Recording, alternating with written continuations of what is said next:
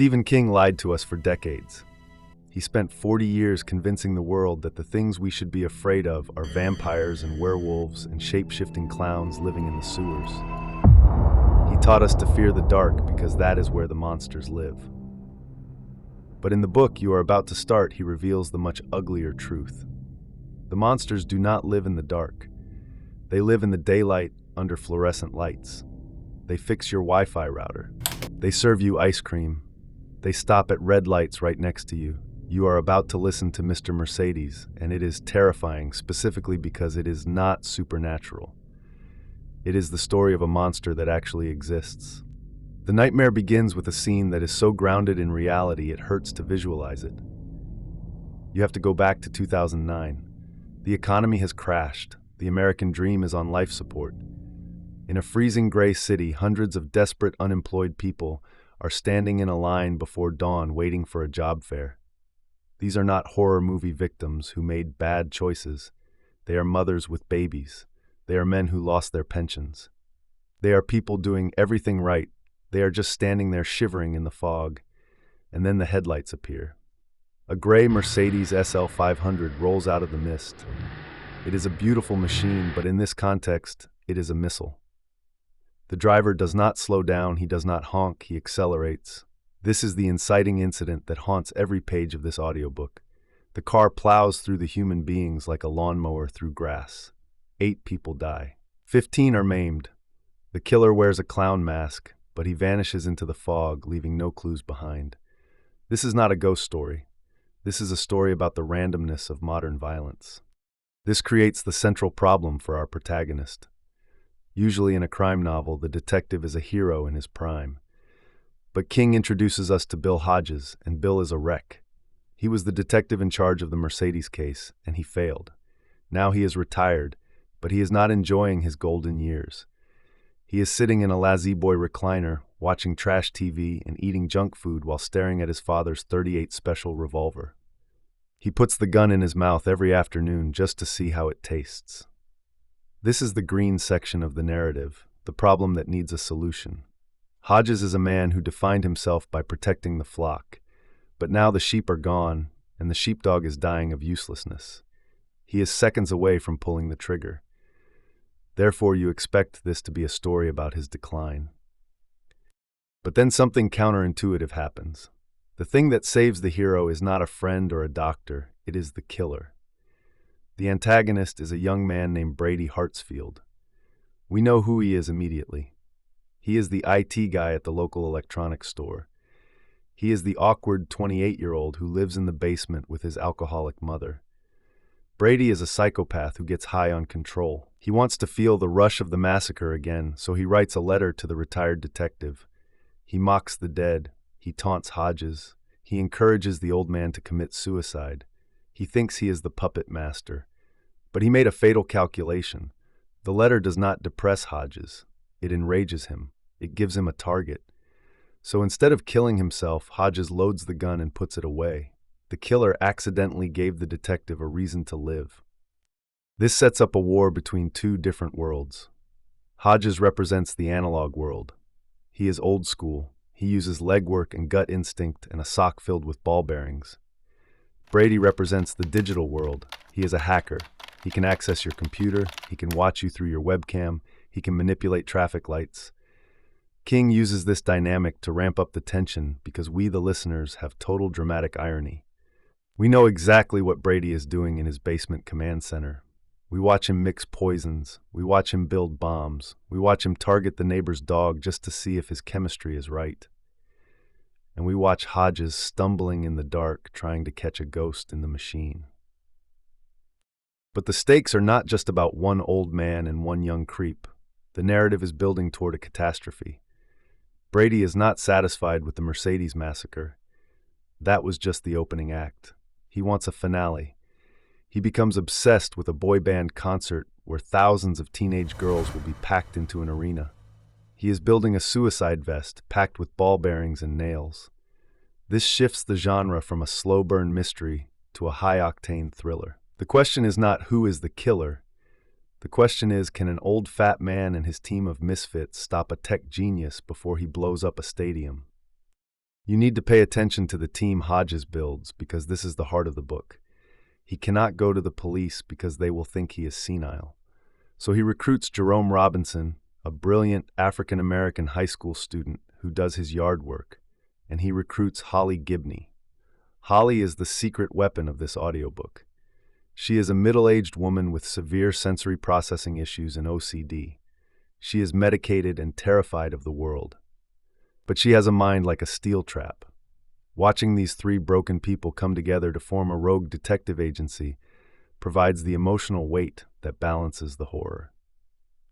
The value of listening to this specific book lies in the way King deconstructs the myth of the evil genius. Brady Hartsfield thinks he is a god. He thinks he is special. But the more you listen, the more you realize he's just a sad, pathetic man with mommy issues and a dial-up connection. This is the purple section of the analysis, the lesson you take away. King argues that evil is banal. It is not grand or operatic. It is small and petty, and it smells like stale hamburger meat. But just because it is pathetic does not mean it is not deadly. The narration keeps the pace relentless. It is written in the present tense, which means you are not hearing about what happened, you are experiencing it as it happens. The climax at the concert is one of the most stressful sequences in modern fiction.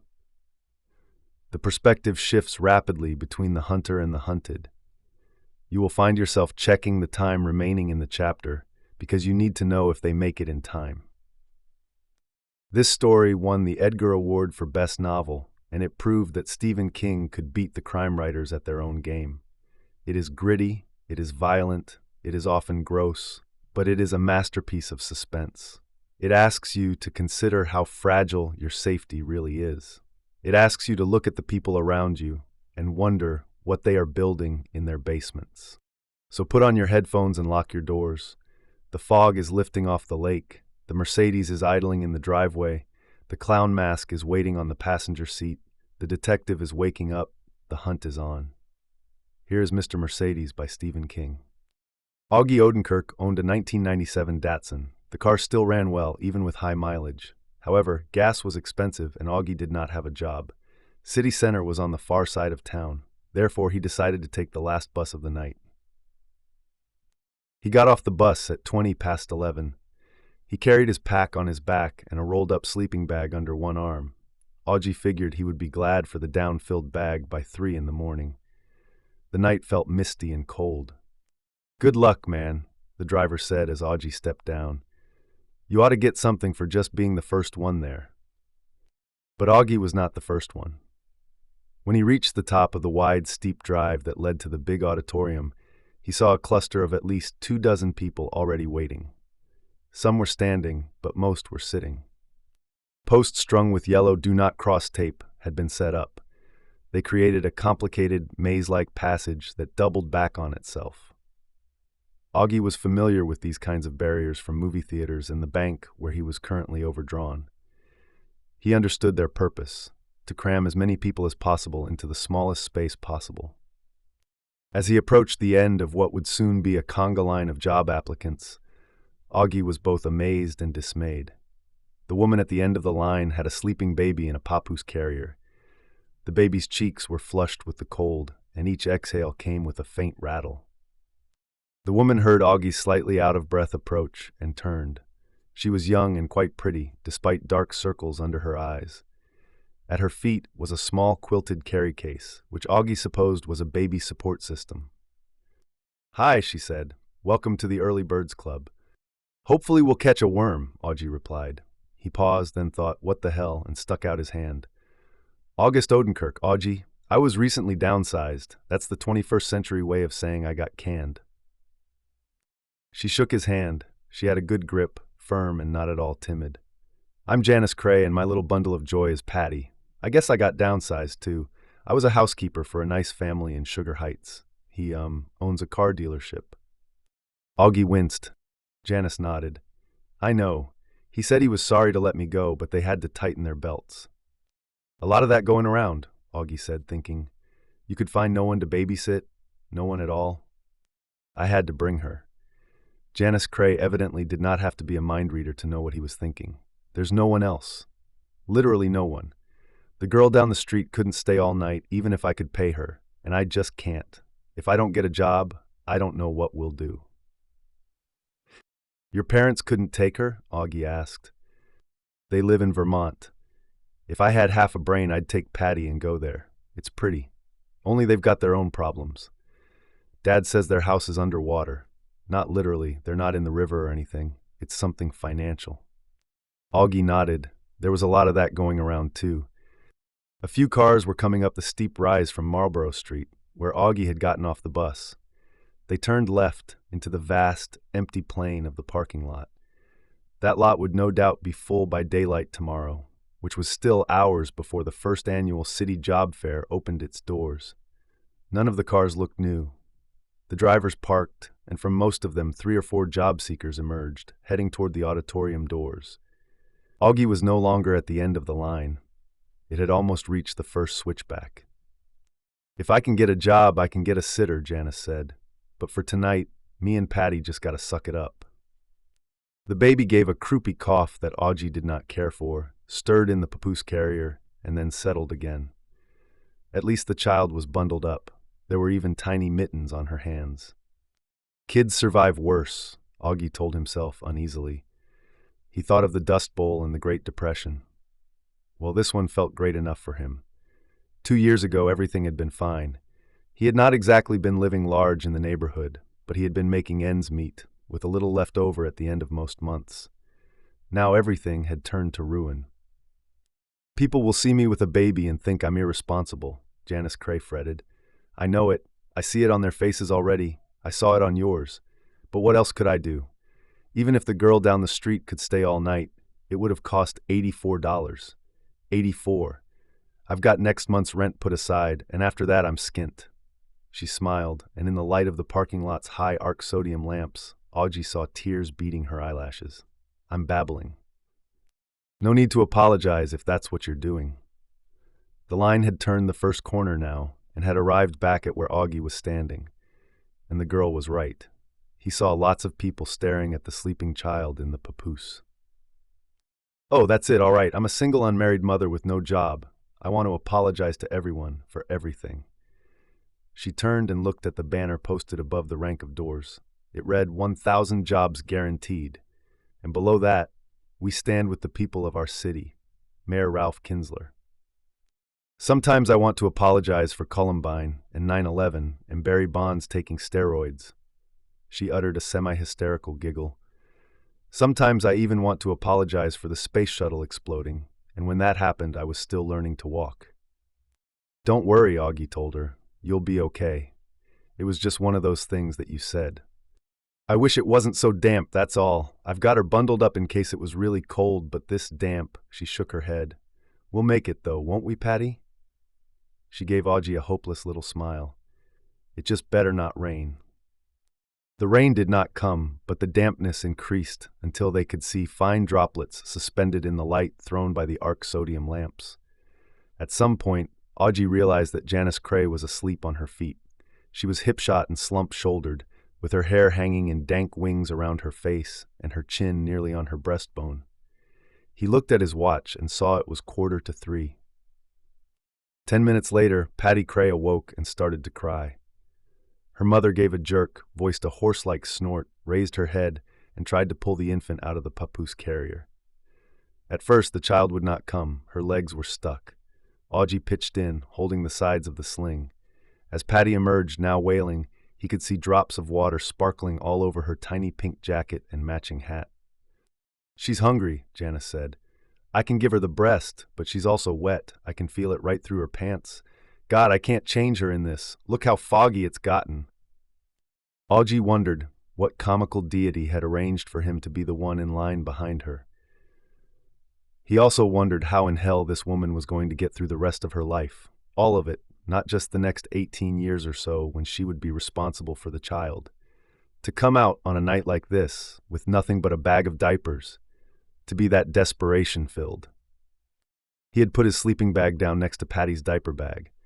Now he squatted, pulled the ties, unrolled it, and unzipped it.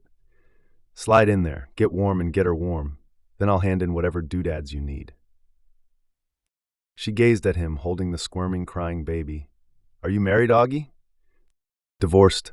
Children? He shook his head. Why are you being so kind to us? Because we're here, he said and shrugged. She looked at him a moment longer, deciding, then handed him the baby. Augie held her out at arm's length, fascinated by the red, furious face, the bead of snot on the tiny upturned nose, the bicycling legs in the flannel onesie. Janice squirmed into the sleeping bag, then lifted her hands. Give her to me, please. Augie did, and the woman burrowed deeper into the bag. Beside them, where the line had doubled back on itself for the first time, two young men were staring. Mind your business, guys, Augie said, and they looked away. Would you give me a diaper? Janice said. I should change her before I feed her. He dropped one knee to the wet pavement and unzipped the quilted bag. He was momentarily surprised to find cloth diapers instead of Pampers, then understood. The cloth ones could be used over and over. Maybe the woman was not entirely hopeless. I see a bottle of baby magic, too. Do you want that? From inside the sleeping bag, where now only a tuft of her brownish hair showed, came a reply, yes, please. He passed in the diaper and the lotion. The sleeping bag began to wiggle and bounce. At first, the crying intensified. From one of the switchbacks farther down, lost in the thickening fog, someone said, Can't you shut that kid up? Another voice added, Someone ought to call social services. Augie waited, watching the sleeping bag. At last it stopped moving around, and a hand emerged, holding a diaper. Would you put it in the bag? There's a plastic sack for the dirty ones. She looked out at him like a mole from its hole. Don't worry, it's not pooey, just wet. Augie took the diaper, put it in the plastic bag, then zipped the diaper bag closed. The crying from inside the sleeping bag continued for another minute or so, then abruptly cut out as Patty began to nurse in the city center parking lot. From above the ranked doors that would not open for another 6 hours, the banner gave a single lackadaisical flap. 1,000 jobs guaranteed. Sure, Augie thought. Also, you can't catch AIDS if you load up on vitamin C. 20 minutes passed. More cars came up the hill from Marlborough Street. More people joined the line. Augie estimated there already had to be 400 people waiting. At that rate, there would be 2,000 by the time the doors opened at 9, and that was a conservative estimate. If someone offers me fry cook at McDonald's, will I take it? Probably. What about a greeter at Walmart? Oh, most definitely. Big smile and how are you today? Augie thought he could wallop a greeter job right out of the park. I'm a people person, he thought, and laughed. From the bag, what's funny? Nothing, he said. Cuddle that kid. I am. A smile was in her voice. At 3:30, Augie knelt, lifted the flap of the sleeping bag, and peered inside. Janice Cray was curled up, fast asleep with the baby at her breast. This made him think of the Grapes of Wrath. What was the name of the girl who had been in it? The one who ended up nursing the man? A flower name, he thought. Lily? No. Pansy? Absolutely not. He thought of cupping his hands around his mouth, raising his voice, and asking the crowd, Who here has read The Grapes of Wrath? As he was standing up again and smiling at this absurdity, the name came to him. Rose. That had been the name of the Grapes of Wrath girl. But not just Rose. Rose of Sharon. It sounded biblical, but he could not say so with any certainty. He looked down at the sleeping bag, in which he had expected to spend the small hours of the night. He thought of Janice Cray saying she wanted to apologize for Columbine and 9/11 and Barry Bonds. Probably she would admit to global warming as well. Maybe when this was over and they had secured jobs, or not was probably just as likely, he would treat her to breakfast. Not a date, nothing like that, just some scrambled eggs and bacon. After that, they would never see each other again. More people came. They reached the end of the posted switchbacks with the self-important "do not cross" tape. Once that was used up, the line began to stretch into the parking lot. What surprised Augie and made him uneasy was how silent they were. It was as if they all knew this mission was a failure, and they were only waiting to get the official word. The banner gave another lackadaisical flap. The fog continued to thicken. Shortly before 5 in the morning, Augie roused from his own half-doze, stamped his feet to wake them up, and realized an unpleasant iron light had crept into the air. It was the furthest thing in the world from the rosy-fingered dawn of poetry and old Technicolor movies. This was an anti-dawn, damp and as pale as the cheek of a day-old corpse. He could see the city center auditorium slowly revealing itself in all its 1970s tacky architectural glory. He could see the 24 switchbacks of patiently waiting people and then the tailback of the line disappearing into the fog. Now there was a little conversation, and when a janitor clad in gray fatigues passed through the lobby on the other side of the doors, a small satiric cheer went up. "Life is discovered on other planets," shouted one of the young men who had been staring at Janice Cray. This was Keith Frias, whose left arm would shortly be torn from his body. There was mild laughter at this sally, and people began to talk. The night was over. The seeping light was not particularly encouraging, but it was marginally better than the long, small hours just past. Augie knelt beside his sleeping bag again and cocked an ear. The small, regular snores he heard made him smile. Maybe his worry about her had been for nothing. He guessed there were people who went through life surviving, perhaps even thriving, on the kindness of strangers. The young woman currently snoozing in his sleeping bag with her baby might be one of them. It occurred to him that he and Janice Cray could present themselves at the various application tables as a couple. If they did that, the baby's presence might not seem an indicator of irresponsibility, but rather of joint dedication. He could not say for sure, since much of human nature was a mystery to him, but he thought it was possible. He decided he would try the idea out on Janice when she woke up. See what she thought. They could not claim marriage. She was not wearing a wedding ring, and he had taken his off for good 3 years before. But they could claim to be, what was it people said now? Partners. Cars continued to come up the steep incline from Marlborough Street at steady tick-tock intervals. There would soon be pedestrians as well, fresh off the first bus of the morning. Augie was pretty sure they started running at 6. Because of the thick fog, the arriving cars were just headlights with vague shadow shapes lurking behind the windshields. A few of the drivers saw the huge crowd already waiting and turned around, discouraged, but most kept on, heading for the few remaining parking spaces, their taillights dwindling.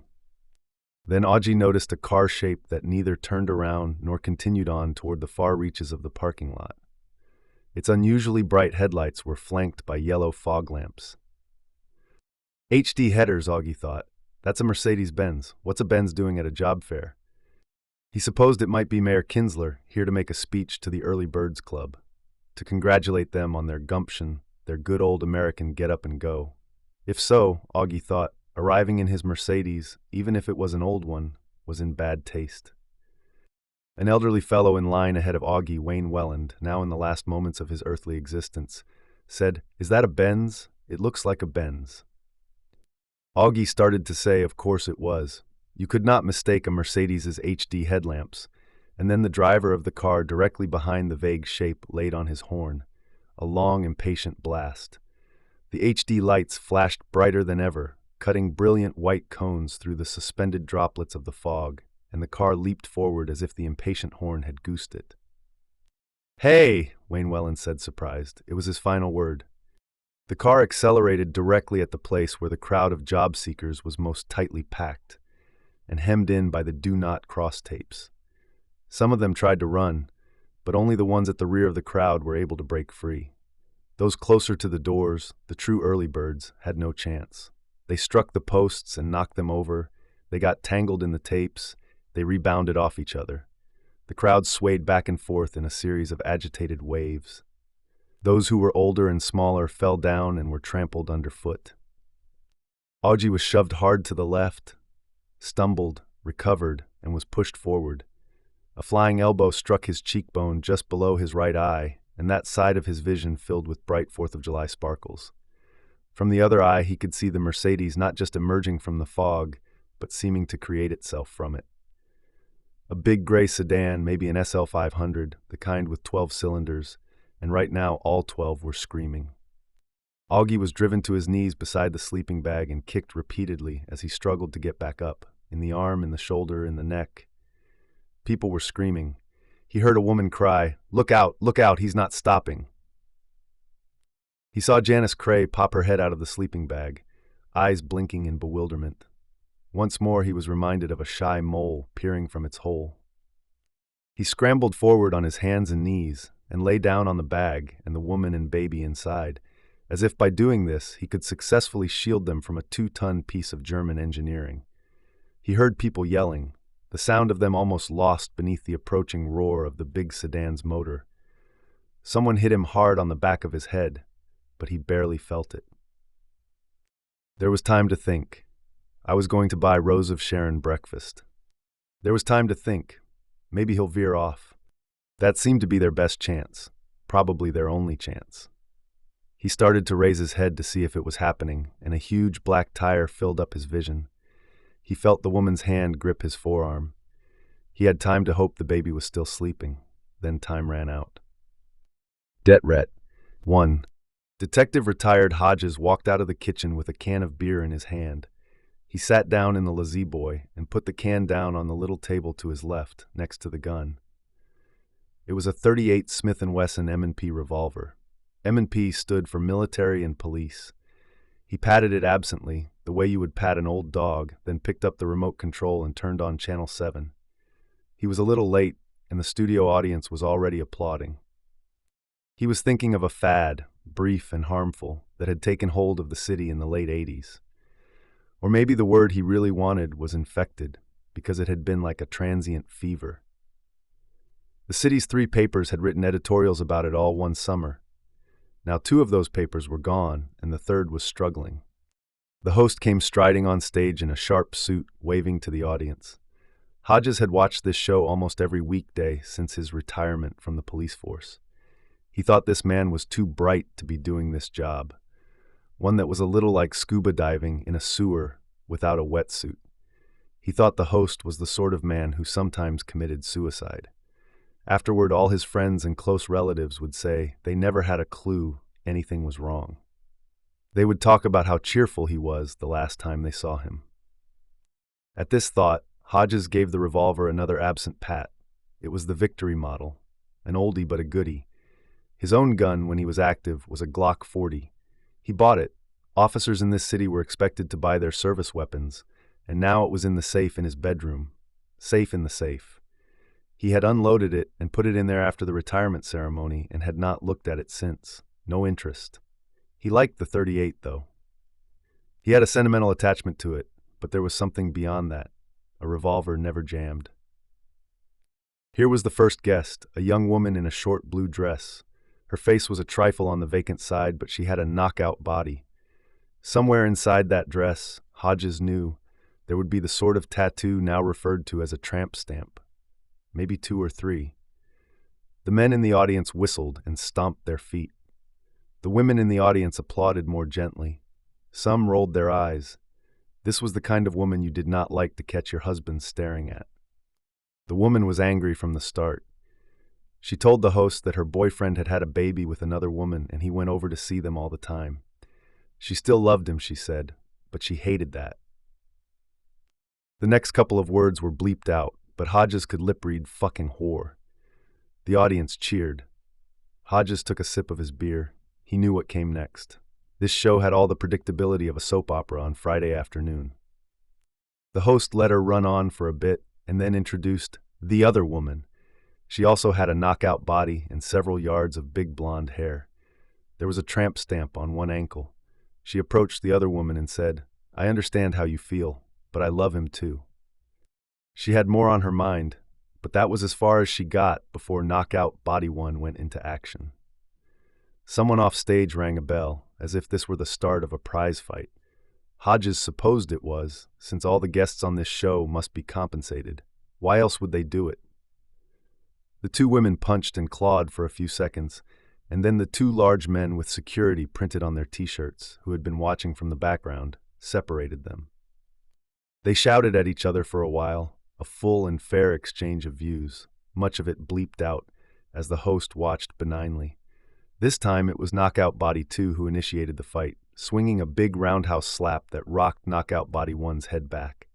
The bell rang again. They fell to the stage, their dresses rucking up, clawing and punching and slapping. The audience went wild. The security men separated them, and the host got between them, talking in a voice that was soothing on top, inciting beneath. The two women declared the depth of their love, spitting it into each other's faces. The host said they would be right back, and then a C-list actress was selling a diet pill. Hodges took another sip of his beer and knew he would not even finish half the can. It was funny, because when he was on the police force, he was almost an alcoholic. When the drinking broke up his marriage, he assumed he was an alcoholic. He summoned all his willpower and reined it in, promising himself he would drink just as much as he wanted once he had his 40 years of service in. A pretty amazing number, when 50% of city police retired after 25 and 70% after 30. Only now that he had his 40, alcohol no longer interested him much. He forced himself to get drunk a few times, just to see if he could still do it, and he could, but being drunk turned out to be no better than being sober. Actually, it was a little worse. The show returned. The host said he had another guest, and Hodges knew who that would be. The audience did too. They cheered their anticipation. Hodges picked up his father's gun, looked into the barrel, and put it back down on the DirecTV guide. The man over whom Knockout Body 1 and Knockout Body 2 were in such strenuous conflict emerged from stage right. You knew what he was going to look like even before he came strutting out. He was the guy, a gas station attendant, or a Target warehouse carton shuffler, or maybe the fellow who detailed your car, badly, at the Mr. Speedy. He was skinny and pale, with black hair clumping over his forehead. He was wearing chinos and a crazy green and yellow tie that had a chokehold on his throat just below his prominent Adam's apple. The pointy toes of suede boots poked out beneath his pants. You knew that the women had tramp stamps, and you knew this man was well endowed and produced powerful sperm. On his face was the half-smart grin of a cool dude in a loose mood. Dream job, lifetime disability. Soon the bell would ring and the women would go at each other again. Later, after they had heard enough of his talk, they would look at each other, nod slightly, and attack him together. This time the security personnel would wait a little longer, because this final battle was what the audience, both in the studio and at home, really wanted to see. The hens going after the rooster. That brief and harmful fad in the late 80s, the infection, was called bum fighting. Some ingenious person got the idea, and when it turned a profit, 3 or 4 other entrepreneurs leaped in to refine the deal. What you did was pay a couple of homeless men $30 each to go at each other at a set time and in a set place. The place Hodges remembered best was the service area behind a sleazy strip club called Bam Ba Lam over on the east side. Once the fight card was set, you advertised by word of mouth in those days and charged spectators $20 a head.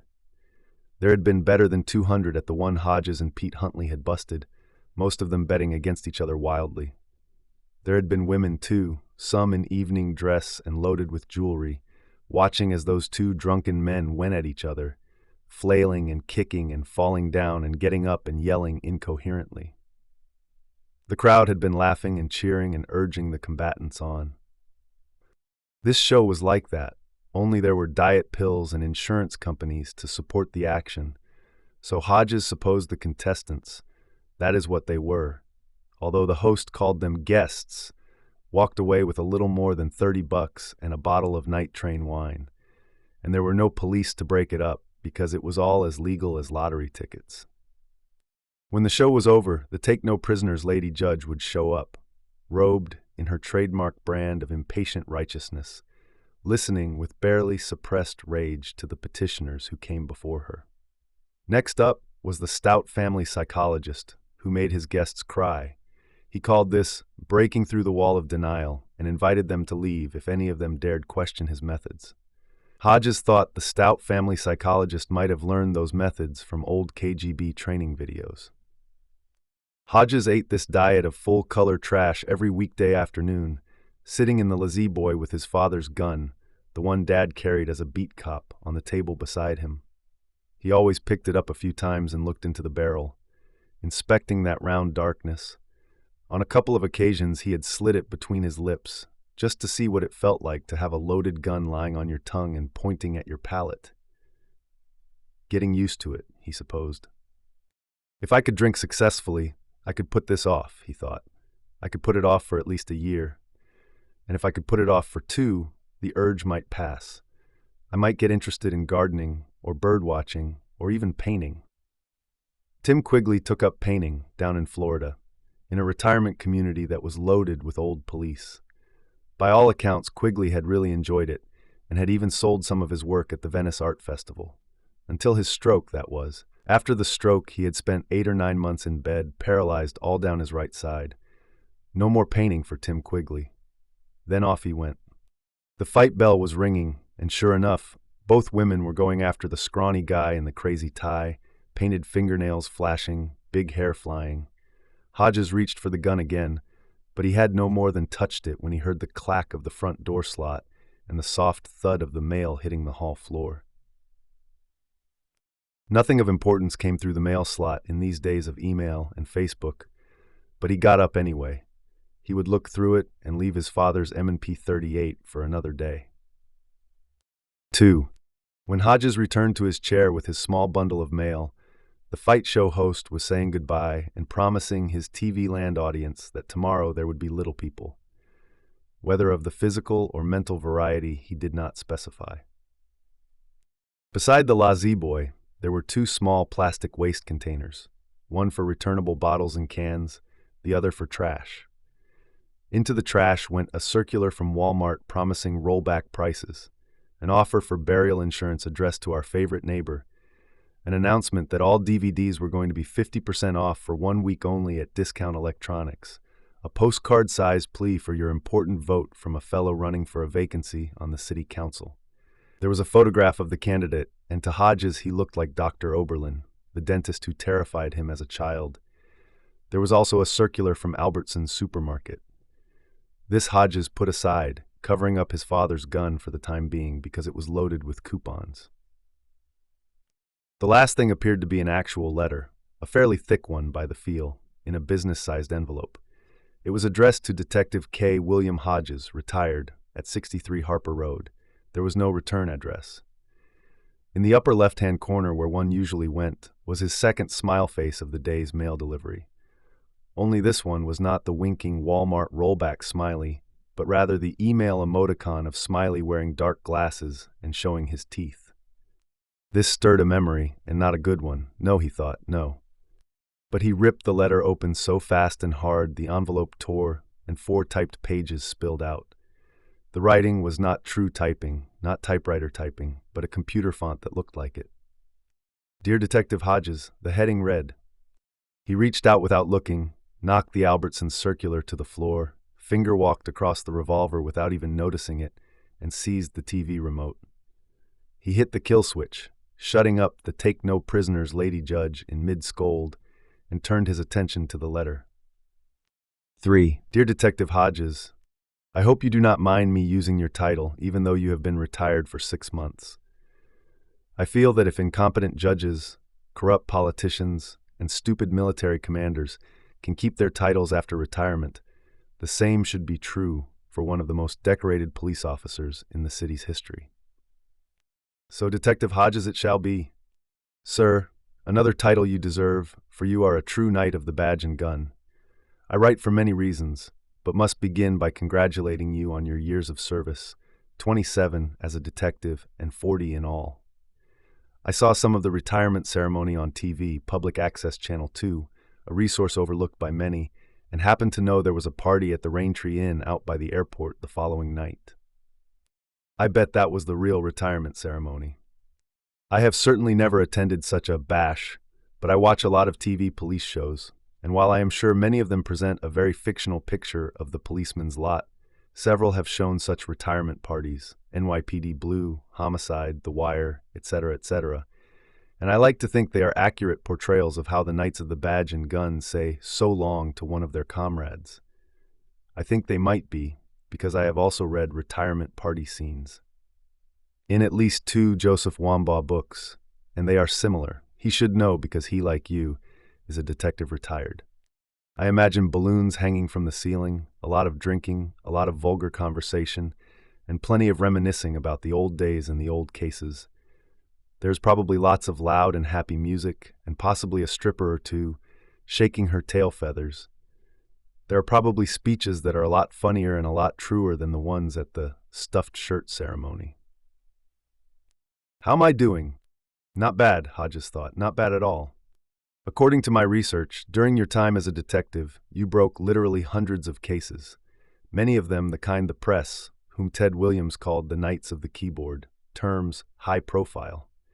You have caught killers and robbery gangs and arsonists and rapists. In one article published to coincide with your retirement ceremony, your longtime partner, Detective First Grade Peter Huntley, described you as a combination of by-the-book and intuitively brilliant. A nice compliment. If it is true, and I think it is, you will have figured out by now that I am one of those few you did not catch. I am, in fact, the man the press chose to call the Joker, the Clown, or the Mercedes Killer. I prefer the last.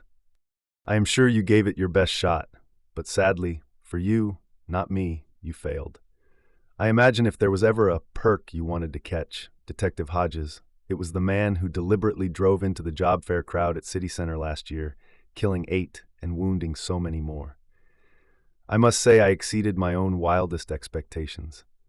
Was I on your mind when they gave you that plaque at the official retirement ceremony? Was I on your mind when your fellow Knights of the Badge and Gun were telling stories about, just guessing here, criminals who were caught with their pants actually down, or funny practical jokes that were played in the good old squad room? Bet I was. I have to tell you how much fun it was. I'm being honest here. When I put the pedal to the metal and drove poor Mrs. Olivia Trelawney's Mercedes at that crowd of people, I had the biggest hard-on of my life. And was my heart beating 200 a minute? Hope to tell you. Here was another Mr. Smiley in sunglasses. I'll tell you something that's true, inside dope, and if you want to laugh, go ahead, because it is sort of funny, although I think it also shows just how careful I was. I was wearing a condom, a rubber, because I was afraid of spontaneous ejaculation and the DNA that might result.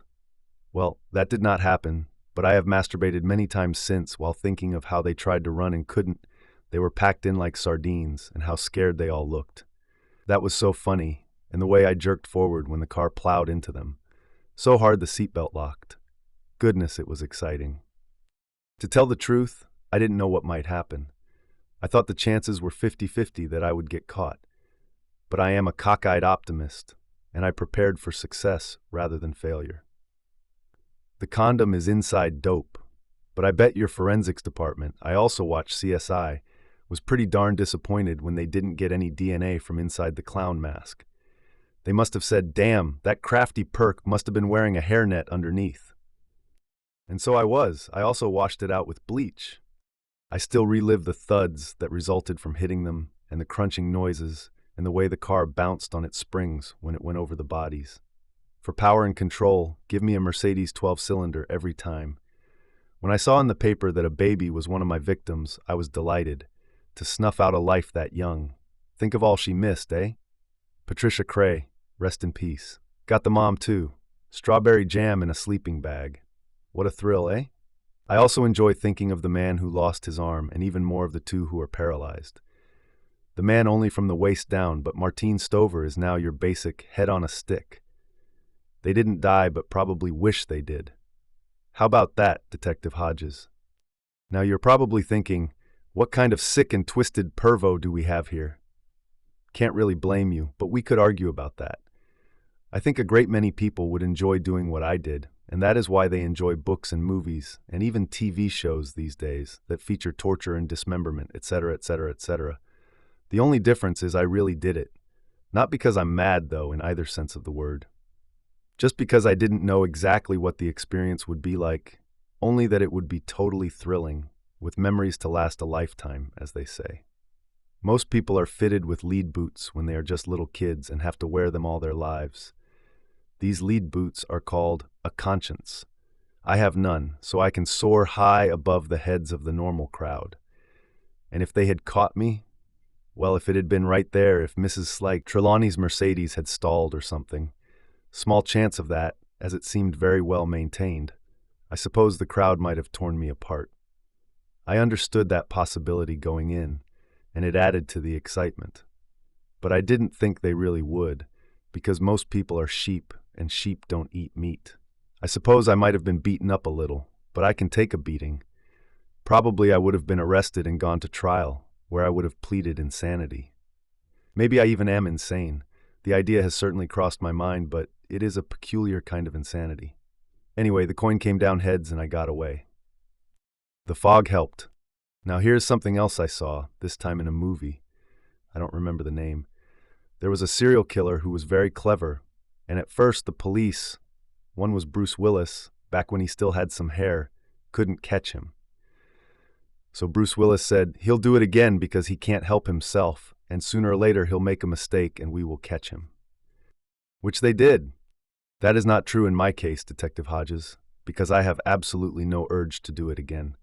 In my case, once was enough. I have my memories, and they are as clear as a bell. And of course, there was how frightened people were afterward, because they were sure I would do it again. Remember the public gatherings that were canceled? That wasn't as much fun, but it was very amusing. So you see, we are both retired. Speaking of which, my one regret is that I couldn't attend your retirement party at the Raintree Inn and raise a toast to you, my good Sir Detective. You absolutely did give it your best shot. Detective Huntley too, of course. But if the papers and internet reports of your respective careers are right, you were Major League, and he was and always will be AAA. I'm sure the case is still in the active file, and that he takes those old reports out every now and then to study them, but he won't get anywhere. I think we both know that. May I close on a note of concern? In some of those TV shows, and also in one of the Wambaugh books, I think, but it might have been a James Patterson, the big party with the balloons and drinking and music is followed by a sad final scene. The detective goes home and finds out that without his gun and badge, his life is pointless. Which I can understand. When you think of it, what is sadder than an old retired knight? Anyway, the detective finally shoots himself with his service revolver. I looked it up on the internet and discovered this type of thing isn't just fiction. It really happens. Retired police have an extremely high suicide rate. In most cases, the police who do this sad thing have no close family members who might see the warning signs. Many, like you, are divorced. Many have grown children living far away from home. I think of you all alone in your house on Harper Road, Detective Hodges, and I grow concerned. What kind of life do you have now that the thrill of the hunt is behind you? Are you watching a lot of TV? Probably. Are you drinking more? Possibly. Do the hours go by more slowly because your life is now so empty? Are you suffering from insomnia? Goodness, I hope not. But I fear that might be the case. You probably need a hobby, so you'll have something to think about instead of the one that got away and how you will never catch me. It would be too bad if you started thinking your whole career had been a waste of time because the fellow who killed all those innocent people slipped through your fingers. I wouldn't want you to start thinking about your gun, but you are thinking of it, aren't you? I would like to close with one final thought from the one that got away. That thought is, fuck you, loser. Just kidding. Very truly yours, the Mercedes Killer. Below this was yet another smile face, and below that, postscript, sorry about Mrs. Trelawney, but when you turn this letter over to Detective Huntley, tell him not to bother looking at any photos I'm sure the police took at her funeral. I attended, but only in my imagination. My imagination is very powerful. Want to get in touch with me? Give me your feedback? Try Under Debbie's Blue Umbrella. I even got you a username, KermitFrog19. I might not reply, but hey, you never know. Postscript. Hope this letter has cheered you up. 4. Hodges sat where he was for 2 minutes, 4 minutes, 6, 8, completely still. He held the letter in his hand, looking at the Andrew Wyeth print on the wall. At last, he put the pages on the table beside his chair and picked up the envelope. The postmark was right here in the city, which did not surprise him. His correspondent wanted him to know he was close by. It was part of the taunt. As his correspondent would say, it was part of the fun. New chemicals and computer-assisted scanning processes could pick up excellent fingerprints from paper, but Hodges knew that if he turned this letter into forensics, they would find no prints on it but his. This guy was crazy, but his self-assessment, one crafty perp, was absolutely correct. Only he wrote perk, not perp, and he wrote it twice. Also, wait a minute. What do you mean when you turn it in? Hodges got up, went to the window carrying the letter, and looked out on Harper Road. The Harrison girl put-putted by on her moped. She was really too young to have one of those things, no matter what the law allowed, but at least she was wearing her helmet. The Mr. Tasty truck jingled by. In warm weather, it worked the city's east side between schools out and dusk. A little black smart car trundled by. The graying hair of the woman behind the wheel was up in rollers. Or was it a woman? It could be a man wearing a wig and a dress. The rollers would be the perfect final touch, would they not? That's what he wants you to think. But no, not exactly. Not what? It was how the self-styled Mercedes killer, except he was right. It was really the papers and the TV news that styled him, that wanted him to think. It's the ice cream man. No, it's the man dressed as a woman in the smart car. No, it's the guy driving the liquid propane truck or the meter reader. How did you spark paranoia like that? It helped to casually let drop that you knew more than the ex-detective's address. You knew he was divorced and at least implied that he had a child or children somewhere. Looking out at the grass now, Hodges noticed that it needed cutting. If Jerome did not come around pretty soon, Hodges thought, he would have to call him. Child or children? Don't kid yourself. He knows my ex is Corinne and we have one adult child, a daughter named Allison. He knows Allie's 30 and lives in San Francisco. He probably knows she's 5'6" and plays tennis. All that stuff is readily available on the internet. These days, everything is. His next move should be to turn this letter over to Pete and Pete's new partner, Isabel Janes. They inherited the Mercedes thing, along with a few other lingering cases, when Hodges pulled the pin. Some cases were like idle computers. They went to sleep. This letter would wake up the Mercedes case in a hurry. He traced the progress of the letter in his mind.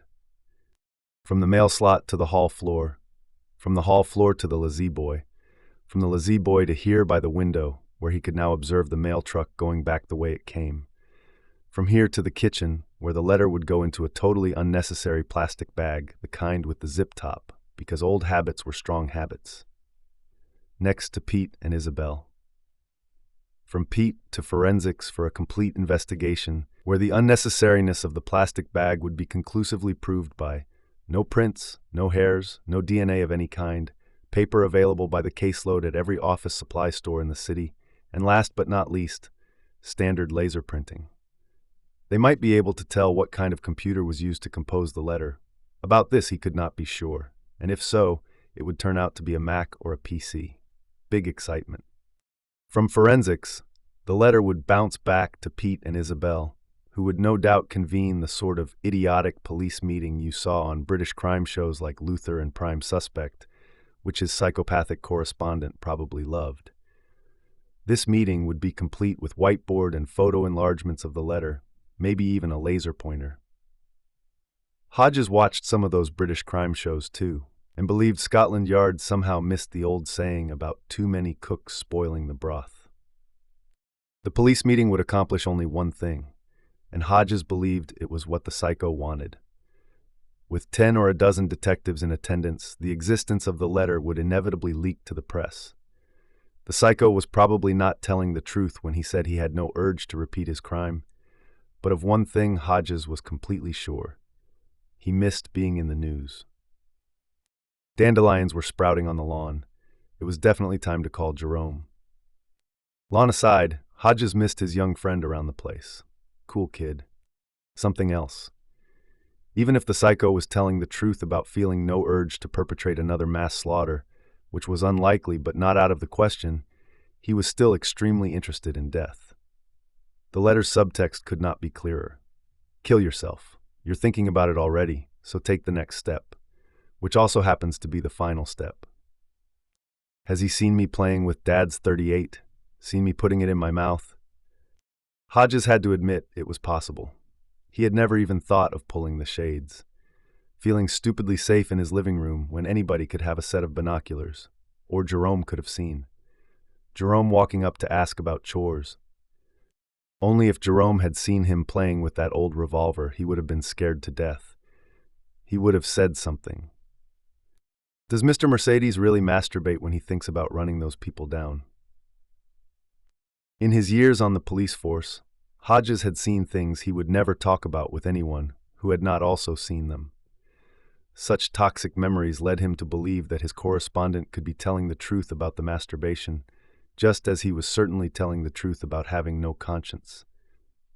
Hodges had read there were wells in Iceland so deep you could drop a stone down them and never hear the splash. He thought some human souls were like that. Things like bum fighting were only halfway down such wells. He returned to his la-z-boy, opened the drawer in the table, and took out his cell phone. He replaced it with the 38 and closed the drawer. He speed-dialed the police department, but when the receptionist asked how she could direct his call, Hodges said, "Oh, damn, I just punched the wrong button on my phone. Sorry to have bothered you." "No bother, sir," she said with a smile in her voice. No calls, not yet, no action of any kind. He needed to think about this. He really needed to think about this. Hodges sat looking at his television, which was off on a weekday afternoon for the first time in months. 5. That evening he drove down to Newmarket Plaza and had a meal at the Thai restaurant. Mrs. Burramuk served him personally. "Haven't seen you long time, Officer Hodges." It came out Officer Hutches. "Been cooking for myself since I retired." "You let me cook, much better." When he tasted Mrs. Burramuk's Tom Yum Gang again, he realized how sick he was of half-raw fried hamburgers and spaghetti with store-brand sauce, and the Sangkaya Phugtong made him realize how tired he was of coconut cake.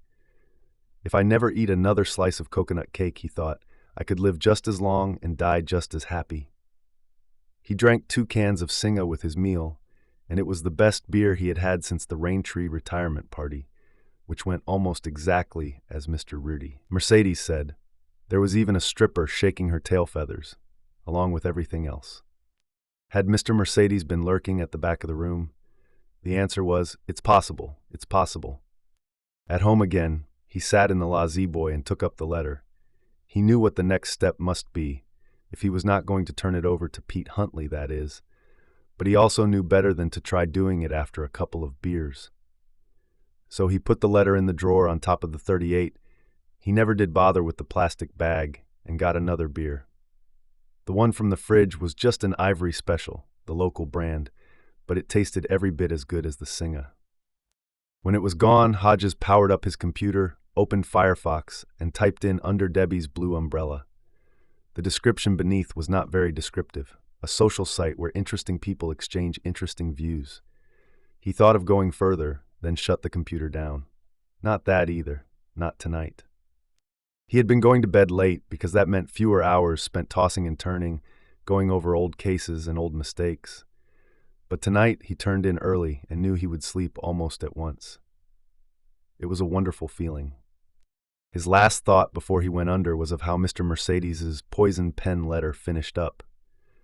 Mr. Mercedes wanted him to commit suicide.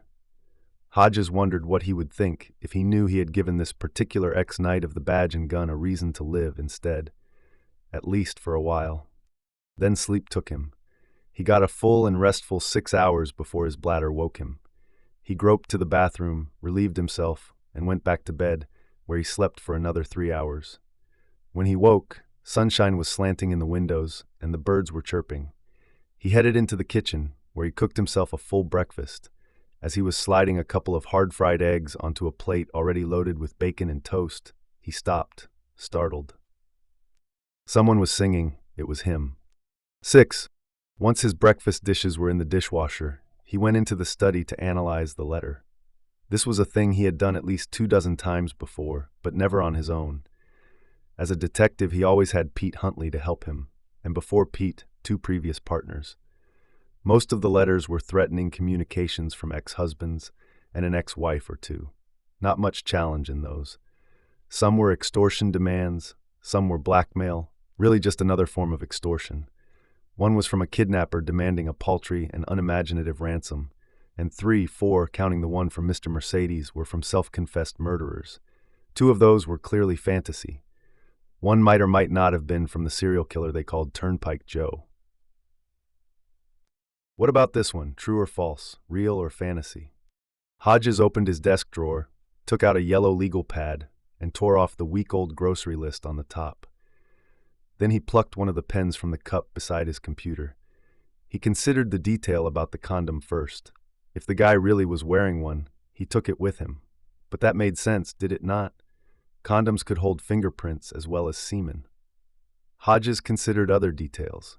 How the seatbelt locked when the guy plowed into the crowd, the way the Mercedes bounced when it went over the bodies. Stuff that would not have been in any of the newspapers, but also stuff he could have made up. He even said, Hodges scanned the letter, and here it was. My imagination is very powerful. But there were two details he could not have made up. Two details that had been withheld from the news media. On his legal pad below, is it real? Hodges wrote, hairnet, bleach. Mr. Mercedes had taken the net with him, just as he had taken the condom, but Gibson in forensics had been positive there was one. This was because Mr. Mercedes had left the clown mask and there had been no hairs stuck to the rubber. About the swimming pool smell of DNA-killing bleach, there had been no doubt. He must have used a lot. But it was not just those things, it was everything. The assuredness. There was nothing tentative here. He hesitated, then printed, "This is the guy." He hesitated again, scribbled out guy and printed bastard.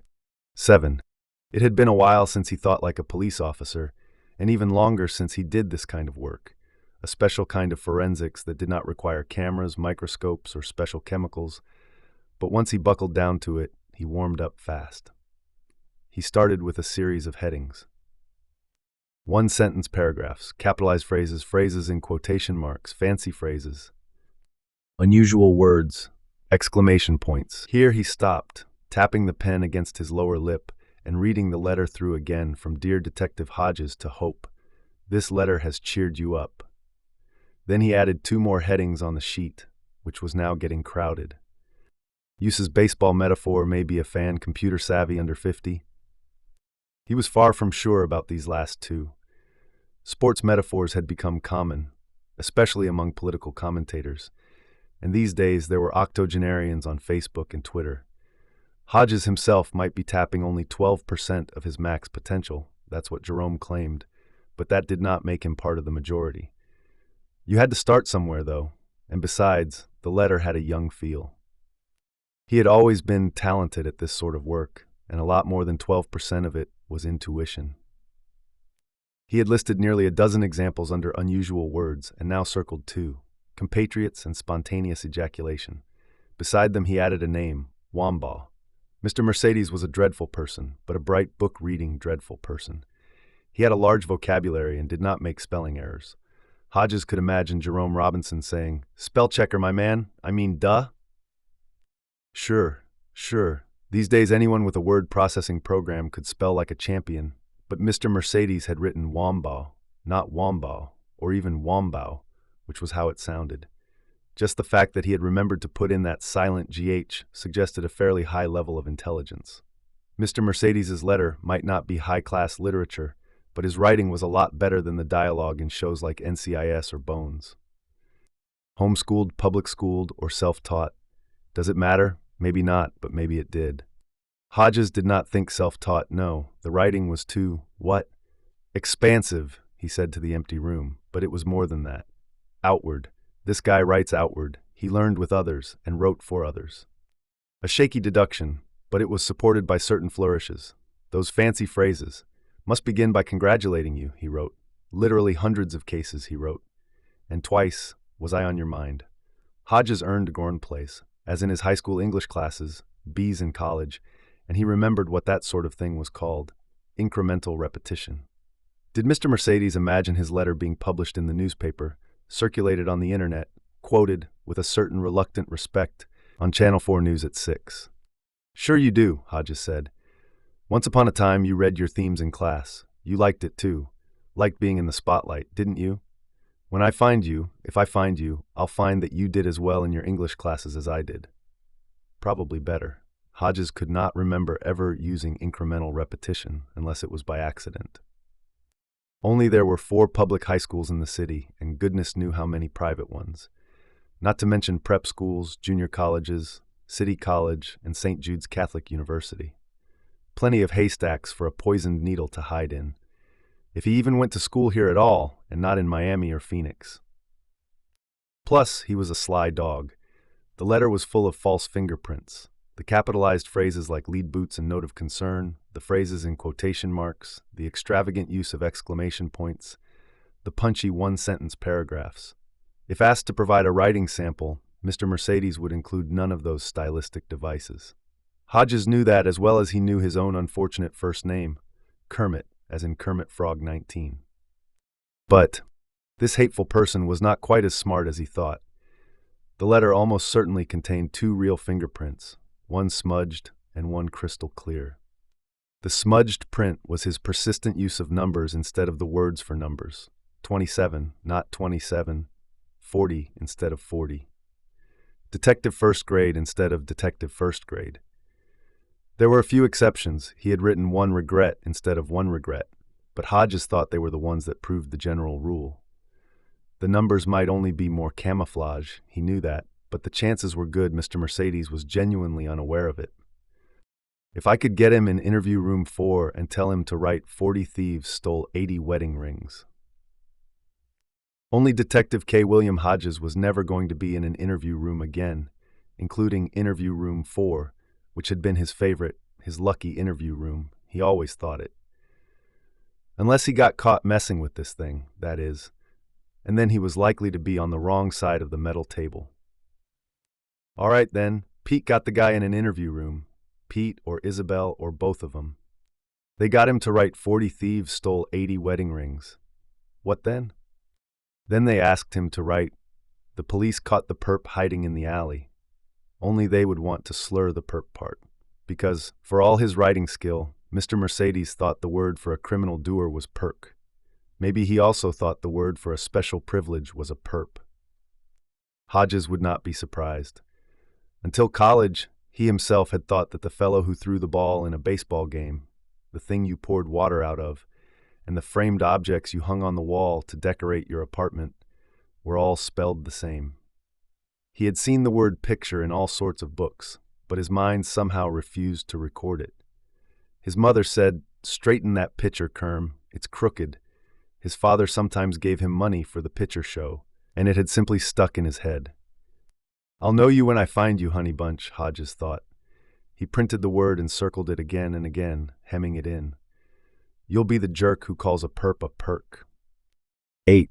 He took a walk around the block to clear his head, saying hello to people he had not said hello to in a long time. Weeks, in some cases.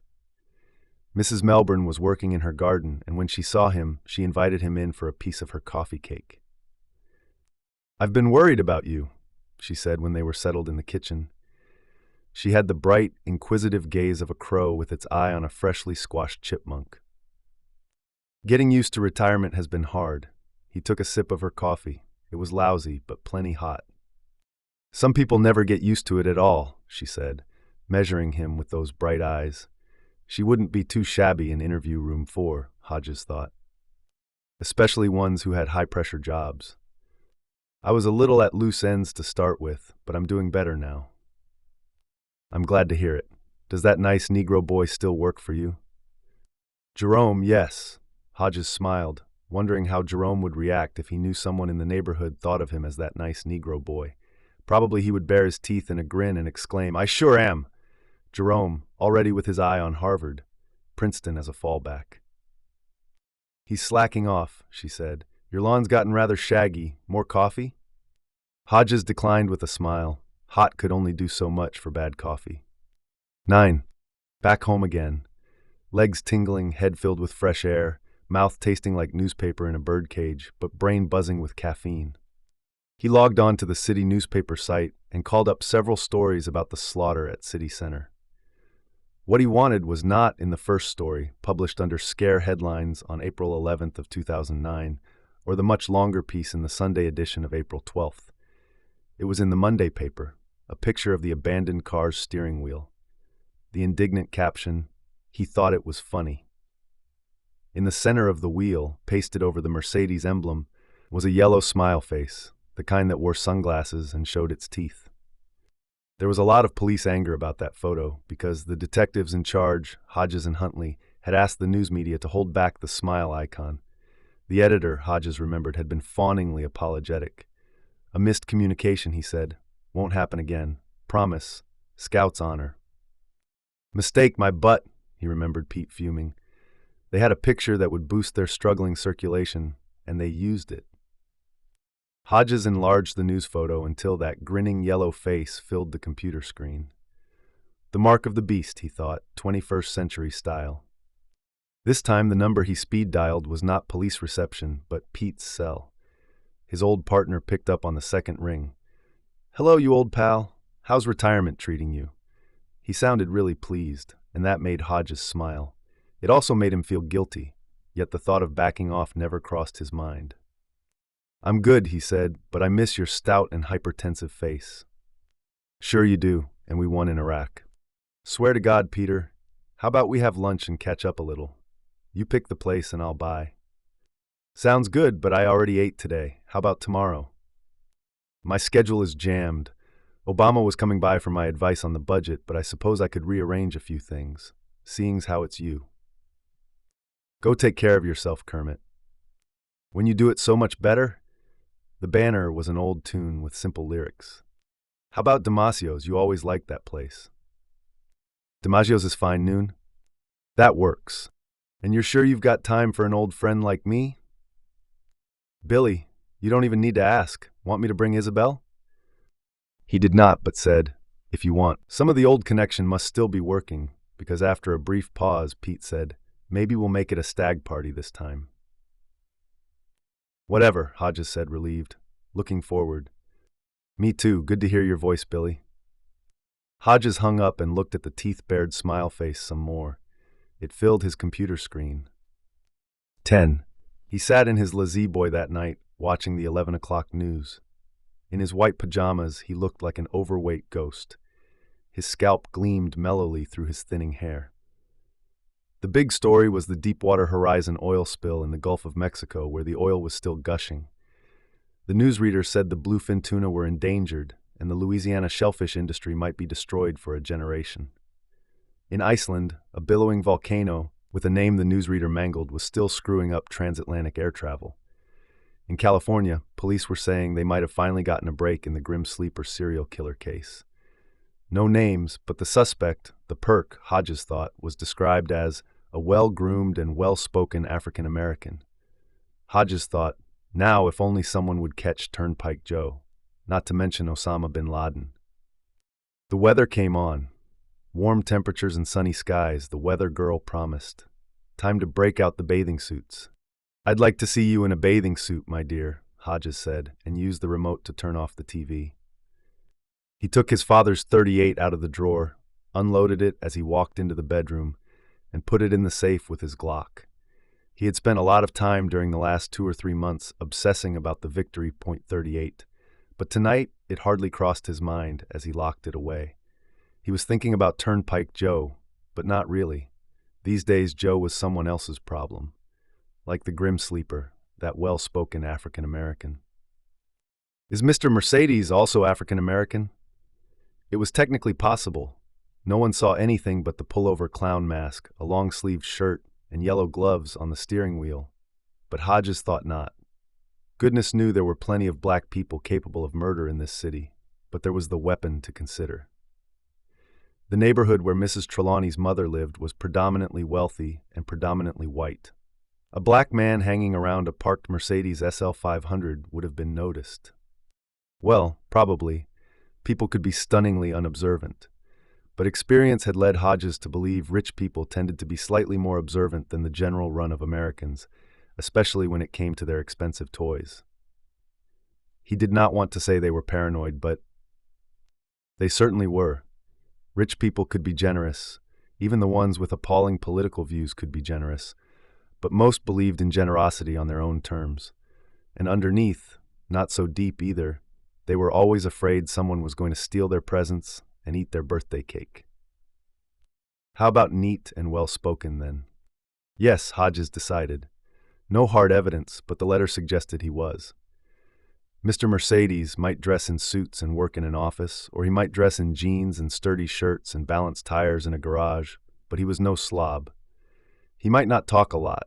Such creatures were careful in all aspects of their lives, and that included speaking too freely. but when he did talk, he was probably direct and clear. If you were lost and needed directions, he would give you good ones. As he was brushing his teeth, Hodges thought, Damasio's. Pete wants to have lunch at Damasio's. That was okay for Pete, who still carried the badge and gun. It seemed okay to Hodges when they were talking on the phone, because then Hodges had been thinking like a police officer instead of a retiree who was 30 pounds overweight. It probably would be okay, broad daylight and all, but Damasio's was on the edge of Lowtown, which was not a vacation community. A block west of the restaurant, beyond the Turnpike Spur overpass, the city turned into a wasteland of vacant lots and abandoned tenements. Drugs were sold openly on street corners, there was a burgeoning trade in illegal weaponry, and arson was the neighborhood sport. If you could call Lowtown a neighborhood, that is. The restaurant itself, a really terrific Italian place, was safe though. The owner was well connected, and that made it like free parking in Monopoly. Hodges rinsed his mouth, went back into the bedroom, and still thinking of Damasio's, looked doubtfully at the closet where the safe was hidden behind the hanging pants, shirts, and the sport coats he no longer wore. He was now too big for all but two of them. Take the Glock? The Victory, maybe? The Victory's smaller. No to both. His permit to carry concealed was still in good standing, but he was not going strapped to a lunch with his old partner. It would make him self-conscious, and he was already self-conscious about the investigating he planned to do. He went to his dresser instead, lifted up a pile of underwear, and looked underneath. The happy slapper was still there, had been there since his retirement party. The slapper would do, just a little insurance in a high-risk part of town. Satisfied, he went to bed and turned out the light. He put his hands into the cool pocket under the pillow and thought of Turnpike Joe. Joe had been lucky so far, but eventually he would be caught. Not just because he kept hitting those highway rest areas, but because he could not stop killing. He thought of Mr. Mercedes writing, "That is not true in my case, because I have absolutely no urge to do it again." Telling the truth, or lying the way he was lying with his capitalized phrases and many exclamation points and one-sentence paragraphs. Hodges thought he was lying, perhaps to himself, as well as to Detective K. William Hodges, retired. But right now, as Hodges lay there with sleep coming on, he did not care. What mattered was the guy thought he was safe. He was positively smug about it. He did not seem to realize the vulnerability he had exposed by writing a letter to the man who was, until his retirement, the lead detective on the city center case. "You need to talk about it, don't you?" "Yes, you do, honey bunch. Don't lie to your old Uncle Billy. And unless that Debbie's Blue Umbrella site is another false clue, like all those quotation marks, you've even opened a channel into your life. You want to talk. You need to talk. And if you could provoke me into something, that would just be the icing on the cake, wouldn't it?" In the dark, Hodges said, "I'm willing to listen. I've got plenty of time. I'm retired after all." Smiling, he fell asleep. 11. The following morning, Freddie Linklater was sitting on the edge of the loading dock and smoking a cigarette. Her discount electronics jacket was folded neatly beside her with her cap placed on top of it. She was talking about some religious person who gave her trouble. People were always giving her trouble, and she told Brady all about it on break. She gave him every detail, because Brady was a good listener. So he says to me, he goes, "All homosexuals are going to hell, and this tract explains all about it." So I take it, right? There's a picture on the front of these two very slender gay guys, in leisure suits, I swear to God, holding hands and staring into a cave filled with flames. Plus the devil, with a pitchfork. I am not fooling you. Still, I try to discuss it with him. I'm under the impression that he wants to have a dialogue. So I go, "You ought to get your face out of the book of Leviticus or whatever it is long enough to read a few scientific studies. Gays are born gay. I mean, hello?" He goes, "That is simply not true. Homosexuality is learned behavior and can be unlearned. So I can't believe it, right? I mean, you've got to be fooling me." But I don't say that. What I say is, "Look at me, dude. Take a real good look. Don't be shy. Go top to bottom. What do you see?" And before he can offer some more of his nonsense, I go, "You see a guy is what you see. Only God got distracted before he could slap a male organ on me and went on to the next in line." So then he goes, Brady stuck with her, more or less, until Freddie got to the book of Leviticus. She meant Leviticus, but Brady did not care enough to correct her, and then mostly lost her, keeping track just enough to throw in the occasional uh-huh. He did not really mind the monologue.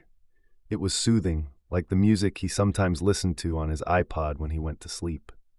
Freddie Linklater was very tall for a girl. At 6'2" or 6'3", she towered over Brady, and what she was saying was true. She looked like a girl about as much as Brady Hartsfield looked like a movie star. She was dressed in straight-leg jeans, motorcycle boots, and a plain white tee that hung dead straight without even a hint of breasts. Her dark blonde hair was cut very short. She wore no earrings and no makeup. He said yeah and uh-huh and right, all the time wondering what the old police officer made of his letter, and if the old police officer would try to get in touch at the Blue Umbrella site. He knew that sending the letter was a risk, but not a very big one. He had made up a prose style that was completely different from his own.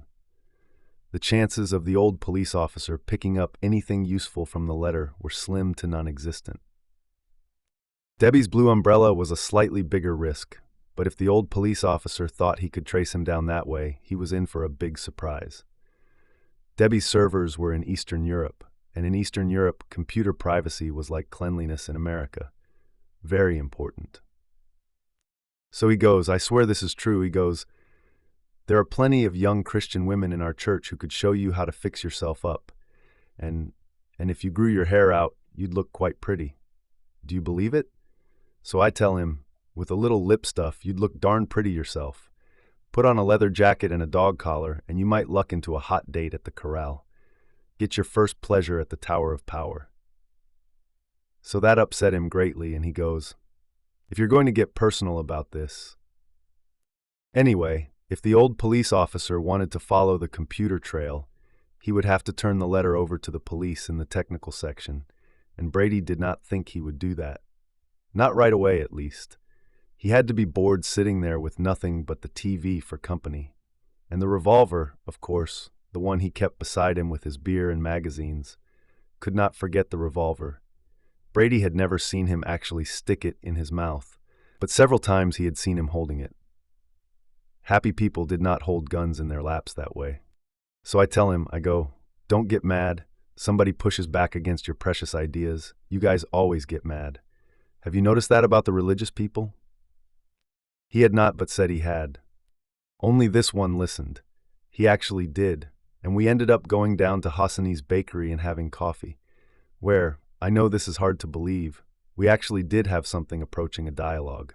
I don't hold out much hope for the human race, but every now and then. Brady was pretty sure his letter would cheer the old police officer up, at least to start with. He did not get all those citations for being stupid, and he would see right through the veiled suggestion that he commit suicide the way Mrs. Trelawney did. Veiled? Not very. It was pretty much right out front. Brady believed the old police officer would go all gung-ho, at least for a while. But when he failed to get anywhere, it would make the fall even more jarring. Then, assuming the old police officer took the Blue Umbrella bait, Brady could really go to work. The old police officer was thinking, if I can get you talking, I can provoke you. Only Brady was betting the old police officer never read the philosopher Nietzsche. Brady was betting the old police officer was more of a popular author type. When you gaze into the abyss, Nietzsche wrote, the abyss also gazes into you. I am the abyss, old boy, me. The old police officer was certainly a bigger challenge than poor guilt-ridden Olivia Trelawney. But getting to her was such an intense experience that Brady could not help wanting to try it again. In some ways, provoking Olivia into taking her own life was a bigger thrill than cutting a bloody path through that group of job-hunting people at City Center. Because it took brains, it took dedication, it took planning, and a little bit of help from the police did not hurt. Either. Did they guess their faulty deductions were partly to blame for Olivia's suicide? Probably not Huntley. Such a possibility would never cross his plotter's mind. Ah, but Hodges. He might have his doubts. A few little mice nibbling at the wires back there in his smart cop brain. Brady hoped so. If not, he might get a chance to tell him. On the Blue Umbrella. Mostly, though, it was him, Brady Hartsfield. Credit where credit was due. City Center was a sledgehammer. On Olivia Trelawney, he used a scalpel. Are you listening to me? Freddie asked. He smiled. Guess I drifted away there for a minute. Never tell a lie when you can tell the truth. The truth was not always the safest course, but mostly it was. He wondered idly what she would say if he told her, Freddie, I am the Mercedes killer. Or if he said, Freddie, there are 9 pounds of homemade plastic explosive in my basement closet. She was looking at him as if she could read these thoughts, and Brady had a moment of unease. Then she said, It's working 2 jobs, pal. That'll wear you down. Yes, but I'd like to get back to college, and nobody's going to pay for it but me. Also, there's my mother. The heavy drinker. He smiled. My mother is actually more of a vodka drinker. Invite me over, Freddie said grimly. I'll drag her to a meeting for alcoholics. Wouldn't work. You know what Dorothy Parker said, right? You can lead a prostitute to culture, but you can't make her think. Freddie considered this for a moment, then threw back her head and voiced a rough laugh. I don't know who Dorothy Parker is, but I'm going to save that one. She sobered. Seriously, why don't you just ask Frobisher for more hours? That other job of yours is strictly unreliable. I'll tell you why he doesn't ask Frobisher for more hours, Frobisher said, stepping out onto the loading platform. Anthony Frobisher was young and wore glasses. In this, he was like most of the Discount Electronics employees. Brady was also young, but better looking than Tones Frobisher. Not that this made him handsome, which was okay. Brady was willing to settle for nondescript. Tell us, Freddie said, and mashed her cigarette out. Across the loading zone behind the large store, which anchored the south end of the Birch Hill Mall, were the employees' cars, mostly old beaters, and 3 VW Beetles painted bright green. These were always kept spotless, and late spring sun twinkled on their windshields. On the sides in blue was computer problems. Call the Discount Electronics Cyber Patrol.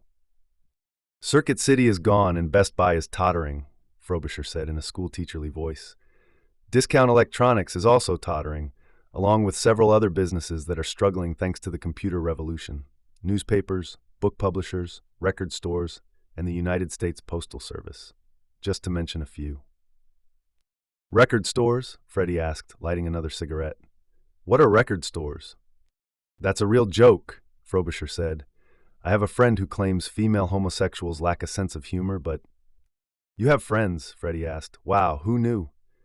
But you obviously prove him wrong. You guys don't have more hours because the company is now surviving on computers alone, mostly cheap ones made in China and the Philippines. The great majority of our customers no longer want the other nonsense we sell. Brady thought only Tones Frobisher would say the great majority. This is partly because of the technological revolution, but it's also because... Together, Freddie and Brady chanted, Barack Obama is the worst mistake this country ever made. Frobisher regarded them coldly for a moment, then said, At least you listen. Brady, you're off at 2, is that correct? Yes, my other job starts at 3. Frobisher wrinkled his overlarge nose to show what he thought of Brady's other job. Did I hear you say something about returning to school? Brady did not reply to this, because anything he said might be the wrong thing.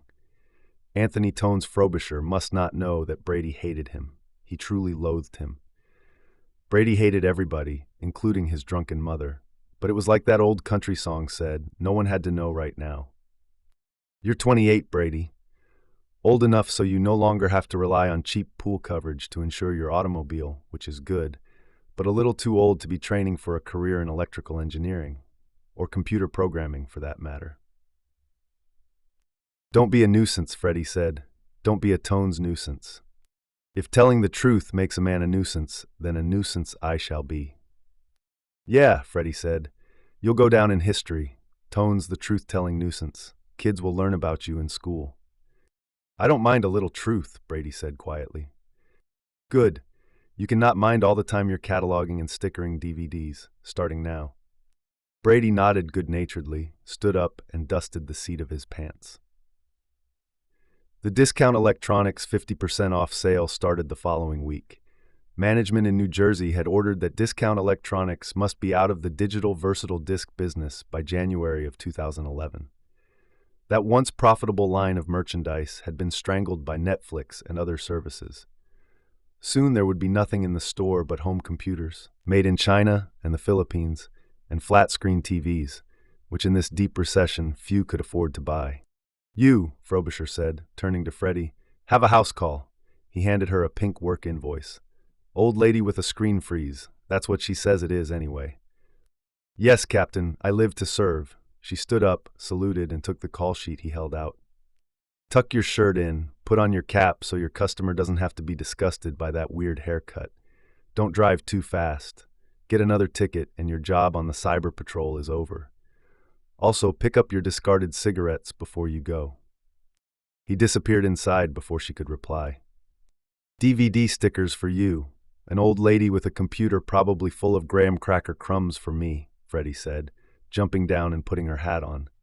She gave the bill a streetwise twist and started across to the VWs without even glancing at her discarded cigarettes.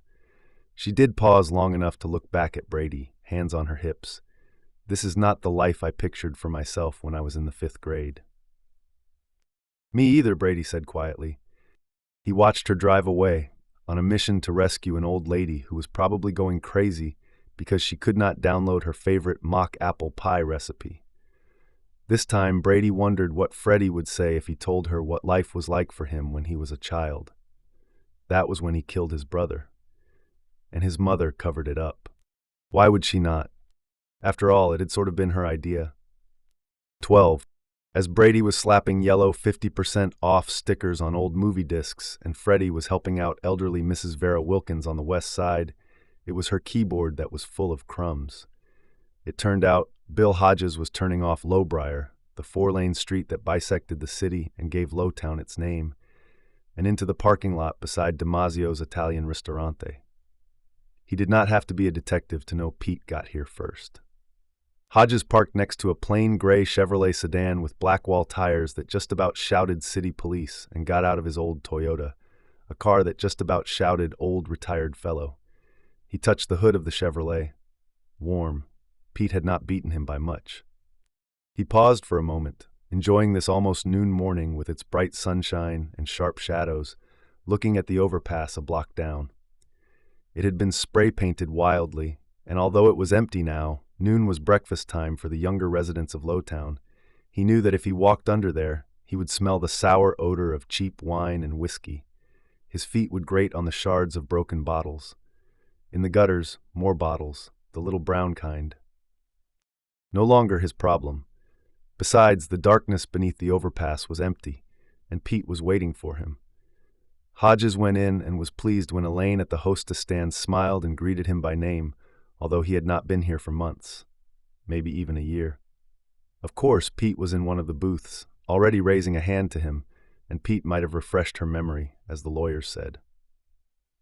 He raised his own hand in return, and by the time he got to the booth, Pete was standing beside it, arms raised to envelop him in a bear hug. They thumped each other on the back the requisite number of times, and Pete told him he was looking good. "You know the 3 ages of man, don't you?" Hodges asked. Pete shook his head, grinning. "Youth, middle age, and you look really terrific." Pete roared with laughter and asked if Hodges knew what the blonde woman said when she opened the box of Cheerios. Hodges said he did not. Pete made big amazed eyes and said, "Oh, look at the cute little donut seeds." Hodges gave his own obligatory roar of laughter, although he did not think this was a particularly witty example, and with the amenities thus disposed of, they sat down. A waiter came over, no waitresses in Damasio's, only elderly men who wore spotless aprons tied up high on their narrow chests, and Pete ordered a pitcher of beer. Bud Light, not Ivory Special. When it came, Pete raised his glass. "Here's to you, Billy, and life after work." "Thanks." They clicked glasses and drank. Pete asked about Allie, and Hodges asked about Pete's son and daughter.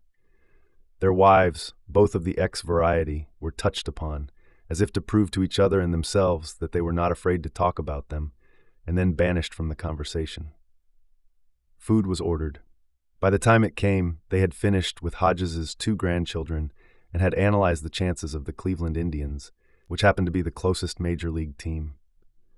Pete had ravioli, Hodges spaghetti with garlic and oil, what he had always ordered here. Halfway through these caloric bombs, Pete took a folded piece of paper from his breast pocket and placed it, with some ceremony, beside his plate. "What's that?" Hodges asked. Proof that my detective skills are as keenly honed as ever. I don't see you since that horror show at Raintree Inn. My hangover lasted 3 days, by the way. And I talked to you, what, twice? 3 times? Then, bang, you ask me to lunch. Am I surprised? No. Do I smell an ulterior motive? Yes. So let's see if I'm right. Hodges gave a shrug. I'm like the curious cat.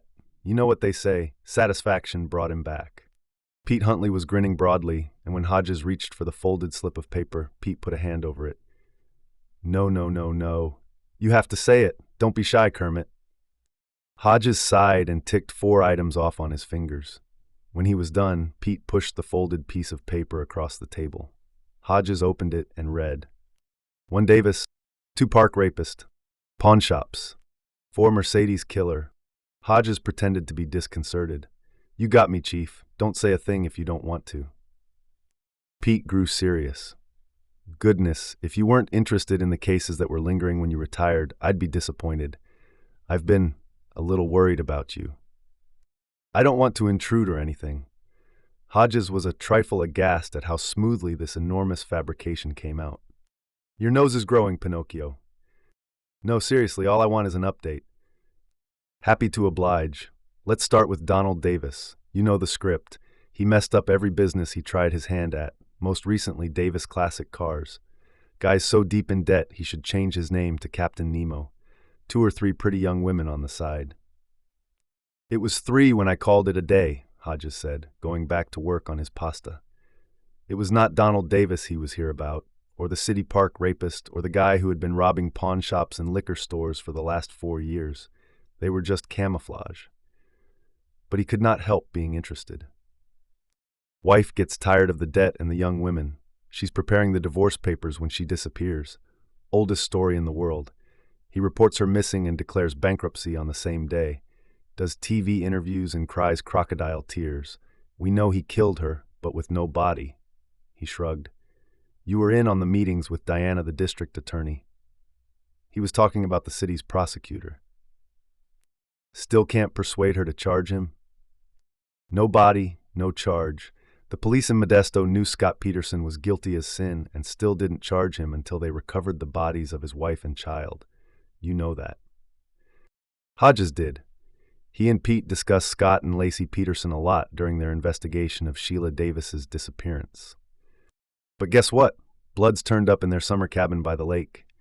Pete paused for effect, then dropped the other shoe. It's hers.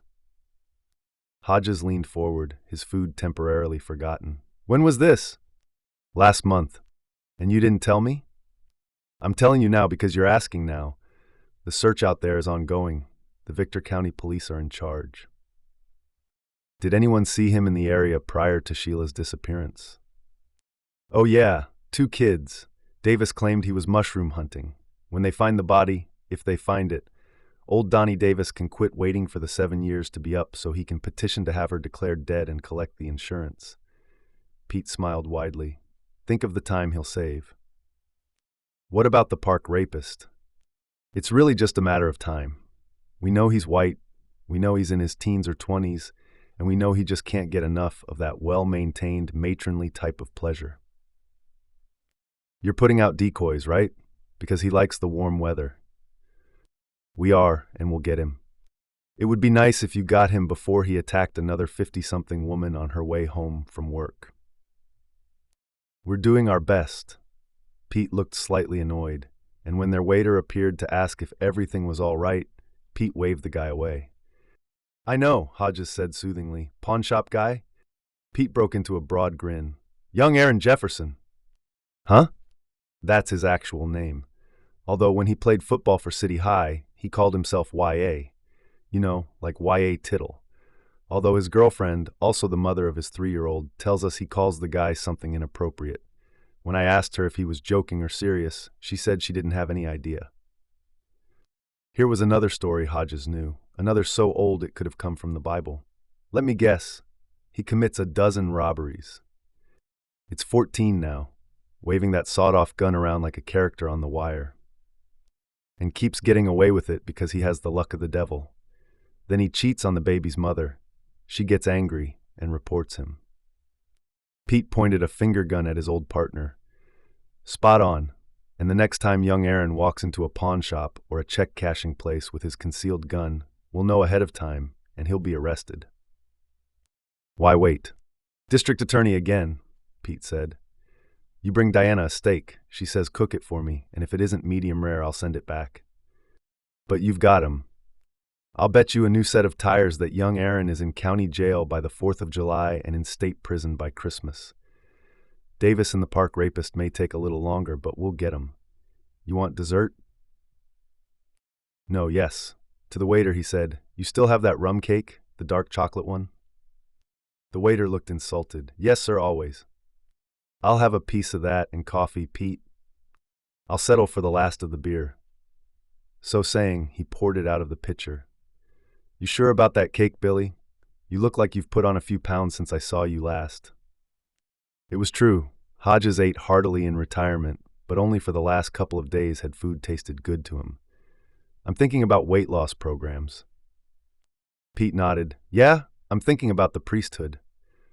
Be quiet. What about the Mercedes killer? We're still canvassing the Trelawney neighborhood. In fact, that's where Isabel is right now. But I'd be shocked if she or anyone else comes up with a solid lead. Isabel's not knocking on any doors that haven't been knocked on half a dozen times before. The guy stole Trelawney's luxury car, drove out of the fog, did his thing, drove back into the fog, dumped it, and nothing.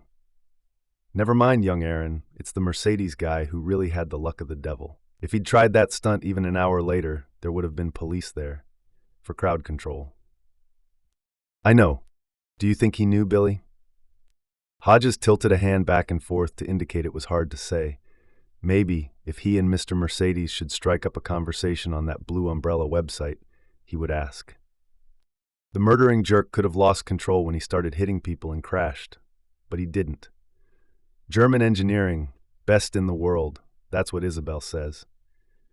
Someone could have jumped on the hood and blocked his vision, but no one did. One of the posts holding up the Do Not Cross tape could have bounced under the car and gotten hung up there, but that didn't happen either. And someone could have seen him when he parked behind that warehouse and got out with his mask off, but no one did. It was 5:20 in the morning, Hodges pointed out, and even at noon that area would have been almost as deserted. Because of the recession, Pete Huntley said moodily. Yeah. Probably half the people who used to work in those warehouses were at City Center, waiting for the annoying job fair to start. Have some irony. It's good for your blood. So you've got nothing. The case is stagnant. Hodges's cake came. It smelled good and tasted better. When the waiter was gone, Pete leaned across the table. My nightmare is that he'll do it again, that another fog will come rolling in off the lake, and he'll do it again. He says he won't, Hodges thought, conveying another forkload of the delicious cake into his mouth. He says he has absolutely no urge. He says once was enough. That or something else, Hodges said. I got into a big fight with my daughter back in March, Pete said. A huge fight. I didn't see her once in April. She missed all her weekends. Yeah. She wanted to go see a cheerleading competition. Bring the Funk, I think it was called. Practically every school in the state was in it. You remember how crazy Candy always was about cheerleaders? Yeah, Hodges said. He did not. Had a little pleated skirt when she was 4 or 6 or something. We couldn't get her out of it. 2 of the moms said they would take the girls, and I told Candy no. You know why? He knew, of course, because the competition was at City Center, that's why. In my mind's eye, I could see about 1,000 young girls and their moms milling around outside, waiting for the doors to open, dusk instead of dawn. But you know the fog comes in off the lake then, too. I could see that hateful person running at them in another stolen Mercedes, or maybe a big vehicle this time, and the kids and the mommies just standing there, staring like deer in the headlights. So I said no. You should have heard her scream at me, Billy, but I still said no. She wouldn't talk to me for a month, and she still wouldn't be talking to me if Maureen hadn't taken her. I told Maureen, absolutely no way, don't you dare. And she said, that's why I divorced you, Pete, because I got tired of listening to no way and don't you dare. And of course, nothing happened. He drank the rest of the beer, then leaned forward again. I hope there are plenty of people with me when we catch him. If I arrest him alone, I'm likely to kill him just for putting me on the outs with my daughter. Then why hope for plenty of people? Pete considered this, then smiled a slow smile. You have a point there. Do you ever wonder about Mrs. Trelawney? Hodges asked the question casually, but he had been thinking about Olivia Trelawney a lot since the anonymous letter dropped through the mail slot. Even before then, on several occasions during the low period since his retirement, he had actually dreamed about her. That long face, the face of a woeful horse, the kind of face that says nobody understands and the whole world is against me. All that money and still unable to count the blessings of her life, beginning with freedom from the paycheck. It had been years since Mrs. T had had to balance her accounts or monitor her answering machine for calls from bill collectors, but she could only count the curses, tallying up a long account of bad haircuts and rude service people. Mrs. Olivia Trelawney, with her shapeless boat-neck dresses, the watery eyes that always seemed on the verge of tears. No one had liked her, and that included Detective First-Grade Kermit William Hodges. No one had been surprised when she killed herself, including that very Detective Hodges. The deaths of 8 people, not to mention the injuries of many more, was a lot to carry on your conscience. Wonder about her how, Pete asked. If she was telling the truth after all, about the key. Pete raised his eyebrows. She thought she was telling it. You know that as well as I do. She talked herself into it so completely she could have passed a lie detector test. It was true, and Olivia Trelawney had not been a surprise to either of them. Goodness knew they had seen others like her. Career criminals acted guilty even when they had not committed the crime or crimes they had been brought in to discuss, because they knew very well they were guilty of something. Law-abiding citizens just could not believe it. And when one of them ended up being questioned prior to charging, Hodges knew it was hardly ever because a gun was involved. No. It was usually a car. I thought it was a dog I ran over, they would say. And no matter what they might have seen in the rearview mirror after the awful double thump, they would believe it. Just a dog. I wonder, though, Hodges said, hoping he seemed thoughtful rather than insistent. Come on, Bill. You saw what I saw, and any time you need a refresher course, you can come down to the station and look at the photos. The opening bars of a familiar piece of music sounded from the pocket of Pete's suit coat. He dug out his phone, looked at it, and said, I gotta take this. Hodges made a gesture of invitation. Hello? Pete listened. His eyes grew wide, and he stood up so fast his chair almost fell over. What? Other diners stopped eating and looked around. Hodges watched with interest. Yeah, I'll be right there. What? Yeah, okay. Don't wait, just go. He snapped the phone closed and sat down again. All his lights were suddenly on, and in that moment Hodges envied him bitterly. I should eat with you more often, Billy. You're my lucky charm, always were. We talk about it, and it happens. What? Thinking, it's Mr. Mercedes. The thought that follows is both ridiculous and forlorn. He was supposed to be mine. That was Isabel. She just got a call from a state police colonel out in Victor County. A game warden spotted some bones in an old gravel pit about an hour ago. The pit's less than 2 miles from Donnie Davis's summer place on the lake. And guess what? The bones appear to be wearing the remains of a dress. He raised his hand over the table. Hodges high-fived it.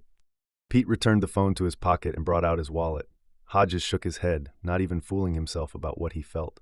Relief. Enormous relief. No, this is my treat. You're meeting Isabel out there, right? Right. Then go. Okay, thanks for lunch. One other thing, hear anything about Turnpike Joe? That's state police territory, Pete said, and the FBI now. They're welcome to it. What I hear is they've got nothing. Just waiting for him to do it again and hoping to get lucky. He glanced at his watch. Go. Pete started out, stopped, returned to the table, and put a big kiss on Hodges' forehead. Great to see you, dear friend. Get lost, Hodges told him. People will say we're in love. Pete left with a big grin on his face, and Hodges thought of what they sometimes used to call themselves, the hounds of heaven. He wondered how sharp his own intuition was these days.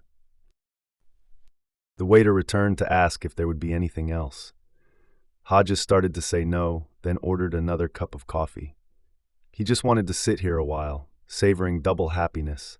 It was not Mr. Mercedes, and it was Donnie Davis, the self-righteous jerk who killed his wife and then had his lawyer set up a reward fund for information leading to her whereabouts. Because, oh goodness, he loved her so much, and all he wanted was for her to come home so they could start over. He also wanted to think about Olivia Trelawney and Olivia Trelawney's stolen Mercedes. That it was stolen, no one doubted, but in spite of all her protests to the contrary, no one doubted that she enabled the thief. Hodges remembered a case that Isabel Janes, then freshly arrived from San Diego, told them about after they brought her up to speed on Mrs. Trelawney's inadvertent part in the city center massacre. In Isabel's story, it was a gun. She said she and her partner had been called to a home where a 9-year-old boy had shot and killed his 4-year-old sister. They had been playing with an automatic pistol their father had left on his dresser. The father wasn't charged, but he'll carry that for the rest of his life, she said. This will turn out to be the same kind of thing. Wait and see. That was a month before the Trelawney woman swallowed the pills, maybe less, and nobody on the Mercedes killer case had cared much. To them and him, Mrs. T had just been a self-pitying rich lady who refused to accept her part in what had happened.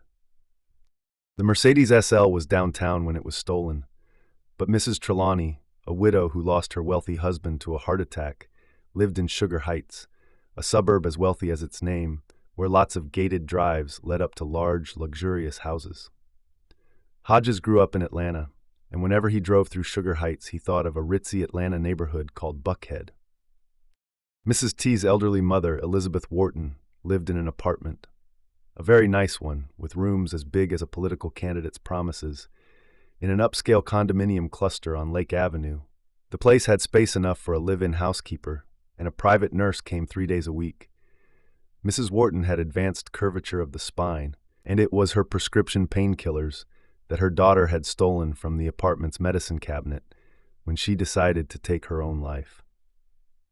Suicide proves guilt.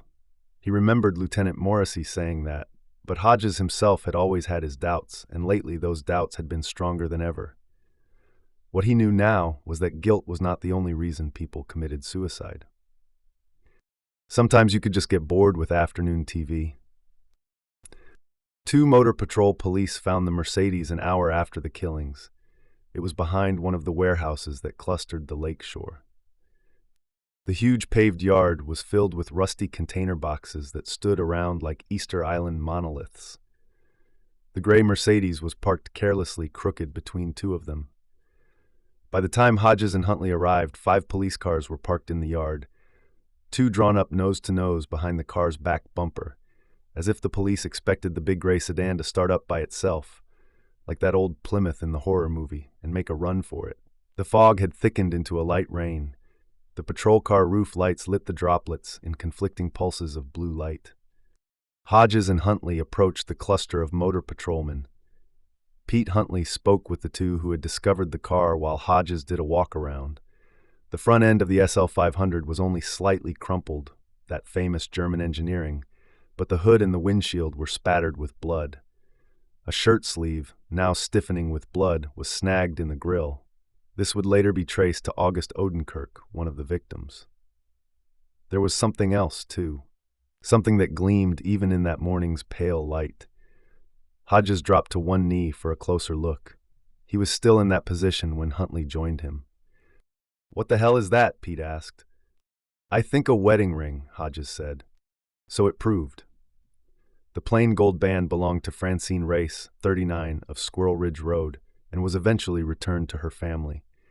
She had to be buried with it on the 3rd finger of her right hand because the first 3 fingers of the left had been torn off. The medical examiner guessed this was because she raised it in an instinctive warding-off gesture as the Mercedes came down on her. 2 of those fingers were found at the scene of the crime shortly before noon on April 10th. The index finger was never found. Hodges thought that a seagull, one of the big ones that patrolled the lake shore, might have seized it and carried it away. He preferred that idea to the grisly alternative, that an unhurt city center survivor had taken it as a souvenir. Hodges stood up and motioned one of the motor patrolmen over. "We've got to get a tarp over this before the rain washes away any." "Already on its way," the police officer said and pointed a thumb at Pete. "First thing he told us." "Well, aren't you special?" Hodges said in a somewhat mocking voice, but his partner's answering smile was as pale as the day. Pete was looking at the blunt, blood-spattered snout of the Mercedes and at the ring caught in the chrome. Another police officer came over, notebook in hand, open to a page already curling with moisture. His name tag identified him as F. Shamington. "Cars registered to a Mrs. Olivia Ann Trelawney, 729 Lilac Drive, that's Sugar Heights." "Where most good Mercedeses go to sleep when their long day's work is done," Hodges said. "Find out if she's at home, Officer Shamington. If she's not, see if you can track her down. Can you do that?" "Yes, sir, absolutely." "Just routine, right? A stolen car inquiry." "You got it." Hodges turned to Pete. "Front of the car. Notice anything?"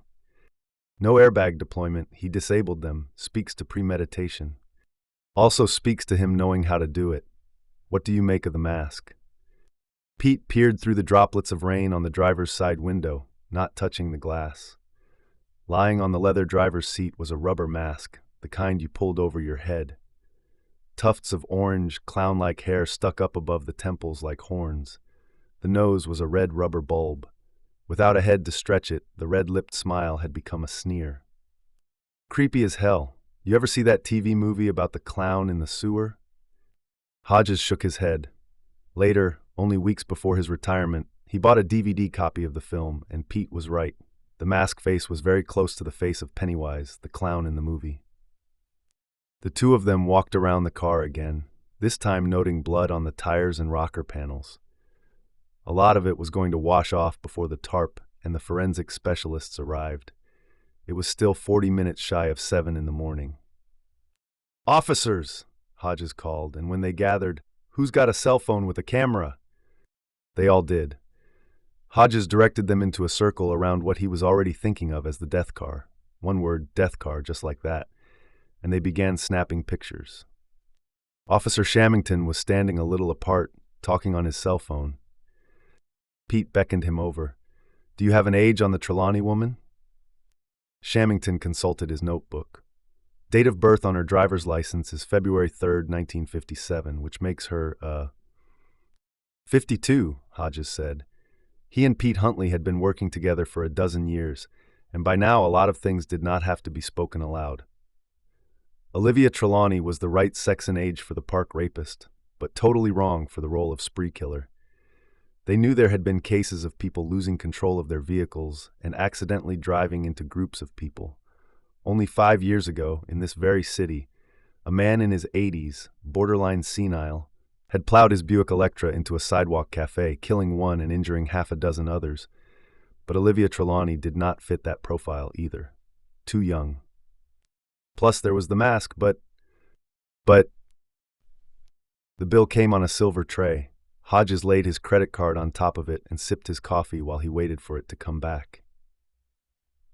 He was comfortably full, and in the middle of the day that condition usually left him ready for a 2-hour nap. Not this afternoon. This afternoon he had never felt more awake. The but had been so apparent that neither of them had to say it out loud, not to the motor patrolman, more arriving all the time, although the annoying tarp never got there until 7:15, and not to each other. The doors of the SL500 were locked and the ignition slot was empty. There was no sign of tampering that either detective could see, and later that day the head mechanic from the city's Mercedes dealership confirmed that. How hard would it be for someone to Slim Jim a window? Hodges had asked the mechanic. Pop the lock that way? All but impossible, the mechanic had said. These Mercedes are built. If someone did manage to do it, it would leave signs. He had tilted his cap back on his head. What happened is plain and simple, officers. She left the key in the ignition and ignored the reminder chime when she got out. Her mind was probably on something else. The thief saw the key and took the car. I mean, he must have had the key. How else could he lock the car when he left it? You keep saying she, Pete said. They had not mentioned the owner's name. Hey, come on, the mechanic smiling a little now. This is Mrs. Trelawney's Mercedes, Olivia Trelawney. She bought it at our dealership and we service it every 4 months, like clockwork. We only service a few 12 cylinders, and I know them all.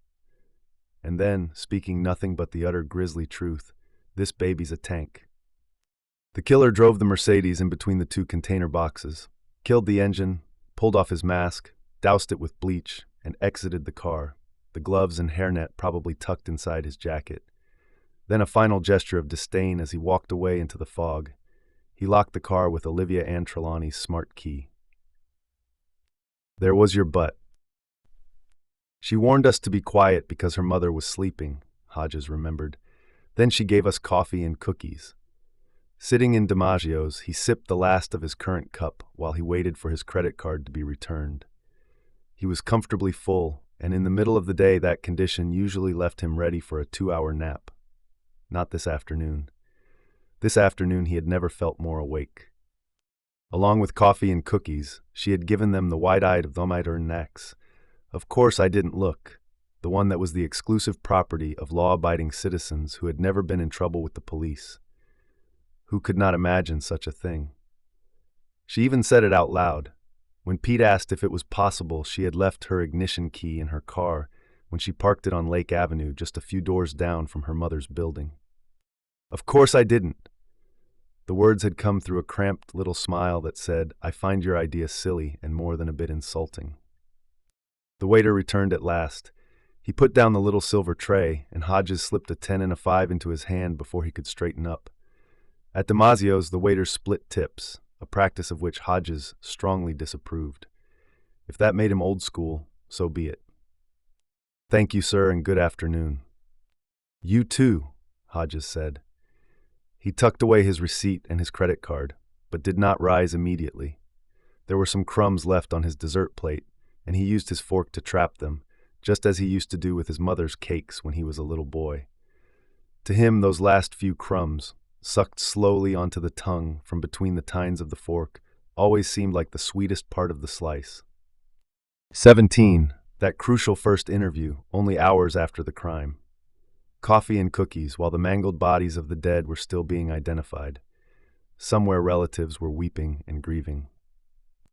Mrs. Trelawney walked into the condo's front hall, where her handbag sat on a small table. She brought the bag back, rummaging, starting to frown, still rummaging, starting to be a little worried, then smiling. Here it is, she said, and handed it over. The detectives looked at the smart key, Hodges thinking how ordinary it was for something that went with such an expensive car. It was basically a black plastic stick with a lump on the end of it. The lump was stamped with the Mercedes logo on one side. On the other were 3 buttons. One showed a padlock with its shackle down. On the button beside it, the padlock shackle was up. The third button was labeled Panic. Presumably, if a mugger attacked you as you were unlocking your car, you could push that one, and the car would start screaming for help. I can see why you had a little trouble locating it in your purse, Pete remarked in his best just passing the time of day voice. Most people put a keychain on their keys. My wife has hers on a big plastic daisy. He smiled fondly as if Maureen were still his wife, and as if that perfectly groomed woman would ever have been caught hauling a plastic daisy out of her purse. How nice for her, Mrs. Trelawney said. When may I have my car back? That's not up to us, ma'am, Hodges said. She sighed and straightened the boat-neck top of her dress. It was the first of dozens of times they saw her do it. I'll have to sell it, of course. I'd never be able to drive it after this. It's so upsetting to think my car. Now that she had her purse in hand, she searched again and brought out a wad of pastel tissues. She dabbed at her eyes with them. It's very upsetting. I'd like you to take us through it one more time, Pete said. She rolled her eyes, which were red-rimmed and bloodshot. Is that really necessary? I'm exhausted.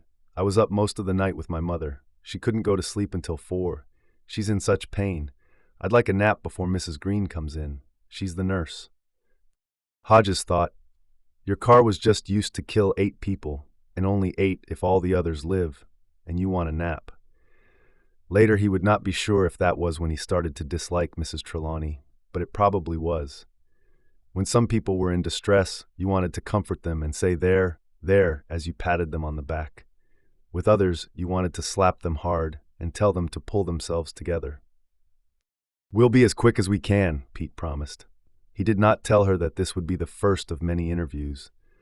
By the time they were done with her, she would hear herself telling her story in her sleep. "Oh, very well then. I arrived here at my mother's shortly after 7 o'clock on Thursday evening." She visited at least 4 times a week, she said, but Thursdays were her night to stay over. She always stopped at Baha'i, a very nice vegetarian restaurant located in Birch Hill Mall, and got their dinners, which she warmed up in the oven. Although Mother eats very little now, of course, because of the pain. She told them she always scheduled her Thursday trips, so she arrived after 7, because that was when the all-night parking began. And most of the street-side spaces were empty. "I won't parallel park. I simply can't do it." "What about the garage down the block?" Hodges asked. She looked at him as though he were crazy. "It costs $16 to park there overnight. The street-side spaces are free." Pete was still holding the key, although he had not yet told Mrs. Trelawney they would be taking it with them. "You stopped at Birch Hill and ordered takeout for you and your mother at—" He consulted his notebook. "Baha'i." "No, I ordered ahead, from my house on Lilac Drive. They are always glad to hear from me. I am an old and valued customer. Last night it was kuku sabzi for Mother. That's an herbal omelet with spinach and cilantro, and game for me. Game is a lovely stew with peas, potatoes, and mushrooms. Very easy on the stomach." She straightened her dress top. "I've had terrible acid reflux ever since I was in my teens. One learns to live with it." "I assume your order was," Hodges began. "And chola zard for dessert," she added. "That's rice pudding with cinnamon and saffron." She flashed her strangely troubled smile. Like the compulsive straightening of her boat-neck tops, the smile was a Trelawney mannerism with which they would become very familiar. "It's the saffron that makes it special. Even Mother always eats the chola zard." "Sounds tasty," Hodges said. "And your order, was it boxed and ready to go when you got there?" "Yes." "Oh no, 3. In a bag?" "No, just the boxes." "Must have been quite a struggle, getting all that out of your car," Pete said. 3 boxes of takeout, your purse." "And the key," Hodges said. "Don't forget that, Pete." "Also, you'd want to get it all upstairs as fast as possible," Pete said. "Cold food's no fun." "I see where you're going with this," Mrs. Trelawney said, "and I assure you—" A slight pause. "You gentlemen, that you are on the wrong track. I put my key in my purse as soon as I turned off the engine. It's the first thing I always do. As for the boxes, they were tied together in a stack."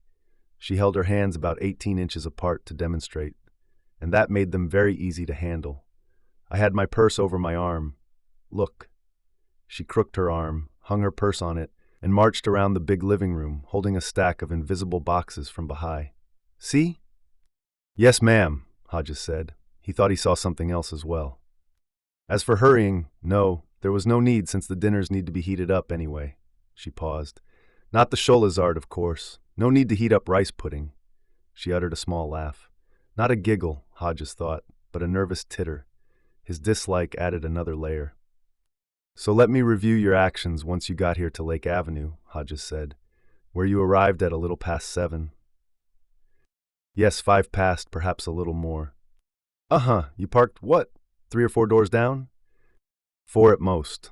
All I need are 2 empty spaces so I can pull in without backing. I hate to back. I always turn the wrong way." "Yes, ma'am, my wife has exactly the same problem. You turned off the engine. You removed the key from the ignition and put it in your purse. You put your purse over your arm and picked up the boxes with the food in them." "The stack of boxes, tied together with good stout string." "The stack, right? Then what?" She looked at him as though he were, of all the idiots in a generally idiotic world, the greatest. "Then I went to my mother's building. Mrs. Harris, the housekeeper, you know, buzzed me in. On Thursdays, she leaves as soon as I arrive. I took the elevator up to the 19th floor. Where you are now asking me questions instead of telling me when I can deal with my car. My stolen car." Hodges made a mental note to ask the housekeeper if she had noticed Mrs. T's Mercedes when she left. Pete asked, "At what point did you take your key from your purse again, Mrs. Trelawney?" "Again, why would I—" He held the key up, Exhibit A, To lock your car before you entered the building. You did lock it, didn't you? A brief uncertainty flashed in her eyes. They both saw it. Then it was gone. Of course I did. Hodges held her gaze. It shifted away toward the lake view out the big picture window, and he caught it again. Think carefully, Mrs. Trelawney. People are dead, and this is important. Do you specifically remember juggling those boxes of food so you could get your key out of your purse and push the lock button, and seeing the headlights flash in acknowledgement? They do that, you know. Of course I know. She bit at her lower lip, realized she was doing it, stopped. Do you remember that specifically? For a moment, all expression left her face. Then that superior smile burst forth in all its irritating glory. Wait, now I remember. I put the key in my purse after I gathered up my boxes and got out, and after I pushed the button that locks the car. You're sure? Pete said. Yes. She was, and would remain so. They both knew that. The way a law-abiding citizen who hit and ran would say, when he was finally tracked down, that of course it was a dog he had hit. Pete flipped his notebook closed and stood up. Hodges did likewise. Mrs. Trelawney looked more than eager to escort them to the door. One more question, Hodges said as they reached it. She raised carefully shaped eyebrows. Yes? Where's your spare key? We ought to take that one too. There was no blank look this time, no looking away, no hesitation. She said, I have no spare key and no need of one. I'm very careful of my things, officer. I've owned my gray lady, that's what I call it, for 5 years, and the only key I've ever used is now in your partner's pocket. 18. The table where he and Pete ate their lunch had been cleared of everything but his half-finished glass of water. Yet Hodges went on sitting there, staring out the window at the parking lot and the overpass that marked the unofficial border of Lowtown, where Sugar Heights residents like the late Olivia Trelawney never ventured. Why would they? To buy drugs? Hodges was sure there were drug users in the Heights, plenty of them. But when you lived there, the dealers made house calls. Mrs. T was lying. She had to lie. It was that, or face the fact that a single moment of forgetfulness had led to horrific consequences. Suppose, though, just for the sake of argument, that she was telling the truth. Okay, let's suppose. But if we were wrong about her leaving her Mercedes unlocked with the key in the ignition, how were we wrong? And what had happened? He sat looking out the window, remembering, unaware that some of the waiters had begun to look at him uneasily, the overweight retiree sitting slumped in his seat like a robot with dead batteries. 19. The death car had been transported to police impound on a carrier, still locked. Hodges and Huntley received this update when they got back to their own car. The head mechanic from the city's Mercedes dealership had just arrived and was pretty sure he could unlock the difficult thing. Eventually. Tell him not to bother, Hodges said. We've got her key. There was a pause at the other end, and then Lieutenant Morrissey said, You do? You're not saying she... No, nothing like that. Is the mechanic standing by, Lieutenant? He's in the yard, looking at the damage to the car, almost in tears is what I heard. He might want to save a drop or two for the dead people, Pete said. He was driving. The windshield wipers beat back and forth. The rain was coming harder. Just saying. Tell him to get in touch with the dealership and check something, Hodges said. Then have him call me on my cell. The traffic was snarled downtown, partly because of the rain, partly because Marlborough Street had been blocked off at City Center. They had made only 4 blocks when Hodges' cell rang. It was Howard McGrory, the mechanic. Did you have someone at the dealership check on what I was curious about? Hodges asked him. No need, McGrory said. I've worked at the dealership since 1987. Must have seen 1,000 Mercedes go out the door since then, and I can tell you they all go out with 2 keys. Thanks, Hodges said. We'll be there soon. Got some more questions for you. I'll be here. This is terrible, terrible. Hodges ended the call and passed on what McGrory had said. Are you surprised? Pete asked. Ahead was an orange detour sign that would redirect them around City Center. Nope, Hodges said. It's standard operating procedure. Like the British say, an heir and a spare. They give you 2 keys when you buy your new car.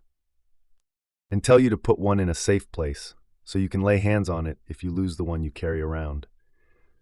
Some people, if they need the spare a year or 2 later, they've forgotten where they put it. Women who carry big purses, like that suitcase the Trelawney woman had, are likely to dump both keys into it and forget all about the extra one. If she's telling the truth about not putting it on a keychain, she was probably using them interchangeably. Yeah, Hodges said. She gets to her mother's. She's preoccupied with the thought of spending another night dealing with Mom's pain. She's juggling the boxes and her purse, and left the key in the ignition. She doesn't want to admit it, not to us and not to herself, but that's what she did. Although the warning chime, Hodges said doubtfully, maybe a big, noisy truck was going by as she was getting out and she didn't hear the chime, or a police car sounding its siren, or maybe she was just so deep in her own thoughts she ignored it.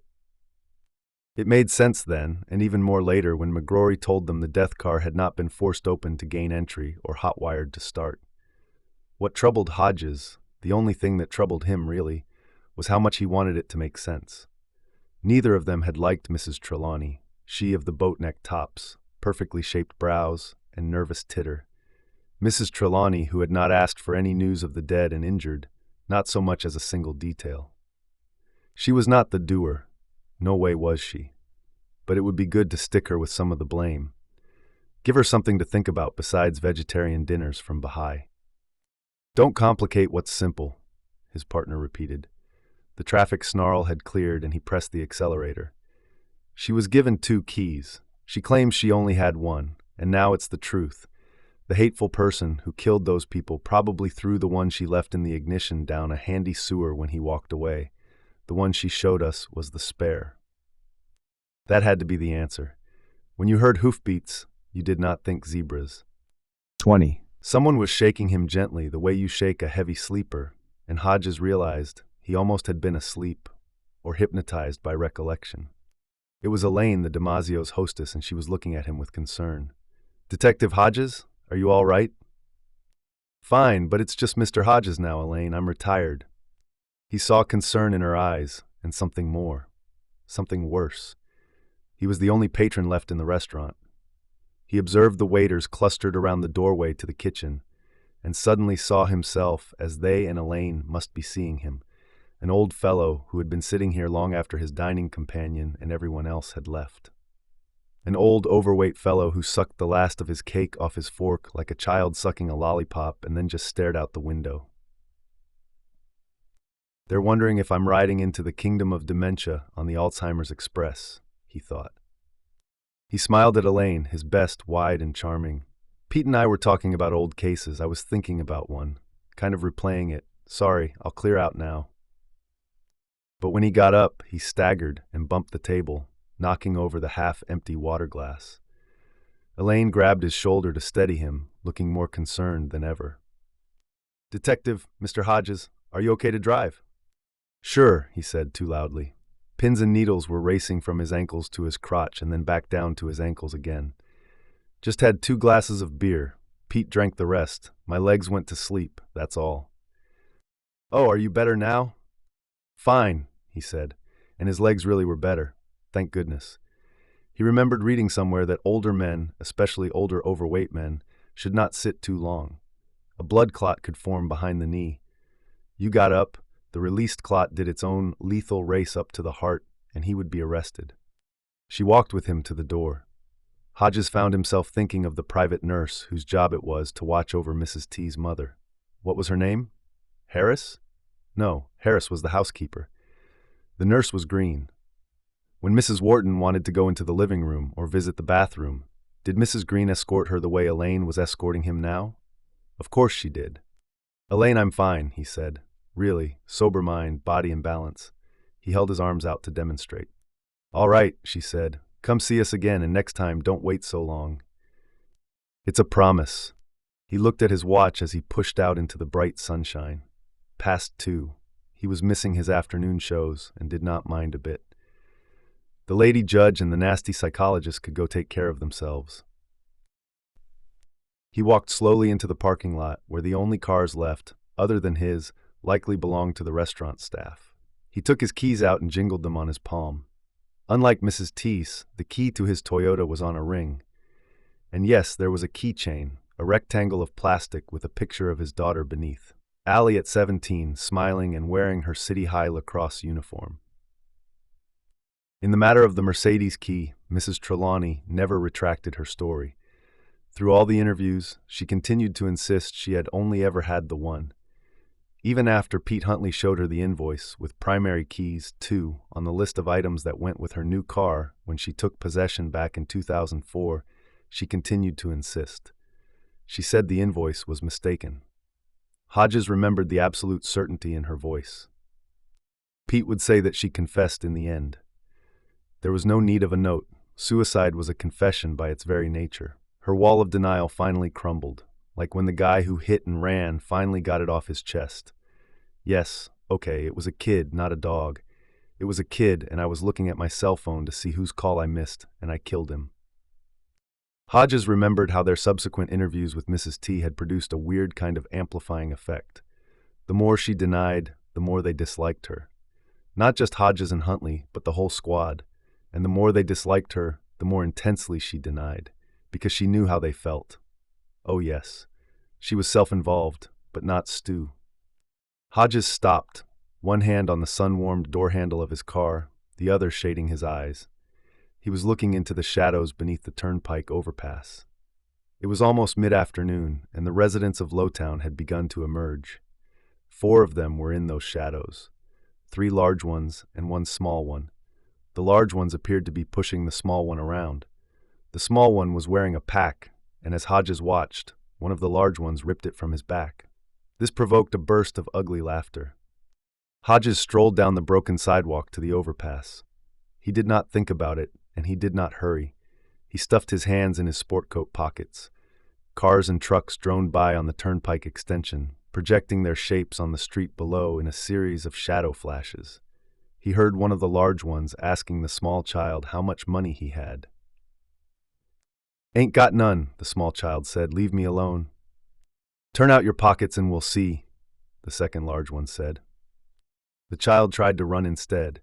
The third large one wrapped his arms around the child's skinny chest from behind. The first large one grabbed at the child's pockets and squeezed. Hey, I hear folding money," he said, and the small child's face crumpled in an effort not to cry. "My brother finds out who you are, he'll hurt you all," he said. "That's a terrifying idea," the first large one said. "Just about make me want to wet my—" Then he saw Hodges, walking into the shadows to join them with his stomach leading the way. His hands deep in the pockets of his old shapeless coat, the one with the patches on the elbows, the one he could not bear to give up even though he knew it was worn out. "What do you want?" the third large one asked. He was still hugging the child from behind. Hodges considered trying a tough accent and decided not to. "I want you to leave the little man alone," he said. "Get out of here, right now." The first large one let go of the small child's pockets. He was wearing a hooded sweatshirt and a baseball cap. He put his hands on his slim hips and cocked his head to one side, looking amused. "Go away, fatty." Hodges did not waste time. There were 3 of them after all. He took the happy slapper from his right coat pocket, liking its old comforting weight. The slapper was an argyle sock. The foot part was filled with ball bearings. It was knotted at the ankle to make sure the steel balls stayed in. He swung it at the side of the first large one's neck in a tight, flat arc, careful to steer clear of the Adam's apple. Hit a guy there, you were likely to kill him, and then you were stuck in the bureaucracy. There was a metallic thwop. The first large one lurched sideways, his look of amusement turning to pained surprise. He stumbled off the curb and fell into the street. He rolled onto his back, gagging, clutching his neck, staring up at the underside of the overpass. The third large one started forward. "Fucking," he began, and then Hodges lifted his leg and kicked him briskly in the crotch. He heard the seat of his trousers rip and thought, "Oh, you fat jerk." The third large one let out a yelp of pain. Under here, with the cars and trucks passing overhead, the sound was strangely flat. He doubled over. Hodges's left hand was still in his coat. He extended his index finger so it poked out the pocket and pointed it at the second large one. "Hey, jerkface, no need to wait for the little man's big brother. I'll hurt you myself. 3-on-1 makes me angry." "No, man, no," The second large one was tall, well-built, maybe 15, but his terror regressed him to no more than 12. "Please, man, we were just playing." "Then run, tough guy," Hodges said. "Do it now." The second large one ran.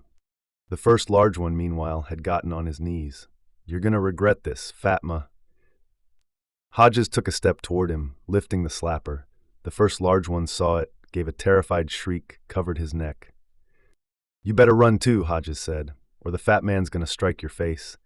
When your mother gets to the emergency room, she'll walk right past you." In that moment, with his adrenaline flowing and his blood pressure probably very high, he absolutely meant it. The first large one got up. Hodges made a feigned lunge at him, and the first large one jerked back very satisfyingly. "Take your friend with you and put some ice on his groin," Hodges said. "They're gonna swell." The first large one got his arm around the third large one, and they limped toward the low-town side of the overpass. When the first large one considered himself safe, he turned back and said, "I'll see you again, fat man." "Pray to God you don't, idiot," Hodges said. He picked up the backpack and handed it to the child, who was looking at him with wide, mistrustful eyes. He might be 10. Hodges dropped the slapper back into his pocket. "Why aren't you in school, little man?" "My mama's sick. I'm going to get her medicine." This was a lie so audacious that Hodges had to grin. "No, you're not," he said. "You're skipping." The child said nothing. This was a police officer. Nobody else would intervene the way this guy did. Nobody else would have a loaded sock in his pocket either. Safer to stay quiet. "You go skip someplace safer," Hodges said. "There's a playground on 8th Avenue. Try there." "They're selling drugs on that playground," the child said. "I know," Hodges said, almost kindly, "but you don't have to buy any." He could add, "You don't have to run any either," but that would be naive. In Lowtown, most of the children sold drugs. You could arrest a 10-year-old for possession, but try making it stick. He started back to the parking lot, on the safe side of the overpass. When he glanced back, the child was still standing there and looking at him, pack dangling from one hand. "Little man," Hodges said. The child looked at him, saying nothing. Hodges lifted one hand and pointed at him. "I did something good for you just now. Before the sun goes down tonight, I want you to pass it on." Now the child's look was one of utter incomprehension, as if Hodges just lapsed into a foreign language, but that was all right. Sometimes it sank in, especially with the young ones. People would be surprised, Hodges thought. They really would. 2. Brady Hartsfield changed into his other uniform, the white one, and checked his truck, quickly going through the inventory sheet the way his boss liked. Everything was there. He popped his head in the office to say hi to Shirley Orton. Shirley was a large woman, all too fond of the company product, but he wanted to stay on her good side. Brady wanted to stay on everyone's good side. Much safer that way. She had a crush on him, and that helped. "Shirley, you pretty girl," he cried, and she blushed all the way up to the hairline of her forehead. Little pig, Brady thought. "Hi, Brady, West Side again?" "All week, darling, you okay?" "Fine," blushing harder than ever. "Good, just wanted to say howdy." Then he was off, obeying every speed limit, even though it took him 40 minutes to get into his territory driving that slow. But it had to be that way. Get caught speeding in a company truck after the schools let out for the day, you were fired, no recourse. But when he got to the West Side, this was the good part. He was in Hodges' neighborhood, and with every reason to be there. Hide in plain sight, that was the old saying, and as far as Brady was concerned, it was a wise saying indeed. He turned off Spruce Street and cruised slowly down Harper Road, right past the old Detective Retired's house. "Oh, look here," he thought. "The black kid is out front, stripped to the waist so all the stay-at-home mommies can get a good look at his well-defined stomach, no doubt, and pushing a lawnmower. About time you got after that," Brady thought. It was looking mighty shaggy. Not that the old Detective Retired probably took much notice. The old Detective Retired was too busy watching TV, eating snacks, and playing with that gun he kept on the table beside his chair. The black kid heard him coming, even over the roar of the mower, and turned to look. "I know your name, black kid," Brady thought. "It's Jerome Robinson. I know almost everything about the old Detective Retired." I don't know if he's interested in you romantically, but I wouldn't be surprised. It could be why he keeps you around." From behind the wheel of his little Mr. Tasty truck, which was covered with Happy Child decals and jingled with happy recorded bells, Brady waved. The black kid waved back and smiled. Of course he did. Everybody likes the ice cream man.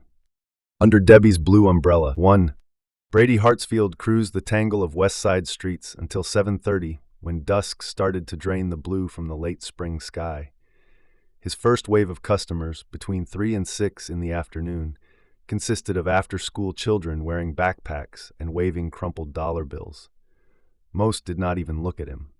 They were too busy talking to their buddies or talking into the cell phones they saw, not as accessories but as necessities, every bit as vital as food and air. A few of them said thank you, but most did not bother. Brady did not mind. He did not want to be looked at, and he did not want to be remembered. To these brats, he was just the sugar pusher in the white uniform, and that was the way he liked it. From 6 to 7 was dead time, while the young people went in for their dinners. Maybe a few, the ones who said thank you, even talked to their parents. Most probably went right on poking the buttons of their phones, while mommy and daddy talked to each other about their jobs or watched the evening news so they could find out all about the big world out there, where movers and shakers were actually doing things. During his last half hour, business picked up again. This time it was the parents as well as the children who approached the jingling Mr. Tasty truck, buying ice cream treats they would eat while sitting in backyard lawn chairs. He almost pitied them. They were people of little vision, as stupid as ants crawling around their hill. A mass killer was serving them ice cream, and they had no idea. From time to time, Brady had wondered how hard it would be to poison a truckload of treats: the vanilla, the chocolate, the berry good, the flavor of the day, the tasty Frosties, the brownie delights, even the freeze sticks and whistle pops. He had gone so far as to research this on the internet. He had done what Anthony Tones Frobisher, his boss at Discount Electronics, would probably call a feasibility study, and concluded that, while it would be possible, it would also be stupid. It was not that he was against taking a risk. He got away with the Mercedes massacre when the odds of being caught were greater than those of getting away clean. But he did not want to be caught now. He had work to do. His work this late spring and early summer was the overweight ex-police officer, K. William Hodges. He might cruise his West Side route with a truckload of poisoned ice cream after the ex-police officer got tired of playing with the gun he kept beside his living room chair and actually used it. But not until. The overweight ex-police officer bothered Brady Hartsfield. Bothered him greatly. Hodges retired with full honors. They even threw him a party. And how was that right when he had failed to catch the most notorious criminal this city had ever seen? 2. On his last circuit of the day, he cruised by the house on Teaberry Lane where Jerome Robinson, Hodges' hired boy, lived with his mother, father, and kid sister. Jerome Robinson also bothered Brady. Robinson was good-looking, he worked for the ex-police officer, and he went out every weekend with different girls. All of the girls were pretty, some were even white. That was wrong. It was against nature. "Hey," Robinson cried, "Mr. Ice Cream Man, wait up!" He sprinted lightly across his lawn with his dog, a big Irish setter, running at his heels. Behind them came the kid sister, who was about 9. "Get me a chocolate, Jerry," she cried. "Please?" He even had a white child's name, Jerome, Jerry. It was offensive. Why could he not be a name associated with black culture? Jerome's feet were sockless in his moccasins, his ankles still green from cutting the ex-police officer's lawn. He had a big smile on his undeniably handsome face, and when he flashed it at his weekend dates, Brady just bet those girls quickly succumbed to his charms.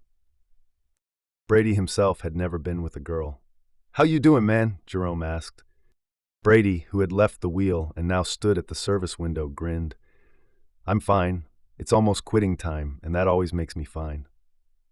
"You have any chocolate left? The little mermaid there wants some." Brady gave him a thumbs up, still grinning.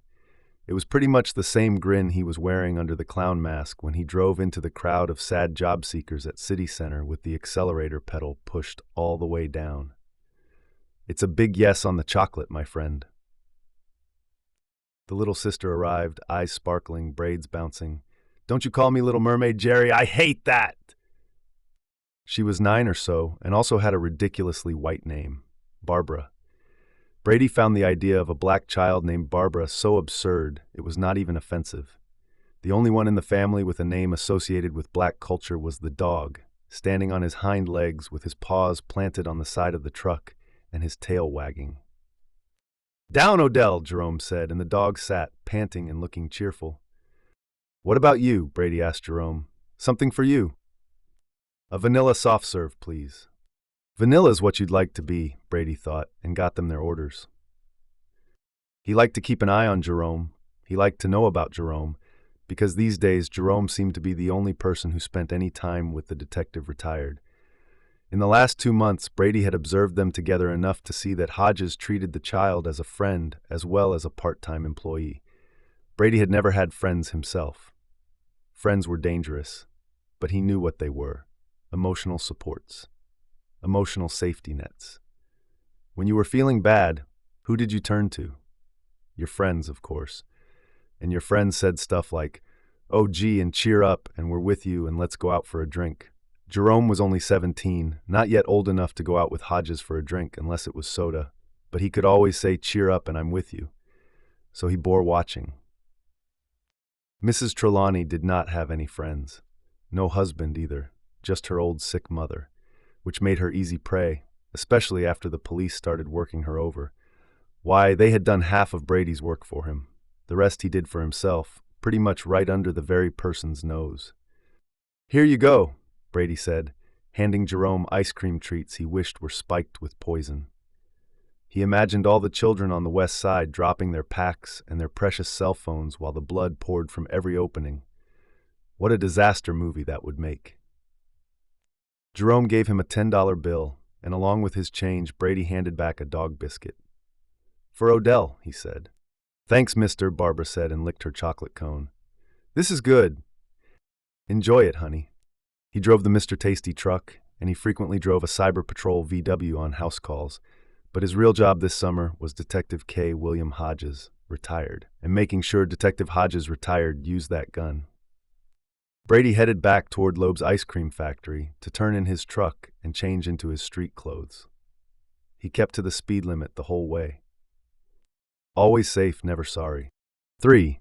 After leaving Damasio's with a side trip to deal with the bullies hassling the small child beneath the Turnpike Extension overpass, Hodges simply drove, piloting his Toyota through the city streets without any destination in mind. Or so he thought, until he realized he was on Lilac Drive in the posh lakeside suburb of Sugar Heights. There he pulled over and parked across the street from a gated drive with a plaque reading 729 on one of the fieldstone posts. The late Olivia Trelawney's house stood at the top of an asphalt drive almost as wide as the street it fronted. On the gate was a for sale sign inviting qualified buyers to call a real estate company. Hodges thought that sign was likely to be there a while, given the housing market. But somebody was keeping the grass cut, and given the size of the lawn, the somebody must be using a mower a lot bigger than Hodges' lawnmower. Who's paying for the upkeep? It had to be Mrs. T's estate. She had certainly been wealthy.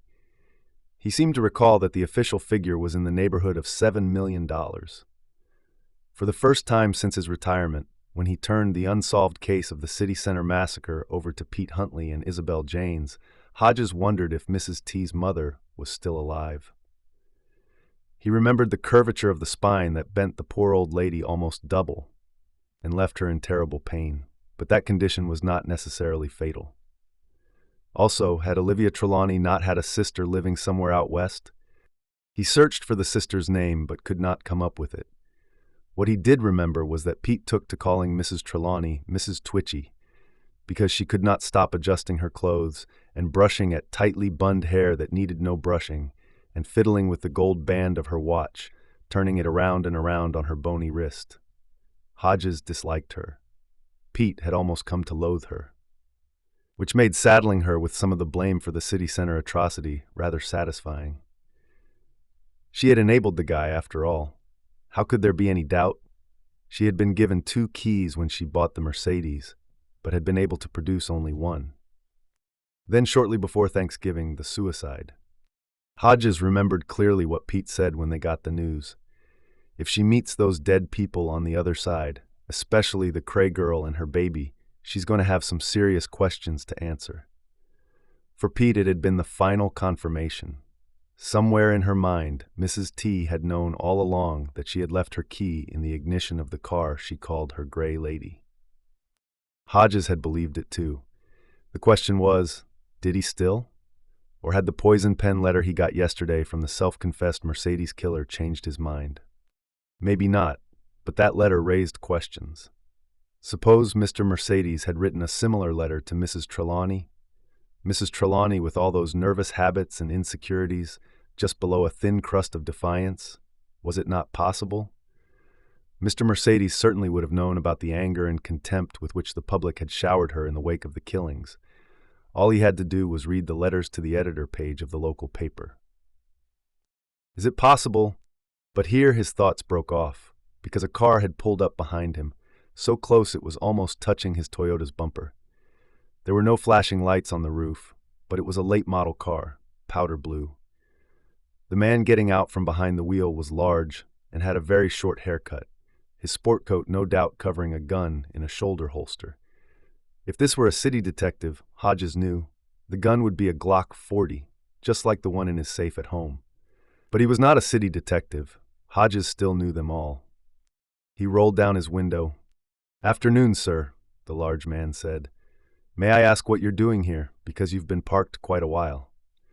Hodges glanced at his watch and saw this was true. It was almost 4:30. Given the rush hour traffic downtown, he would be lucky to get home in time to watch the evening news.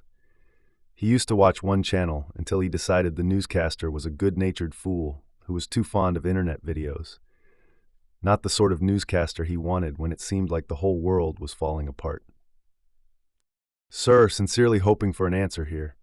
The man bent down. The side of his sport coat gaped open, not a Glock but a Ruger, sort of a cowboy gun in Hodges' opinion. "Beg pardon. I think you're private security," Hodges said patiently, "but I want to see some ID. Then you know what? I want to see your permit to carry concealed for the cannon you've got inside your coat. And it better be in your wallet and not in the glove compartment of your car, or you're in violation of a section of the City Firearms Code, which, briefly stated, is this: if you carry concealed, you must also carry your permit to carry concealed. So let's see your paperwork." The man's brow furrowed. "Are you a police officer?" "Retired," Hodges said, "but that doesn't mean I've forgotten either my rights or your responsibilities. Let me see your ID and your carry permit, please. You don't have to hand them over." "You're darn right I don't. But I want to see them. Then we can discuss my presence here on Lilac Drive." The man thought it over, but only for a few seconds. Then he took out his wallet and flipped it open. In this city, as in most, Hodges thought, security personnel treated retired police as they would those on active duty, because retired police had plenty of friends who were on active duty, and who could make life difficult if given a reason to do so. The guy turned out to be Radney Peoples, and his company card identified him as an employee of Vigilant Guard Service. He also showed Hodges a permit to carry concealed, which was good until June of 2012. "Radney, not Rodney," Hodges said, "like Radney Foster, the country singer." Peoples' face broke into a grin. "That's right. Mr. Peoples, my name is Bill Hodges. I ended my tour as a detective first class, and my last big case was the Mercedes killer. I'm guessing that'll give you a pretty good idea of what I'm doing here." "Mrs. Trelawney," Peoples said, and stepped back respectfully as Hodges opened his car door, got out, and stretched. "Little trip down memory lane, detective?" "I'm just a mister these days." Hodges offered his hand. Peoples shook it. "Otherwise, you're correct. I retired from the police force at about the same time Mrs. Trelawney retired from life in general." "That was sad," Peoples said. "Do you know that kids threw eggs at her gate? Not just at Halloween either. 3 or 4 times. We caught one bunch, the others," he shook his head, "plus toilet paper." "Yeah, they love that," Hodges said. "And one night someone spray-painted the left-hand gate post. We got it taken care of before she saw it, and I'm glad. You know what it said?" Hodges shook his head. Peoples lowered his voice. Killer woman is what it said in big, drippy capital letters, which was absolutely not fair. She made a mistake, that's all. Is there any of us who haven't at one time or another? Not me, that's for sure, Hodges said. Right. The Bible says, let him who is without sin cast the first stone. That'll be the day, Hodges thought, and asked with honest curiosity, did you like her? People's eyes shifted up and to the left, an involuntary movement Hodges had seen in a great many interrogation rooms over the years. It meant Peoples was either going to avoid the question or outright lie. It turned out to be an avoidance. Well, he said, she treated us right at Christmas. She sometimes mixed up the names, but she knew who we all were, and we each got $40 and a bottle of whiskey. Good whiskey. Do you think we got that from her husband? He snorted. $10 tucked inside a greeting card was what we got when that stingy man was still alive. Who exactly does Vigilant work for? It's called the Sugar Heights Association, one of those neighborhood things. They fight over the zoning regulations when they don't like them, and make sure everyone in the neighborhood keeps to a certain standard, I guess you'd say. There are lots of rules, like you can put up white lights at Christmas but not colored ones, and they can't blink. Hodges rolled his eyes. Peoples grinned.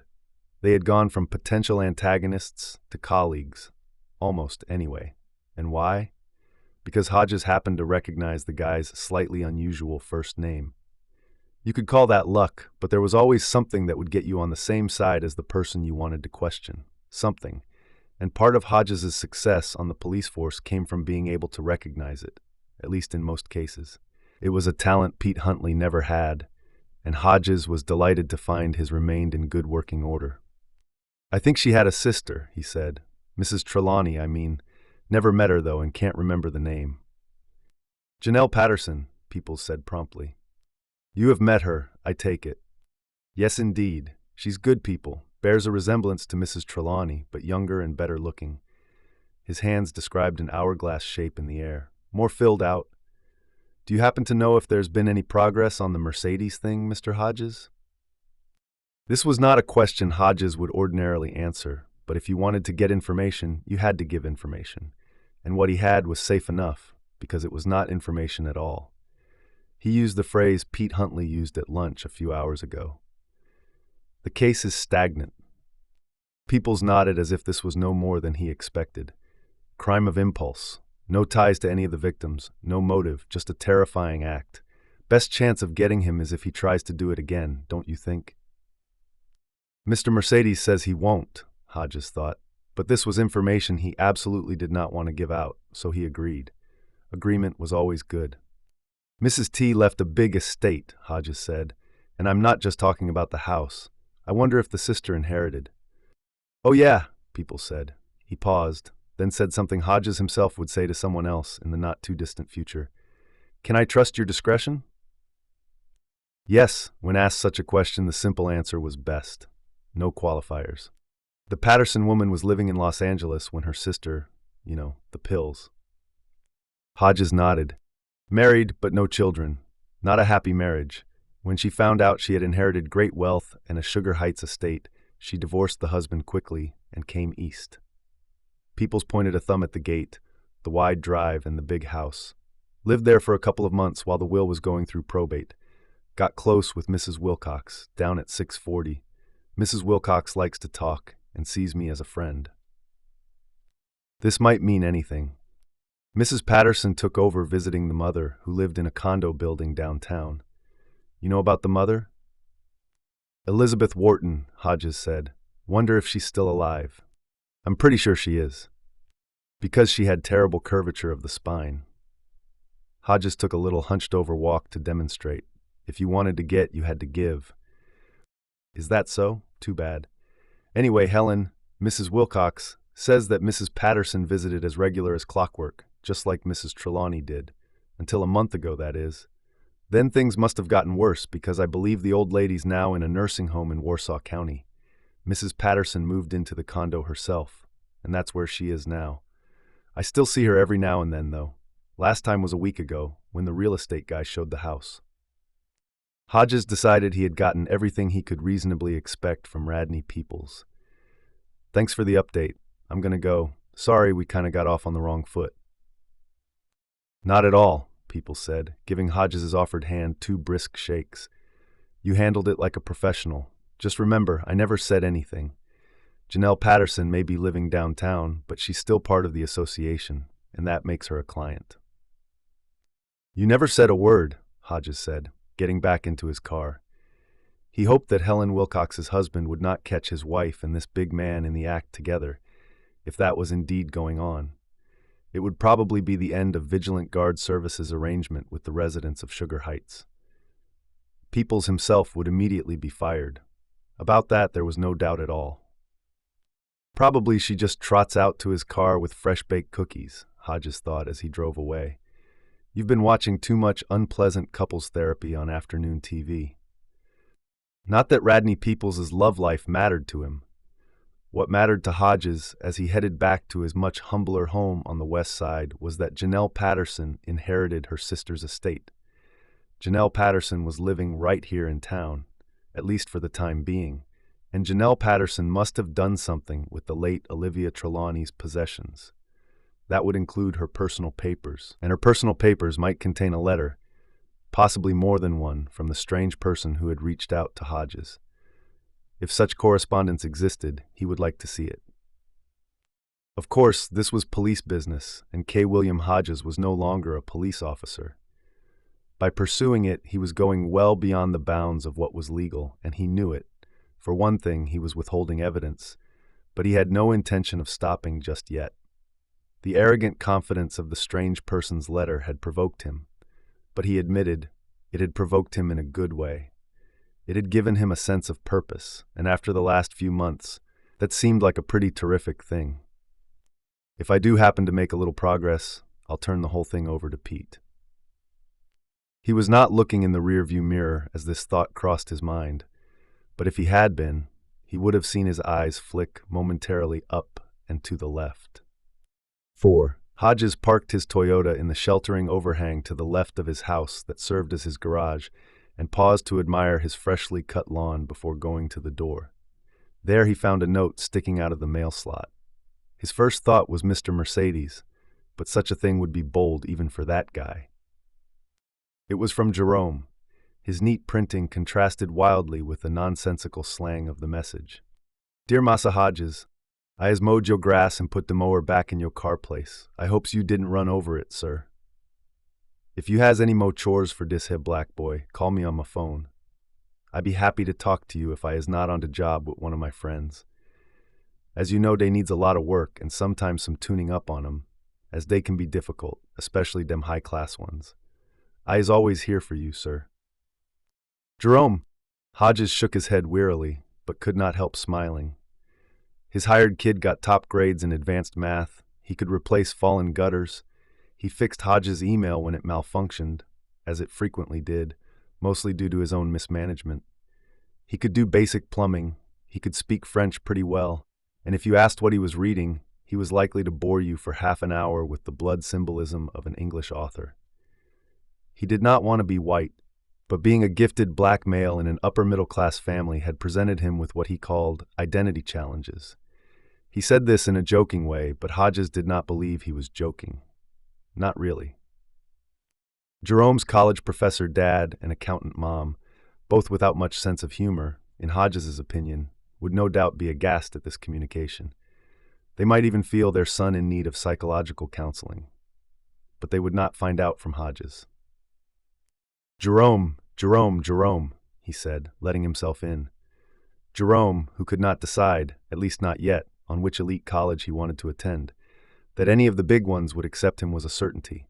He was the only person in the neighborhood whom Hodges thought of as a friend, and really, the only one he needed. Hodges believed friendship was overrated, and in this way, if in no other, he was like Brady Hartsfield. He had made it in time for most of the evening news, but decided against it. There was only so much oil spill and political news he could take. He turned on his computer instead, launched Firefox, and plugged Under Debbie's Blue Umbrella into the search field. There were only 6 results, a very small catch in the vast sea of the internet, and only one that matched the phrase exactly. Hodges clicked on it and a picture appeared. Under a sky filled with threatening clouds was a country hillside. Animated rain, a simple repeating loop, he judged, was pouring down in silvery streams. But the two people seated beneath a large blue umbrella, a young man and a young woman, were safe and dry. They were not kissing, but their heads were close together. They appeared to be in deep conversation. Below the picture, there was a brief description of the blue umbrella's reason for existence. Unlike sites such as Facebook and LinkedIn, Under Debbie's Blue Umbrella is a chat site where old friends can meet and new friends can get to know one another in total guaranteed anonymity. No pictures, no pornography, no 140-character tweets, just good old-fashioned conversation. Below this was a button marked Get Started Now. Hodges moved his cursor onto it, then hesitated. About 6 months ago, Jerome had to delete his email address and give him a new one, because everyone in Hodges' address book had gotten a message saying he was stranded in New York. Someone had stolen his wallet with all his credit cards inside, and he needed money to get home. Would the email recipient please send $50 more if he or she could afford it to a mail drop in an urban area? I'll pay you back as soon as I get this mess straightened out, the message concluded.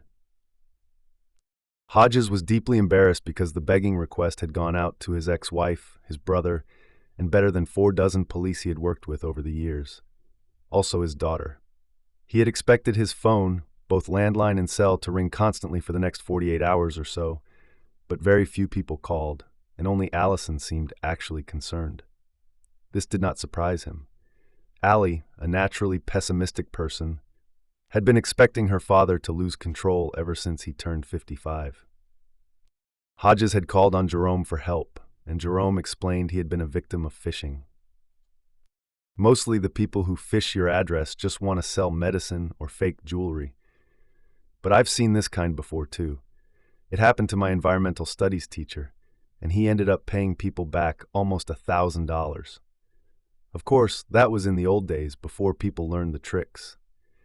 Old days meaning exactly when, Jerome? Jerome had shrugged. 2-3 years ago. It's a new world out there, Mr. Hodges. Just be grateful the fisherman didn't hit you with a virus that destroyed all your files and applications. I wouldn't lose much, Hodges had said. Mostly I just surf the web, although I would miss the computer solitaire. It plays a happy song when I win. Jerome had given him his patented "I'm too polite to call you dumb" look. Your computer isn't just a new kind of TV set. Get that out of your mind. Every time you turn it on, you're opening a window into your life. If someone wants to look, that is. All this went through his head as he looked at the blue umbrella and the endlessly falling rain. Other stuff went through it too. Stuff from his police mind, which had been asleep but was now wide awake. Maybe Mr. Mercedes wants to talk. On the other hand, maybe what he really wants is to look through that window Jerome was talking about. Instead of clicking on Get Started Now, Hodges exited the site, grabbed his phone, and punched one of the few numbers he had on speed dial. Jerome's mother answered, and after some brief and pleasant small talk, she handed the phone to young Mr. Chores himself. Speaking in the most horrible slang dialect he could manage, Hodges said, "Hello, my friend, you keepin' dem girls in line? They earnin'? You representin'?" "Oh, hi, Mr. Hodges. Yes, everything's fine." "You don't like me talking this way on yo phone, friend?" Jerome was honestly confused, and Hodges took pity on him. "The lawn looks terrific." "Oh, good, thanks. Can I do anything else for you?" "Maybe so. I was wondering if you could come by after school tomorrow. It's a computer thing." "Sure, what's the problem this time?" "I'd rather not discuss it on the phone," Hodges said, "but you might find it interesting. 4 o'clock, okay?" "That works." "Good. Do me a favor and leave the nonsense talk at home." "Okay, Mr. Hodges will do. When are you going to lighten up and call me Bill?" "Mr. Hodges makes me feel like your American history teacher." "Maybe when I'm out of high school," Jerome said very seriously. "Just as long as you know you can make the change anytime you want." Jerome laughed. The kid had a great full laugh. Hearing it always cheered Hodges up. He sat at the computer desk in his little cubbyhole of an office, drumming his fingers, thinking. It occurred to him that he hardly ever used this room during the evening. If he woke at 2 in the morning and could not get back to sleep, yes, He would come in and play solitaire for an hour or so before returning to bed. But he was usually in his la-z-boy between 7 and midnight, watching old movies and eating. He grabbed his phone again, dialed directory assistance, and asked the robot on the other end if it had a number for Janelle Patterson. He was not hopeful. Now that she was the well-off woman, and newly divorced in the bargain, Mrs. Trelawney's sister had probably got an unlisted number. But the robot provided it. Hodges was so surprised he had to fumble for a pencil and then punch 2 for a repeat. He drummed his fingers some more, thinking how he wanted to approach her. It would probably come to nothing, but it would be his next step if he were still on the police force. Since he was not, it would take a little extra finesse. He was amused to discover how eagerly he welcomed this challenge. 5. Brady called ahead to a pizza place on his way home and picked up a small pepperoni and mushroom pie. If he thought his mother would eat a couple of slices, he would have gotten a bigger one, but he knew better. Maybe if it was pepperoni and vodka, he thought. If they sold that, I'd have to skip the medium and go straight to a large. There were tract houses on the city's north side. They were built between the Korean War and the Vietnam War, which meant they all looked the same, and they were all falling apart. Most still had plastic toys on the lawns, although it was now fully dark. The Hartsfield house was at 49 Elm Street, where there were no elms and probably never were. It was just that all the streets in this area of the city, known reasonably enough as Northfield, were named for trees. Brady parked behind his mother's old car, which needed a new exhaust system, new points, and new spark plugs, not to mention an inspection sticker. Let her take care of it, Brady thought, but she won't. He would. He would have to. The way he took care of everything. The way I took care of Frankie, he thought, back when the basement was just the basement instead of my control center. Brady and Deborah Ann Hartsfield did not talk about Frankie. The door was locked. At least he had taught her that much, although goodness knew it had not been easy. She was the kind of person who thought okay solved all of life's problems. Tell her, put the half and half back in the fridge after you use it, she said okay. Then you came home and there it sat on the counter, going sour. You said, please do a wash so I can have a clean uniform for the ice cream truck tomorrow. She said okay. But when you poked your head into the laundry room, everything was still there in the basket. The sound of the TV greeted him. Something about an immunity challenge, so it was a reality show. He had tried to tell her it was all fake, a setup. She said yes, okay, she knew, but she still never missed it. I'm home, Mom. Hi, honey. Only a moderate slur, which was good for this hour of the evening. If I was her liver, Brady thought, I'd jump out of her mouth some night while she's snoring and run away. He nonetheless felt that little flicker of anticipation as he went into the living room, the flicker he hated. She was sitting on the couch in the white silk robe he got her for Christmas, and he could see more white where it split apart high up on her thighs, her underwear. He refused to think the word panties in connection with his mother. It was too sexual, but it was down there in his mind, just the same, a snake hiding in poison ivy. Also, he could see the small round shadows of her nipples. It was not right that such things should excite him. She was pushing 50. She was starting to get fat around the middle. She was his mother, for goodness sake. But, I brought pizza, he said, holding up the box and thinking, I already ate. I already ate, she said. Probably she did. A few lettuce leaves and a tiny tub of yogurt. It was how she kept what was left of her figure. It's your favorite, he said, thinking, you enjoy it, honey. You enjoy it, sweetie, she said. She lifted her glass and took a ladylike sip. Gulping came later, after he was gone to bed and she thought he was asleep. Get yourself a soft drink and come sit beside me. She patted the couch. Her robe opened a little more. White robe, white panties. Underwear, he reminded himself. Underwear, that's all. She's my mother, she's Mom, and when it's your mom, it's just underwear. She saw him looking and smiled. She did not adjust the robe. The survivors are on Fiji this year. She frowned. I think it's Fiji, one of those islands anyway. Come and watch with me. No, I guess I'll go downstairs and work for a while. What project is this, honey? A new kind of networking device. She would not know a networking device from a plumbing pipe, so that was safe enough. One of these days you'll invent something that will make us rich, she said. I know you will. Then, goodbye, electronics store, and goodbye to that ice cream truck. She looked at him with wide eyes that were only a little watery from the vodka. He did not know how much she drank in the course of an ordinary day, and counting empty bottles did not work because she got rid of them somewhere, but he knew her capacity was staggering. Thanks, he said, feeling flattered in spite of himself. Feeling other things, too, very much in spite of himself. Come give your mom a kiss, honey boy. He approached the couch, careful not to look down the front of the gaping robe, and trying to ignore that crawling sensation just below his belt buckle. She turned her face to one side, but when he bent to kiss her cheek, she turned back and pressed her damp, half-open mouth to his. He tasted alcohol and smelled the perfume she always dabbed behind her ears. She dabbed it other places as well. She placed a palm on the nape of his neck and ruffled his hair with the tips of her fingers, sending a shiver all the way down to the small of his back. She touched his upper lip with the tip of her tongue, just a flick, there and gone, then pulled back and gave him the wide-eyed starlet stare. My honey boy, she breathed like the heroine of some romantic movie. He pulled away hastily. She smiled at him, then looked back at the TV, where good-looking young people in bathing suits were running along a beach. He opened the pizza box with hands that were shaking slightly, took out a slice, and dropped it in her salad bowl. Eat that, he said. It'll absorb the alcohol, some of it. Don't be mean to Mommy, she said, but with no bitterness and certainly no hurt. She pulled her robe closed, doing it absently, already lost in the world of the survivors again, intent on discovering who would be voted off the island this week. And don't forget about my car, Brady. It needs a sticker. It needs a lot more than that, he said, and went into the kitchen. He grabbed a soft drink from the fridge, then opened the door to the basement. He stood there in the dark for a moment, then spoke a single word: control.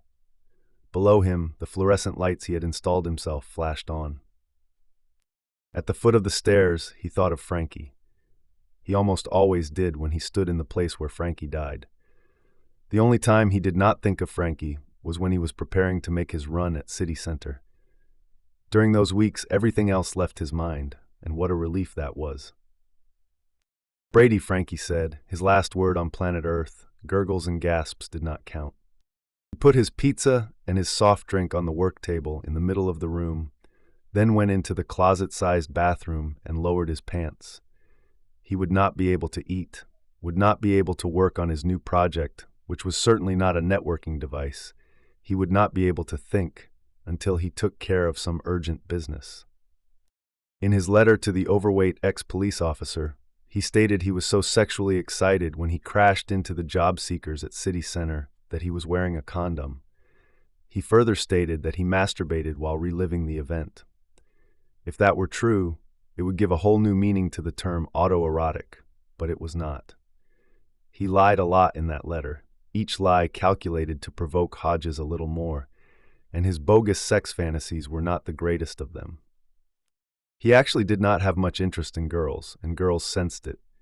It was probably why he got along so well with Freddie Linklater, his female homosexual colleague at Discount Electronics. For all Brady knew, she might think he was gay. But he was not gay either. He was largely a mystery to himself, but one thing he knew for sure: he was not asexual, or not completely.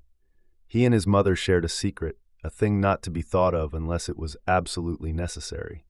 When it did become necessary, it must be dealt with and put away again. Mom, I see your underwear, he thought, and took care of his business as fast as he could. There was lubricant in the medicine cabinet, but he did not use it. He wanted it to burn. 6. Back in his roomy basement workspace, Brady spoke another word. This one was chaos. On the far side of the control room was a long shelf about 3 feet above the floor. Ranged along it were 7 laptop computers with their darkened screens flipped up. There was also a chair on casters, so he could roll rapidly from one to another. When Brady spoke the magic word, all 7 came to life. The number 20 appeared on each screen, then 19, then 18. If he allowed this countdown to reach 0, a suicide program would kick in, scrubbing his hard disks clean and overwriting them with gibberish. Darkness, he said, and the big countdown numbers disappeared, replaced by desktop images that showed scenes from The Wild Bunch, his favorite movie. He tried Apocalypse and Armageddon, much better startup words in his opinion, full of ringing finality, but the word recognition program had problems with them, and the last thing he wanted was having to replace all his files because of a stupid glitch. Two-syllable words were safer. Not that there was much on 6 of the 7 computers. Number 3 was the only one with what the overweight ex-police officer would call incriminating information, but he liked to look at that awesome array of computing power, all lit up as it was now. It made the basement room feel like a real command center. Brady considered himself a creator as well as a destroyer, but knew that so far he had not managed to create anything that would exactly set the world on fire, and he was haunted by the possibility that he never would, that he had, at best, a second-rate creative mind. Take the Rolla, for instance. That had come to him in a flash of inspiration one night when he had been vacuuming the living room, a chore that was usually beneath his mother. He had sketched a device that looked like a footstool on bearings, with a motor and a short hose attachment on the underside. With the addition of a simple computer program, Brady reckoned the device could be designed to move around a room, vacuuming as it went. If it hit an obstacle, a chair, say, or a wall, it would turn on its own and start off in a new direction. He had actually begun building a prototype when he saw a version of his Rolla moving busily around the window display of an upscale appliance store downtown. The name was even similar. It was called a Roomba. Someone had beaten him to it, and that someone was probably making millions. It was not fair, but what was? Life was a dreadful lottery with terrible prizes. He had illegally modified the TVs in the house, which meant Brady and his mom were getting not just basic cable, but all the premium channels, including a few specialized ones for free, and there was not a thing the cable companies could do about it. He had hacked the DVD player so it would run not just American discs, but those from every region of the world. It was easy. 3 or 4 quick steps with the remote, plus a 6-digit recognition code. Great in theory, but did it get used? Not at 49 Elm Street, it did not. Mom would not watch anything that was not broadcast by the 4 major networks, and Brady himself was mostly working one of his 2 jobs or down here in the control room where he did his actual work.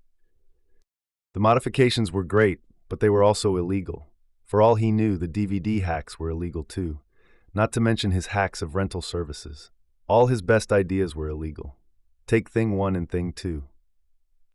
Thing 1 had been on the passenger seat of Mrs. Trelawney's Mercedes when he left City Center on that foggy morning the previous April, with blood dripping from the bent grill and dotting the windshield.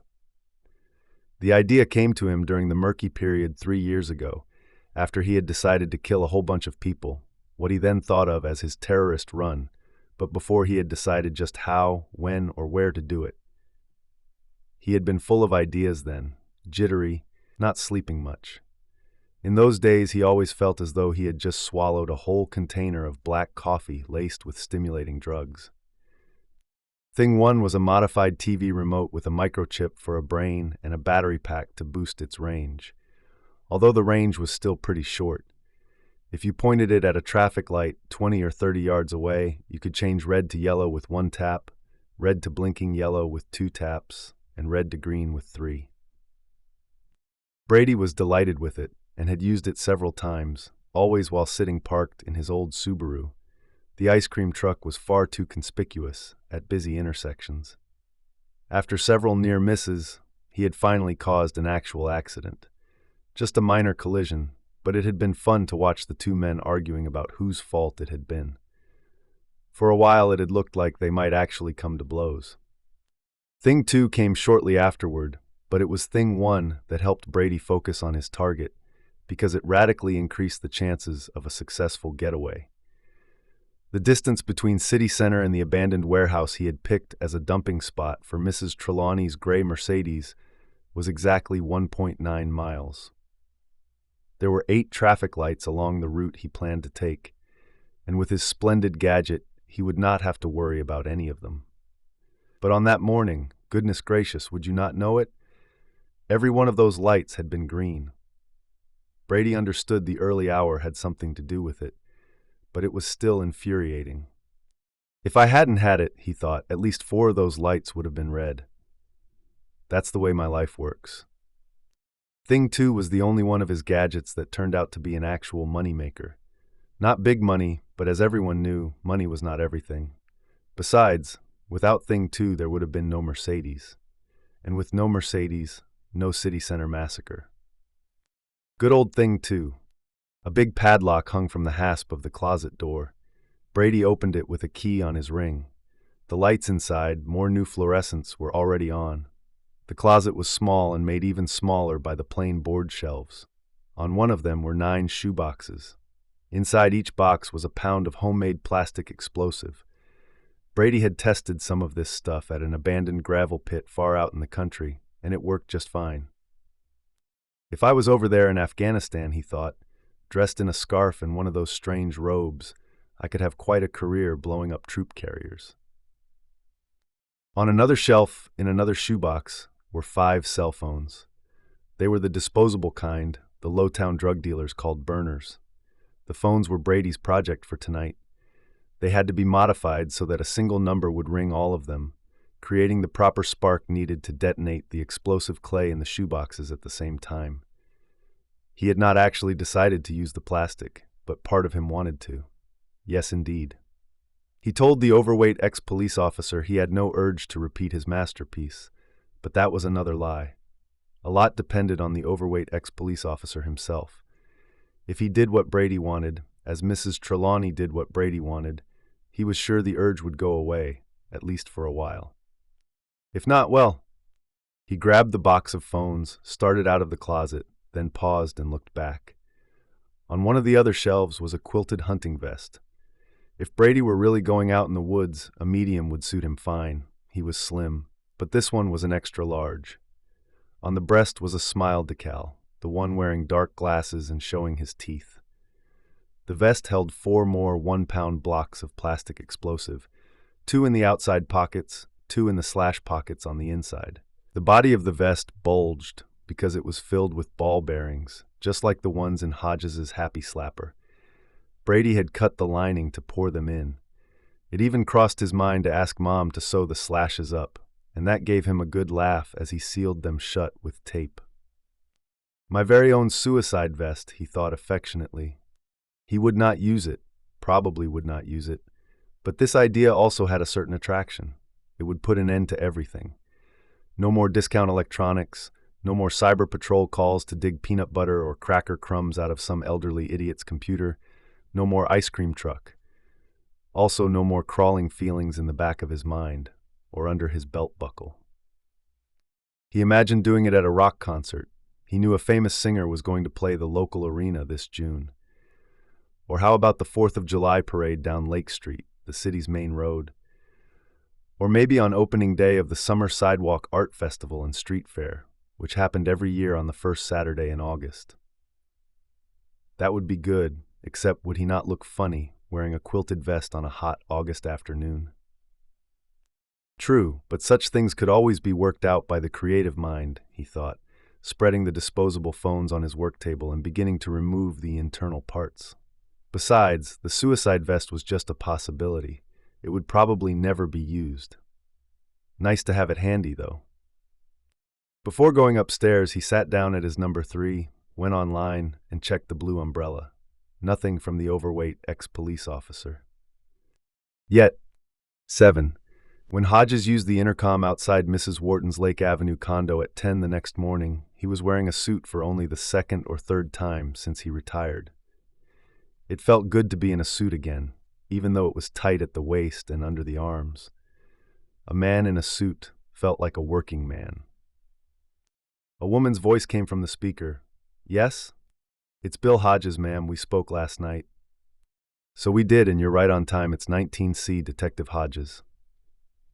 He started to tell her that he was no longer a detective, but the door was buzzing, and so he did not bother. Besides, he told her he was retired when they talked on the phone. Janelle Patterson was waiting for him at the door, just as her sister was on the day of the city center massacre. when Hodges and Pete Huntley came to interview her the first time. The resemblance between the two women was enough to give Hodges a powerful sense of having been here before. But as he made his way down the short hall from the elevator to the apartment doorway, trying to walk rather than lumber, he saw that the differences outweighed the similarities. Patterson had the same light blue eyes and high cheekbones, but where Olivia Trelawney's mouth was tight and pinched, the lips often white with a combination of strain and irritation, Janelle Patterson seemed even in repose ready to smile or to bestow a kiss. Her lips were shiny with gloss. They looked good enough to eat. And no boatneck tops for this lady. She was wearing a snug turtleneck that cradled a pair of perfectly round breasts. They were not big, those breasts, but as Hodges's dear old father used to say, any more was unnecessary. Was he looking at the work of good foundation garments, or a post-divorce enhancement? Enhancement seemed more likely to Hodges. Thanks to her sister, she could afford all the bodywork she wanted. She extended her hand and gave him a good practical shake. "Thank you for coming," as if it had been at her request. "Glad you could see me," he said, following her in. That same stunning view of the lake struck him. He remembered it well, although they had only the one interview with Mrs. T here. All the others were either at the big house in Sugar Heights or at the station. She had gone into hysterics during one of those station visits, he remembered. "Everybody is blaming me," she said. The suicide had come not much later, only a matter of weeks. "Would you like coffee, Detective? It's Jamaican. Very tasty, I think." Hodges made it a habit not to drink coffee in the middle of the morning, because doing so usually gave him severe acid reflux in spite of his medicine. But he agreed. He sat in one of the sling chairs by the wide living room window while he waited for her to come back from the kitchen. The day was warm and clear. On the lake, sailboats were moving quickly. When she returned, he stood up to take the silver tray she was carrying, but Janelle smiled, shook her head no, and set it on the low coffee table with a graceful dip of her knees. Almost a curtsy. Hodges had considered every possible direction their conversation might take, but his forethought turned out to be irrelevant. It was as if, after carefully planning a seduction, the object of his desire had met him at the door in a short nightgown and high-heeled shoes. "I want to find out who drove my sister to suicide," she said as she poured their coffee into stout china mugs, "but I didn't know how I should proceed. Your call was like a message from God. After our conversation, I think you're the man for the job." Hodges was too dumbfounded to speak. She offered him a mug. "If you want cream, you'll have to pour it yourself. When it comes to additives, I take no responsibility." "Black is fine." She smiled. Her teeth were either perfect or perfectly capped. A man after my own heart. He sipped, mostly to buy time, but the coffee was delicious. He cleared his throat and said, "As I told you when we talked last night, Mrs. Patterson, I'm no longer a police detective. On November 20th of last year, I became just another private citizen. We need to have that clearly understood." She regarded him over the rim of her cup. Hodges wondered if the moist gloss on her lips left an imprint, or if cosmetic technology had made that sort of thing obsolete. It was a crazy thing to be wondering, but she was a pretty lady. Also, he did not go out much these days. "As far as I'm concerned," Janelle Patterson said, "there are only two words that matter in what you just said. One is private and the other is detective. I want to know who interfered with her, who toyed with her until she killed herself, and nobody in the police department cares.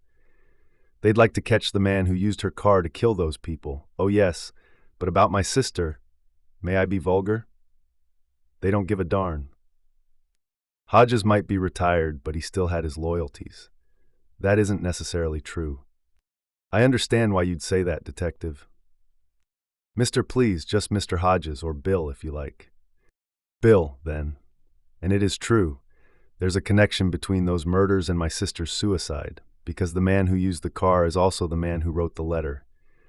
And those other things, those blue umbrella things." "Easy," Hodges cautioned himself. "Don't mess this up. What letter are we talking about, Mrs. Patterson?" "Janie, if you're Bill, I'm Janie. Wait here. I'll show you." She got up and left the room. Hodges's heart was beating hard, much harder than when he took on the bullies beneath the overpass, but he still appreciated that the view of Janie Patterson going away was as good as the one from the front. Easy, boy, he told himself again. You are not a detective. His mug was already half empty and no acid reflux, not a trace of it. Miracle coffee, he thought. She came back holding 2 pieces of paper by the corners and with an expression of distaste. I found it when I was going through the papers in Olivia's desk. Her lawyer, Mr. Schran, was with me. She named him the executor of her will, so he had to be. But he was in the kitchen getting himself a glass of water. He never saw this. I hid it. She said it matter-of-factly, with no shame or defiance. I knew what it was right away. Because of that, the guy left one on the steering wheel of her car. I guess you could call it his calling card. She tapped the sunglasses-wearing smile face partway down the first page of the letter. Hodges had already noted it. He had also noted the letter's font, which he had identified from his own word processing program as American typewriter. When did you find it? She thought back, calculating the passage of time. I came for the funeral, which was near the end of November. I discovered that I was Olivia's sole beneficiary when the will was read. That would have been the first week of December. I asked Mr. Schran if we could put off the inventory of Olivia's assets and possessions until January because I had some business to take care of back in Los Angeles. He agreed.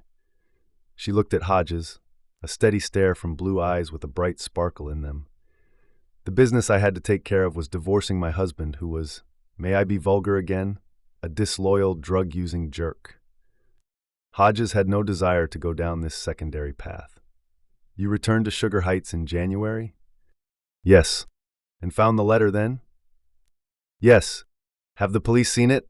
He knew the answer. January was over 4 months ago, but the question had to be asked. No. Why not? I already told you, because I don't trust them. That bright sparkle in her eyes overflowed as she began to cry. 8. She asked if he would excuse her. Hodges told her, of course. She disappeared, presumably to get control of herself and repair her face. Hodges picked up the letter and read it, taking small sips of coffee as he did so. The coffee really was delicious. Now, if he just had a cookie or two to go with it. Dear Olivia Trelawney, I hope you will read this letter all the way to the end before throwing it away or burning it up. I know I don't deserve your consideration, but I am begging for it just the same. You see, I am the man who stole your Mercedes and drove it into those people. Now I am burning like you might burn my letter, only with shame and remorse and sorrow. Please, please, please give me a chance to explain. I can never have your forgiveness. That's another thing I know, and I don't expect it. But if I can only get you to understand, that would be enough. Will you give me that chance, please? To the public, I am a monster. To the TV news, I am just another bloody story to sell commercials. To the police, I am just another criminal they want to catch and put in jail. But I am also a human being, just as you are. Here is my story. I grew up in a physically and sexually abusive household. My stepfather was the first, and do you know what happened when my mother found out? She joined the fun. Have you stopped reading yet? I wouldn't blame you, it's disgusting, but I hope you have not, because I have to get this off my chest. I may not be in the land of the living much longer, you see, but I cannot end my life without someone knowing why I did what I did. Not that I understand it completely myself, but perhaps you, as an outsider, will. Here was Mr. Smiley Face. The sexual abuse went on until my stepfather died of a heart attack when I was 12. My mother said if I ever told, I would be blamed. She said if I showed the healed cigarette burns on my arms and legs and private parts, she would tell people I did it myself. I was just a kid and I thought she was telling the truth. She also told me that if people did believe me, she would have to go to jail and I would be put in an orphan home, which was probably true. I kept my mouth shut. Sometimes the devil you know is better than the devil you don't. I never grew very much, and I was very thin because I was too nervous to eat, and when I did, I often threw up, bulimia. Hence, and because of this, I was bullied at school. I also developed a bunch of nervous habits, such as picking at my clothes and pulling at my hair, sometimes pulling it out in bunches. This caused me to be laughed at, not just by the other kids, but by teachers too. Janie Patterson had returned and was once again sitting opposite him, drinking her coffee, but for the moment Hodges barely noticed her. He was thinking back to the 4 or 5 interviews he and Pete conducted with Mrs. T. He was remembering how she was always straightening her dress tops, or tugging down her skirt, or touching the corners of her pinched mouth as if to remove a crumb of lipstick, or winding a curl of hair around her finger and tugging at it. That too. He went back to the letter. I was never a mean kid, Mrs. Trelawney. I swear to you, I never tortured animals or beat up kids that were even smaller than I was. I was just a nervous little mouse of a kid, trying to get through my childhood without being laughed at or humiliated, but at that I did not succeed. I wanted to go to college, but I never did. You see, I ended up taking care of the woman who abused me. It's almost funny, isn't it? Mom had a stroke, possibly because of her drinking. Yes, she is also an alcoholic, or was when she could get to the store to buy her bottles. She can walk a little, but really not much. I have to help her to the toilet and clean her up after she does her business. I work all day at a low-paying job. Probably lucky to have a job at all in this economy, I know.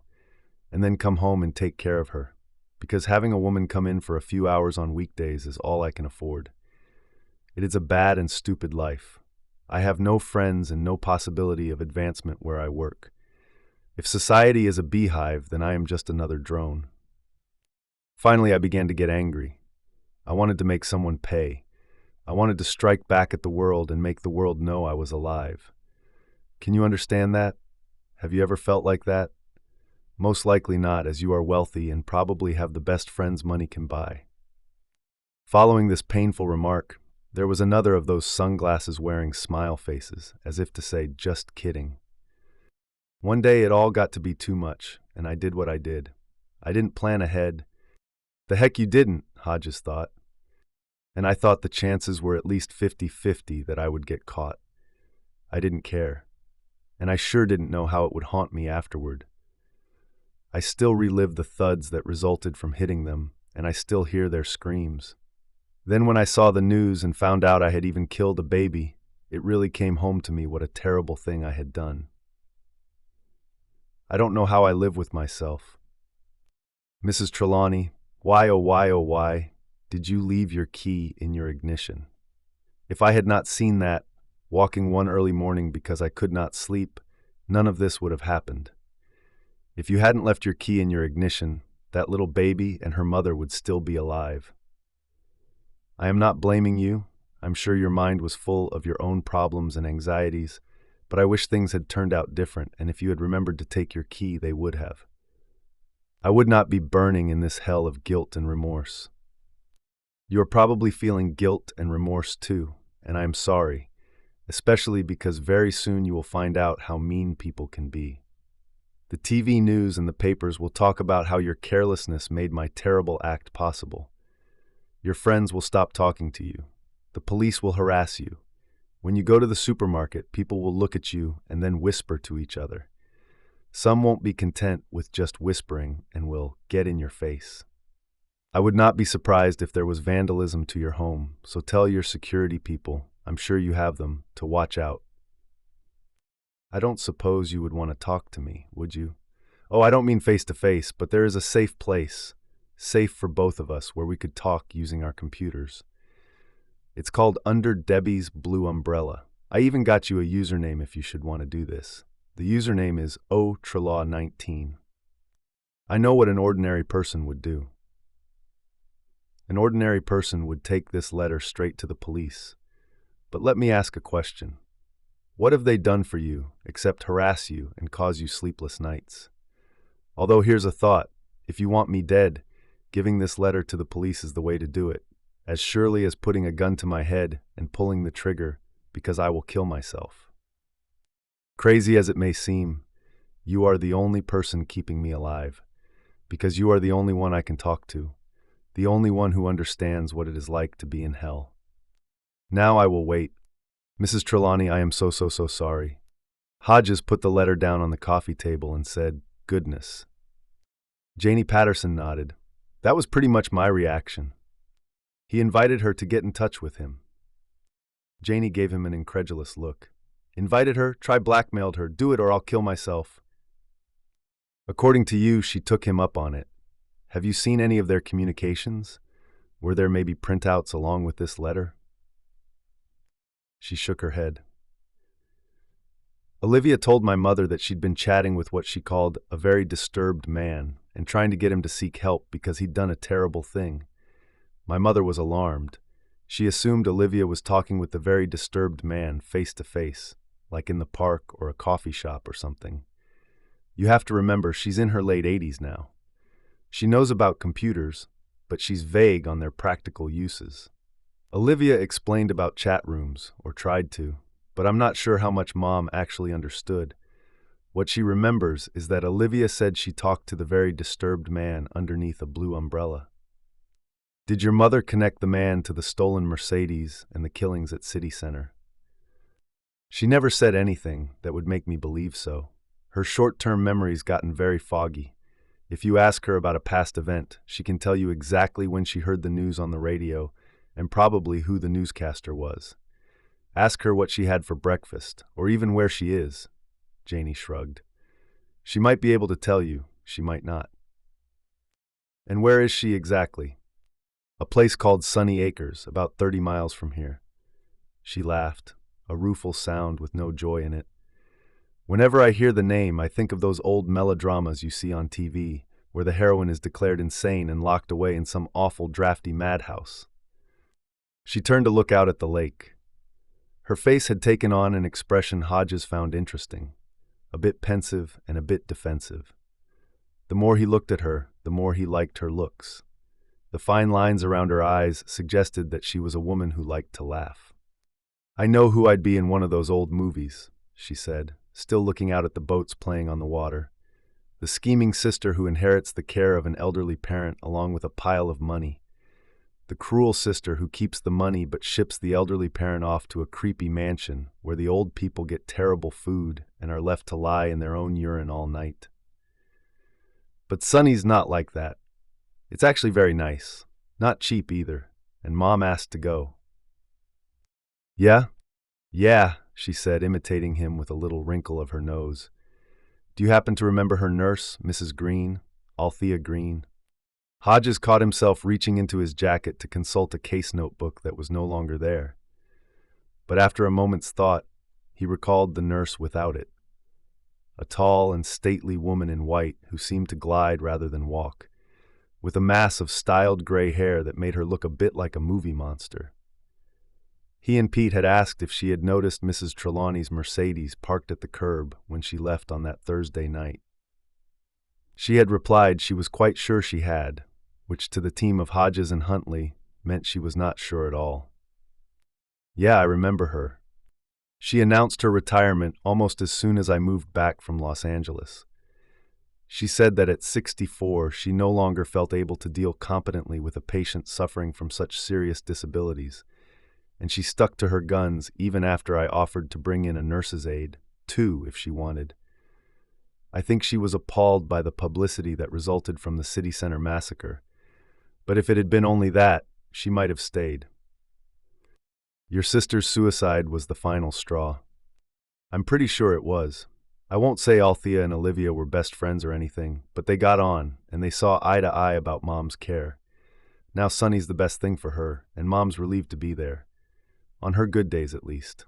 So am I. For one thing, they manage her pain better.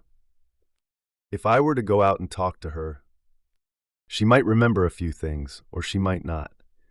She turned from the lake to look at him directly. Will you take the job? I checked private detective rates online, and I'm prepared to do considerably better. $5,000 a week plus expenses, an 8-week minimum. $40,000 for 8 weeks' work, Hodges marveled. Maybe he could be a private detective after all.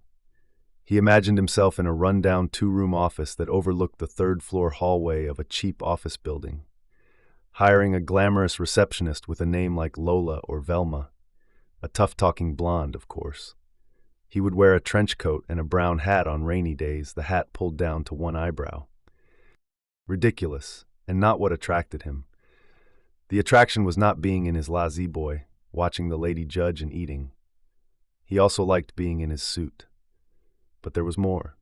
He left the police department with unfinished cases. Pete had identified the pawn shop armed robber, and it looked like he and Isabel Janes might soon be arresting Donald Davis, the man who killed his wife and then went on TV flashing his handsome smile. Good for Pete and Isabel, but neither Davis nor the pawn shop robber was the big prize. Also, he thought, Mr. Mercedes should have left me alone, and Mrs. T, he should have left her alone too. Bill? Janie was snapping her fingers like a stage hypnotist, bringing a subject out of a trance. Are you there, Bill? He returned his attention to her, a woman in her mid-40s who was not afraid to sit in bright sunlight. If I say yes, you'll be hiring me as a security consultant. She looked amused. Like the men who work for Vigilant Guard Service out in the Heights? No, not like them. They're insured, for one thing. I'm not. I never had to be, he thought. I'd just be private security like the kind of guys who work the downtown nightclubs. That's nothing you'd be able to claim as a deduction on your income tax, I'm afraid. Amusement broadened into a smile, and she did the nose-wrinkling thing again. A fairly captivating sight, in Hodges' opinion. Don't care. In case you didn't know, I'm very rich. What I'm trying for is full disclosure, Janie. I have no private detective's license, which won't stop me from asking questions, but how well I can operate without either a badge or a license remains to be seen. It's like asking a blind man to stroll around town without his guide dog. Surely there's a police department old boys network? There is, but if I tried to use it, I'd be putting both the old boys and myself in a bad position. That he had already done this by questioning Pete for information was a thing he would not share with her on such short acquaintance. He lifted the letter Janie had showed him. For one thing, I'm guilty of withholding evidence if I agree to keep this between us. That he was already withholding a similar letter was another thing she did not need to know. Technically, at least. And withholding is a serious crime. She looked dismayed. Oh my God, I never thought of that. On the other hand, I doubt if there's much forensics could do with it. A letter dropped into a mailbox on Marlborough Street or Lowbriar Avenue is just about the most anonymous thing in the world. Once upon a time, I remember it well, you could match up the typing in a letter to the machine that wrote it. If you could find the machine, that is. It was as good as a fingerprint. But this wasn't typed. Nope, laser printer, which means no unique defects, so I wouldn't be withholding much. Of course, withholding was still withholding. I'm going to take the job, Janie, but $5,000 a week is ridiculous. I'll take a check for $2 if you want to write one, and bill you for expenses. That doesn't seem like anywhere near enough. If I get someplace, we can talk about a bonus. But he did not think he would take one, even if he did manage to track Mr. Mercedes down. Not when he came here already determined to investigate the hateful person and to persuade her into helping him. All right, agreed, and thank you. You're welcome. Now tell me about your relationship with Olivia. All I know is it was good enough for you to call her Olivia, and I could use more. That will take some time. Would you like another cup of coffee and a cookie or two to go with it? I have lemon snaps. Hodges said yes to both. 9. Olivia. Janie said this, then fell silent long enough for Hodges to sip some of his new cup of coffee and eat a cookie. Then she turned to the window and the sailboats again, crossed her legs, and spoke without looking at him. Have you ever loved someone without liking them?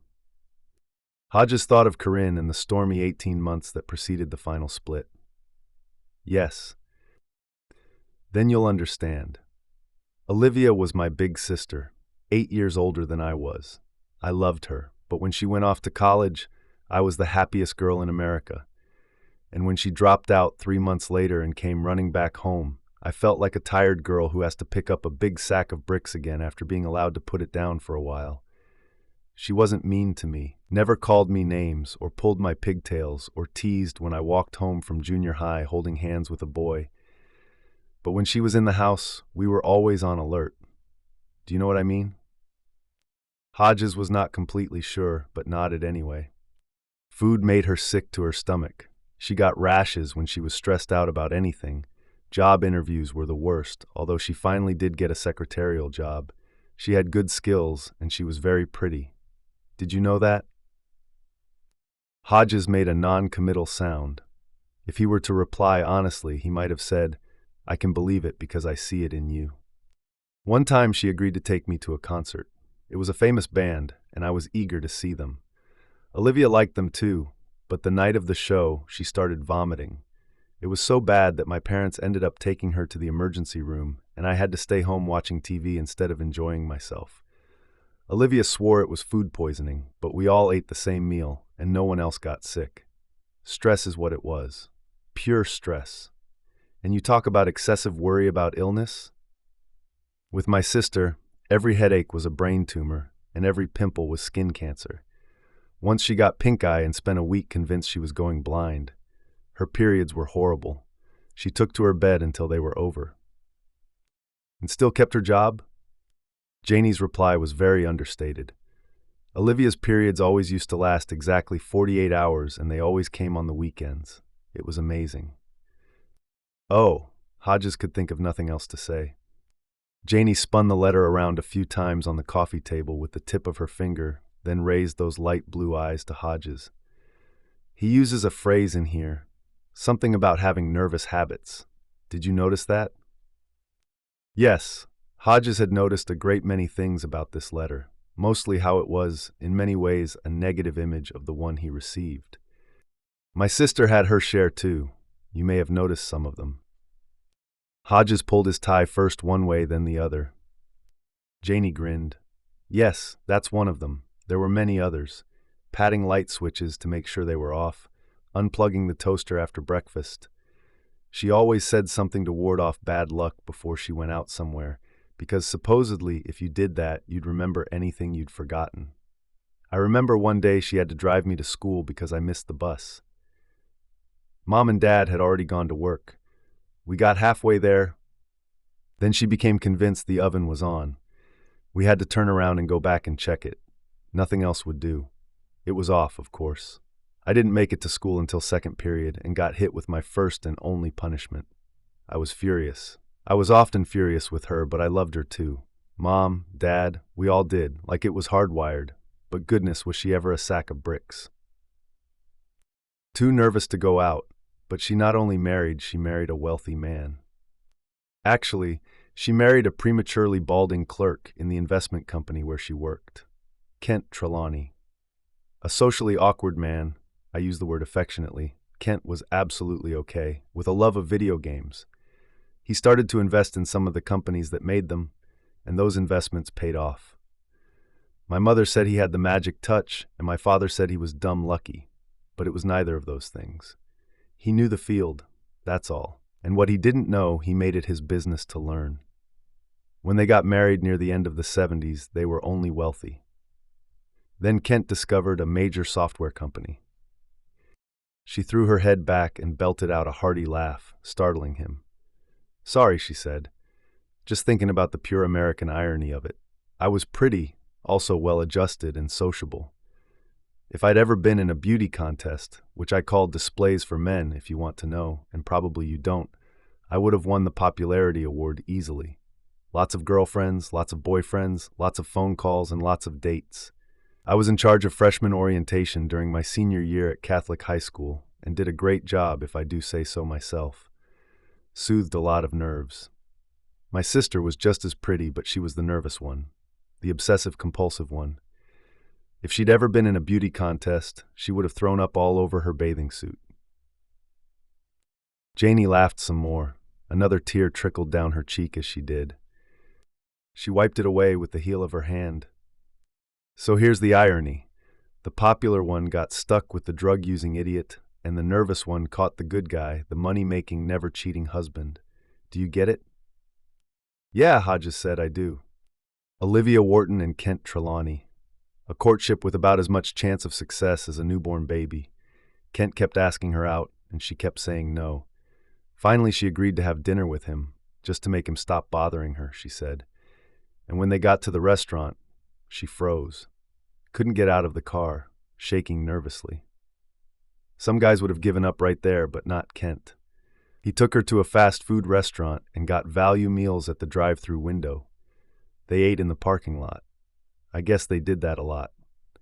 She'd go to the movies with him, but always had to sit on the aisle. She said sitting on the inside made her short of breath.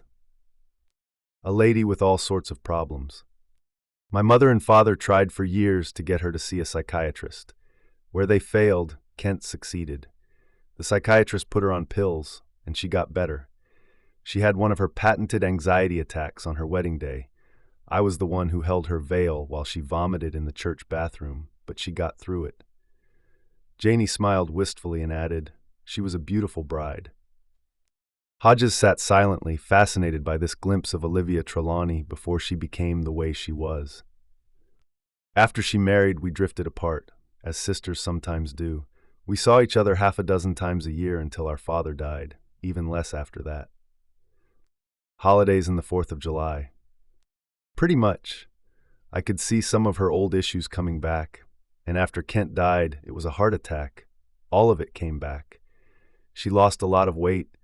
She went back to the awful clothes she wore in high school and when she was working in the office. Some of this I saw when I came back to visit her and Mom, some when we talked online. He nodded his understanding. I've got a friend who keeps trying to get me to use that. She regarded him with a smile. You're old school, aren't you? I mean, really. Her smile faded. The last time I saw Olivia was May of last year, not long after the city center thing. Janie hesitated, then gave it its proper name.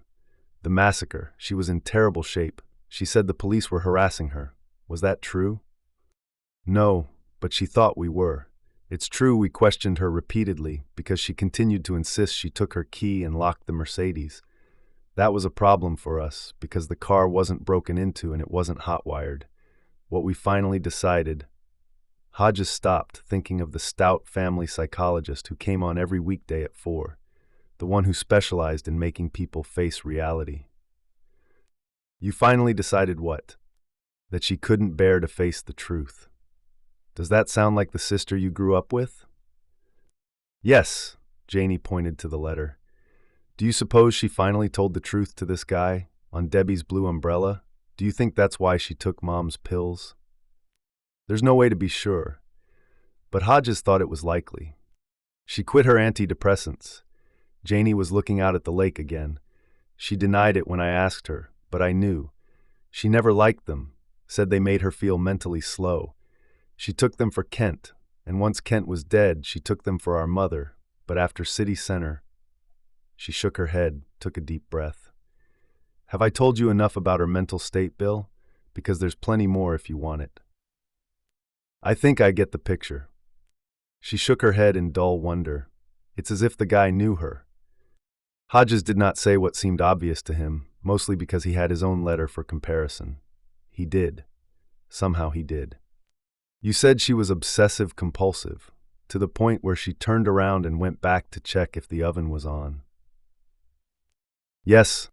Does it seem likely to you that a woman like that would have forgotten her key in the ignition? Janie did not answer for a long time. Then she said actually no. It did not to Hodges either.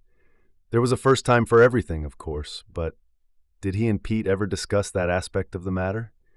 He was not sure, but thought maybe they did. Only they had not known the depths of Mrs. T's mental problems, had they?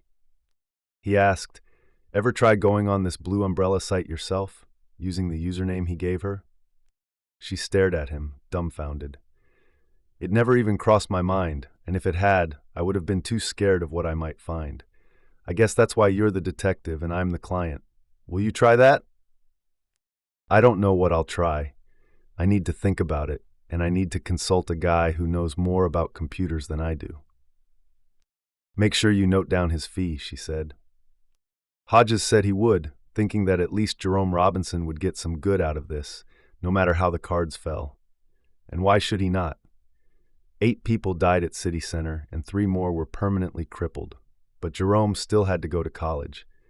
Hodges remembered an old saying, even on the darkest day, the sun shines on some dog's rear end. What's next? Hodges took the letter and stood up. Next, I take this to the nearest copying machine. Then I return the original to you. No need of that. I'll scan it into the computer and print you one. Hand it over. Really? You can do that? Her eyes were still red from crying, but the glance she gave him was nonetheless cheerful. It's a good thing you have a computer expert on call, she said. I'll be right back. In the meantime, have another cookie. Hodges had 3. 10. When she returned with his copy of the letter, he folded it into his inner jacket pocket. The original should go into a safe, if there's one here. There's one at the Sugar Heights house. Will that do? It probably would, but Hodges did not care for the idea. Too many prospective buyers walking in and out. Which was probably stupid, but there it was. Do you have a safe deposit box? No, but I could rent one. I use a bank just 2 blocks over. I'd like that better, Hodges said, going to the door. Thank you for doing this, she said, and held out both of her hands, as if he had asked her to dance. You don't know what a relief it is. He took the offered hands, squeezed them lightly, then let go, although he would have been happy to hold them longer. 2 other things. First, your mother. How often do you visit her? Every other day or so. Sometimes I take her food from the Iranian restaurant she and Olivia liked. The nursing home kitchen staff is happy to warm it up, and sometimes I bring her a movie or 2. She likes the old ones, like with famous dancers. I always bring her something, and she's always happy to see me. On her good days, she does see me. On her bad ones, she's likely to call me Olivia. Or Charlotte. That's my aunt. I also have an uncle. The next time she has a good day, you ought to call me so I can go see her. All right, I'll go with you. What's the other thing? This lawyer you mentioned, Shran, did he strike you as competent? The best, that was my impression. If I do find something out, maybe even put a name on the guy, we're going to need someone like that. We'll go see him. We'll turn over the letters. Letters, I only found the one. Hodges thought, oh no, then recovered. The letter and the copy, I mean. Oh right. If I find the guy, it's the job of the police to arrest him and charge him. Shran's job is to make sure we don't get arrested for going outside the normal procedures and investigating on our own. That would be criminal law, isn't it? I'm not sure he does that kind. Probably not, but if he's good, he'll know somebody who does. Someone who's just as good as he is. Are we agreed on that? We have to be. I'm willing to investigate, but if this turns into police business, we let the police take over. I'm fine with that, Janie said. Then she stood on tiptoe, put her hands on the shoulders of his too-tight coat, and planted a kiss on his cheek. I think you're a good guy, Bill, and the right guy for this. He felt that kiss all the way down in the elevator. A lovely little warm spot. He was glad he took pains about shaving before leaving the house. 11. The silver rain fell without end, but the young couple, lovers, friends, were safe and dry under the blue umbrella that belonged to someone, likely a fictional someone, named Debbie. This time Hodges noticed that it was the boy who appeared to be speaking, and the girl's eyes were slightly widened, as if in surprise. Maybe he's just proposed to her? Jerome popped this romantic thought like a balloon. Looks like a questionable sight, doesn't it? Now what would a young college-bound person like yourself know about questionable sights? They were seated side by side in Hodges' study, looking at the blue umbrella startup page. Odell, Jerome's Irish setter, was lying on his back behind them, rear legs splayed, tongue hanging from one side of his mouth, staring at the ceiling with a look of good-humored contemplation. Jerome brought him on a leash, but only because that was the law inside the city limits. Odell knew enough to stay out of the street and was about as harmless to passers-by as a dog could be. I know what you know and what everybody with a computer knows, Jerome said. In his khaki slacks and button-down shirt, his hair a close-cropped cap of curls, he looked to Hodges like a young politician, only taller. Jerome was 6'5", and around him was the faint, pleasantly nostalgic aroma of aftershave. Questionable sights are more numerous than flies on roadkill. You surf the internet, you can't help bumping into them, and the ones with the innocent-sounding names are the ones most likely to be loaded. Loaded how? with the kinds of images that can get you arrested. Child pornography, you mean? Or torture pornography. 99% of the violence and bondage stuff is faked. The other 1%, Jerome shrugged. And you know this how? Jerome gave him a look, straight, frank, and open. Not an act, just the way he was, and what Hodges liked most about the kid. His mother and father were the same way, even his little sister. Mr. Hodges, everybody knows, if they're under 30, that is. Years ago, people used to say, don't trust anyone over 30. Jerome smiled. I trust them, but when it comes to computers, an awful lot of them are clueless.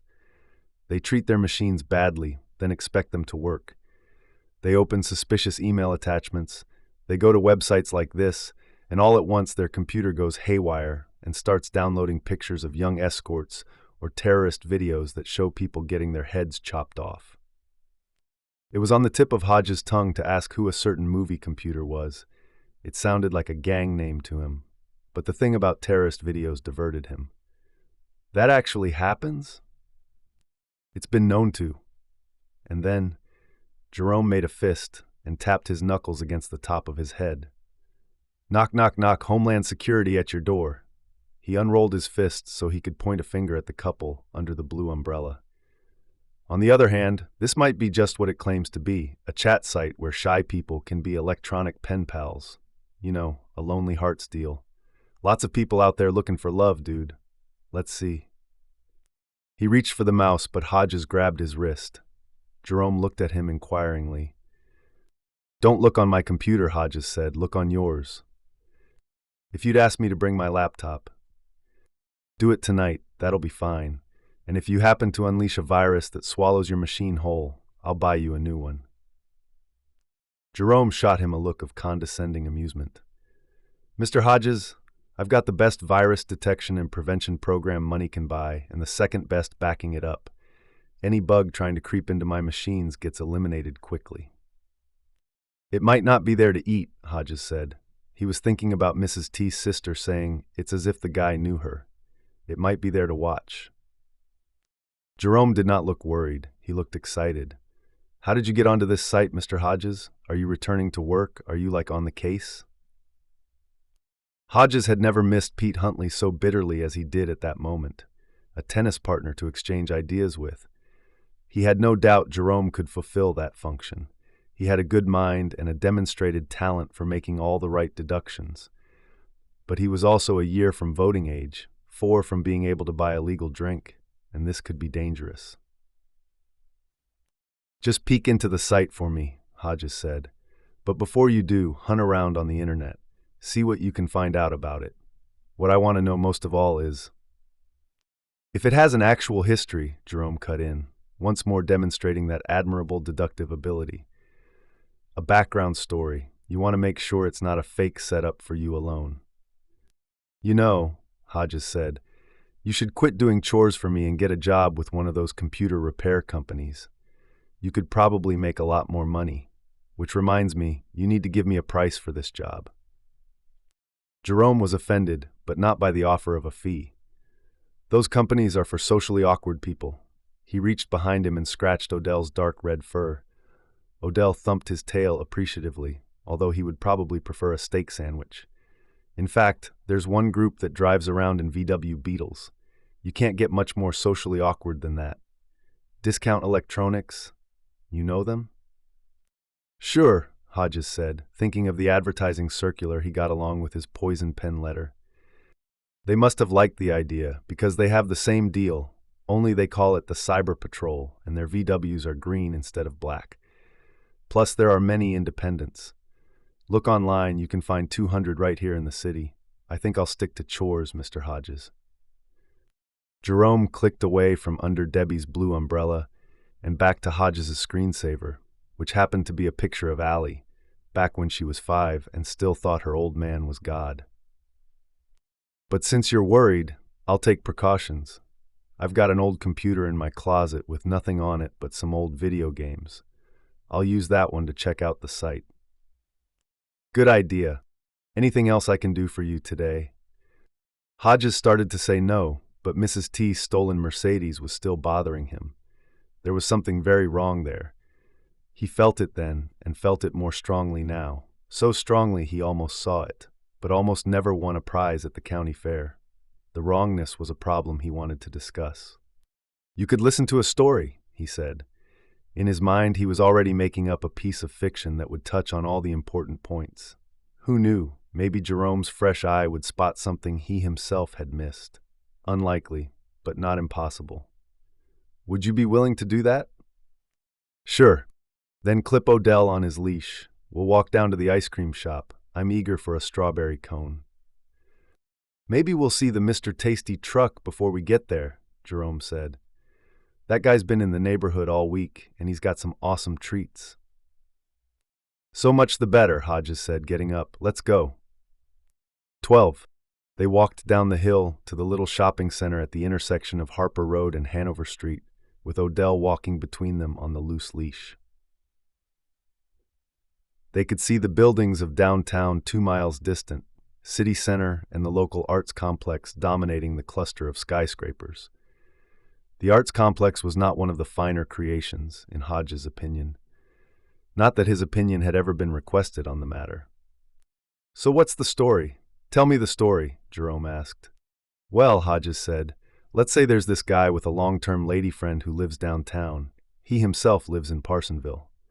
This was a municipality just beyond Sugar Heights, not as luxurious but far from shabby. Some of my friends call Parsonville a derogatory name for white people," Jerome said. "I heard my father say it once, and my mother told him to stop the racist talk." Uh-huh. Jerome's friends, the black ones, probably called Sugar Heights the same thing too, which made Hodges think he was doing okay so far. Odell had stopped to check out Mrs. Melbourne's flowers. Jerome pulled him away before he could relieve himself there. "So anyway," Hodges resumed, "the long-term lady friend has a condo apartment in that part of town. Also nice. Yeah, he goes to see her 3 or 4 times a week. 1 or 2 nights a week he takes her to dinner or a movie and stays over. When he does that, he parks his car, a nice one, a BMW, on the street, because it's a good area, well policed, plenty of those high-intensity lights. Also, the parking's free from 7 in the evening to 8 in the morning. If I had a BMW, I'd put it in one of the garages down there and never mind the free parking," Jerome said, and tugged the leash again. "Stop it, Odell. Nice dogs don't eat out of the gutter." Odell looked over his shoulder and rolled an eye as if to say, "You don't know what nice dogs do." "Well, rich people have some funny ideas about saving money," Hodges said, thinking of Mrs. T's explanation for doing the same thing. "If you say so." They had almost reached the shopping center. On the way down the hill, they had heard the jingling tune of the ice cream truck, once quite close, but it faded again as the Mr. Tasty guy headed for the housing developments north of Harper Road. So one Thursday night, this guy goes to visit his lady as usual. He parks as usual, all kinds of empty spaces down there once the business day is over, and locks up his car as usual. He and his lady take a walk to a nearby restaurant, have a nice meal, then walk back. His car's right there, he sees it before they go in. He spends the night with his lady, and when he leaves the building in the morning, his BMW's gone missing. They were now standing outside the ice cream shop. There was a bicycle rack nearby. Jerome fastened Odell's leash to it. The dog lay down and put his muzzle on one paw. "No," Hodges said, "it's there." He was thinking that this was a very good variation on what actually happened. He almost believed it himself. "But it's facing the other way because it's parked on the other side of the street." Jerome raised his eyebrows. "Yeah, I know. Weird, right?" So the guy goes across to it. Car looks okay. It's locked up tight just the way he left it. It's just in a new place. So the first thing he does is check for his key, and yes, it's still in his pocket. "So what the hell happened, Jerome?" "I don't know, Mr. H. It's like a detective story, isn't it? A real difficult problem." There was a little smile on Jerome's face that Hodges could not quite figure out and was not sure he liked. It was a knowing smile. Hodges dug his wallet out of his pants. He selected a $5 bill and handed it to Jerome. "Go get our ice cream cones. I'll watch the dog." "You don't need to do that. He's fine." "I'm sure he is, but Standing in line will give you time to consider my little problem. Think of yourself as the detective. Maybe that'll help. Okay, the playful persona emerged. Only you are the detective. I am his assistant.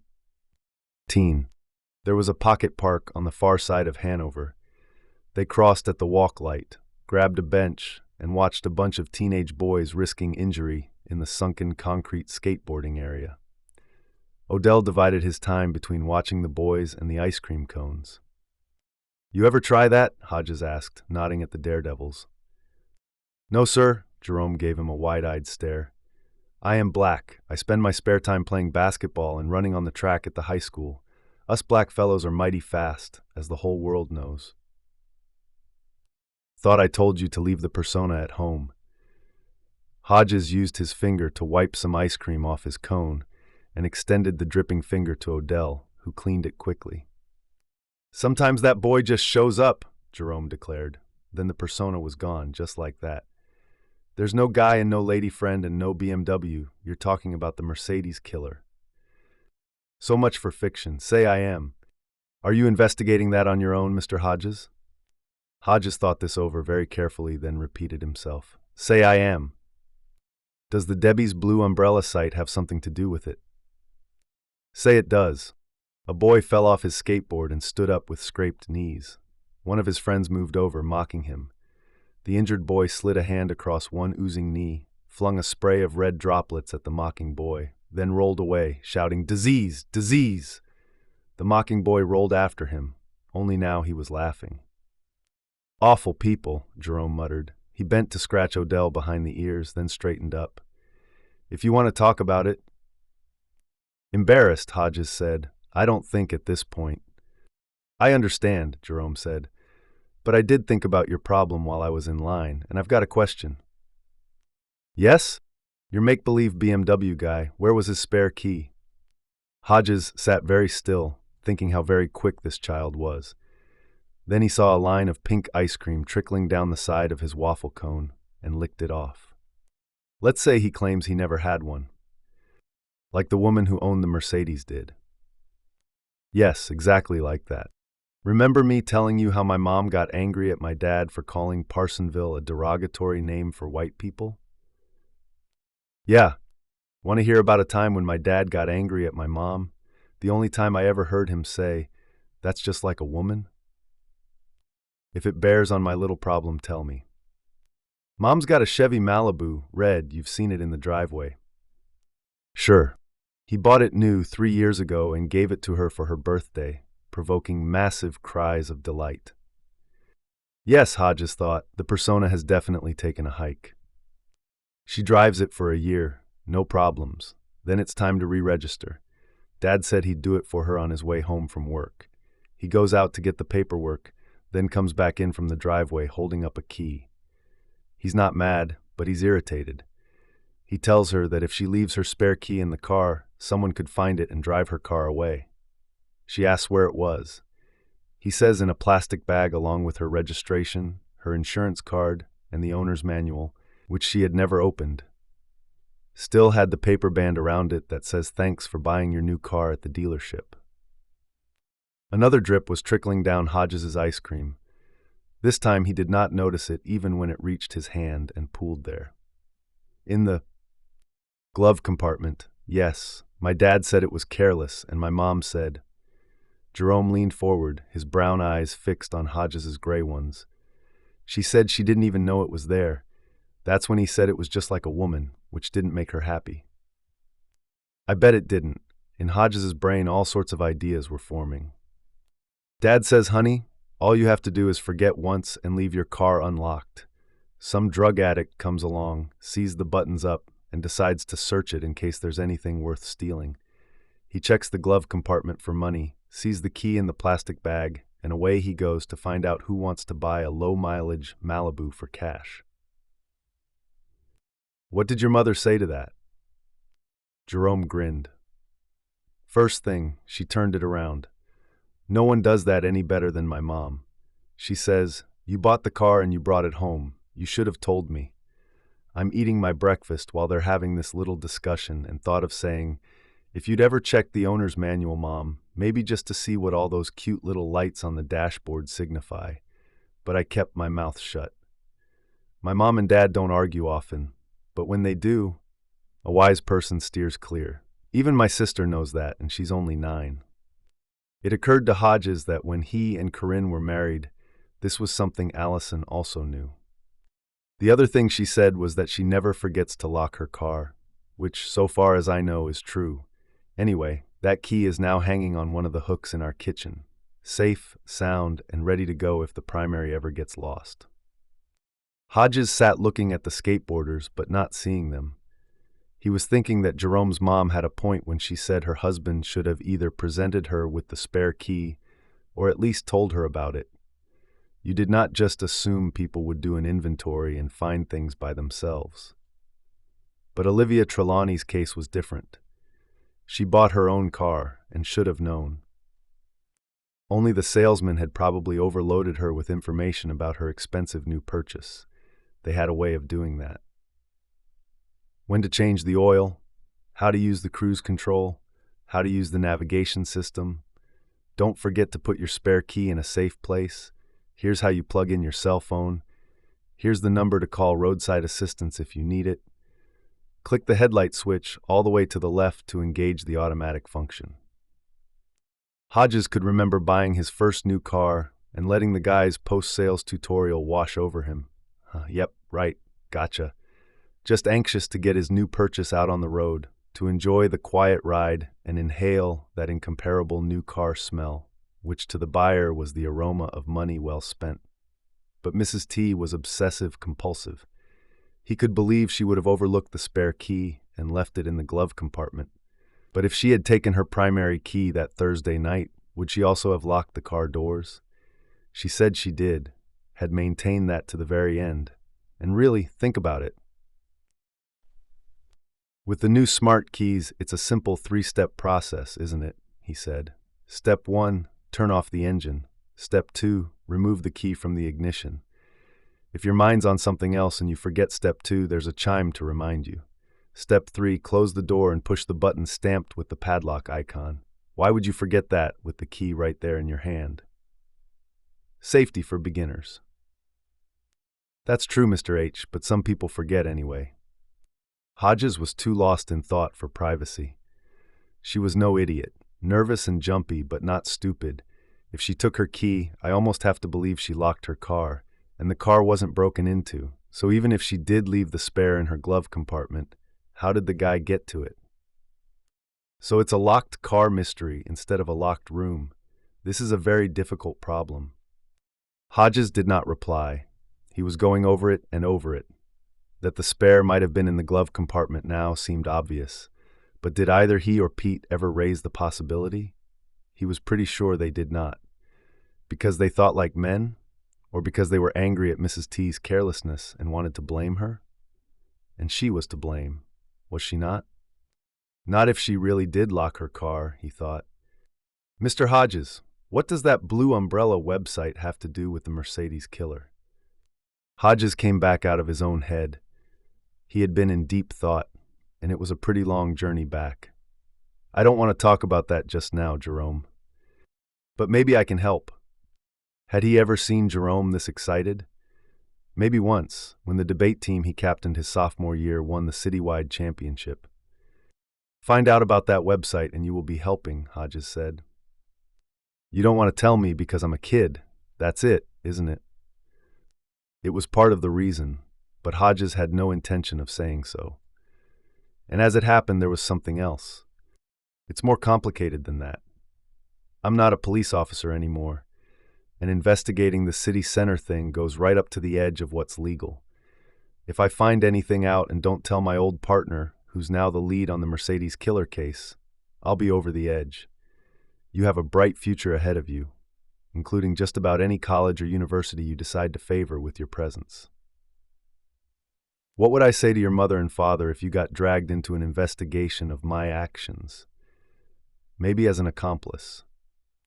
Jerome sat quietly, absorbing this. Then he gave the end of his cone to Odell, who accepted it eagerly. I get it. Do you? Yeah. Jerome stood up and Hodges did the same. Still friends? Sure, but if you think I can help you, promise me that you'll ask. You know what they say, 2 heads are better than 1. That's a deal. They started back up the hill. At first, Odell walked between them as before, then started to pull ahead because Hodges was slowing down. He was also losing his breath. I've got to lose some weight, he told Jerome. You know what? I tore the seat out of a perfectly good pair of pants the other day. You could probably stand to lose 10, Jerome said diplomatically. Double that and you'd be a lot closer. Want to stop and rest a minute? No. Hodges sounded childish even to himself. He meant it about the weight, though. When he got back to the house, every single snack in the cupboards and the fridge was going into the disposal. Jerome, it would be best if you kept my little investigation to yourself. Can I trust your discretion? Jerome replied without hesitation, absolutely, mum's the word. Good. A block ahead, the Mr. Tasty truck jingled its way across Harper Road and headed down Vinson Lane. Jerome waved. Hodges could not see if the ice cream man waved back. Now we see him, Hodges said. Jerome turned, gave him a grin. Ice cream man's like a police officer. Huh? Never around when you need him. 14. Brady rolled along, obeying the speed limit, hardly hearing the jingle and clang of music from the speakers above him. He was wearing a sweater beneath his white Mr. Tasty jacket because the load behind him was cold. Like my mind, he thought. Only ice cream is just cold. My mind is also analytical. It's a machine. He turned his thoughts to what he had just seen. The overweight ex-police officer walking up Harper Road Hill with Jerome Robinson and the Irish setter with the name associated with black culture.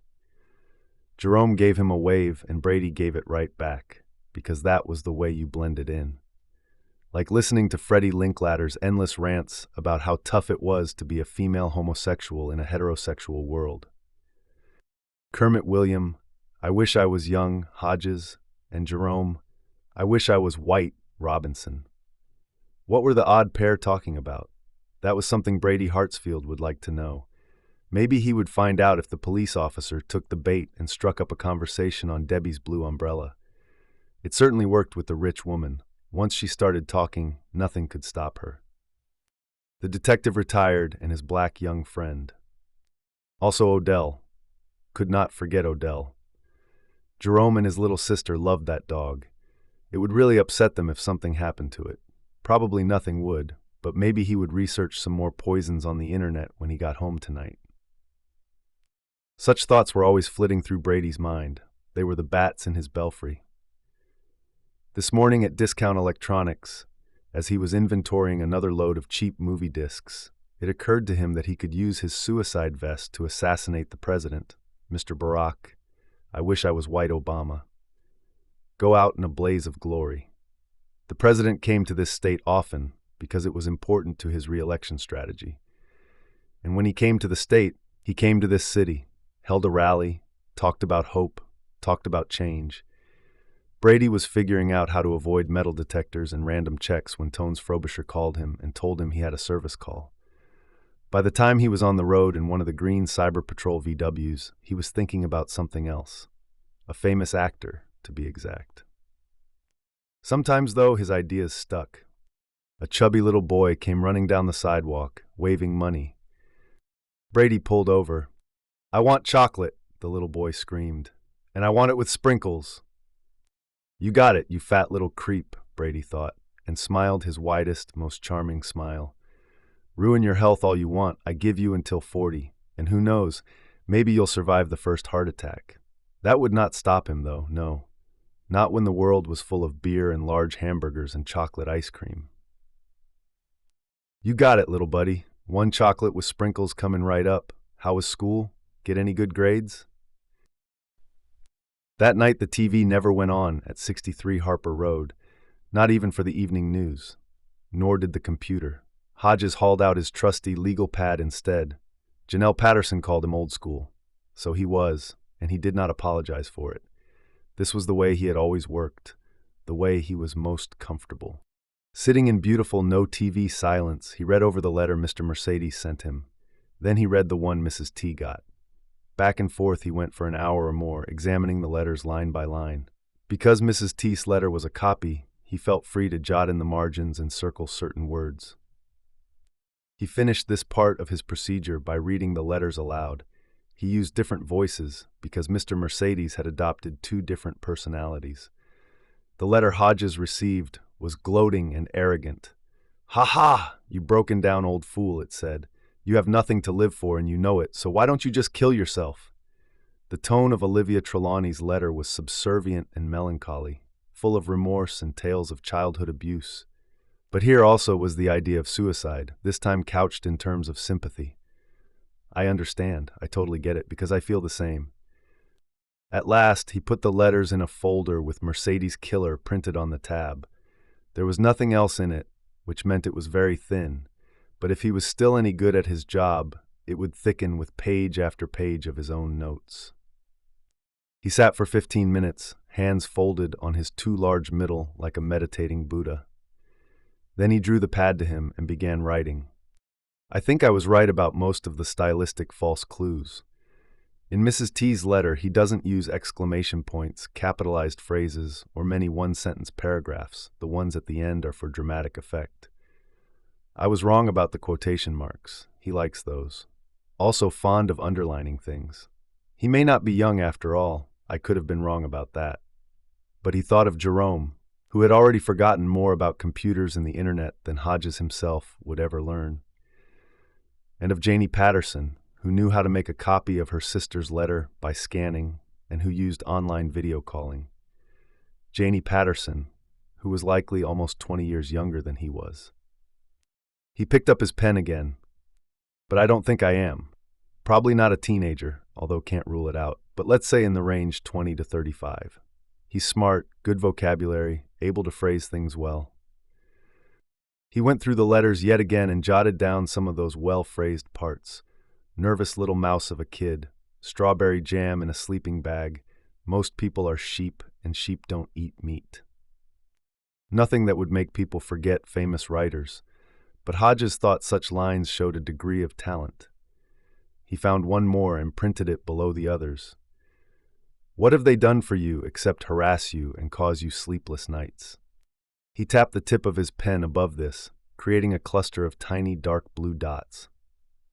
He thought most people would write give you sleepless nights or bring you sleepless nights, but those were not good enough for Mr. Mercedes because he was a gardener planting seeds of doubt and paranoia.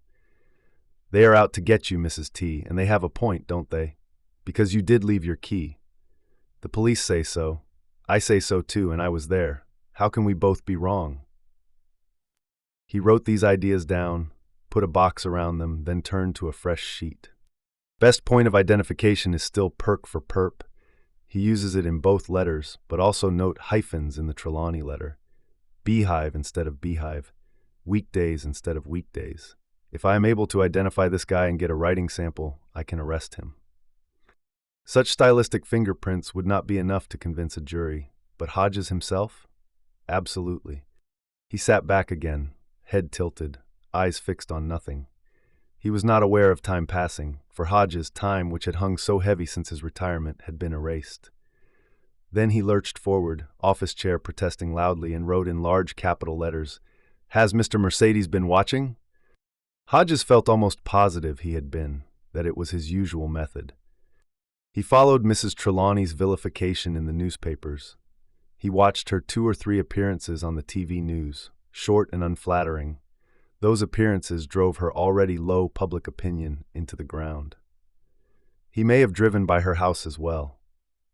Hodges should talk to Radney Peoples again and find out if Peoples or any other vigilant employees noted certain cars cruising Mrs. Trelawney's Sugar Heights neighborhood in the weeks before she took her own life. And someone spray-painted a terrible message on one of her gate posts. How long before her suicide was that? Maybe Mr. Mercedes did it himself. And of course, he could have gotten to know her better, much better, if she took him up on his invitation to meet under the blue umbrella. Then there was him, he thought, and looked at the way his own letter ended. I wouldn't want you to start thinking about your gun followed by killing. But you are thinking of it, aren't you? Was Mr. Mercedes talking about his theoretical service weapon, or had he seen the 38 Hodges sometimes played with? No way of telling, but I think he has. He knows where I live. You can look right into my living room from the street, and I think he's seen it. The idea that he had been watched filled Hodges with excitement rather than dread or embarrassment. If he could match some vehicle, the vigilant people had noticed with a vehicle spending an excessive amount of time on Harper Road. That was when the telephone rang.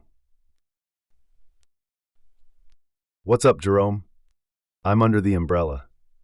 Hodges put his legal pad aside. The first 4 pages were now full of disorganized notes, the next 3 with a closely written case summary, just like in the old days. He rocked back in his chair. "It didn't destroy your computer, I take it?" "Nope, no problems. And I've already got 4 offers to talk with new friends. One's from Abilene, Texas. She says her name is Bernice, but I can call her Bernie, with an I. She sounds cute as anything, and I won't say I'm not tempted, but she's probably a cross-dressing shoe salesman from Boston who lives with his mother. The internet, dude. It's a magical box." Hodges grinned. "First the background, which I partly got from poking around that very internet, and mostly from a couple of computer experts at the university. You ready?" Hodges grabbed his legal pad again and turned to a fresh page. "Hit me," which was exactly what he used to say to Pete Huntley when Pete came in with fresh information on a case. "Okay, but first, do you know what the most precious internet item is?" "Nope, and thinking of Janie Patterson, I'm old school." Jerome laughed. "That you are, Mr. Hodges. It's part of your charm." "Thank you, Jerome. The most precious item is privacy, and that's what Debbie's Blue Umbrella and sites like it deliver. They make social networking look like a party line back in the 1950s. Hundreds of privacy sites have sprung up since 9/11. That's when the various first world governments really started to look closely at things. The powers that be fear the internet, dude, and they're right to fear it. Anyway, most of these extreme privacy sites operate out of Central Europe. They are to internet chat what Switzerland is to bank accounts. You understand? Yeah. The Blue Umbrella servers are in a Bosnian village that was mostly known for bullfights until 2005 or so. Encrypted servers. We're talking very high quality, okay? Tracing back is impossible unless the government has some super secret software nobody knows about. And even if they do, Hodges thought, they'd never put it to use in a case like the Mercedes killer. Here's another feature, especially handy in the age of sharing improper photos. Mr. H, have you ever found something on the internet, like a picture or an article in a newspaper, that you wanted to print and you couldn't? A few times, yeah. You hit print and the print preview shows nothing but a blank page. It's annoying. Same thing on Debbie's Blue Umbrella. Jerome did not sound annoyed. He sounded admiring. "I had a little back and forth with my new friend Bernie. You know, how's the weather there? What are your favorite groups? That kind of thing. And when I tried to print our conversation, I got a picture of lips with a finger across them and a message that says, 'Shh.'" Jerome spelled this out, just to be sure Hodges got it. "You can make a record of the conversation." "You bet," Hodges thought, looking fondly down at the jotted notes on his legal pad. "But you'd have to take screenshots or something, which is a nuisance." You see what I mean about the privacy, right? These guys are serious about it. Hodges did see.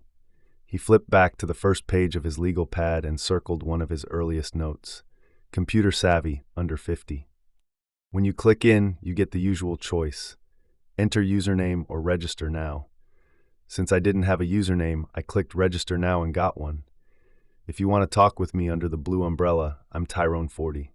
Next, there's a questionnaire you fill out. Age, sex, interests, things like that. And then you have to punch in your credit card number. It's $30 a month. I did it because I have faith in your powers of reimbursement." "Your faith will be rewarded, my son." The computer thinks it over for 90 seconds or so. The Blue Umbrella spins and the screen says, "Sorting." Then you get a list of people with interests similar to yours. You just click on a few and pretty soon you're chatting up a storm. Could people use this to exchange pornography? I know the description says you can't, but you could use it to exchange fantasies, but no pictures. Although I could see how unusual people, child abusers, people with strange fetishes, that kind of thing, could use the blue umbrella to direct like-minded friends to sites where illegal images are available. Hodges started to ask what strange fetishes were, then decided he did not want to know. Mostly just innocent chat, then. Well, what? I can see how crazy people might use it to exchange bad information, like how to build bombs and stuff. Let's say I already have a username. What happens then? Do you? The excitement was back in Jerome's voice. Let's say I do.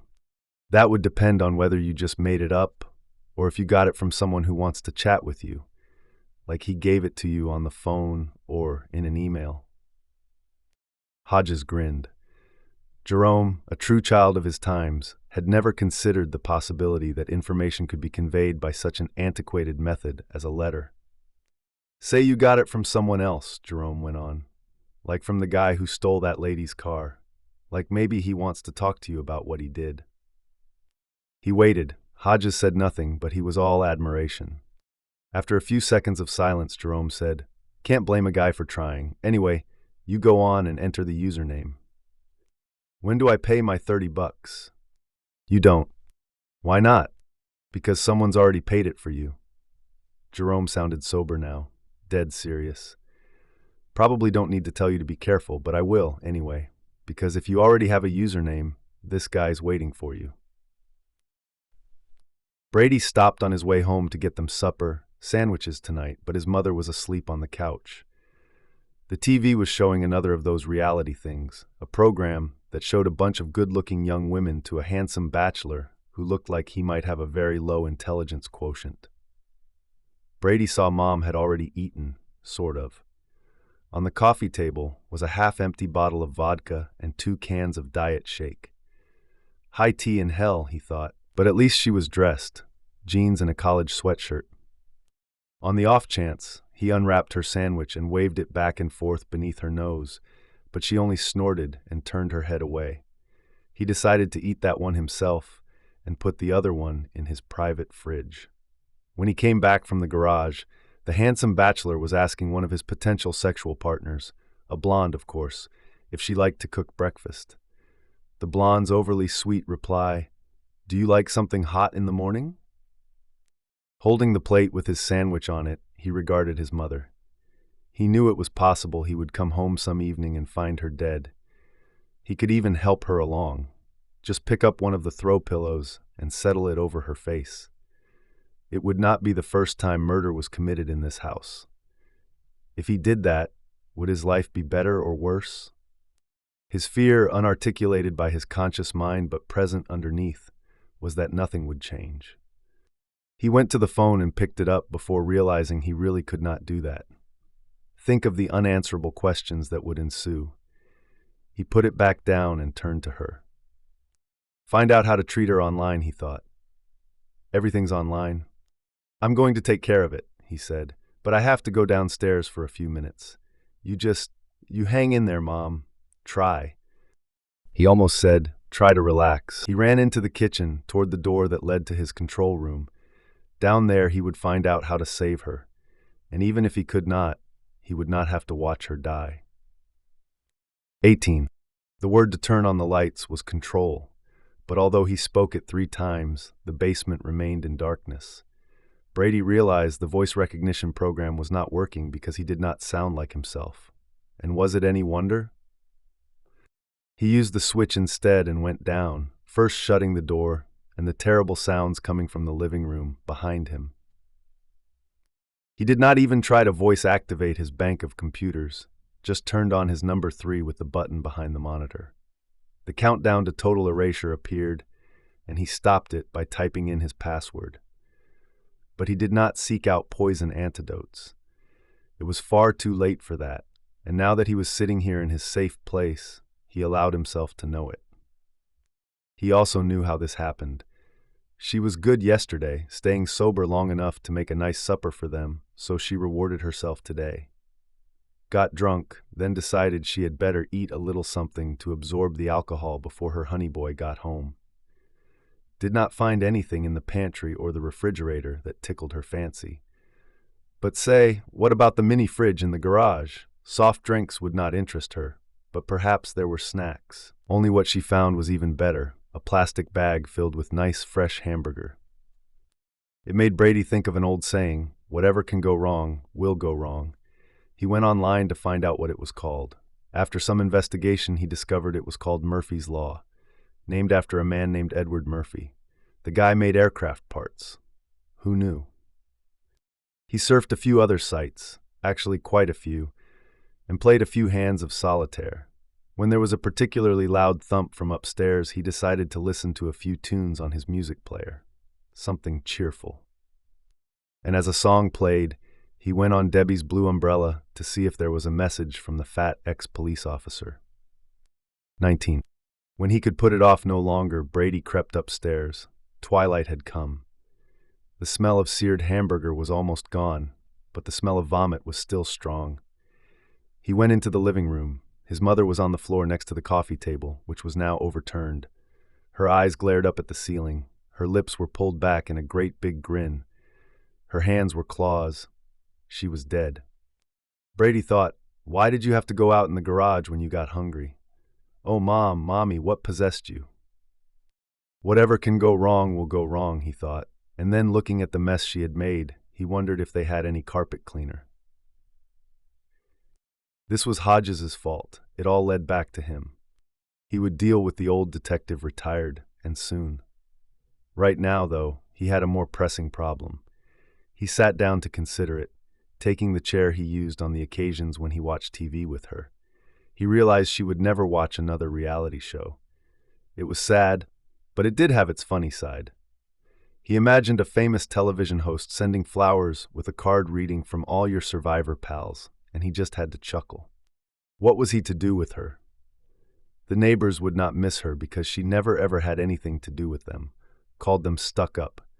She had no friends either, not even of the barfly type, because she did all her drinking at home. Once, in a rare moment of self-appraisal, she told him she did not go out to the bars because they were full of drunks just like her. That's why you didn't taste that stuff and stop, isn't it? He asked the corpse. You were too drunk. He wished they had a large freezer. If they did, he would cram her body into it. He saw that in a movie once. He did not dare put her in the garage. That seemed a little too public somehow. He supposed he could wrap her in a rug and take her down to the basement. She would certainly fit under the stairs, but how would he get any work done, knowing she was there?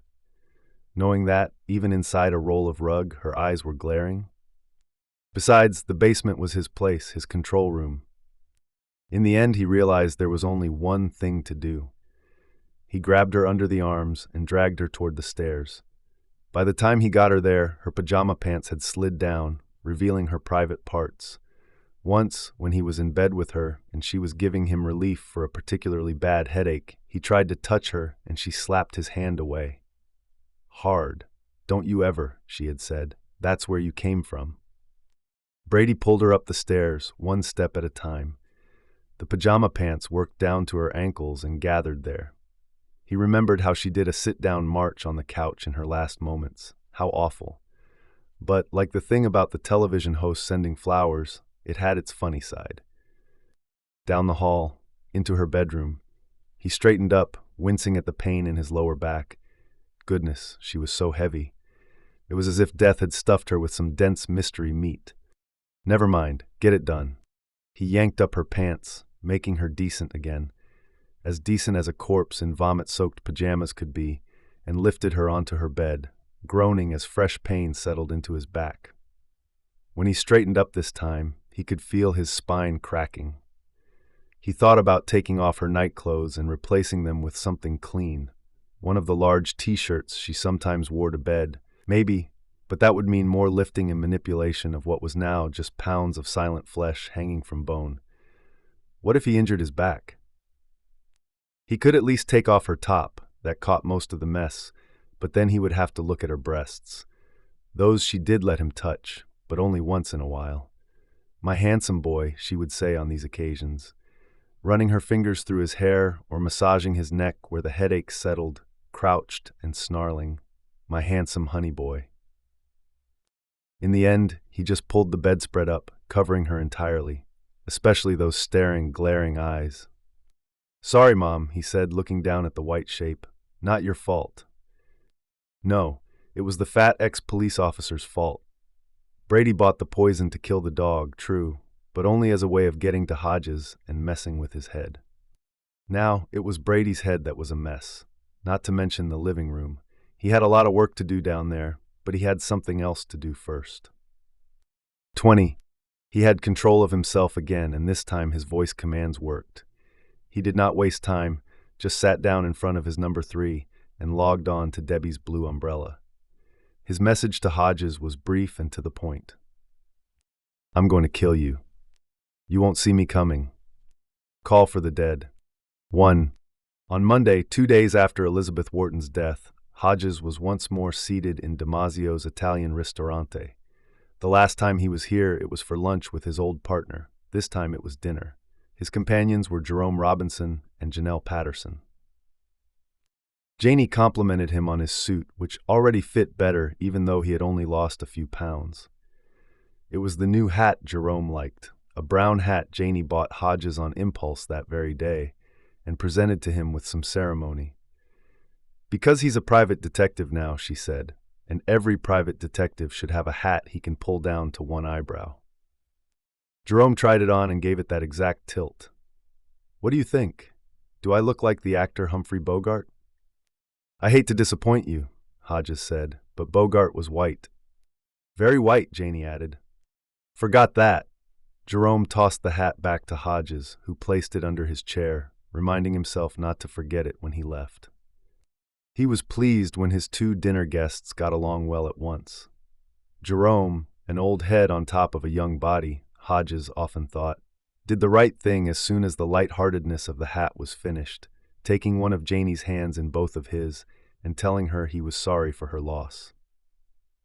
"Both of them," he said. "I know you lost your sister too. If I lost mine, I'd be the saddest guy on earth. Barbara's a pain, but I love her very much." She thanked him with a smile. Because Jerome was still too young for a legal glass of wine, they all ordered iced tea. Janie asked him about his college plans, and when Jerome mentioned the possibility of Harvard, she rolled her eyes and said, "A Harvard man. Oh my goodness." "Mr. Hodges is going to have to find himself a new lawn boy," Jerome exclaimed, and Janie laughed so hard she had to spit a bite of shrimp into her napkin. It made her blush, but Hodges was glad to hear that laugh. Her carefully applied makeup could not completely hide the paleness of her cheeks or the dark circles under her eyes.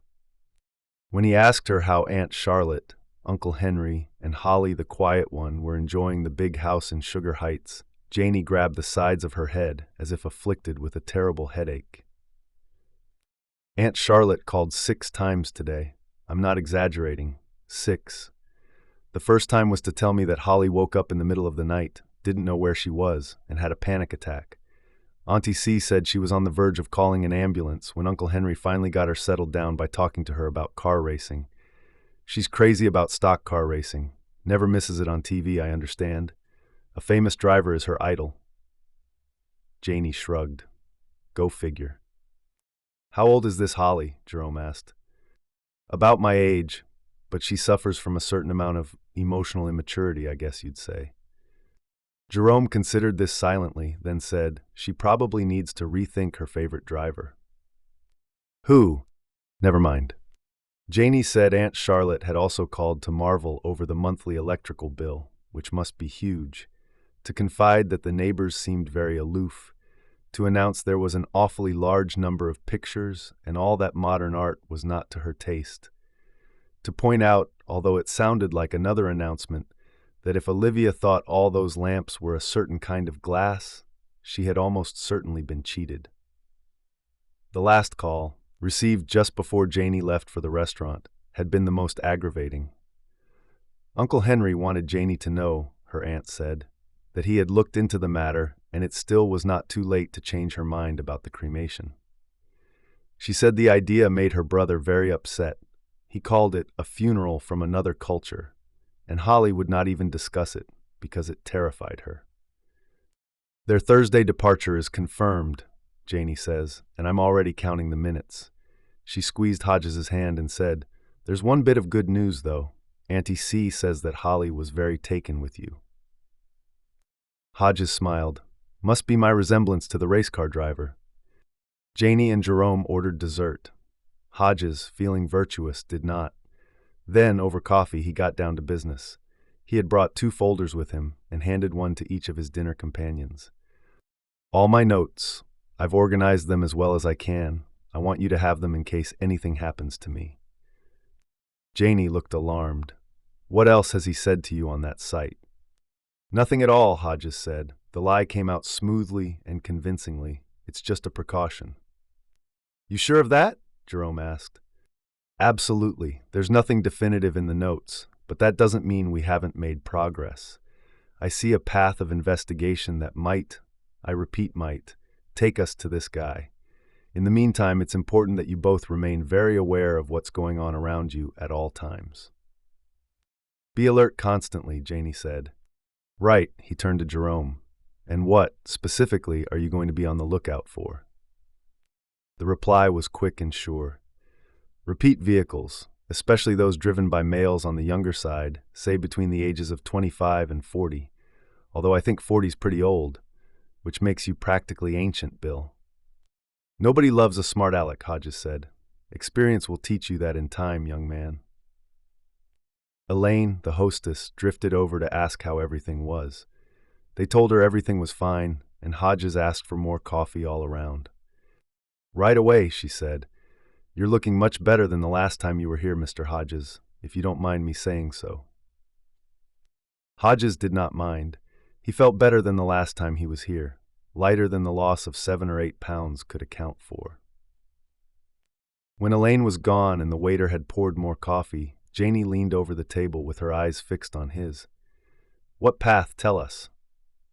He found himself thinking of Donald Davis, who had confessed to killing not only his wife, but 5 other women at rest stops along the highways of the Midwest. Soon, the handsome Mr. Davis would be in state prison, where he would no doubt spend the rest of his life. Hodges had seen it all before. He was not so naive as to believe that every homicide was solved, but more often than not, murder did reveal itself. Something, a certain body in a certain abandoned gravel pit, for instance, came to light. It was as if there was a powerful universal force at work, always trying to put wrong things right. The detectives assigned to a murder case read reports, interviewed witnesses, worked the phones, studied forensic evidence, and waited for that force to do its job. When it did, if it did, a path appeared. It often led straight to the doer, the sort of person Mr. Mercedes referred to in his letters as a criminal. Hodges asked his dinner companions, what if Olivia Trelawney actually did hear ghosts? 2. In the parking lot, standing next to the used but serviceable Jeep Wrangler his parents gave him as a 17th birthday present, Jerome told Janie how good it was to meet her and kissed her cheek. She looked surprised but pleased. Jerome turned to Hodges. "You all set, Bill? Need anything tomorrow?" "Just for you to look into that stuff we talked about, so you'll be ready when we check out Olivia's computer." "I'm all over it." "Good, and don't forget to give my best to your dad and mom." Jerome grinned. "Tell you what, I'll pass your best on to Dad. As for Mom," the playful persona emerged, "I be avoiding that lady for the next week or so." Hodges raised his eyebrows. "Are you in trouble with your mother? That doesn't sound like you." "No, she's just grouchy, and I can understand," Jerome snickered. "What are you talking about?" "Oh man, there's a concert at the local arena Thursday night. This foolish boy band. My sister Barbara and her friend Hilda and a couple of their other friends are desperate to see them, although they're as dull as can be." "How old's your sister?" Janie asked. 9 going on 10. Dull music is what girls that age like. Take it from a former 11-year-old who was crazy about a famous band. Jerome looked puzzled, and she laughed. "If you knew who they were, I'd lose all respect for you." "Anyway, none of them have ever been to a live show, right? I mean, other than children's shows. So they pestered and pestered. They even pestered me. And finally the moms got together and decided that since it was an early show, the girls could go even if it was a school night, as long as one of them acted as chaperone. They literally drew straws, and my mom lost. He shook his head. His face was solemn, but his eyes were sparkling. My mom at the arena with 3,000 or 4,000 screaming girls between the ages of 8 and 14. Do I have to explain any more about why I'm keeping out of her way? I bet she has a great time, Janie said. She probably cheered for a famous singer not so long ago. Jerome hopped into his Jeep, gave them a final wave, and pulled out onto Lowbriar. That left Hodges and Janie standing beside Hodges's car in an almost summer night. A quarter moon had risen above the overpass that separated the more affluent part of the city from Lowtown. "He's a good guy," Janie said. "You're lucky to have him." "Yeah," Hodges said, "I am." She took the hat off his head and put it on her own, giving it a small but provocative tilt. "What's next, detective? Your place?" "Do you mean what I hope you mean?" "I don't want to sleep alone." She stood on tiptoe to return his hat. "If I must surrender my body to make sure that doesn't happen, I suppose I must." Hodges pushed the button that unlocked his car and said, "Never let it be said I failed to take advantage of a lady in distress." "You are no gentleman, sir," she said, then added, "Thank God, let's go."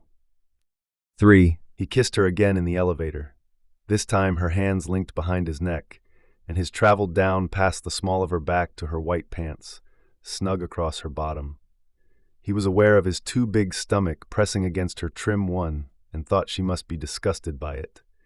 But when the elevator opened, her cheeks were flushed, her eyes were bright, and she was showing small white teeth in a smile. She took his hand and pulled him down the short hall between the elevator and the apartment door. "Come on," she said. "Come on, we're going to do this, so come on before one of us gets nervous." It won't be me, Hodges thought. Every part of him was warm. At first, she could not open the door because the hand holding the key was shaking too badly. It made her laugh. He closed his fingers over hers, and together they pushed the key into the slot. The apartment where he first met this woman's sister and mother was shadowy because the sun had traveled around to the other side of the building. The lake had darkened to a deep purple. There were no sailboats, but he could see a freighter. "Come on," she said again. "Come on, Bill, don't quit on me now." Then they were in one of the bedrooms. He did not know if it was Janie's or the one Olivia used on her Thursday night stays, and he did not care. The life of the last few months, the afternoon TV, the microwave dinners, his father's revolver, seemed so distant that it might have belonged to a fictional character in a boring foreign movie. She tried to pull the striped shirt over her head, and it got caught on the clip in her hair. She gave a frustrated, muffled laugh. "Help me with this difficult thing, would you please?" He ran his hands up her smooth sides. She gave a tiny jump at his initial touch, and beneath the inside-out shirt. He stretched the fabric and lifted. Her head popped free. She was laughing in little out-of-breath gasps. Her bra was plain white cotton. He held her by the waist and kissed between her breasts as she unbuckled his belt and popped the button on his slacks. He thought, if I'd known this could happen at this stage of my life, I would have gotten back to the gym. "Why?" he began. "Oh, shut up." She slid a hand down the front of him, pushing the zipper with her palm. His pants fell around his shoes. "Save the talk for later." She grabbed his erection through his underpants and moved it like a gear shift, making him gasp. "That's a good start. Don't go soft on me, Bill. Don't you dare." They fell onto the bed, Hodges still in his boxer shorts, Janie in cotton panties as plain as her bra. He tried to roll her onto her back, but she resisted. "You're not getting on top of me," she said. "If you have a heart attack while we're having sex, you'll crush me." "If I have a heart attack while we're having sex, I'll be the most disappointed man to ever leave this world." "Stay still, just stay still." She hooked her thumbs into the sides of his boxers. He cupped her hanging breasts as she did it. "Now lift your legs and keep busy. Use your thumbs a little. I like that." He was able to obey both of these commands with no trouble. He was always a multitasker. A moment later, she was looking down at him. A lock of her hair tumbled over one of her eyes. She stuck out her lower lip and blew it back. "Keep still. Let me do the work, and stay with me. I don't mean to be demanding, but I haven't had sex in 2 years, and the last I did have was terrible. I want to enjoy this. I deserve it." The clinging, slippery warmth of her enclosed him in a warm hug, and he could not help raising his hips. "Stay still," I said. "Next time you can move all you want, but this is mine." It was difficult, but he did as she said. Her hair tumbled into her eyes again, and this time she could not use her lower lip to blow it back, because she was biting at it in little bites he thought she would feel later. She spread both hands and rubbed them roughly through the graying hair on his chest, then down to the embarrassing swell of his stomach. "I need to lose some weight," he gasped. "You need to shut up," she said, then moved, just a little, and closed her eyes. "Oh God, that's deep and nice. You can worry about your diet program later, okay?" She began to move again, paused once to readjust the angle, then settled into a rhythm. "I don't know how long I can—" "You better." Her eyes were still closed. "You just better hold out, Detective Hodges. Count prime numbers. Think of the books you liked when you were a kid. Spell a long word backwards. Just stay with me. I won't need long." He stayed with her just long enough. 11. Sometimes when he was feeling upset, Brady Hartsfield retraced the route of his greatest triumph. It soothed him. On this Friday night, he did not go home after turning in the ice cream truck and making the obligatory joke or two with Shirley Orton in the front office. He drove his old car downtown instead, not liking the front-end shake or the too loud sound of the engine. Soon he would have to balance off the cost of a new car against the cost of repairs. And his mother's car needed work even more desperately than his Subaru did. Not that she drove it very often these days, and that was good, considering how much of her time she spent drinking. His trip down memory lane began on Lake Avenue, just past the bright lights of downtown, where Mrs. Trelawney always parked her Mercedes on Thursday nights, and wended up Marlborough Street to City Center. Only this evening he got no farther than the condo. He braked so suddenly that the car behind almost rear-ended him. The driver hit his horn in a long, outraged blast, but Brady paid no attention. It might as well have been a foghorn on the other side of the lake. The driver pulled around him, rolling down his passenger side window to yell a curse at the top of his lungs. Brady paid no attention to that either.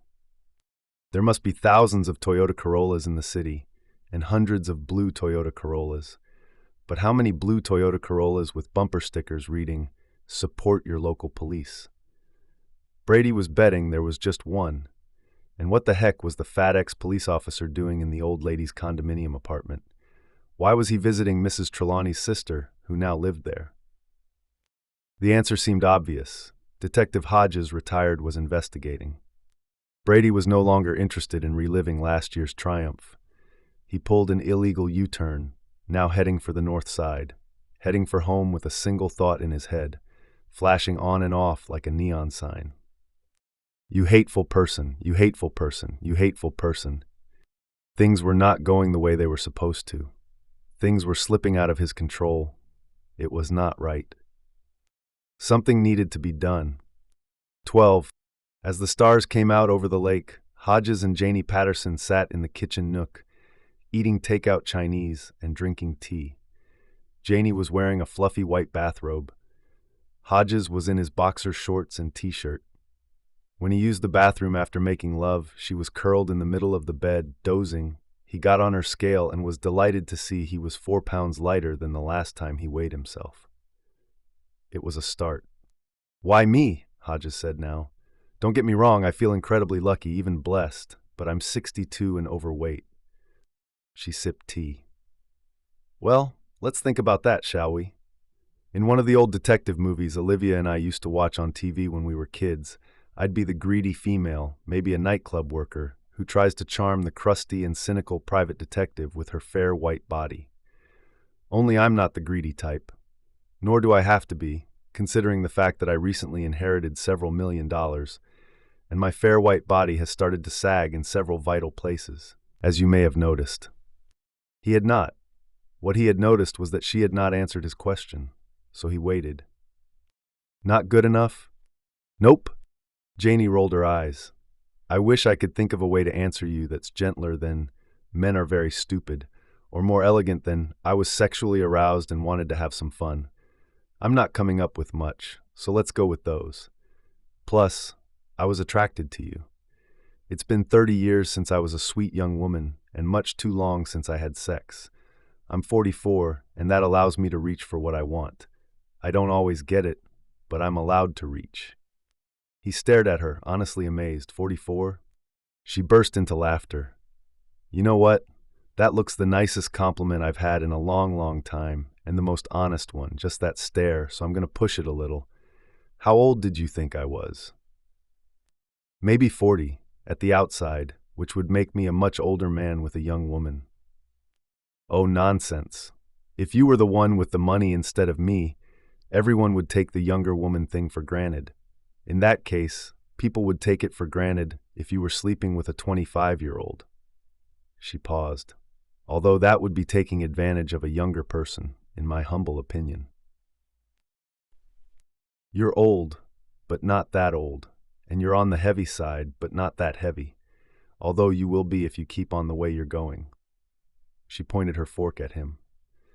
That's the kind of honesty a woman can only afford after she's slept with a man and still likes him well enough to eat dinner with him. I said I haven't had sex in 2 years.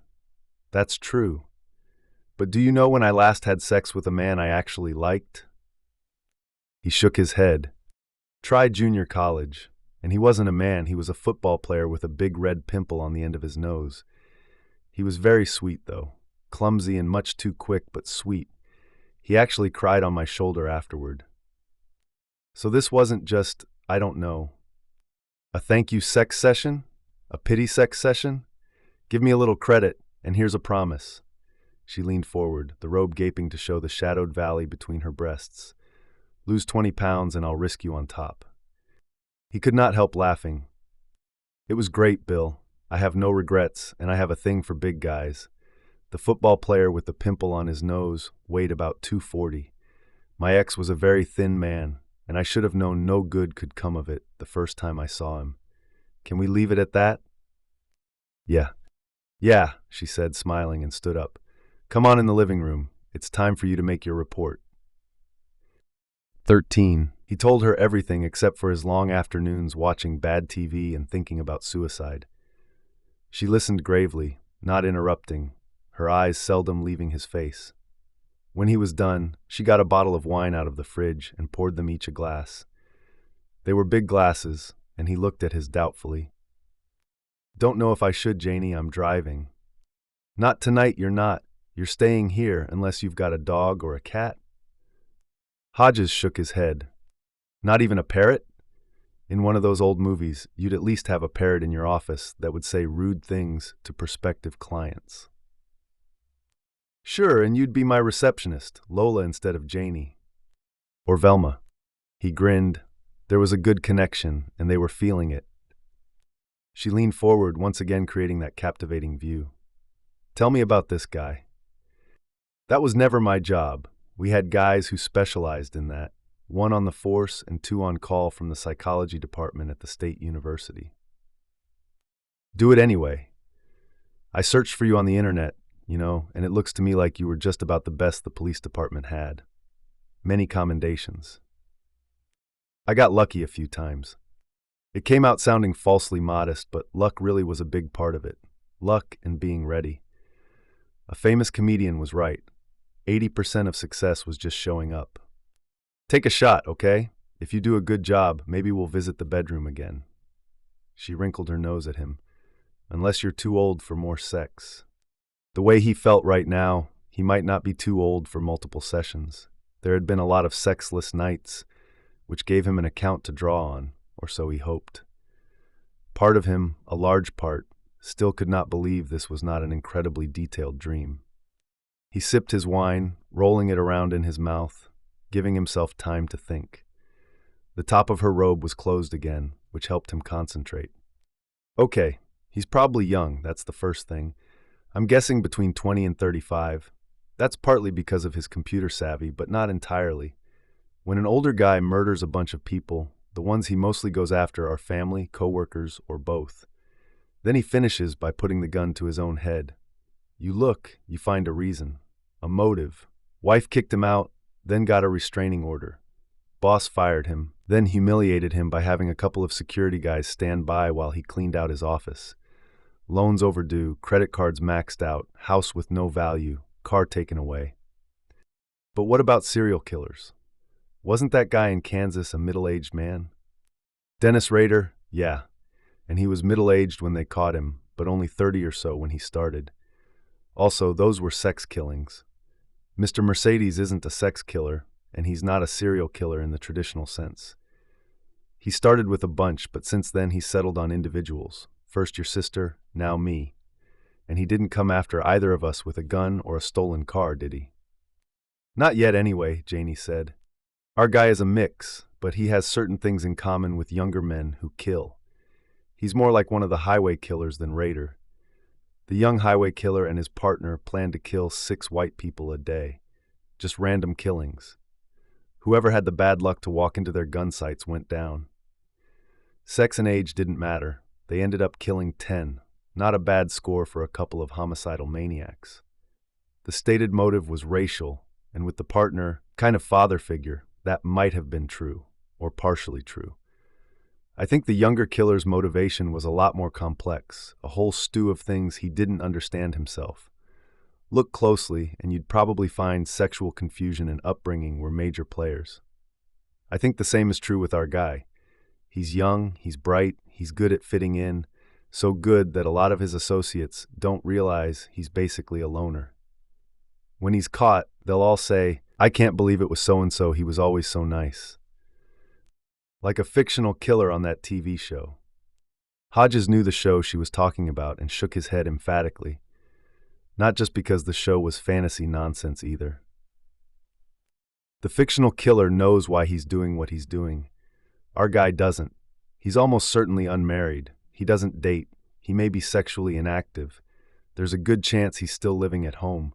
If so, it's probably with a single parent. If it's father, the relationship is cold and distant. If it's mother, there's a good chance Mr. Mercedes is her surrogate husband. He saw her start to speak and raised his hand. That doesn't mean they're having a sexual relationship. Maybe not, but I'll tell you something, Bill. You don't have to sleep with a guy to be having a sexual relationship with him. Sometimes it's in the eye contact, or the clothes you wear when you know he's going to be around, or what you do with your hands. Touching, patting, caressing, hugging. Sex has got to be in this somewhere. I mean, that letter he sent you. The stuff about wearing a condom while he did it. She shivered in her white robe. 90% of that letter is distraction, but sure, sex is in it somewhere, always is. Also anger, aggression, loneliness, feelings of inadequacy. But it doesn't do to get lost in stuff like that. It's not simply describing him, it's analysis, which was way above my pay grade, even when I had a pay grade. Okay, he's broken, Hodges said simply, and evil. Like an apple that looks okay on the outside, but when you cut it open, it's black and full of worms.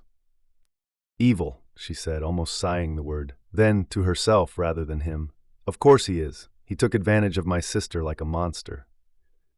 He could have some kind of job where he meets the public, because he's got a fair amount of surface charm. If so, it's probably a low-paying job. He never advances because he's unable to combine his above-average intelligence with long-term concentration. His actions suggest he's a creature of impulse and opportunity. The city center killings are a perfect example. I think he had his eye on your sister's Mercedes, but I don't think he knew what he was actually going to do with it until just a few days before the job fair. Maybe only a few hours. I just wish I could figure out how he stole it. He paused, thinking that thanks to Jerome, he had a good idea about half of it. The spare key was very likely in the glove compartment all along. I think ideas for murder quickly enter this guy's head. He's probably thought of blowing up airliners, setting fires, shooting up school buses, poisoning the water system, maybe assassinating the governor or the president. Goodness, Bill! Right now he's focused on me, and that's good. It will make him easier to catch. It's good for another reason, too. Which is, I'd rather keep him thinking small. Keep him thinking one-on-one. The longer he keeps doing that, the longer it will be before he decides to try putting on another horror show like the one at City Center, maybe on an even grander scale. You know what gives me the creeps? He's probably already got a list of potential targets. Didn't he say in his letter that he had no urge to do it again? He grinned. It lit up his whole face. Yeah, he did. And you know how you tell when guys like this are lying? Their lips are moving. Only in the case of Mr. Mercedes, he's writing letters. Or communicating with his targets on the Blue Umbrella site, like he did with Olivia. Yeah, if we assume he succeeded with her because she was psychologically fragile, forgive me, Bill, but does he have reason to believe he can succeed with you for the same reason? He looked at his glass of wine and saw it was empty. He started to pour himself another half a glass, thought what that might do to his chances of a successful return to the bedroom, and settled for a small puddle in the bottom instead. Bill? Maybe, he said. Since my retirement, I've been drifting, but I'm not as lost as your sister. Not anymore, at least. And that's not the important thing. It's not the main message from the letters and from the Blue Umbrella communications. Then what is? He's been watching. That's the main message. It makes him vulnerable. Unfortunately, it also makes him dangerous to my known associates. I don't think he knows I've been talking to you. Quite a bit more than talking, she said, giving her eyebrows a playful movement. But he knows Olivia had a sister, and we have to assume he knows you're in the city. You need to start being super careful. Make sure your door is locked when you're here. I always do. And don't believe what you hear on the lobby intercom. Anyone can say he's from a package service and needs a signature. Visually identify all comers before you open your door. Be aware of your surroundings when you go out. He leaned forward, the splash of wine untouched. He did not want it anymore. Big thing here, Janie. When you are out, keep an eye on traffic. Not just driving, but when you're on foot. Do you know the term BOLO? Police talk for be on the lookout. That's it. When you're out, you're going to be on the lookout for any vehicles that seem to keep reappearing in your immediate vicinity. Like that lady's black SUVs, she said, smiling. Thinking of the woman tickled some obscure thought in the back of Hodges' mind, but it was gone before he could track it down, let alone grasp it. Jerome's got to be on the lookout, too. If Mr. Mercedes was cruising Hodges' place, he would have seen Jerome mowing the lawn, putting on the screens, cleaning out the gutters. Both Jerome and Janie were probably safe, but probably was not good enough. Mr. Mercedes was a random bundle of homicide, and Hodges had set out on a course of deliberate provocation. Janie read his mind, and yet you're, what did you call it, provoking him? Yeah. And very shortly I'm going to use your computer and provoke him a little more. I had a message all worked out, but I'm thinking of adding something.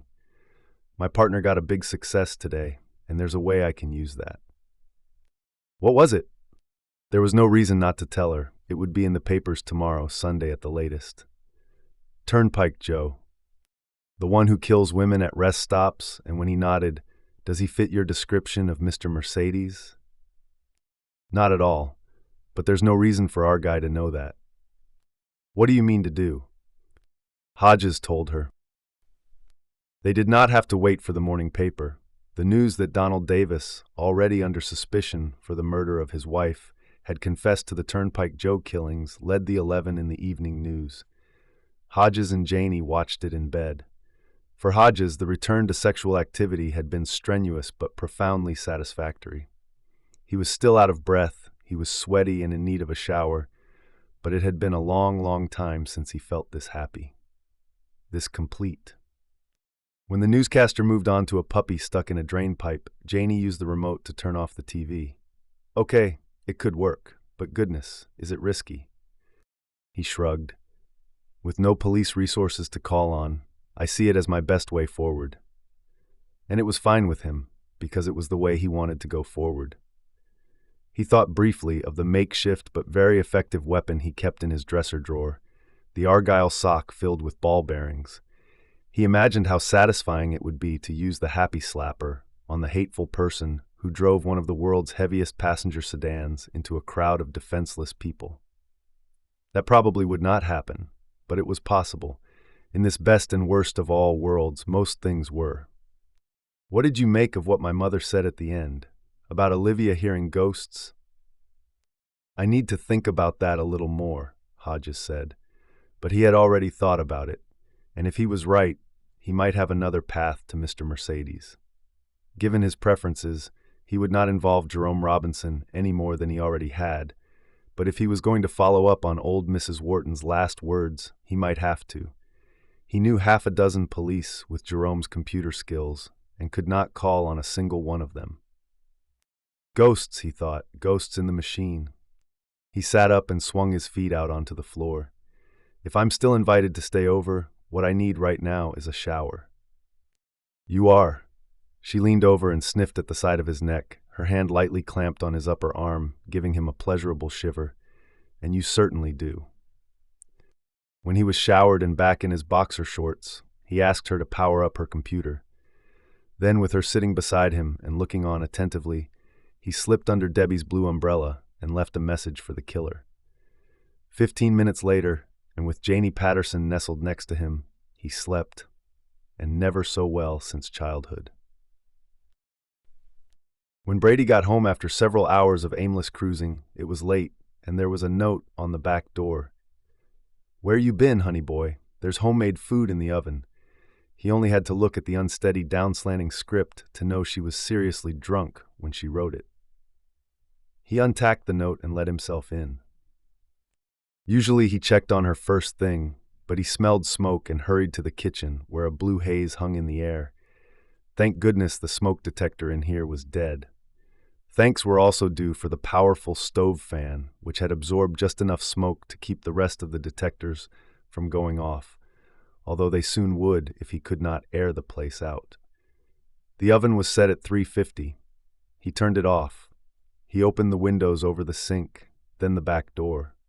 There was a floor fan in the utility closet where they kept the cleaning supplies. He set it up facing the smoking stove and turned it on at the highest setting. With that done, he finally went into the living room and checked on his mother. She was asleep on the couch, wearing a house dress that was open up top and wrinkled to her thighs below, snoring so loudly and steadily she sounded like an idling machine. He looked away and went back into the kitchen, muttering curses under his breath. He sat at the table with his head bent, his palms cupping his temples, and his fingers plunged deep into his hair. Why was it that when things went wrong, they had to keep on going wrong? He found himself thinking of an old saying, "When it rains, it pours." After 5 minutes of airing out, he risked opening the oven. As he looked at the black and smoking lump within, any faint hunger pangs he might have felt when he got home passed away. Washing would not clean that pan. An hour of scouring and a whole box of steel wool pads would not clean that pan. A strong cleaning tool probably would not clean that pan. That pan was ruined.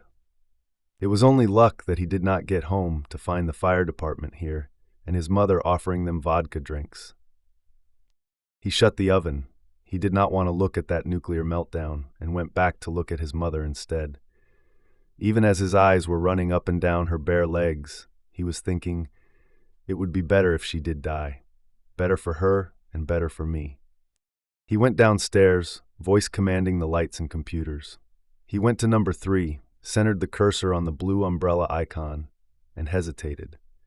Not because he was afraid there would not be a message from the FedEx police officer, but because he was afraid there would be. If so, it would not be anything he wanted to read. Not the way things were going.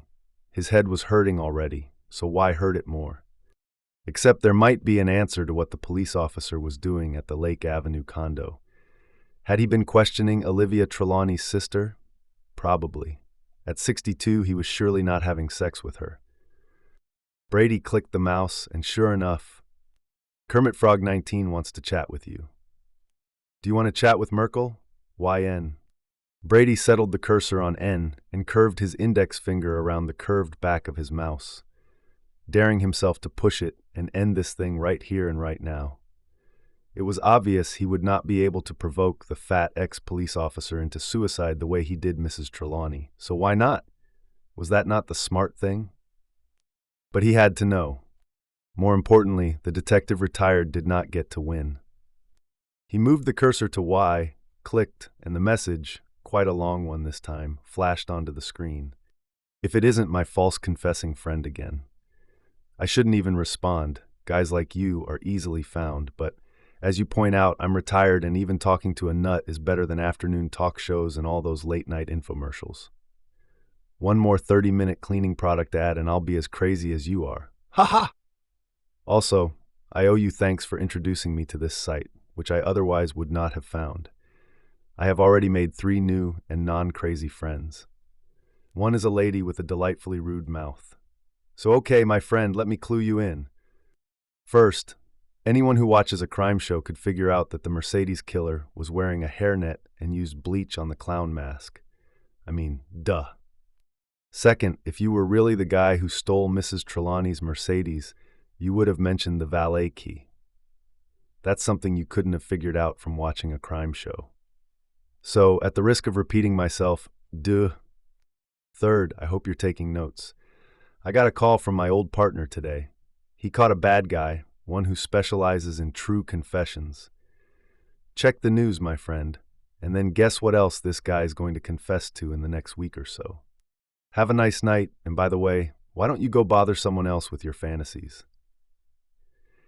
Brady vaguely remembered some cartoon character who would get so mad first his neck, and then his head would turn into a thermometer with the temperature going up and up.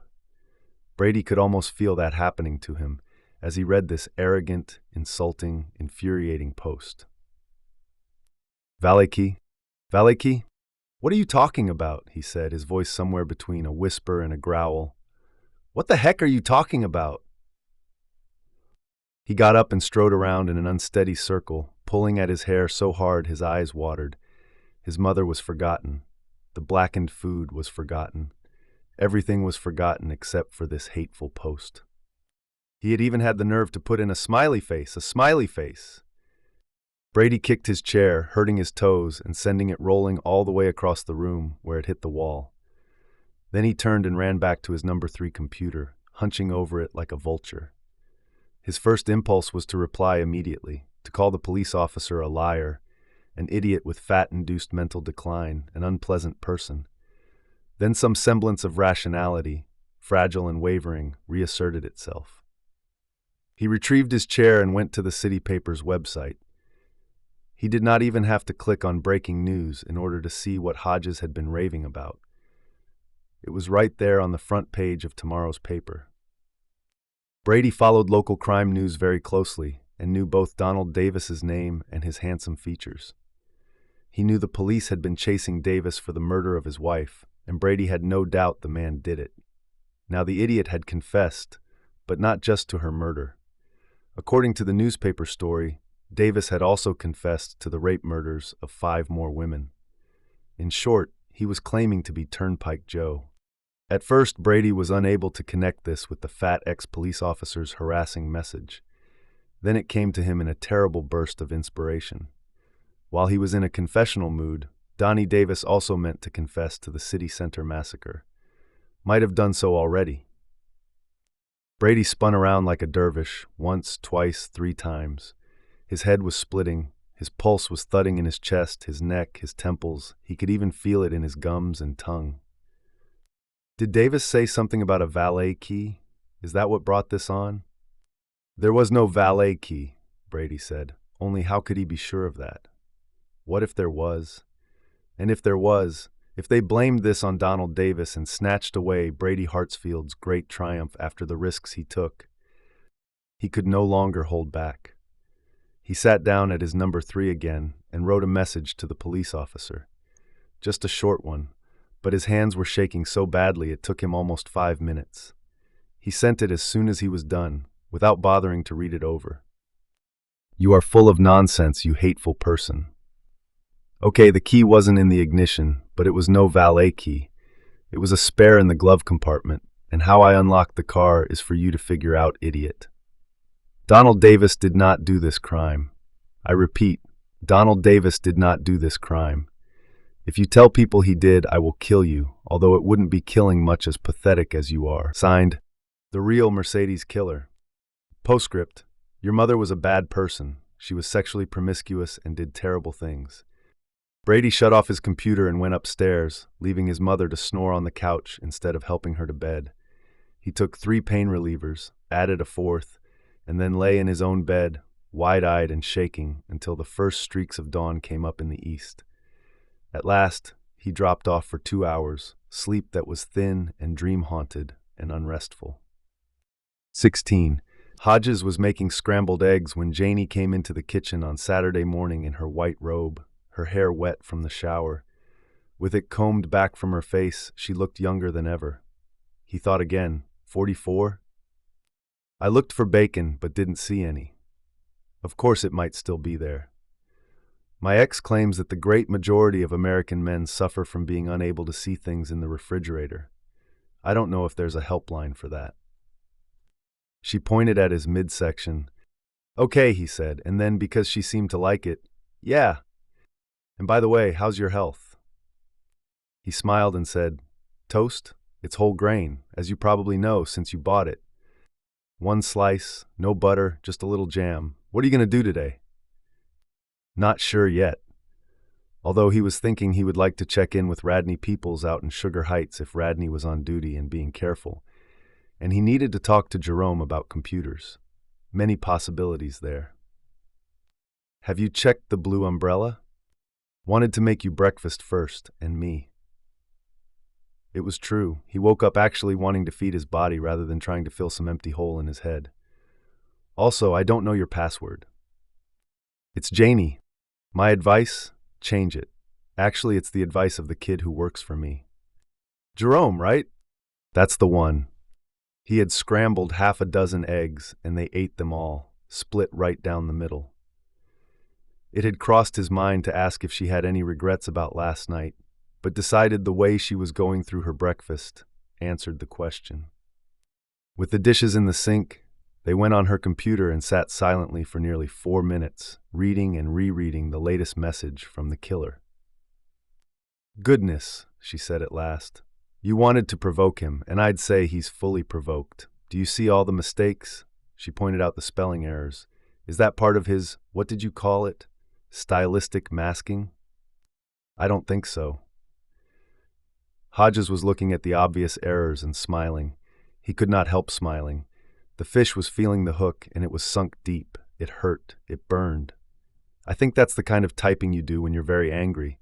The last thing he expected was that he'd have a credibility problem. It's making him crazy. She said. Huh? Crazier. Send him another message, Bill. Poke him harder. He deserves it. All right, he thought, then typed.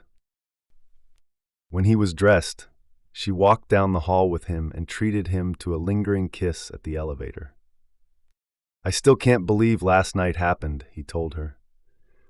Oh, it did, and if you play your cards right, it might happen again. She searched his face with those blue eyes of hers. But no promises or long-term commitments, okay? We take it as it comes, a day at a time. At my age, I take everything that way. The elevator doors opened. He stepped in. Stay in touch, tough guy. I will. The elevator doors started to close. He stopped them with his hand. And remember to be alert constantly, dear friend. She nodded solemnly, but he did not miss the twinkle in her eye. Janie will be alert very closely. Keep your cell phone handy, and it might be wise to program the emergency number on your speed dial. He dropped his hand. She blew him a kiss. The doors rolled shut before he could blow one back. His car was where he left it, but the meter must have run out before the free parking kicked in, because there was a ticket stuck under the windshield wiper. He opened the glove compartment, stuffed the ticket inside, and fished out his phone. He was good at giving Janie advice that he did not take himself. Since he retired, he was always forgetting the phone, which was pretty antiquated, as cell phones go. These days, hardly anyone called him anyway. But this morning, he had 3 messages, all from Jerome. Numbers 2 and 3, one at 9:40 last night, the other at 10:45, were impatient inquiries about where he was and why he did not call. They were in Jerome's normal voice. The original message left at 6:30 yesterday evening began in his exuberant, playful voice. "Mr. Hodges, where are you? I need to talk to you." Then he became Jerome again. "I think I know how he did it, how he stole the car. Call me." Hodges checked his watch and decided Jerome probably would not be up quite yet, not on Saturday morning. He decided to drive over there, with a stop at his house first to pick up his notes. He turned on the radio, heard a familiar song, and sang along. "Take those old records off the shelf." Teen. Once upon a simpler time, before apps, modern devices, and the world of blazing fast communication, weekends were the busiest days of the week at Discount Electronics. Now the kids who used to come in to buy music discs were downloading music from the internet, while their elders were surfing online auctions or watching the TV shows they missed on streaming services. This Saturday morning, the local Discount Electronics was almost deserted. Tones was down front, trying to sell an old lady a TV that was already an antique. Freddie Linklater was out back, chain-smoking and probably rehearsing her latest female homosexual rights rant. Brady was sitting at one of the computers in the back row, an ancient machine that he had modified to leave no trace of his activity. He was staring at Hodges' latest message. One eye, his left, had picked up a rapid, irregular twitch. "Quit dumping on my mother, okay? Not her fault you got caught in a bunch of stupid lies. Got a key out of the glove compartment, did you? That's pretty good, since Olivia Trelawney had both of them. The one missing was the valet key. She kept it in a small magnetic box under the rear bumper. The real Mercedes killer must have scoped it. I think I'm done writing to you, idiot. Your fun quotient is currently hovering around 0, and I have it on good authority that Donald Davis is going to admit to the city center killings. Which leaves you where? Just living your terrible little unexciting life, I guess. One other thing before I close this charming correspondence. You threatened to kill me. That's a serious crime. But guess what? I don't care. Friend, you are just another cowardly, hateful person. The internet is full of them. Want to come to my house? I know you know where I live, and make that threat in person? No? I thought not. Let me close with 2 words so simple, even an idiot like you should be able to understand them. Go away. Brady's rage was so great he felt frozen in place. Yet he was also still burning. He thought he would stay this way, hunched over the very cheap computer, until he either died of frostbite or went up in flames or somehow did both at the same time. But when a shadow rose on the wall, Brady found he could move after all. He clicked away from the fat ex-police officer's message just before Freddie bent over to peer at the screen. "What you looking at, Brady? You moved awful fast to hide it, whatever it was." "A nature documentary. It's called When Female Homosexuals Attack." "Your humor," she said, "might be exceeded by your sperm count, but I tend to doubt it." Tones Frobisher joined them. "Got a service call over on Edgemont," he said. "Which one of you wants it?" Freddie said, "Given a choice between a service call in a terrible area and having a wild animal stuck up my rear end, I'd have to pick the wild animal." "I'll take it," Brady said. He had decided he had an errand to run, one that could not wait. 19. Jerome's little sister and a couple of her friends were jumping rope in the Robinson driveway when Hodges arrived. All of them were wearing sparkly shirts with silk screens of some boy band on them. He cut across the lawn, his case folder in one hand. Barbara came over long enough to give him a high five and a special handshake, then hurried back to grab her end of the rope. Jerome, dressed in shorts and a college t-shirt with the sleeves torn off, was sitting on the porch steps and drinking orange juice. Odell was by his side. He told Hodges his folks were out shopping, and he had babysitting duty until they got back. Not that she really needs a sitter anymore. She's a lot more informed than our parents think. Hodges sat down beside him. "You don't want to take that for granted. Trust me on this, Jerome." "Meaning what exactly? Tell me what you came up with first." Instead of answering, Jerome pointed to Hodges' car, parked at the curb so as not to interfere with the girls' game. "What year is that?" 2004. No impressive car, but it gets good mileage. Want to buy it? I'll pass. Did you lock it? Yeah, even though this was a good neighborhood, and he was sitting right here looking at it. Force of habit. Give me your keys. Hodges dug in his pocket and handed them over. Jerome examined the keychain and nodded. PKE, he said. Started to come into use during the 1990s, first as an accessory, but pretty much standard equipment since the turn of the century. Do you know what it stands for? As lead detective on the City Center massacre and frequent interviewer of Olivia Trelawney, Hodges certainly did. Passive keyless entry. Right. Jerome pushed one of the two buttons on the keychain. At the curb, the parking lights of Hodges's Toyota flashed briefly. Now it's open. He pushed the other button. The lights flashed again. Now it's locked, and you've got the key. He put it in Hodges' palm. All safe and sound, right? Based on this discussion, maybe not. I know some guys from the college who have a computer club. I'm not going to tell you their names, so don't ask. Wouldn't think of it. They're not bad guys, but they know all the bad tricks. Hacking, cloning, stealing information, stuff like that. They tell me that PKE systems are pretty much a license to steal. When you push the button to lock or unlock your car, the keychain emits a low-frequency radio signal, a code. If you could hear it, it would sound like the sounds you get when you speed dial a fax number. You follow me? So far, yeah. In the driveway, the girls chanted a jump rope rhyme while Barbara Robinson darted deftly in and out of the loop, her sturdy brown legs flashing and her pigtails bouncing. My guys tell me that it's easy to capture that code if you have the right gadget. You can modify a garage door opener or a TV remote to do it. Only with something like that, you have to be really close, say within 20 yards.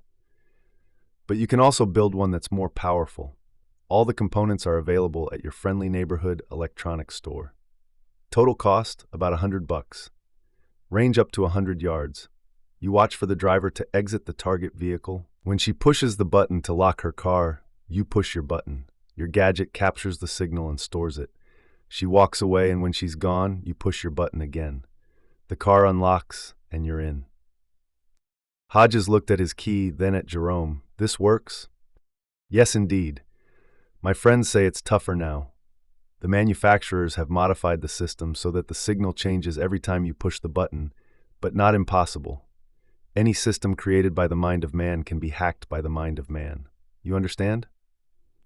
Hodges hardly heard him, let alone understood him. He was thinking about Mr. Mercedes before he became Mr. Mercedes. He might have purchased one of the gadgets Jerome had just told him about, but it was just as likely he built it himself. And was Mrs. Trelawney's Mercedes the first car he ever used it on? Unlikely. I have to check on car robberies downtown, he thought. Starting in, let's say, 2007 and going right through until early spring of 2009. He had a friend in records, Marlowe Everett, who owed him a favor. Hodges was confident Marlowe would run an unofficial check for him without a lot of questions.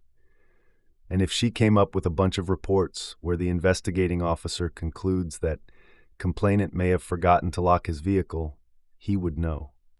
In his heart, he knew already. Mr. Hodges? Jerome was looking at him a little uncertainly. What is it, Jerome?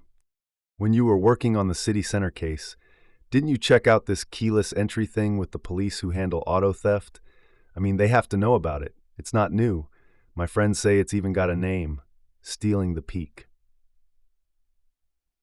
We talked to the head mechanic from the Mercedes dealership, and he told us a key was used, Hodges said. To his own ears, the reply sounded weak and defensive. Worse, incompetent. What the head mechanic did, what they all did, was assume a key had been used. One left in the ignition by a careless lady none of them liked. Jerome offered a cynical smile that looked odd and out of place on his young face. There's stuff that people who work at car dealerships don't talk about, Mr. Hodges. They don't lie, exactly. They just avoid the subject. Like how airbag deployment can save your life, but also drive your glasses into your eyes and blind you. The high accident rate of some large vehicles. Or how easy it is to steal a keyless entry signal. But the auto theft guys must be aware, right? I mean, they must. The dirty truth was, Hodges did not know. He should, but he did not. He and Pete were actively investigating almost constantly, working double shifts and getting maybe 5 hours of sleep a night. The paperwork piled up. If there was a memo from auto theft, it would probably be in the case files somewhere. He did not dare ask his old partner about it, but realized he might have to tell Pete everything soon. If he could not work it out for himself, that is. In the meantime, Jerome needed to know everything, because the guy Hodges was provoking was crazy. Barbara came running up, sweaty and out of breath. "Jerry, can me and Hilda and Tanya watch a cartoon?" "Go for it," Jerome said. She threw her arms around him and pressed her cheek to his. "Will you make us pancakes, my darling brother?" "No." She quit hugging and stood back. "You're mean, also lazy. Why don't you go down to the convenience store and get some frozen food?" "No money is why." Jerome dug into his pocket and handed her a $5 bill. This earned him another hug. "Am I still mean?" "No, you're good, best brother ever." "You can't go without your homegirls," Jerome said. "And take Odell," Hodges said. Barbara giggled. "We always take Odell." Hodges watched the girls run down the sidewalk in their matching shirts, talking a mile a minute and passing Odell's leash back and forth, with a feeling of deep unease. He could hardly put the Robinson family in lockdown, but those 3 girls looked so little. Jerome, if somebody tried to mess with them, would Odell protect them? Jerome was serious now. "With his life, Mr. H, with his life, what's on your mind? Can I continue to count on your discretion?" "Yes, sir." "Okay, I'm going to tell you a lot, but in return, you have to promise to call me Bill from now on." Jerome considered. "It'll take some getting used to, but okay." Hodges told him almost everything. He omitted where he spent the night, occasionally referring to the notes on his legal pad. By the time he finished, Barbara and her friends were returning from the convenience store, tossing a box of frozen food back and forth and laughing. They went inside to eat their mid-morning treat in front of the television. Hodges and Jerome sat on the porch steps and talked about ghosts.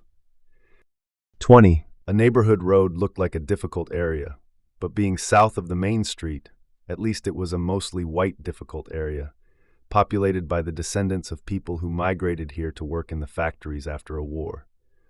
Now the factories were closed, and a large part of the population consisted of drug addicts. The road was lined with bars, pawn shops, and cash advance places, all of them shut up tight on this Saturday morning. The only 2 stores open for business were a convenience store and the site of Brady's service call, a bakery.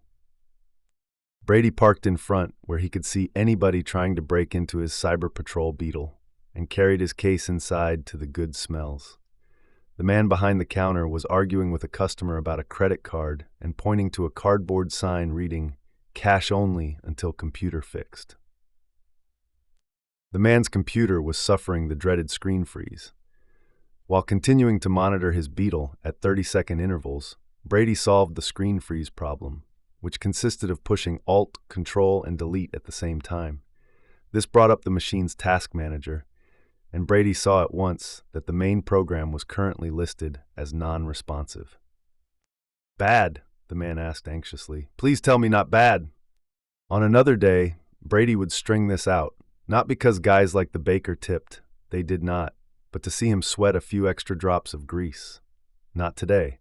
This was just his excuse to get off work and go to the mall, and he wanted to finish as soon as possible.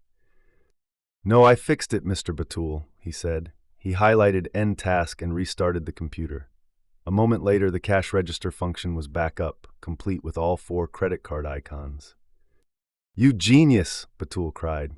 For one awful moment, Brady was afraid the perfume-smelling man was going to hug him. Brady left the difficult area and drove north toward the airport. There was a large hardware store in the Birch Hill Mall where he could almost certainly get what he wanted, but he made the Skyway shopping complex his destination instead. What he was doing was risky, reckless, and unnecessary. He would not make matters worse by doing it in a store only 1 corridor over from Discount Electronics. You did not ruin your livelihood. Brady did his business at Skyway's Garden World and saw at once that he had made the right choice. The store was huge, and on this midday late spring Saturday, it was crammed with shoppers.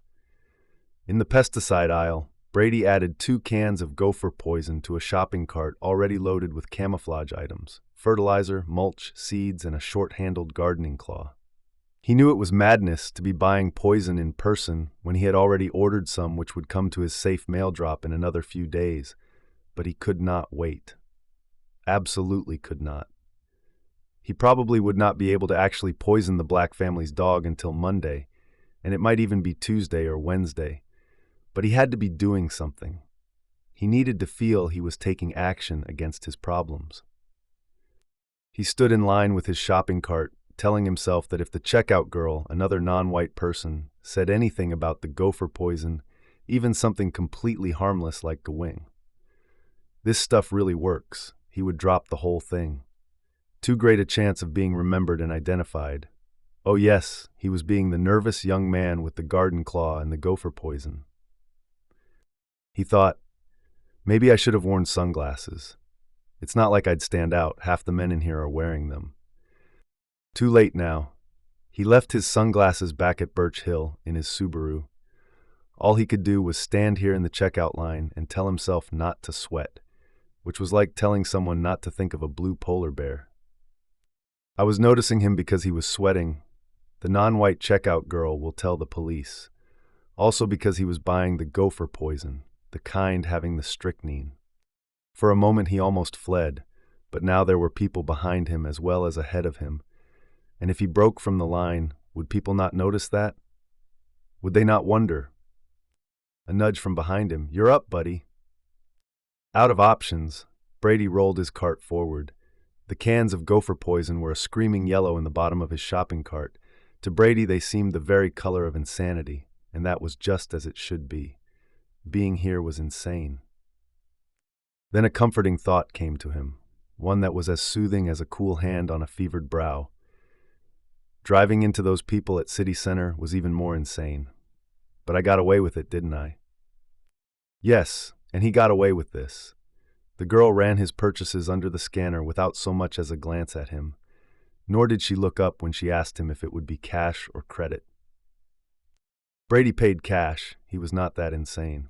Back in the VW, he had parked it between 2 trucks, where its fluorescent green hardly showed at all. He sat behind the wheel, taking deep breaths until his heartbeat was steady again. He thought about the immediate road ahead, and that calmed him even more. First, Odell. The dog would die a miserable death, and the fat ex-police officer would know it was his own fault, even if the Robinsons did not. From a purely scientific standpoint, Brady would be interested to see if the detective retired admitted it. He thought Hodges would not. Second, the man himself. Brady would give him a few days to think about his guilt, and who knew? He might choose suicide after all. Probably not, though, so Brady would kill him, method yet to be determined. And third, a grand gesture, something that would be remembered for 100 years. The question was, what might that grand gesture be? Brady keyed the ignition and tuned the Beatles' terrible radio to a music station, where every weekend was a rock block weekend. He caught the end of a music block and was about to punch the button for another station when his hand froze. Instead of switching the station, he turned the volume up. Fate was speaking to him. The radio announcer informed Brady that the hottest boy band in the country was coming to town for one show only. That was right.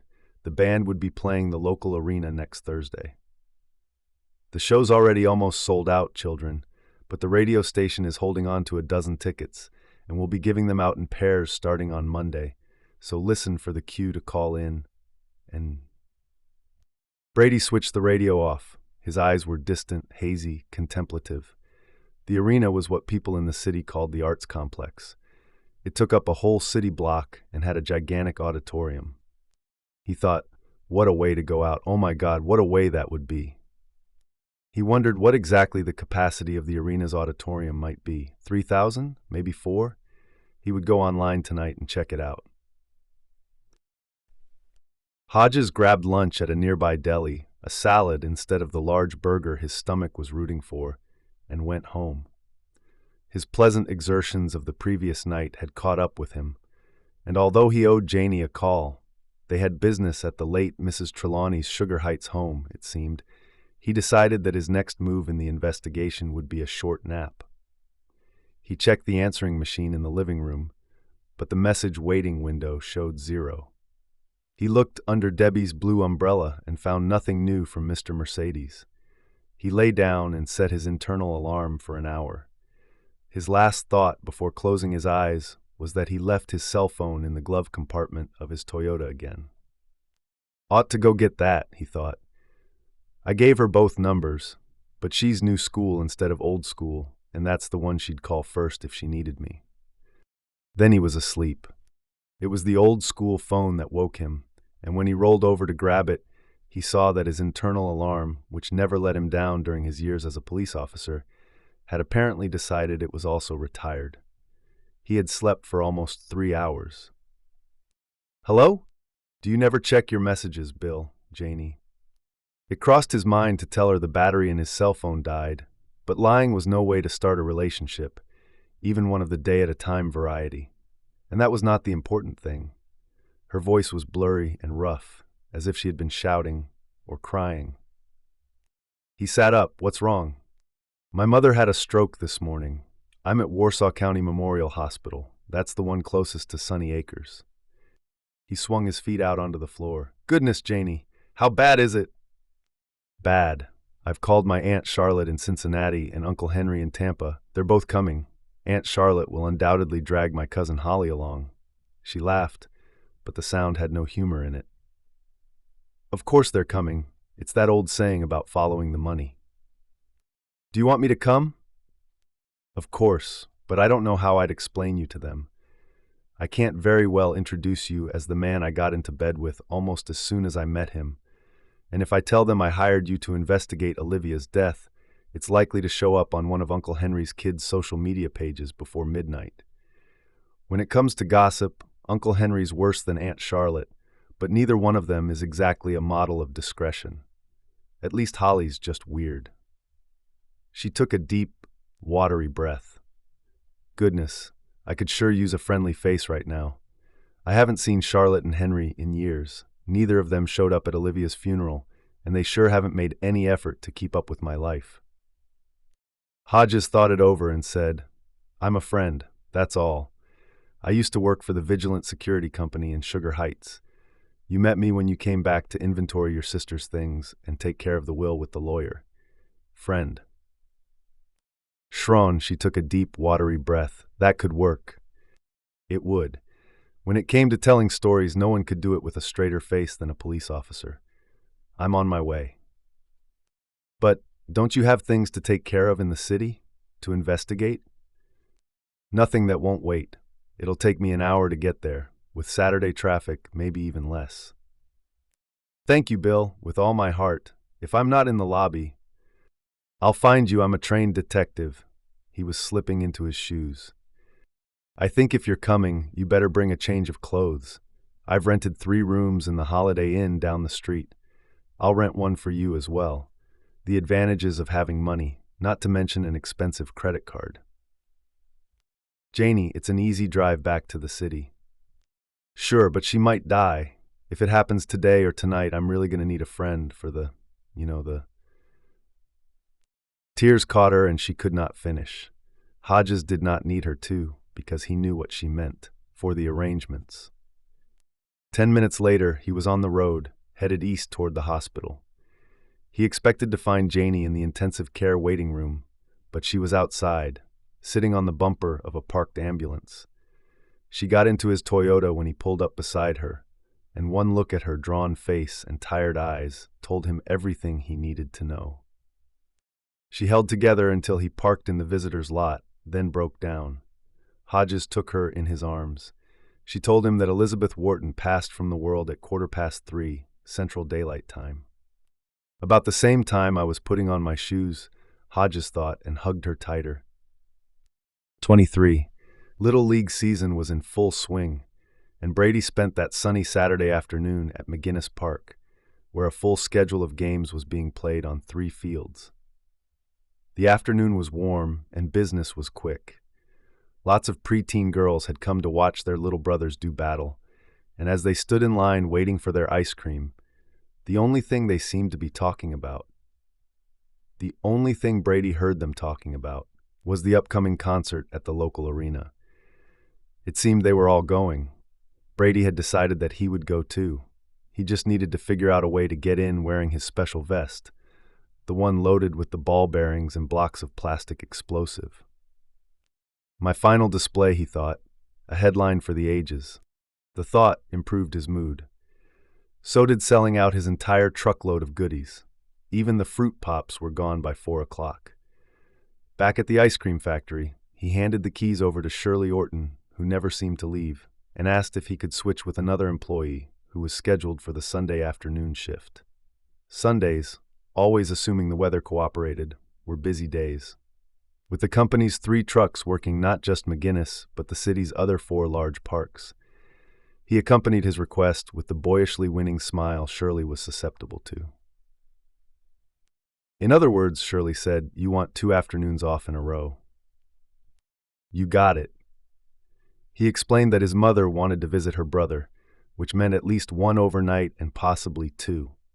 There was no brother, of course, and when it came to trips, the only one his mother was interested in making these days was the scenic tour that took her from the couch to the liquor cabinet and back to the couch. I'm sure the other employee will say, okay, don't you want to call him yourself? If the request comes from you, it's a done deal. The woman giggled, which put a lot of flesh in rather disturbing motion. She made the call while Brady was changing into his street clothes. The other employee was happy to give up his Sunday shift and take Brady's on Tuesday. This gave Brady 2 free afternoons to watch a nearby convenience store, and 2 should be enough. If the girl did not show up with the dog on either day, he would call in sick on Wednesday. If he had to, but he did not think it would take that long. After leaving the ice cream company, Brady did a little shopping of his own. He picked up 6 items they needed, staples like eggs, milk, butter, and cereal, then swung by the meat counter and picked up a pound of hamburger. 90% lean, nothing but the best for Odell's last meal. At home, he opened the garage and unloaded everything he bought at the garden store, being careful to put the canisters of gopher poison on a high shelf. His mother rarely came out here, but it did not do to take chances. There was a mini fridge under the work table.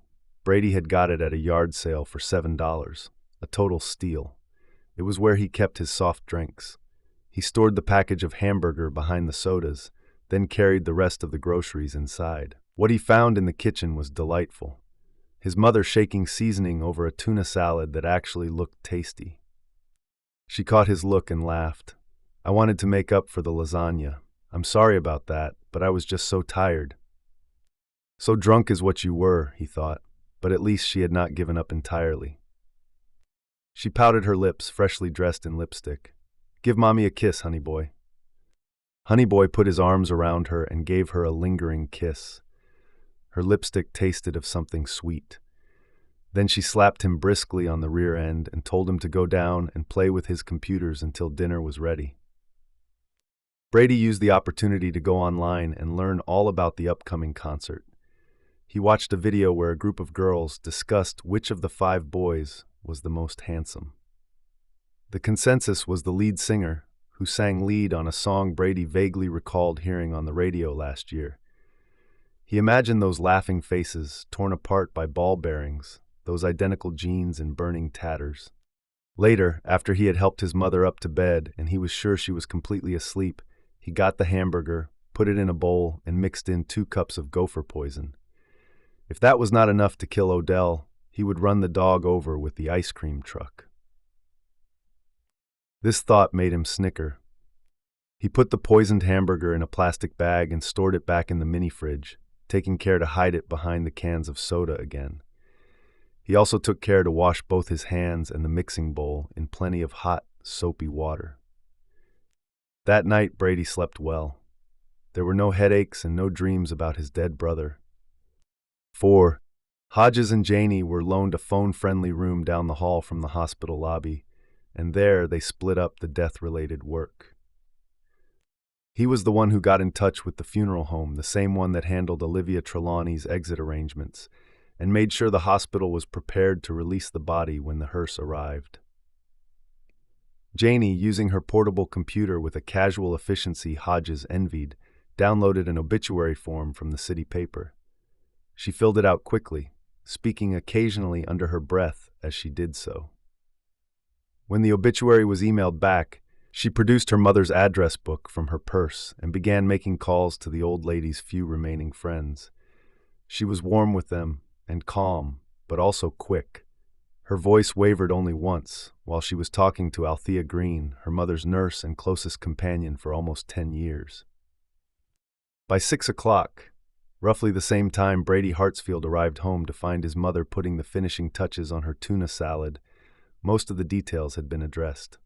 At 10 to 7, a white hearse pulled into the hospital drive and rolled around back. The men inside knew where to go. They had been here plenty of times. Janie looked at Hodges, her face pale, her mouth trembling. "I'm not sure I can.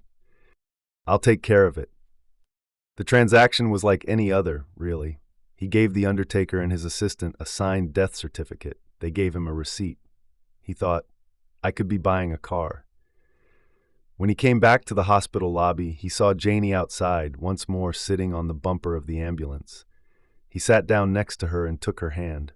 She squeezed his fingers hard. They watched the white hearse until it was out of sight.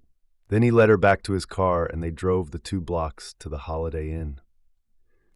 Uncle Henry, a fat man with a moist handshake, showed up at 8. Aunt Charlotte appeared an hour later, guiding an overloaded bellman ahead of her and complaining about the terrible service on her flight.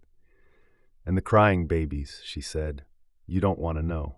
They did not, but she told them anyway. She was as skinny as her brother was fat and regarded Hodges with a watery, suspicious eye. Lurking by Aunt Charlotte's side was her daughter Holly, a spinster roughly Janie's age, but with none of Janie's looks. Holly Gibney never spoke above a mutter and seemed to have a problem making eye contact. "I want to see Betty," Aunt Charlotte announced after a brief, dry embrace with her niece. It was as if she thought Mrs. Wharton might be laid out in the motel lobby, flowers at her head and feet.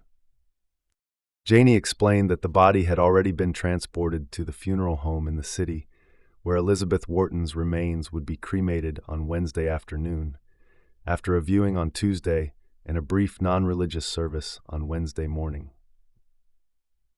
"Cremation is terrible," Uncle Henry announced. Everything these two said seemed to be an announcement. It's what she wanted. Janie spoke quietly, politely, but Hodges observed the color rising in her cheeks. He thought there might be trouble, perhaps a demand to see a written document specifying cremation over burial, but they held their peace. Perhaps they were remembering all those millions Janie inherited from her sister. Money that was Janie's to share.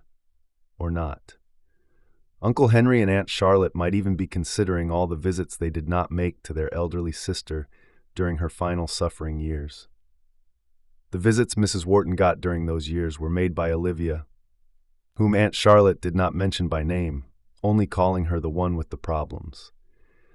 And of course it was Janie, still hurting from her abusive marriage and rancorous divorce, who was there at the end. The 5 of them had a late dinner in the almost deserted Holiday Inn dining room. From the speakers overhead, pleasant music played. Aunt Charlotte had a salad and complained about the dressing, which she had specified should come on the side. "They can put it in a little pitcher, but bottled from the supermarket is still bottled from the supermarket," she announced. Her muttering daughter ordered something that sounded like a difficult food. It turned out to be a cheeseburger, well done. Uncle Henry opted for pasta and ate it with the efficiency of a high-powered vacuum cleaner, fine droplets of perspiration appearing on his forehead as he approached the finish line. He absorbed the remains of the sauce with a chunk of buttered bread. Hodges did most of the talking, recounting stories from his days with Vigilant Guard Service.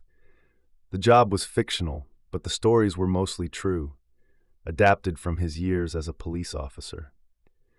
He told them about the burglar who got caught trying to squirm through a basement window and lost his pants in his efforts to wriggle free.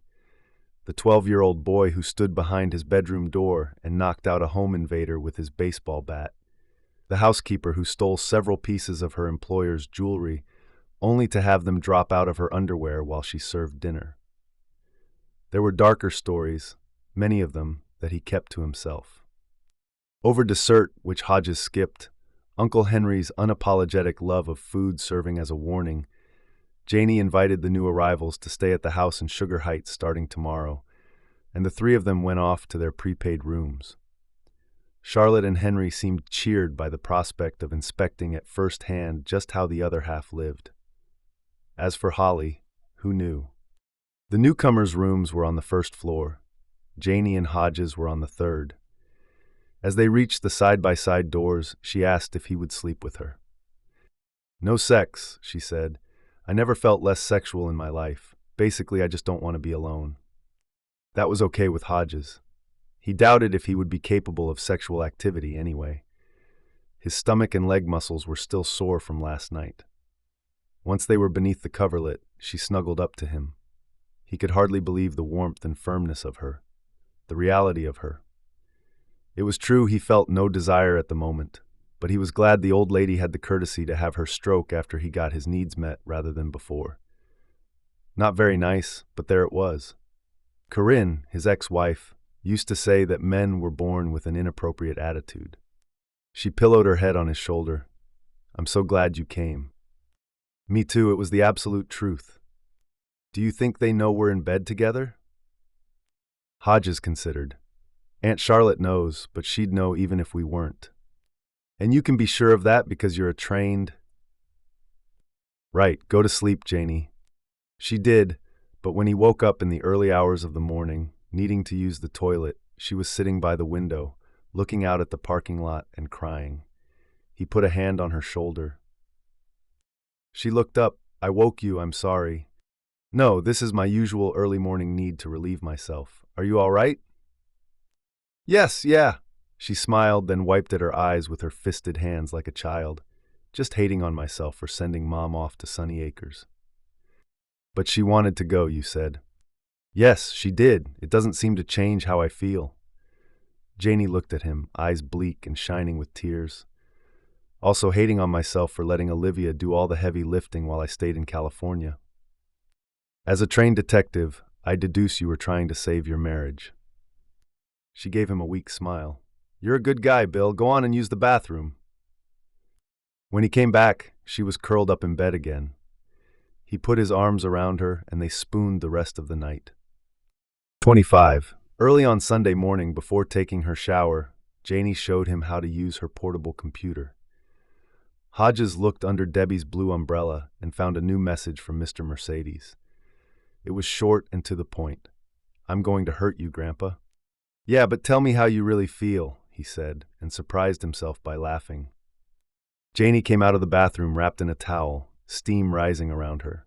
She asked him what he was laughing about. Hodges showed her the message. She did not find it so funny. "I hope you know what you're doing." Hodges hoped so too. Of one thing he was sure. When he got back home, he would take the Glock 40 he carried on the job out of his bedroom safe and start carrying it again. The happy slapper was no longer enough. The phone next to the double bed rang softly. Janie answered, conversed briefly, hung up.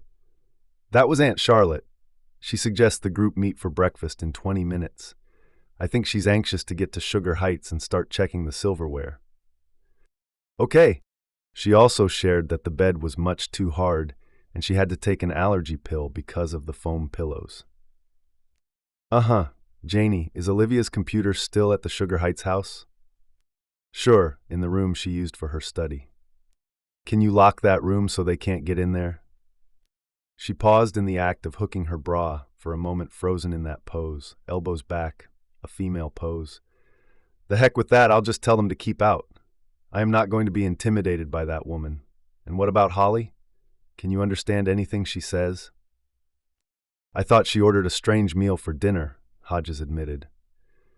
Janie collapsed into the chair he awoke to find her crying in last night. Only now she was laughing. "Sweetie, you're a terrible detective, which in this sense means good." Once the funeral stuff is over and they're gone. Thursday at the latest, she said. If they stay longer, I'll have to kill them. And no jury on earth would convict you.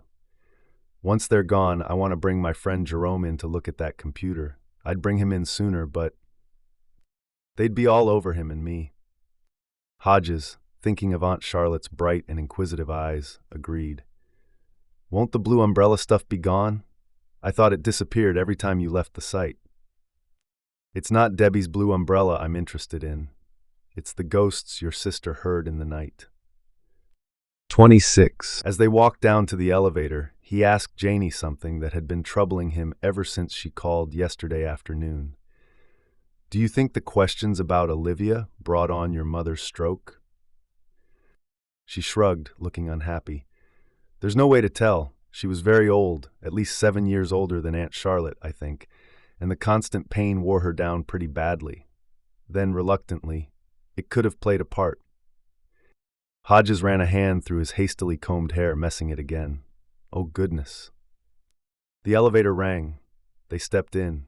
She turned to him and grabbed both of his hands. Her voice was swift and urgent. I'll tell you something, though. If I had to do it over again, I still would. Mom had a long life. Olivia, on the other hand, deserved a few more years. She wasn't terribly happy, but she was doing okay until that hateful person got to her. That crazy person. Stealing her car and using it to kill 8 people and hurt. I don't know how many more wasn't enough for him, was it? Oh no, he had to mess with her mind. So we continue with the investigation. You bet we do. Her hands tightened on his. This is ours, Bill. Do you get that? This is ours. He would not have stopped anyway. He was determined, but the vehemence of her reply was good to hear. The elevator doors opened. Holly, Aunt Charlotte, and Uncle Henry were waiting in the lobby. Aunt Charlotte regarded them with her inquisitive crow's eyes, probably looking for a sign of sexual activity. She asked what took them so long, then, without waiting for an answer, told them that the breakfast buffet looked very sparse. If they were hoping for a specially made omelet, they were out of luck. Hodges thought that Janie Patterson was in for several very long days. Like the day before, Sunday was brilliant and summery. Like the day before, Brady sold out by 4, at least 2 hours before dinner time approached, and the parks began emptying. He thought about calling home and finding out what his mom wanted for supper, then decided to grab takeout from a restaurant and surprise her. She loved the seafood there. As it turned out, Brady was the one surprised. He came into the house from the garage, and his greeting, "Hey Mom, I'm home," died on his lips. This time she had remembered to turn off the stove, but the smell of the meat she charred for her lunch hung in the air. From the living room there came a muffled drumming sound and a strange gurgling cry. There was a skillet on one of the front burners. He peered into it and saw crumbles of burnt hamburger rising like small volcanic islands from a film of congealed grease. On the counter was a half-empty bottle of vodka and a jar of mayonnaise, which was all she ever used to dress her hamburgers. The takeout bags dropped from his hands. Brady did not even notice. No, he thought, it can't be. It was, though.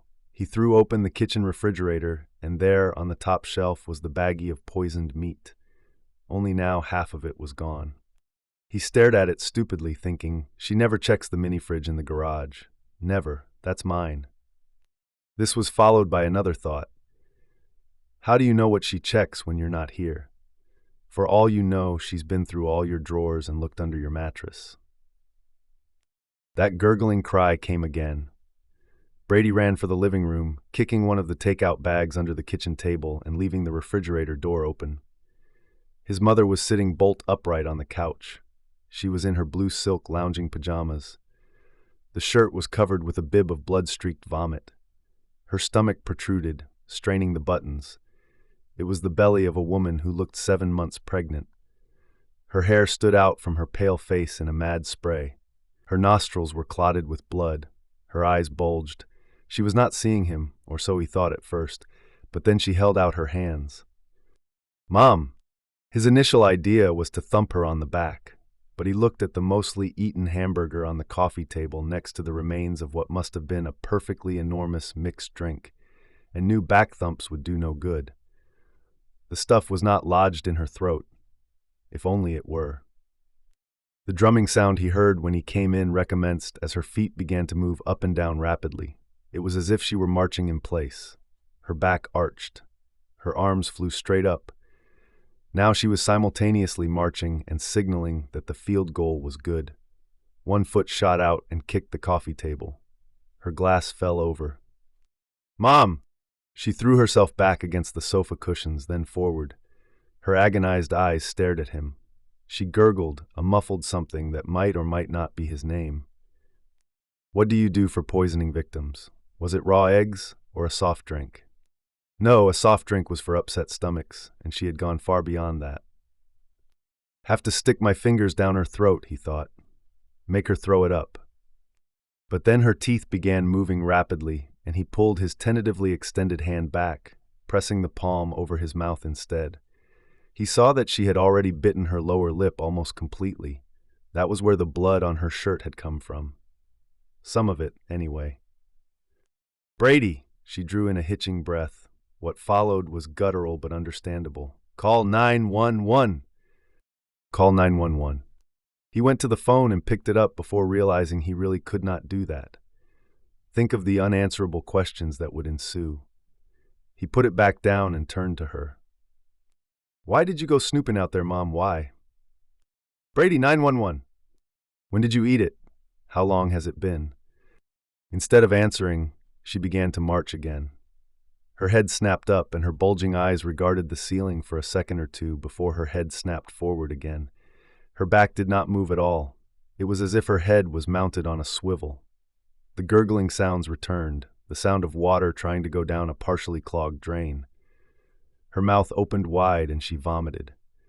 It landed in her lap with a wet splat, and it was half blood. He thought of all the times he had wished her dead, but I never wanted it to be like this, he thought. Never like this. An idea lit up his mind like a single bright flare over a stormy ocean. He could find out how to treat her online. Everything's online. "I'm going to take care of it," he said, "but I have to go downstairs for a few minutes. You hang in there, Mom. Try." He almost said try to relax. He ran into the kitchen toward the door that led to his control room. Down there he would find out how to save her. And even if he could not, he would not have to watch her die. 28.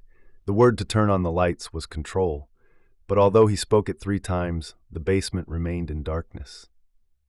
Brady realized the voice recognition program was not working because he did not sound like himself. And was it any wonder? He used the switch instead and went down, first shutting the door, and the beastly sounds coming from the living room behind him. He did not even try to voice activate his bank of computers, just turned on his number 3 with the button behind the monitor. The countdown to total erasure appeared, and he stopped it by typing in his password. But he did not seek out poison antidotes. It was far too late for that, and now that he was sitting here in his safe place, he allowed himself to know it. He also knew how this happened. She was good yesterday, staying sober long enough to make a nice supper for them, so she rewarded herself today. Got drunk, then decided she had better eat a little something to absorb the alcohol before her honey boy got home. Did not find anything in the pantry or the refrigerator that tickled her fancy. But say, what about the mini fridge in the garage? Soft drinks would not interest her, but perhaps there were snacks. Only what she found was even better. A plastic bag filled with nice, fresh hamburger. It made Brady think of an old saying, whatever can go wrong will go wrong. He went online to find out what it was called. After some investigation, he discovered it was called Murphy's Law, named after a man named Edward Murphy. The guy made aircraft parts. Who knew? He surfed a few other sites, actually quite a few, and played a few hands of solitaire. When there was a particularly loud thump from upstairs, he decided to listen to a few tunes on his music player, something cheerful. And as a song played, he went on Debbie's Blue Umbrella to see if there was a message from the fat ex-police officer.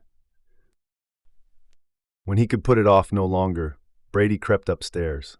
Twilight had come.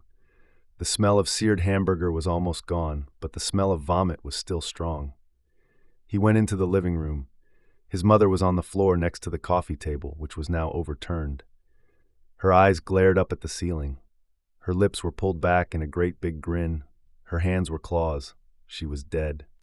Brady thought, "Why did you have to go out in the garage when you got hungry?" "Oh, Mommy, what possessed you?" Whatever can go wrong will go wrong, he thought. And then, looking at the mess she had made, he wondered if they had any carpet cleaner. This was Hodges's fault. It all led back to him. He would deal with the old detective retired, and soon. Right now, though, he had a more pressing problem. He sat down to consider it, taking the chair he used on the occasions when he watched TV with her. He realized she would never watch another reality show. It was sad, but it did have its funny side. He imagined a famous television host sending flowers with a card reading, "From all your survivor pals," and he just had to chuckle. What was he to do with her? The neighbors would not miss her because she never ever had anything to do with them, called them stuck up. She had no friends either, not even of the barfly type, because she did all her drinking at home.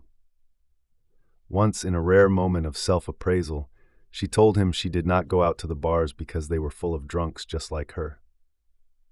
"That's why you didn't taste that stuff and stop, isn't it?" he asked the corpse. "You were too drunk." He wished they had a large freezer.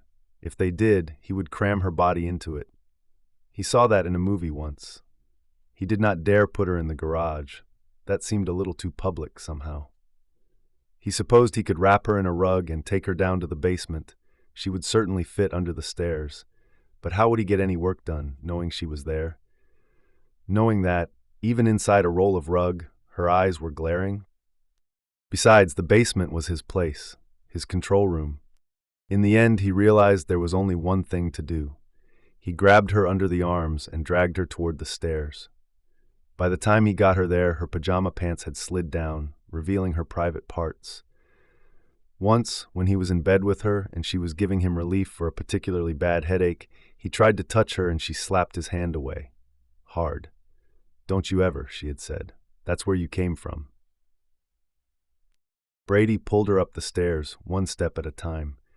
The pajama pants worked down to her ankles and gathered there. He remembered how she did a sit-down march on the couch in her last moments. How awful. But, like the thing about the television host sending flowers, it had its funny side. Down the hall, into her bedroom. He straightened up, wincing at the pain in his lower back. Goodness, she was so heavy. It was as if death had stuffed her with some dense mystery meat. Never mind, get it done. He yanked up her pants, making her decent again, as decent as a corpse in vomit-soaked pajamas could be, and lifted her onto her bed, groaning as fresh pain settled into his back. When he straightened up this time, he could feel his spine cracking. He thought about taking off her nightclothes and replacing them with something clean. One of the large t-shirts she sometimes wore to bed. Maybe, but that would mean more lifting and manipulation of what was now just pounds of silent flesh hanging from bone. What if he injured his back? He could at least take off her top, that caught most of the mess, but then he would have to look at her breasts. Those she did let him touch, but only once in a while. "My handsome boy," she would say on these occasions. Running her fingers through his hair or massaging his neck where the headache settled, crouched and snarling, "My handsome honey boy." In the end, he just pulled the bedspread up, covering her entirely, especially those staring, glaring eyes. "Sorry, Mom," he said, looking down at the white shape. "Not your fault." No, it was the fat ex-police officer's fault.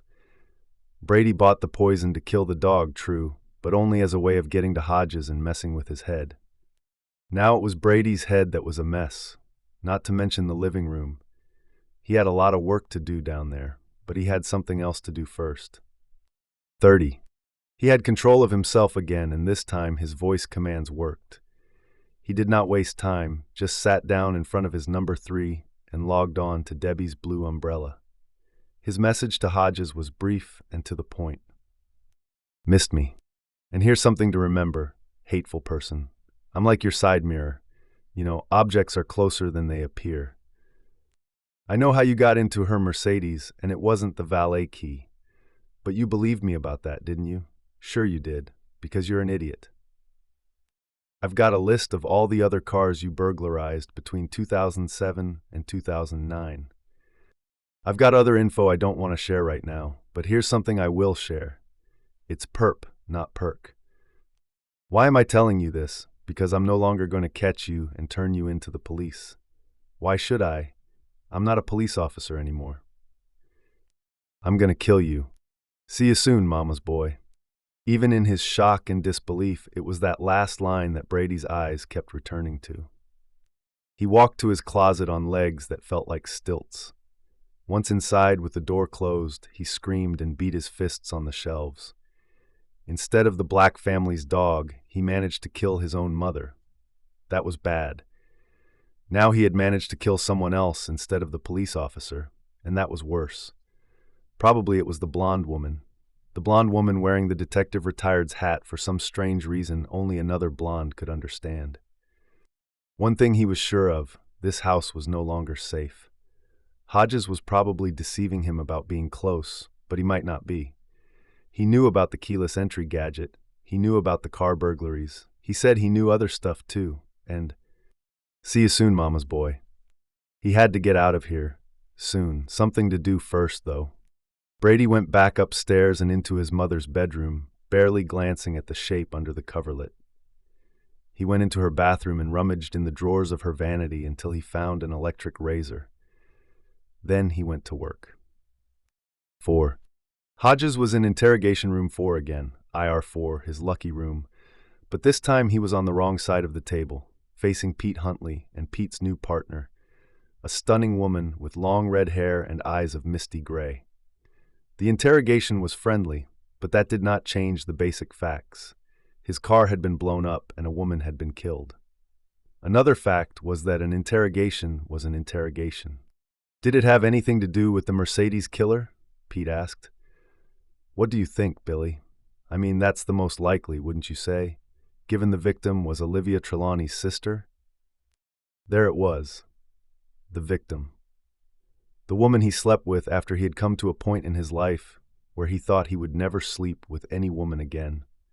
The woman who made him laugh and gave him comfort. The woman who was his partner in this last investigation as much as Pete Huntley ever was. The woman who wrinkled her nose at him and mocked his yeah. Don't you ever let me hear you call them the Vics, Frank Sledge told him, back in the old days. But right now he had to accept the term. I don't see how it can, he said mildly. I know how it looks, but sometimes a coincidence is just a coincidence. How did you? Isabel Janes began, then shook her head. That's the wrong question. Why did you meet her? Were you investigating the city center thing on your own? Playing the role of a police officer is what she did not say, perhaps in deference to Pete. After all, it was Pete's old friend they were questioning, this heavy man in rumpled suit pants and a blood-spotted white shirt. The tie he put on this morning now pulled halfway down his big chest. Could I have a drink of water before we get started? I'm still shook up. She was a nice lady. Janie was a hell of a lot more than that. But the cold part of his mind, which was, for the time being, keeping the hot part in a cage, told him this was the right way to go, the route that would lead into the rest of his story, the way a narrow entrance ramp leads to a 4-lane highway. Pete got up and went out. Isabel said nothing until he got back, just regarded Hodges with those misty gray eyes. Hodges drank half the paper cup in a swallow, then said, Okay, it goes back to that lunch we had at Damasio's, Pete, remember? Sure. I asked you about all the cases we were working, the big ones, I mean, when I retired, but the one I was really interested in was the City Center massacre. I think you knew that. Pete said nothing, but smiled slightly. Do you remember me asking if you ever wondered about Mrs. Trelawney? Specifically if she was telling the truth about not having an extra key? Uh-huh. What I was really wondering was if we gave her a fair chance, if we were wearing blinders because of how she was. What do you mean, how she was? Isabel asked. A nuisance, jumpy and arrogant and quick to take offense. To get a little perspective, turn it around a minute and think of all the people who believed Donald Davis when he claimed he was innocent. Why? Because he wasn't jumpy and arrogant and quick to take offense. He could really portray that grief-stricken, haunted husband thing, and he was good-looking. I saw him on a news channel once, and that pretty blonde anchor's legs were practically pressed together. "That's disgusting," Isabel said, but she said it with a smile. "Yeah, but true, he was a charmer." Olivia Trelawney, on the other hand, was an anti-charmer, so I started to wonder if we ever gave her story a fair shot. "We did," Pete said it flatly. "Maybe we did. Anyway, there I am, retired with time on my hands, too much time. And one day, just before I asked you to lunch, Pete, I say to myself, assume she was telling the truth. If so, where was that second key? And then, this was right after our lunch, I went on the internet and started to do some research. And do you know what I came across? A technical trick called stealing the peak." "What's that?" Isabel asked. "Oh man," Pete said. "You really think some computer genius stole her key signal? Then just happened to find her spare key stowed in the glove compartment or under the seat? Her spare key that she forgot? That's pretty far-fetched, Bill, especially when you add in that the woman's picture could have been next to type A personality in the dictionary." Calmly, as if he had not used his jacket to cover the severed arm of a woman he loved, not 3 hours before, Hodges summarized what Jerome found out about stealing the peak, presenting it as his own research.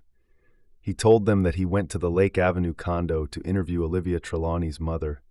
If she was still alive, I didn't know for sure, and found Olivia's sister, Janelle, living there. He left out his visit to the mansion in Sugar Heights and his conversation with Radney Peoples, the security guard, because that might lead to questions he would be hard-pressed to answer. They would find out in time, but he was close to Mr. Mercedes now. He knew he was. A little time was all he needed. He hoped. "Miss Patterson told me her mother was in a nursing home about 30 miles from here.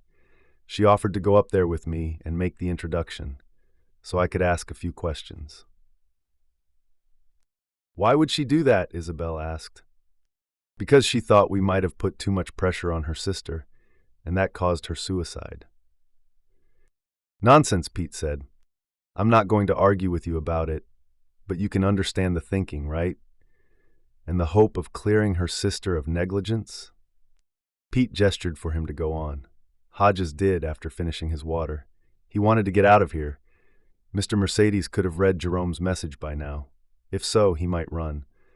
That would be fine with Hodges. A running man was easier to spot than a hiding man. "I questioned the old lady and got nothing. All I managed to do was upset her. She had a stroke and died soon after," he sighed. "Miss Patterson, Janelle, was heartbroken." "Was she also angry at you?" Isabel asked. "No, because she supported the idea too. Then, when her mother died, she didn't know anyone in the city except her mother's nurse, who's pretty old herself. I'd given her my number, and she called me. She said she needed help, especially with a bunch of relatives flying in that she hardly knew, and I was willing to give it. Janelle wrote the obituary. I made the other arrangements." "Why was she in your car when it blew?" Hodges explained about Holly's emotional outburst. He did not mention Janie appropriating his new hat at the last moment, not because it would destabilize his story, but because it hurt too much. "Okay," Isabel said. "You meet Olivia Trelawney's sister, who you like well enough to call by her first name. The sister facilitates a question-and-answer session with the mom. Mom has a stroke and dies, maybe because reliving it all again got her too excited. The sister is blown up after the funeral, in your car, and you still don't see a connection to the Mercedes killer?" Hodges spread his hands. "How would this guy know I was asking questions? I didn't take out an ad in the paper." He turned to Pete. "I didn't talk to anyone about it, not even you." Pete, clearly still brooding over the idea that their personal feelings about Olivia Trelawney might have colored the investigation, was looking gloomy. Hodges did not care much, because that was exactly what happened. "No, you just asked me about it at lunch." Hodges gave him a big grin. "Hey," he said, "it was my treat, wasn't it?" "Who else could have wanted to bomb you intensely?" Isabel asked. "Are you on Santa's naughty list?" If I had to guess, I'd put my money on an organized crime family. How many of those jerks did we put away on that gun thing back in 2004, Pete? A dozen or more, but yeah, and charged twice as many a year later. We destroyed them, and a member of the family said they'd get us both. Billy, the family can't hurt anyone.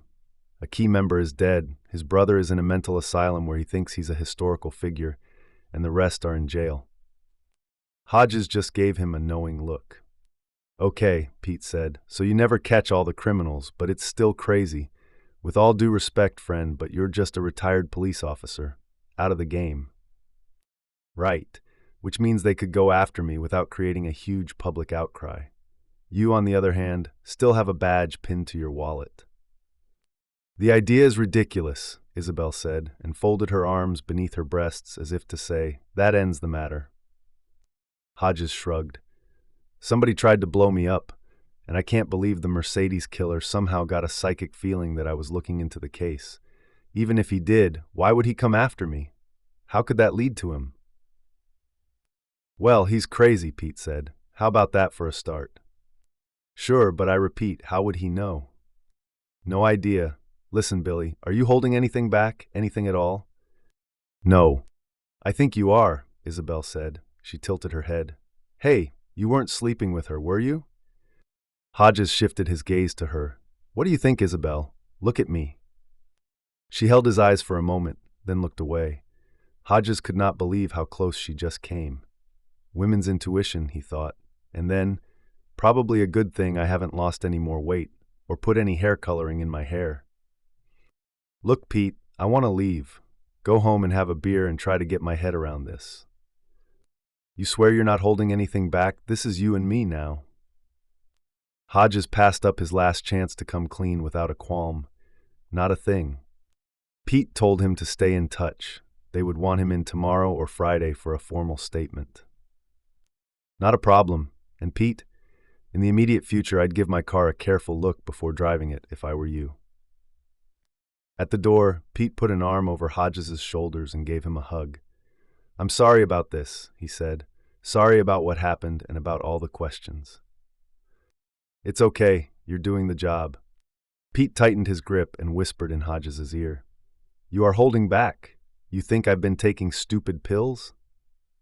For a moment, Hodges rethought his options. Then he remembered Janie saying, he's ours. He took Pete by the arms, looked him full in the face, and said, I'm just as mystified about this as you are. Trust me. 25. Hodges crossed the detective division office, avoiding the curious glances and leading questions with a neutral face that only broke once. Cassie Sheen, with whom he worked most often when Pete was on vacation, said, Look at you, still alive and uglier than ever. He smiled. If it isn't Cassie Sheen, the overly made-up queen. He lifted an arm in mock defense when she picked a paperweight up off her desk and held it out threateningly. It all felt both fake and real at the same time, like one of those arguments on afternoon TV. In the hall, there was a line of chairs near the snack and soda machines. Sitting in two of the chairs were Aunt Charlotte and Uncle Henry. Holly was not with them, and Hodges instinctively touched the glasses case in his pants pocket. He asked Uncle Henry if he was feeling better. Uncle Henry said he was, and thanked him. He turned to Aunt Charlotte and asked how she was doing. I'm fine. It's Holly I'm worried about. I think she blames herself because she's the reason, you know. Hodges knew. The reason Janie was driving his car. Of course, Janie would have been in it anyway, but he doubted if that changed the way Holly felt. I wish you'd talked to her. You connected with her somehow. Her eyes took on an unpleasant gleam. The way you connected with Janelle, you must have a certain way about you. I'll do that, Hodges said, and he would, but Jerome was going to talk to her first. Assuming the number on the glasses case worked, that is. For all he knew, that number rang a landline in another city. I hope we're not supposed to identify her, Uncle Henry said. In one hand he held a cup of coffee. He had hardly touched it, and Hodges was not surprised. The police department coffee was notorious. How can we? She was blown to pieces. Don't be an idiot, Aunt Charlotte said. They don't want us to do that. They can't. Hodges said, if she's ever been fingerprinted, most people have, they'll do it that way. They may show you photographs of her clothes or personal pieces of jewelry. How would we know about her jewelry? Aunt Charlotte cried. A police officer getting a soda turned to look at her, and I hardly noticed what she was wearing. Hodges guessed she had estimated the cost of every stitch, but did not comment. They may have other questions, some about him. It shouldn't take long. There was an elevator, but Hodges chose the stairs. On the landing one flight down, he leaned against the wall, eyes closed, and took half a dozen big shaky breaths. The tears came now. He wiped them away with his sleeve. Aunt Charlotte expressed concern about Holly, a concern Hodges shared, but no sorrow about her niece who was killed. He guessed that Aunt Charlotte's biggest interest in Janie right now was what happened to all the lovely money Janie inherited from her sister. I hope she left it to a dog hospital, he thought. Hodges sat down with an out-of-breath grunt.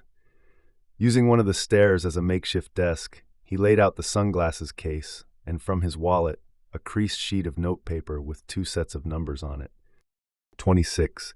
Hello, the voice was soft, tentative. Hello, who is this? My name's Jerome Robinson, ma'am. I believe Bill Hodges said I might call you. Ma'am?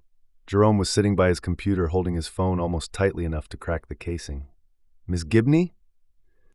I'm here. It was almost a sigh. He said he wants to catch the person who killed my cousin. There was a terrible explosion. I know, Jerome said. Down the hall, Barbara started playing her new music for the 1,000th time. He thought of 3,000 or 4,000 Barbaras all screaming in unison tomorrow night, and thanked God his mother was dealing with that. Meanwhile, the woman on the other end of the line had started to cry. Ma'am, Miss Gibney, I'm very sorry for your loss. I hardly knew her, but she was my cousin, and she was nice to me. So was Mr. Hodges. Do you know what he asked me? No, If I'd eaten breakfast, wasn't that considerate? It sure was, Jerome said. He still could not believe the lively, vital lady he had dinner with was dead. He remembered how her eyes sparkled when she laughed, and how she mocked Bill's way of saying yeah. Now he was on the phone with a woman he had never met. A very odd woman, from the sound of her. Talking to her felt like disarming a bomb. Ma'am, Bill asked me to come out there. Will he come with you? He can't right now. He's got other things he has to do. There was more silence, and then, in a voice so low and timid he could barely hear it, Holly asked, Are you safe? Because I worry about people, you know. I worry very much. Yes, ma'am, I'm safe. I want to help Mr. Hodges. I want to help catch the man who did it. He must be crazy, don't you think? Yes, Jerome said.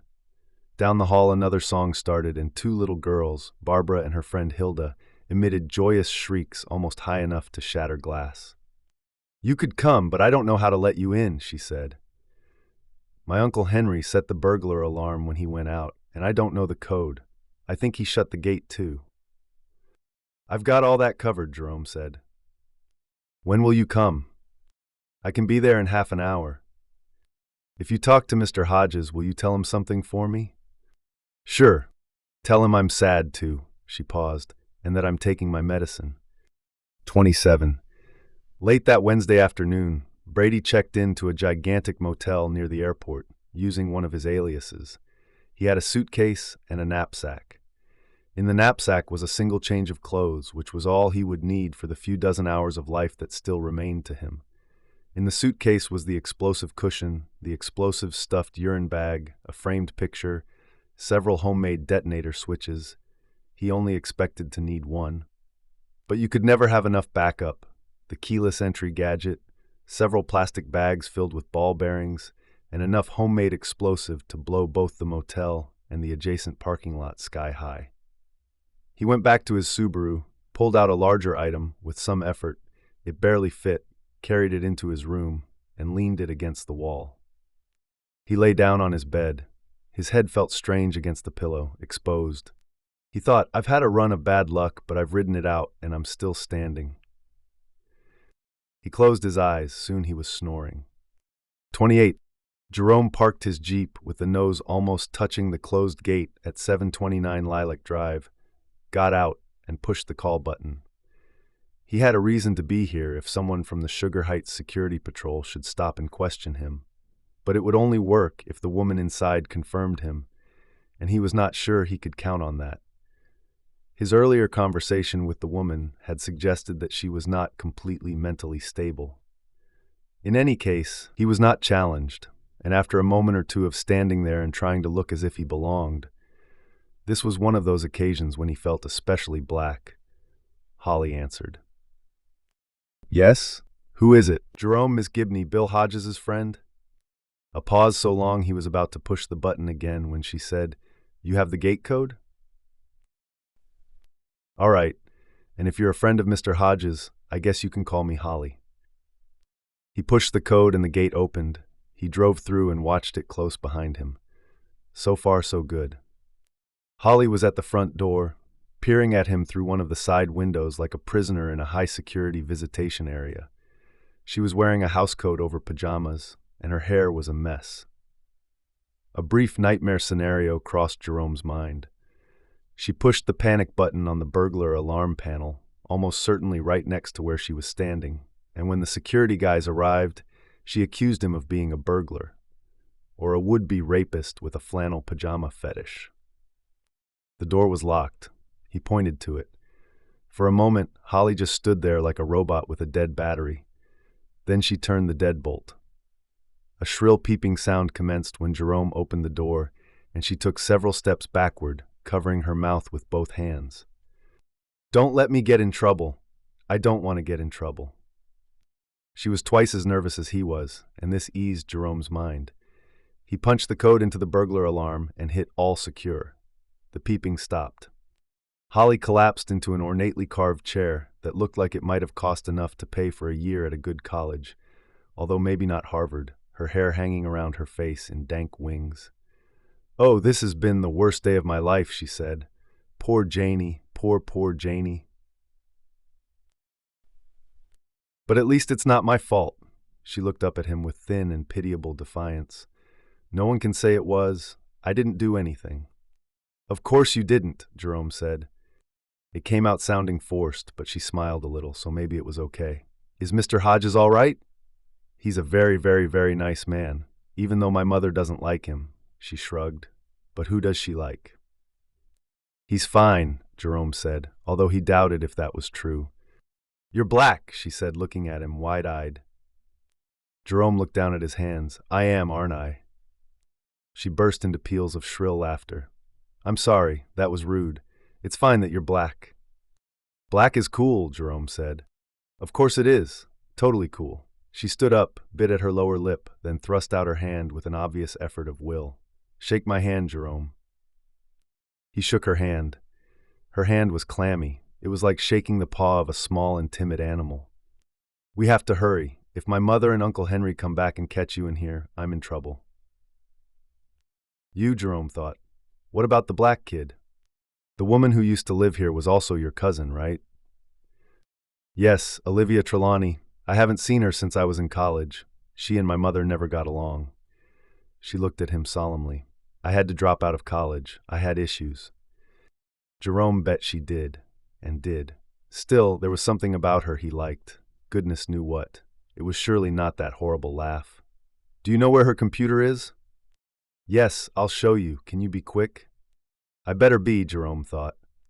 29. The late Olivia Trelawney's computer was password protected, which was silly because when he turned over the keyboard, he found her name written there with a marker. Holly, standing in the doorway and flipping the collar of her housecoat nervously up and down, muttered something he didn't catch. Huh? I asked what you're looking for. You'll know it if I find it. He opened the search tool and typed a search term into the search field. No result. He tried another search term. Nothing. He tried a third search term. Nothing. It could be hidden. This time he heard her clearly because her voice was right next to his ear. He jumped a little, but Holly didn't notice. She was bent over with her hands on her house-coated knees, staring at Olivia's monitor. Try audio file. That was a pretty good idea, so he did. But there was nothing. Okay, she said, go to System Preferences and look at Sound. Holly, all that does is control the input and output. stuff like that. Of course, try it anyway. She had stopped biting her lips. Jerome did. Under Output, the menu listed external speakers, headphones, and another sound driver. Under Input, there was internal microphone and line-in. Nothing he didn't expect. Any other ideas? He asked her. Open sound effects, over there on the left. He turned to her. Hey, you know this stuff, don't you? I took a computer course from home on an online call. It was interesting. Go on, look at sound effects. Jerome did and blinked at what he saw. In addition to the usual sound effects, there was an item listed as spooks. Never seen that one before. Me either. She still would not look directly at his face, but her demeanor had changed remarkably otherwise. She pulled up a chair and sat beside him, tucking her lank hair behind her ears. And I know Mac programs inside and out. That's good, Jerome said and held up a hand. Still looking at the screen, Holly high-fived him. Play it. Yes, I've seen that movie many times. I have a movie book. I write down everything I see. My mother says that's obsessive behavior. Life is obsessive behavior, Jerome said. Unsmiling, Holly replied, That's good. Jerome highlighted spooks and hit the return key. From the stereo speakers on either side of Olivia's computer, a baby began to wail. Holly was okay with that. She did not grab Jerome's shoulder until the woman shrieked, Why did you let him murder my baby? Oh my goodness, Jerome cried and grabbed Holly's hand. He did not even think about it, and she did not draw away. They stared at the computer as if it had grown teeth and bitten them. There was a moment of silence, then the baby started crying again. The woman screamed again. The program cycled a third time, then stopped. Holly finally looked directly at him, her eyes so wide they seemed in danger of falling out of her head. Did you know that was going to happen? Goodness, no. Maybe something, or Bill wouldn't have sent him here, but that? Can you find out anything about the program, Holly? Like when it was installed? If you can't, that's all Move over. Jerome was good with computers, but Holly used the keyboard with great skill. After a few minutes of hunting around, she said, Looks like it was installed on July 1st of last year. A whole bunch of stuff was installed that day. It could have been programmed to play at certain times, right? Cycle 3 times and then quit. She gave him an impatient glance. Of course. Then how come it's not still playing? I mean, you guys have been staying here. You would have heard it. She clicked the mouse rapidly and showed him something else. I saw this already. It's a controlling program, hidden in her mail contacts. I bet Olivia didn't know it was here. It's called Looking Glass. You can't use it to turn on a computer. At least I don't think so. But if it is on, you can run everything from your own computer. Open files, read emails, look at search histories, or deactivate programs. Like after she was dead, Jerome said. That's creepy, Holly grimaced. Why would the guy who installed this leave it? Why not erase it completely? I don't know. Maybe he just forgot. I forget stuff all the time. My mother says I'd forget my own head if it wasn't attached to my neck. Yeah, mine says that too, but who's he? Who are we talking about? She thought it over. They both did, and after perhaps 5 seconds, they spoke at the same time. Her IT guy, Jerome said, just as Holly said, her strange computer repairman. Jerome started going through the drawers of Olivia's computer station, looking for a computer service invoice, a bill stamped paid, or a business card. There ought to be at least one of those, but there was nothing. He got on his knees and crawled into the knee hole under the desk. Nothing there either. Look on the fridge, he said. Sometimes people put things there, under little magnets. There are plenty of magnets, Holly said, but nothing on the fridge except for a real estate agent's card and one from the security company. I think Janie must have taken down everything else, probably threw it away. Is there a safe? Probably, but why would my cousin put her IT guy's business card in her safe? It's not like it's worth money or anything. That's true, Jerome said. If it was here, it would be by her computer. She wouldn't hide it. She wrote her password right under her keyboard. Pretty silly, Jerome said. Totally. Holly suddenly seemed to realize how close they were.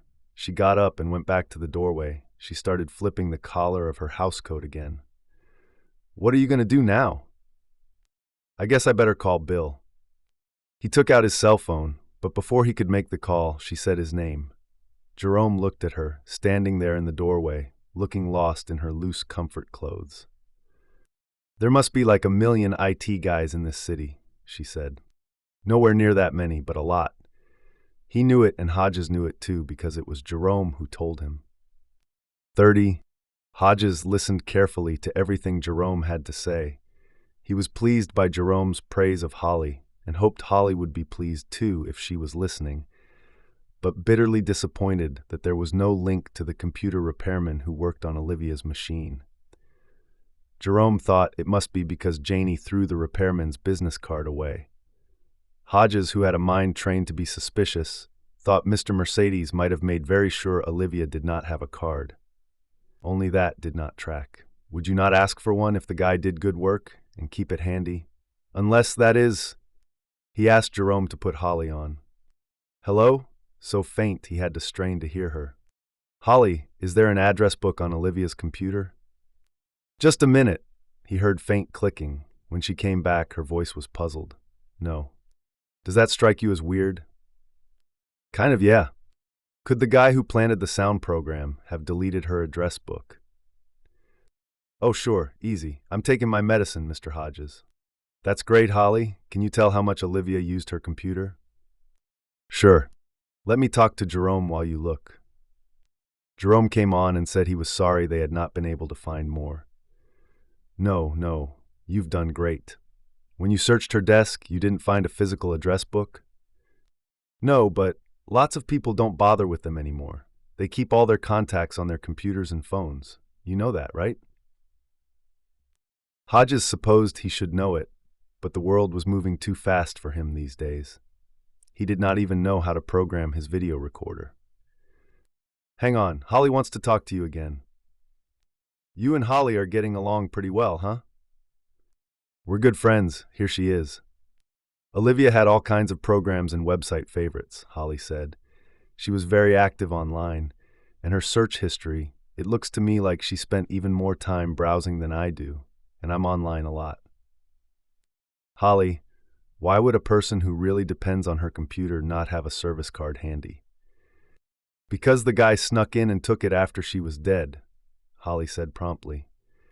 "Maybe, but think of the risk, especially with the neighborhood security service keeping an eye on things. He'd have to know the gate code, the burglar alarm code, and even then he'd need a house key." He trailed off. "Mr. Hodges, are you still there?" "Yes, and go ahead and call me Bill." But she would not. Maybe she could not. "Mr. Hodges, is he a master criminal, like in the movies?" "I think just crazy. And because he was crazy, the risk might not matter to him. Look at the risk he took at City Center, driving into that crowd of people." It still did not feel right. "Give me Jerome again, will you?" She did, and Hodges told him it was time to get out before Aunt Charlotte and Uncle Henry came back and caught him and Holly. "What are you going to do, Bill?" He looked out at the street where twilight had started to deepen the colors of the day. It was close to 7 o'clock. "Sleep on it," he said. Before going to bed, Hodges spent 4 hours in front of the TV, watching shows that went in his eyes just fine but disintegrated before reaching his brain.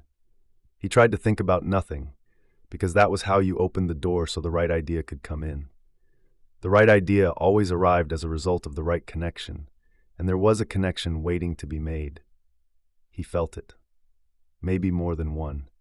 He would not let Janie into his thoughts. Later, yes. But for now, all she could do was interfere with his concentration. Olivia Trelawney's computer was the crux of the matter. It was rigged with sound programs, and the most likely suspect was her IT guy. So why didn't she have his card? He could delete her computer address book at long distance, and Hodges was betting he did. But did he break into her house to steal a business card after she was dead? He got a call from a newspaper reporter, then from a news channel guy. After the third call from someone in the media, Hodges shut his phone down. He did not know who provided his cell number, but he hoped the person was well paid for the information. Something else kept coming into his mind, something that had nothing to do with anything. She thinks they walk among us. A refresher glance through his notes allowed him to put his finger on who said that to him. Mr. Bowfinger, the greeting card writer. He and Bowfinger were sitting in lawn chairs, and Hodges remembered being grateful for the shade. This was while he was doing his investigation, looking for anyone who might have seen a suspicious vehicle cruising the street. She thinks they walk among us, Bowfinger had said, giving his eyebrows a satirical wiggle. And why in God's name should that keep bouncing around in Hodges's head? Hodges decided it was just one of those echoes that could start resounding in an overstressed brain. He got undressed and went to bed, and he dreamed of Janie, and for the first time since childhood, he actually cried himself to sleep. He woke up in the small hours of Thursday morning, relieved himself, started back to bed, and stopped, eyes widening. What he had been looking for, the connection, was suddenly there, very clearly. You didn't bother keeping a business card if you didn't need one. Say the guy wasn't an independent, running a little business out of his house, but someone who worked for a company. If that was the case, you could call the company number any time you needed him, because it would be something easy to remember, like 555-9999, or whatever the numbers were that spelled out compute. If he worked for a company, he'd make his repair calls in a company car. Hodges went back to bed, sure that sleep would escape him this time, but it did not. He thought, if he had enough explosive to blow up my car, he must have more. Then he was under again. He dreamed about Janie. Kisses on the midway. 1. Hodges was up at 6 in the morning on Thursday and made himself a big breakfast. 2 eggs, 4 slices of bacon, 4 slices of toast. He did not want it, but he forced himself to eat every bite, telling himself it was body fuel. He might get a chance to eat again today, but he might not. Both in the shower and as he chewed his way resolutely through his big breakfast, no one to watch his weight for now, a thought kept recurring to him, the same one he went to sleep with the night before. It was like a haunting. Just how much explosive? This led to other unpleasant considerations, like how the criminal meant to use it, and when. He came to a decision. Today was the last day. He wanted to track Mr. Mercedes down himself and confront him. Kill him? No, not that. Probably not that, but beating the anger out of him would be excellent. For Olivia, for Janie, for Janice and Patricia Cray, for all the other people Mr. Mercedes killed and injured at City Center the year before. People so desperate for jobs they got up in the middle of the night and stood waiting in a dank fog for the doors to open. Lost lives. Lost hopes, lost souls. So yes, he wanted the hateful person. But if he could not arrest him today, he would turn the whole thing over to Pete Huntley and Isabel Janes and take the consequences, which, he knew, might well lead to some jail time. It did not matter. He had plenty on his conscience already, but he guessed it could bear a little more weight. Not another mass killing, though. That would destroy what little of him there was left. He decided to give himself until 8 o'clock tonight. That was the time limit. He could do as much in those 13 hours as Pete and Isabel. Probably more because he was not constrained by routine or procedure. Today he would carry his father's .38, and the happy slapper that too. The slapper went in the right front pocket of his sport coat, the revolver under his left arm. In his study he grabbed his Mr. Mercedes file. It was quite thick now, and took it back to the kitchen. While he read through it again, he used the remote to turn on the TV on the counter and tuned in the morning news. He was almost relieved to see that a crane had toppled over down by the lakeshore, half sinking a barge filled with chemicals. He did not want the lake any more polluted than it already was, assuming that was possible, but the spill had pushed the car bomb story back to second place. That was the good news. The bad was that he was identified as the detective, now retired, who was the lead investigator of the City Center Massacre Task Force, and the woman killed in the car bombing was identified as Olivia Trelawney's sister. There was a still photo of him and Janie standing outside the funeral home, taken by goodness knew who. Police are not saying if there's a connection to last year's mass killing at City Center, the newscaster said gravely, but it's worth noting that the perpetrator of that crime has as yet not been caught. In other crime news, Donald Davis is expected to be charged. Hodges no longer cared about Donald Davis. He killed the TV and returned to the notes on his yellow legal pad. He was still going through them when his phone rang. Not the cell, although today he was carrying it, but the one on the wall. It was Pete Huntley. "You're up early," Pete said. "Good detective work. How can I help you?" "We had an interesting interview yesterday with Henry Sirois and Charlotte Gibney. You know, Janelle Patterson's aunt and uncle?" Hodges waited for it. The aunt was especially fascinating. She thinks Isabel was right, and you and Patterson were a lot more than just acquaintances. She thinks you were very close friends. "Say what you mean, Pete." "Having sex, being intimate, doing the horizontal mambo. I think I get it. Let me tell you something about Aunt Charlotte, okay? If she saw a photo of a celebrity talking to Queen Elizabeth, she'd tell you the celebrity was having sex with her. Just look at their eyes, she'd say. I'll take that on a tryout basis, mostly for old time's sake, but I still want to know what you're hiding, because this is wrong." Read my lips, not hiding anything. Silence from the other end. Pete was waiting for Hodges to grow uncomfortable and break it, for the moment forgetting who taught him that trick. At last he gave up. "I think you're digging yourself a hole, Billy. My advice is to drop the shovel before you're in too deep to climb out." "Thanks, partner. Always good to get life lessons early in the morning.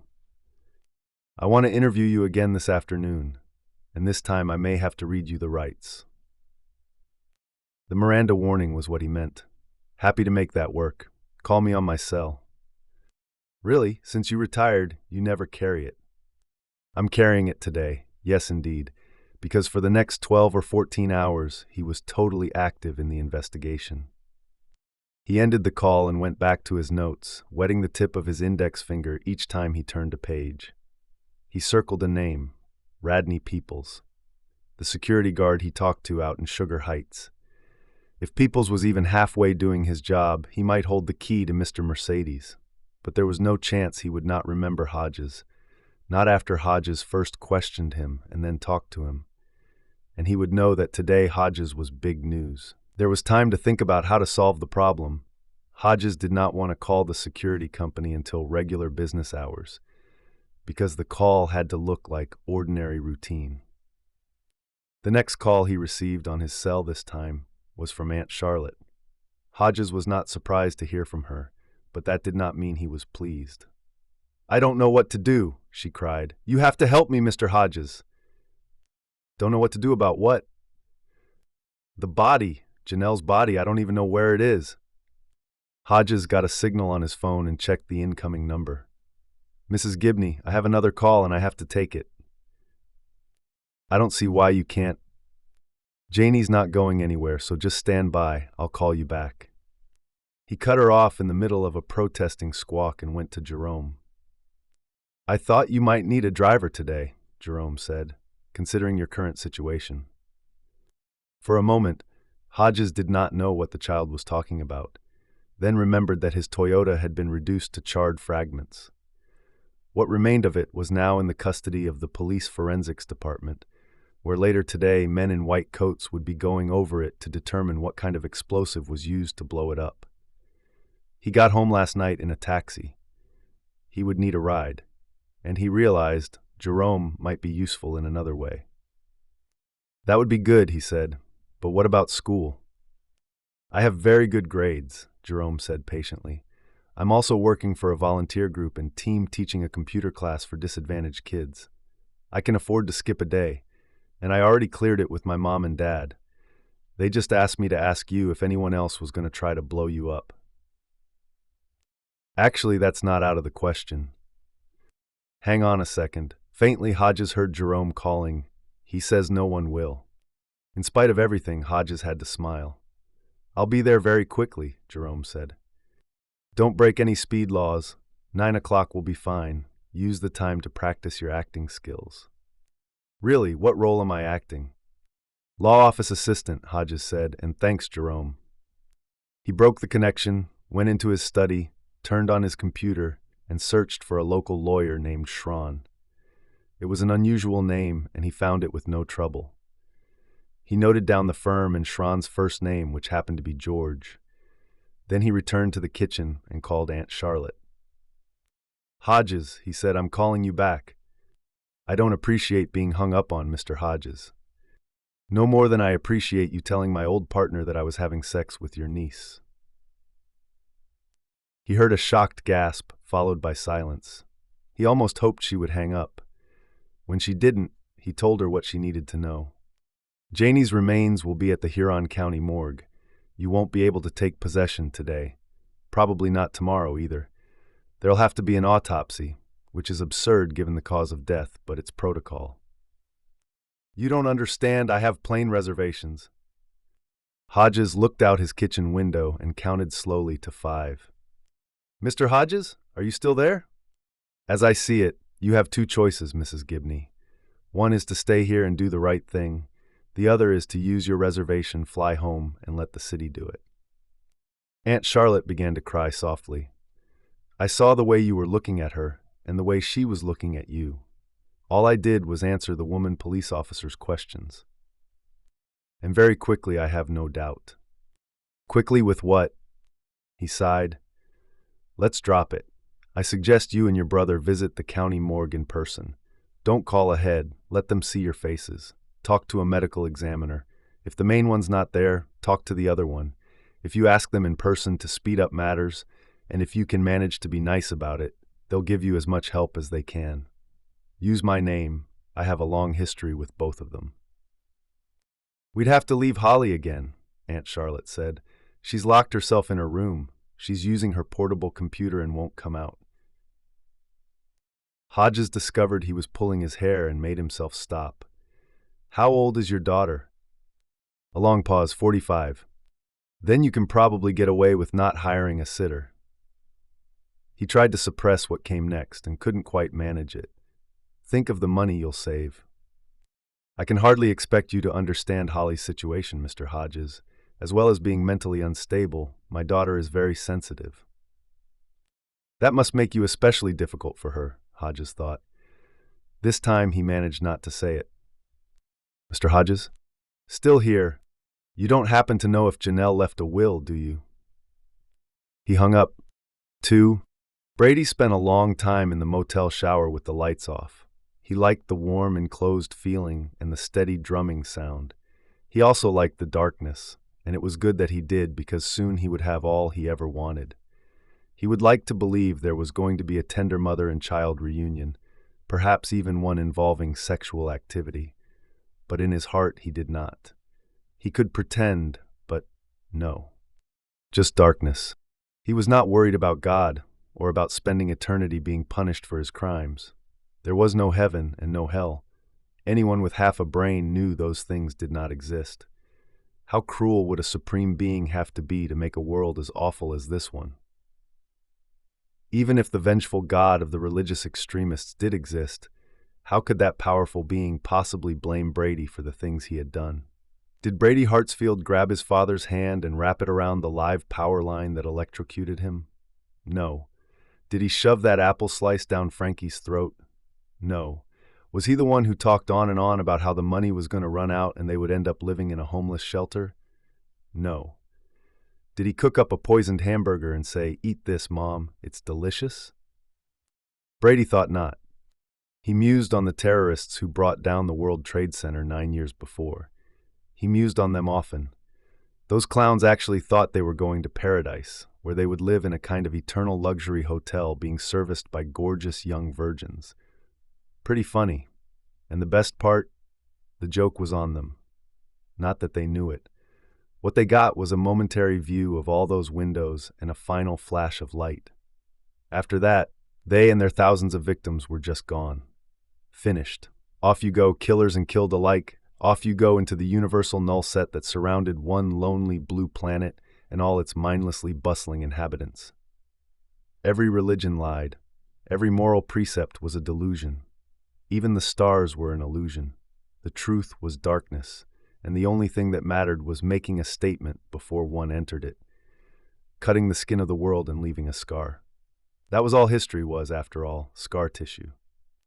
3. Brady dressed and drove to a 24-hour drugstore near the airport.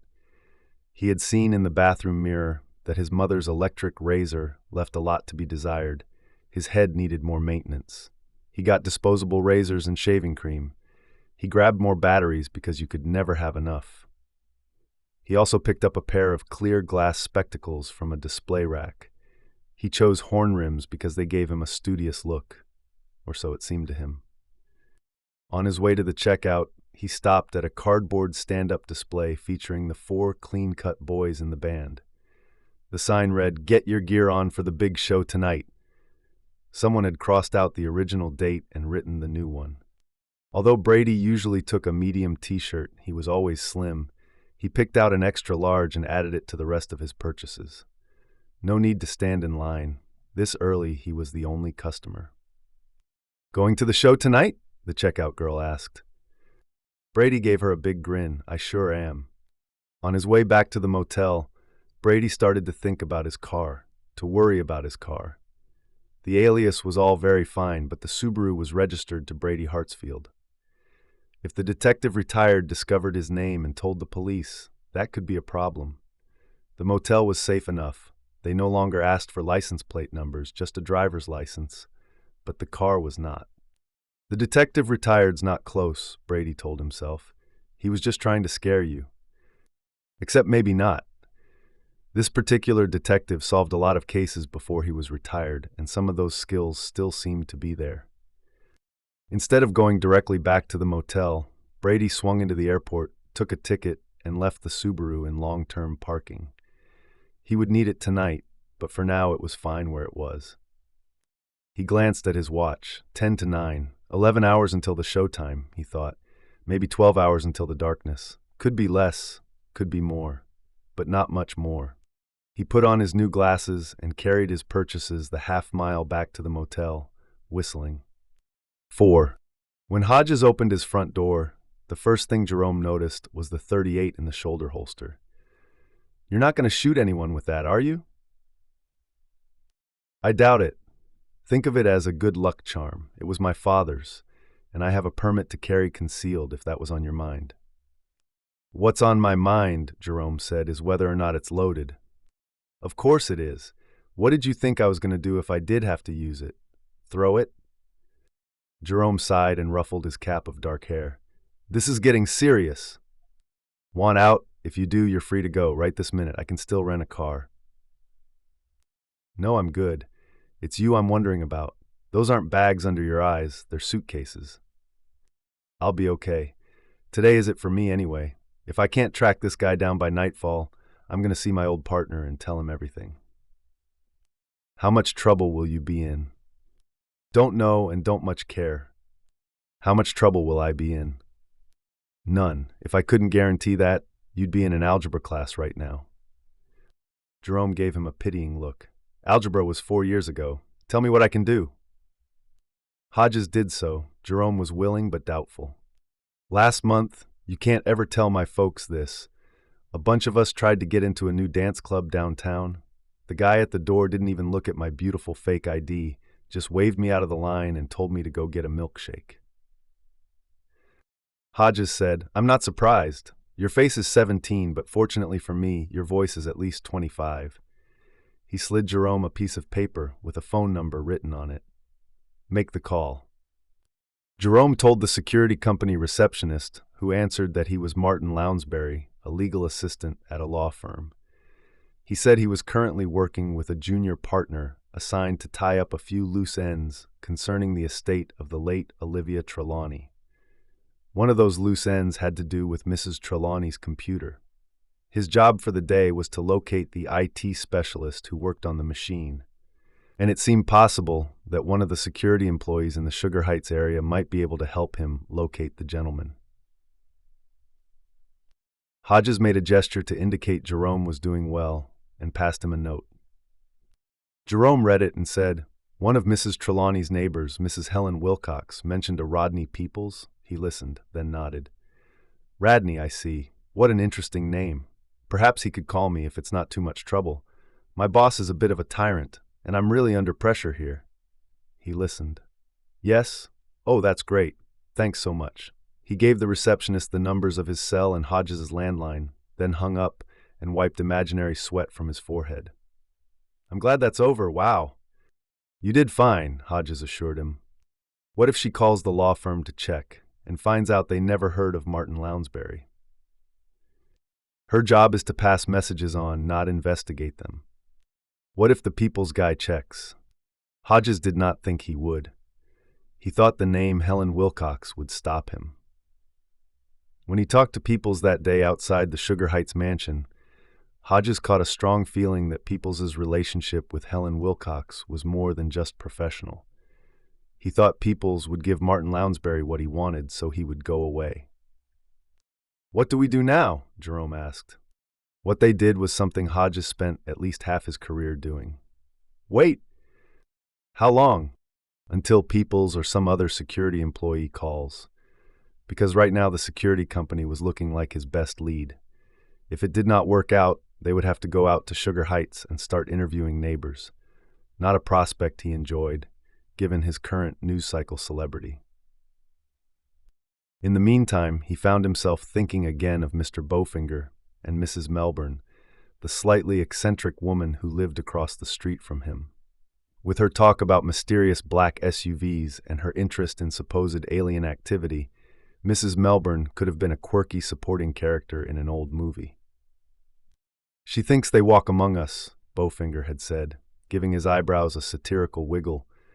And why in God's name should that keep bouncing around in Hodges' head?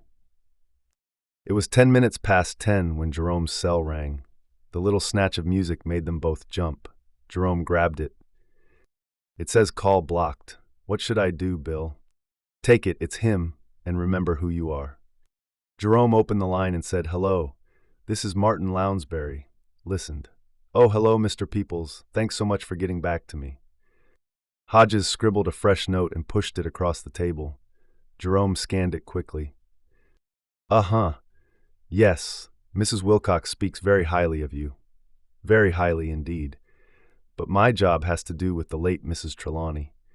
We can't finish settling her estate until we can inventory her computer. And yes, I know it's been over 6 months. Terrible how slowly these things move, isn't it? We had a client last year who actually had to apply for government aid even though he had a large inheritance pending. Don't overdo it, Jerome, Hodges thought. His heart was hammering in his chest. No, it's nothing like that. I just need the name of the fellow who worked on it for her. The rest is up to my boss. Jerome listened, eyebrows pulling together.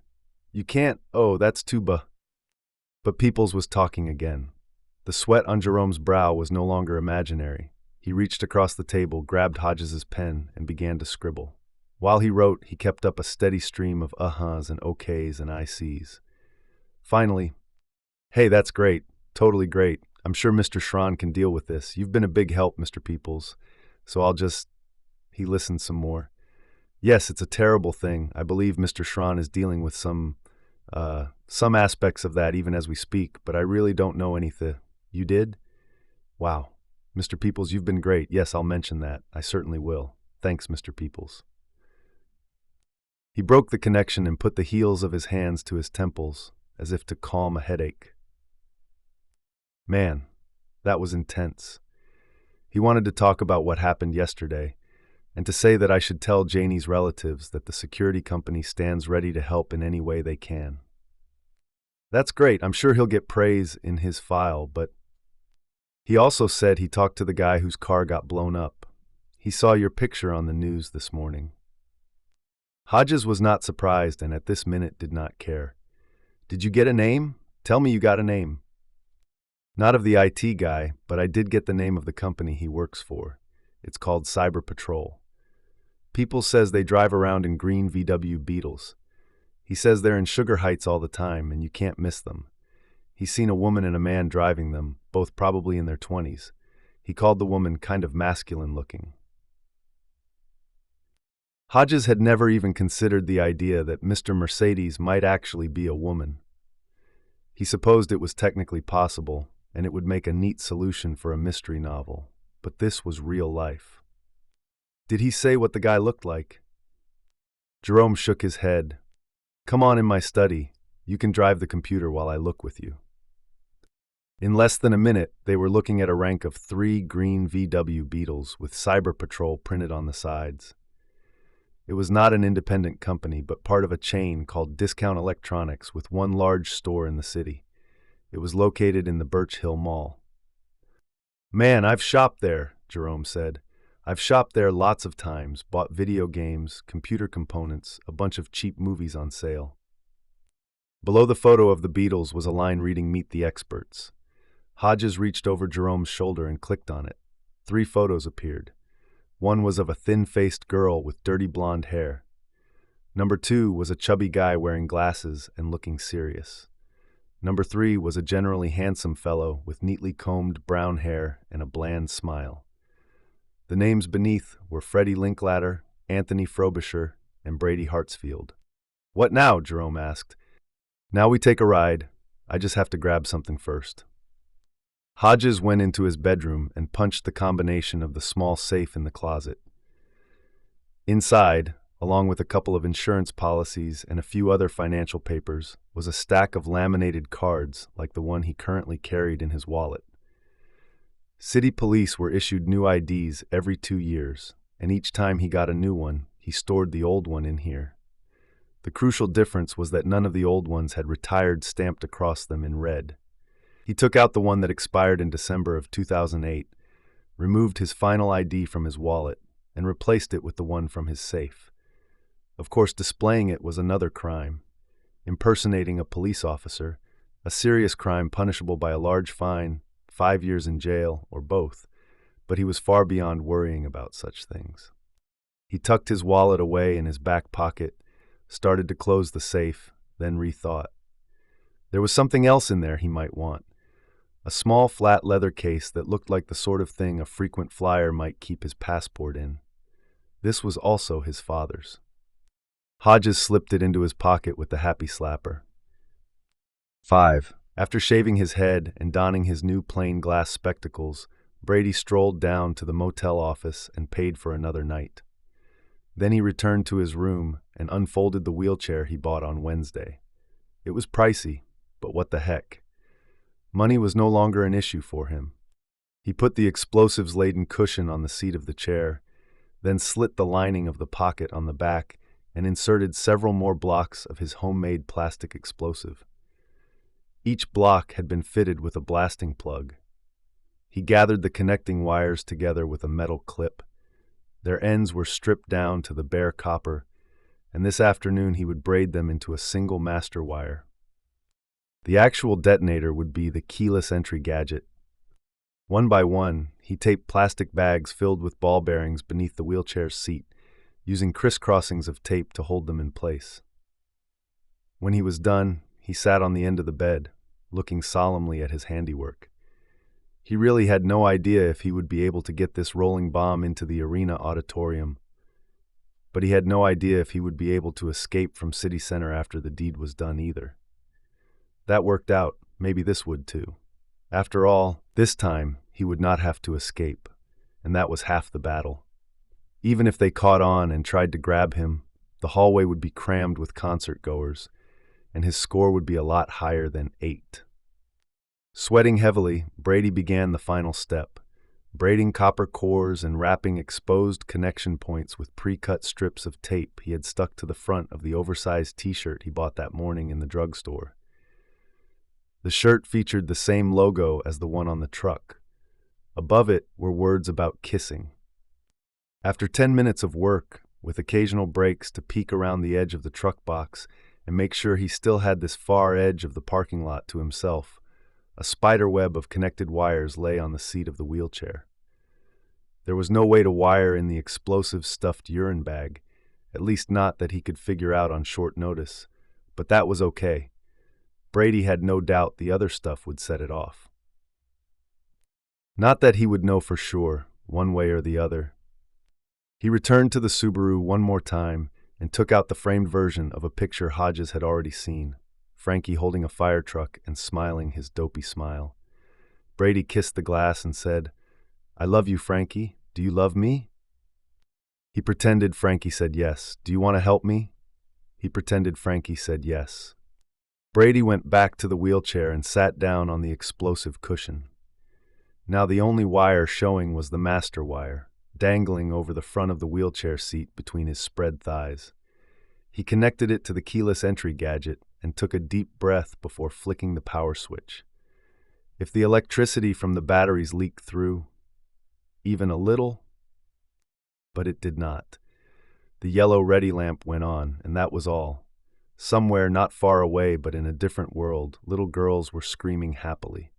Soon many of them would be vaporized. Many more would be missing arms and legs and screaming for real.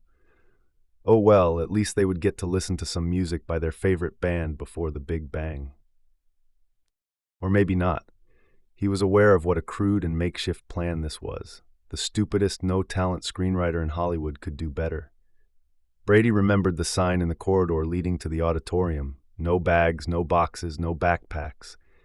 He had none of those things, but all it would take to ruin the plan was one sharp-eyed security guard observing a single, unconcealed wire. Even if that didn't happen, a cursory glance into the wheelchair's storage pockets would reveal the fact that it was a rolling bomb. Brady had stuck a pennant in one of those pockets, but otherwise made no effort at concealment. It did not faze him. He did not know if that made him confident or just accepting of fate, and did not think it mattered. In the end, confidence and acceptance of fate were pretty much the same, were they not? He got away with running those people over at City Center, and there was almost no planning involved with that, either. Just a mask, a hairnet, and some bleach. In his heart, he never really expected to escape, and in this case his expectations were zero. In a world with no care, he was about to become the ultimate no-carer.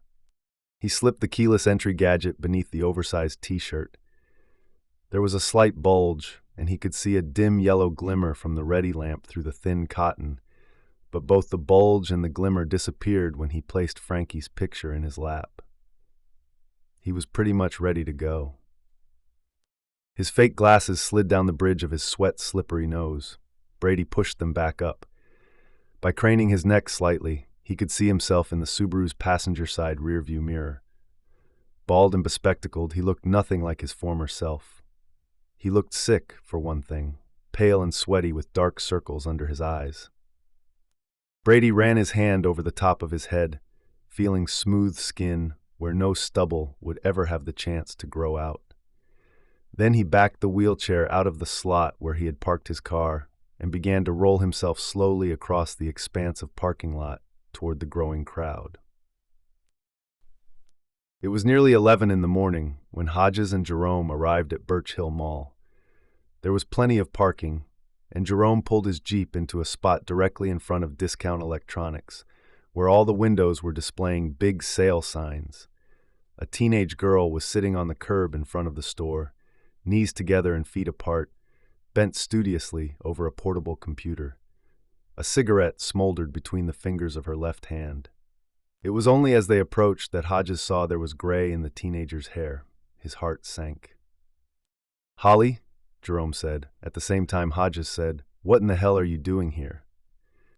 "I was pretty sure you'd figure it out," she said, stubbing out her cigarette and standing up. "But I was starting to worry. I was going to call you if you weren't here by 11:30. I'm taking my medicine, Mr. Hodges." "So you said, and I'm glad to hear it. Now answer my question and tell me what you're doing here." Her lips trembled, and although she managed eye contact to begin with, her gaze now sank to her shoes. Hodges wasn't surprised he took her for a teenager at first, because in many ways she still was one, her growth stunted by insecurities and by the strain of keeping her balance on the emotional high wire she had been walking all her life. "Are you mad at me? Please don't be mad at me." "We're not mad," Jerome said. "Just surprised." Shocked is more like it, Hodges thought. "I spent the morning in my room, browsing the local IT community. But it's like we thought. There are hundreds of them. Mom and Uncle Henry went out to talk to people. About Janie, I think. I guess there'll have to be another funeral, but I hate to think about what will be in the coffin. It just makes me cry and cry." And yes, big tears were rolling down her cheeks. Jerome put an arm around her. She gave him a shy, grateful glance. Sometimes it's hard for me to think when my mother is around. It's like she interferes with my thoughts. I guess that makes me sound crazy.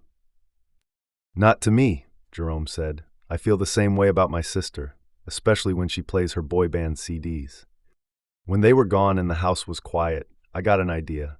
I went back down to Olivia's computer and looked at her email. Jerome slapped his forehead. Oh, I never even thought of checking her mail. Don't worry, there wasn't any. She had 3 accounts, 3 different email providers, but all 3 folders were empty. Maybe she deleted them herself, but I don't think so because her desktop and hard drive were full of stuff, Jerome said. That's right. She has a famous movie in her music player. I've never seen that. I might check it out if I get a chance. Hodges glanced toward Discount Electronics. With the sun glaring on the windows, it was impossible to tell if anyone was watching them. He felt exposed out here, like a bug on a rock. Let's take a little stroll, he said, and led them toward another store. Jerome said, Come on, Holly, tell us, you're making me crazy here. That made her smile, which made her look older, more her age. And once they were away from the big Discount Electronics show windows, Hodges felt better. It was obvious to him that Jerome was delighted with her, and he felt the same, more or less in spite of himself, but it was humbling to find he had been beaten to the information by a nervous woman taking medicine. He's out with the flu, that's what he told the guy at the desk, but he's still here. I was pretty sure he would be. I went back there while I was waiting for you and looked at the green beetles. And he's not in, but I went to the back where the green Cyber Patrol VWs are parked. One of them, the middle one, is covered with mud. The others are clean. There's a note stuck to the driver's side window that says, Out of service, do not use. I thought that might be a false clue, so I looked inside. The driver's seat is covered with papers and junk food wrappers, but on the floor I saw a box of Glad food storage bags. Most of them are gone. And there's a pair of empty mayonnaise jars, the quart size. They look like they've been washed out, but not very well. And she paused for dramatic effect. I think there's a reddish stain inside the one on the left. Jerome stared at her, and when I went inside to see if there were any IT guys on the floor, I saw a large paper bag with the logo of a hardware store on it. You know, a do-it-yourself place. And inside that bag I saw a small black plastic gun, the kind kids play with. Only this one looked homemade. I think it's a detonator. I didn't touch it, I didn't even bend over, but that's what I think it is. She shrugged. And here I am. Jerome stared at her. That's all it took? Just a peek into her junk mail folder and a look inside a car in a store? Don't be so surprised, Hodges said. All it took to catch a famous killer was a parking ticket. I walked around back while I was waiting for you, Holly said. Their webpage says there are only 3 IT people in the Cyber Patrol, and there are 3 of those green beetles back there. So I guess the guy is working today. Are you going to arrest him, Mr. Hodges? She was biting her lips again. What if he fights? I don't want you to get hurt. Hodges was thinking hard. 3 computer techs in the Cyber Patrol, Frobisher, Hartsfield, and Linklater, the skinny blonde woman. He was almost positive it would turn out to be Frobisher or Hartsfield, and whichever one it was would not be prepared to see Kermit Frog 19 walking through the door. Even if Mr. Mercedes did not run, he would not be able to hide the initial shock of recognition. I'm going in, you 2 are staying here. Going in with no backup, Jerome asked. Gee, Bill, I don't think that's very smart. I'll be all right. I've got the element of surprise going for me, but if I'm not back out in 10 minutes, call the emergency number. Got it? Yes. Hodges pointed at Holly. You stay close to Jerome. No more lone investigations. I should talk, he thought.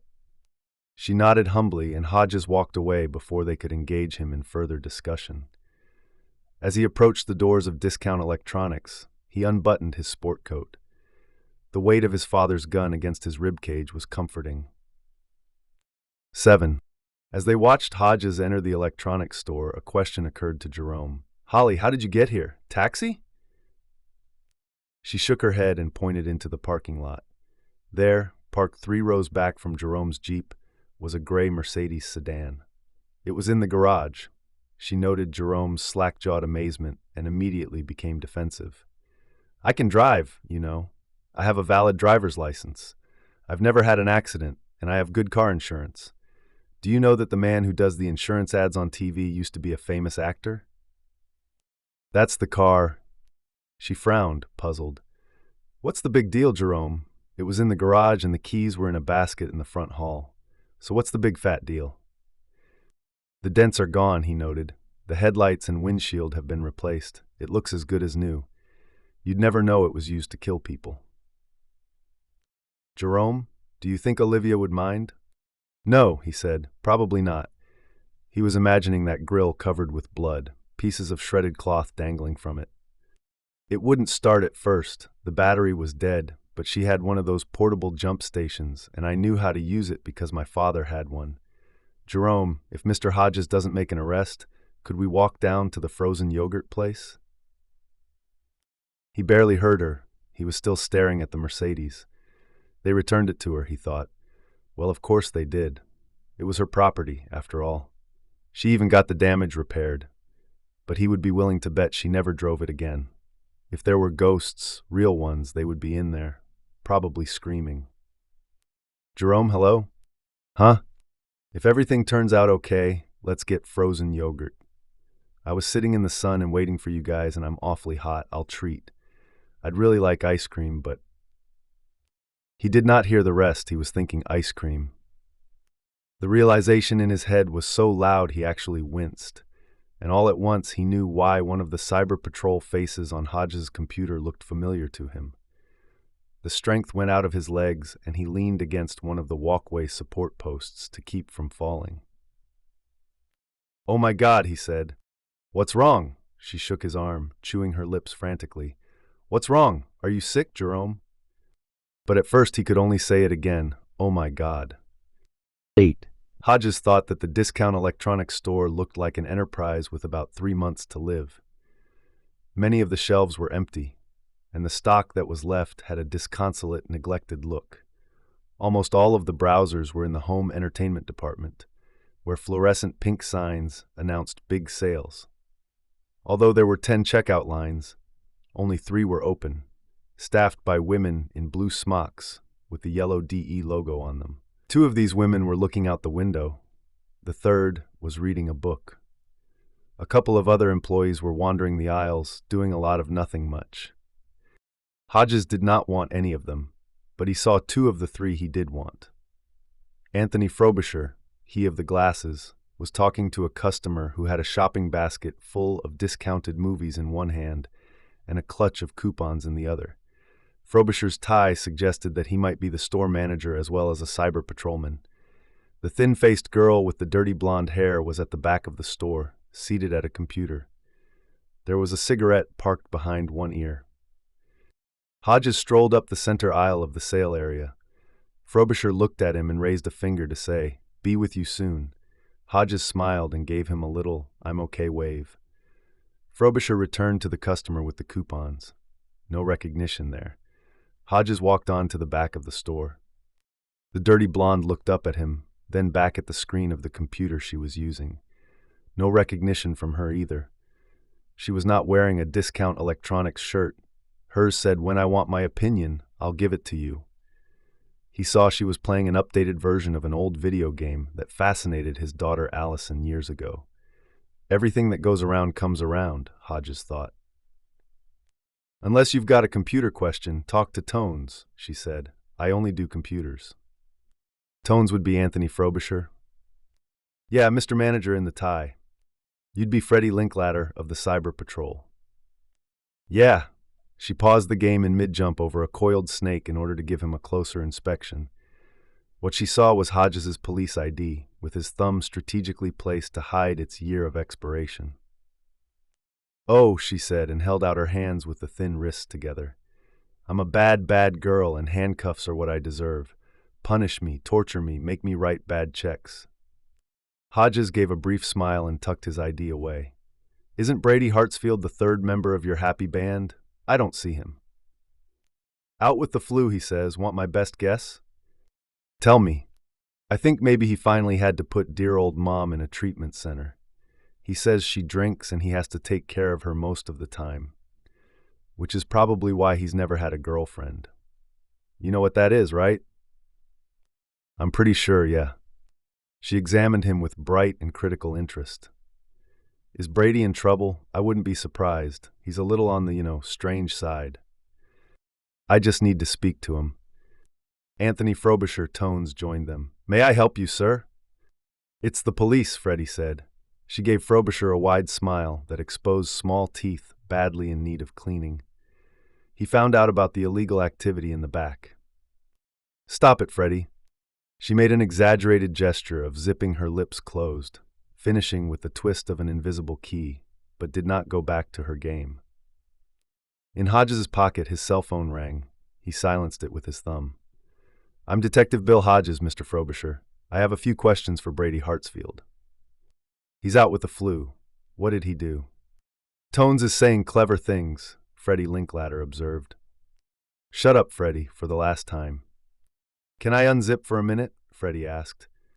Hodges nodded. She punched a key on her computer. The game was replaced by a screen headed Store Personnel. Presto, she said. 49 Elm Street. That's on the north side, yeah, Hodges said. Thank you both. You've been very helpful. As he left, Freddie Linklater called after him. It's something with his mom. I'll bet anything. He's obsessed with her.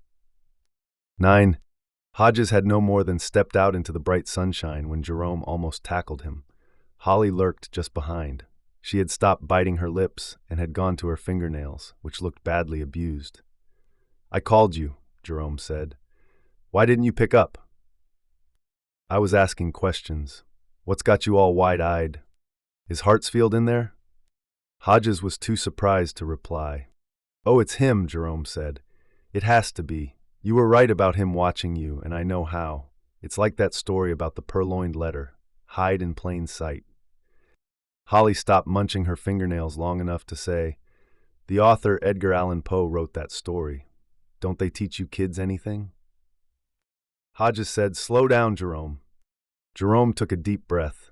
He's got 2 jobs, Bill. 2. He must only work here until mid-afternoon or something. After that, he works for an ice cream company. Ice cream company? Is that the... Yeah, the ice cream company. He drives the Mr. Tasty truck, the one with the bells. I've bought stuff from him. My sister has, too. All the kids do. He's on our side of town a lot. Brady Hartsfield is the ice cream man. Hodges realized he had heard those cheerful tinkling bells more than a lot lately. In the spring of his depression, sitting in his chair, watching afternoon TV and sometimes playing with the gun now riding against his ribs, it seemed he heard them every day. Heard them and ignored them, because only kids paid actual attention to the ice cream man. Except some deeper part of his mind didn't completely ignore them. It was the deep part that kept coming back to Bowfinger and his satirical comment about Mrs. Melbourne. She thinks they walk among us, Mr. Bowfinger had said, but it hadn't been space aliens. Mrs. Melbourne had been concerned about on the day Hodges had done his investigation.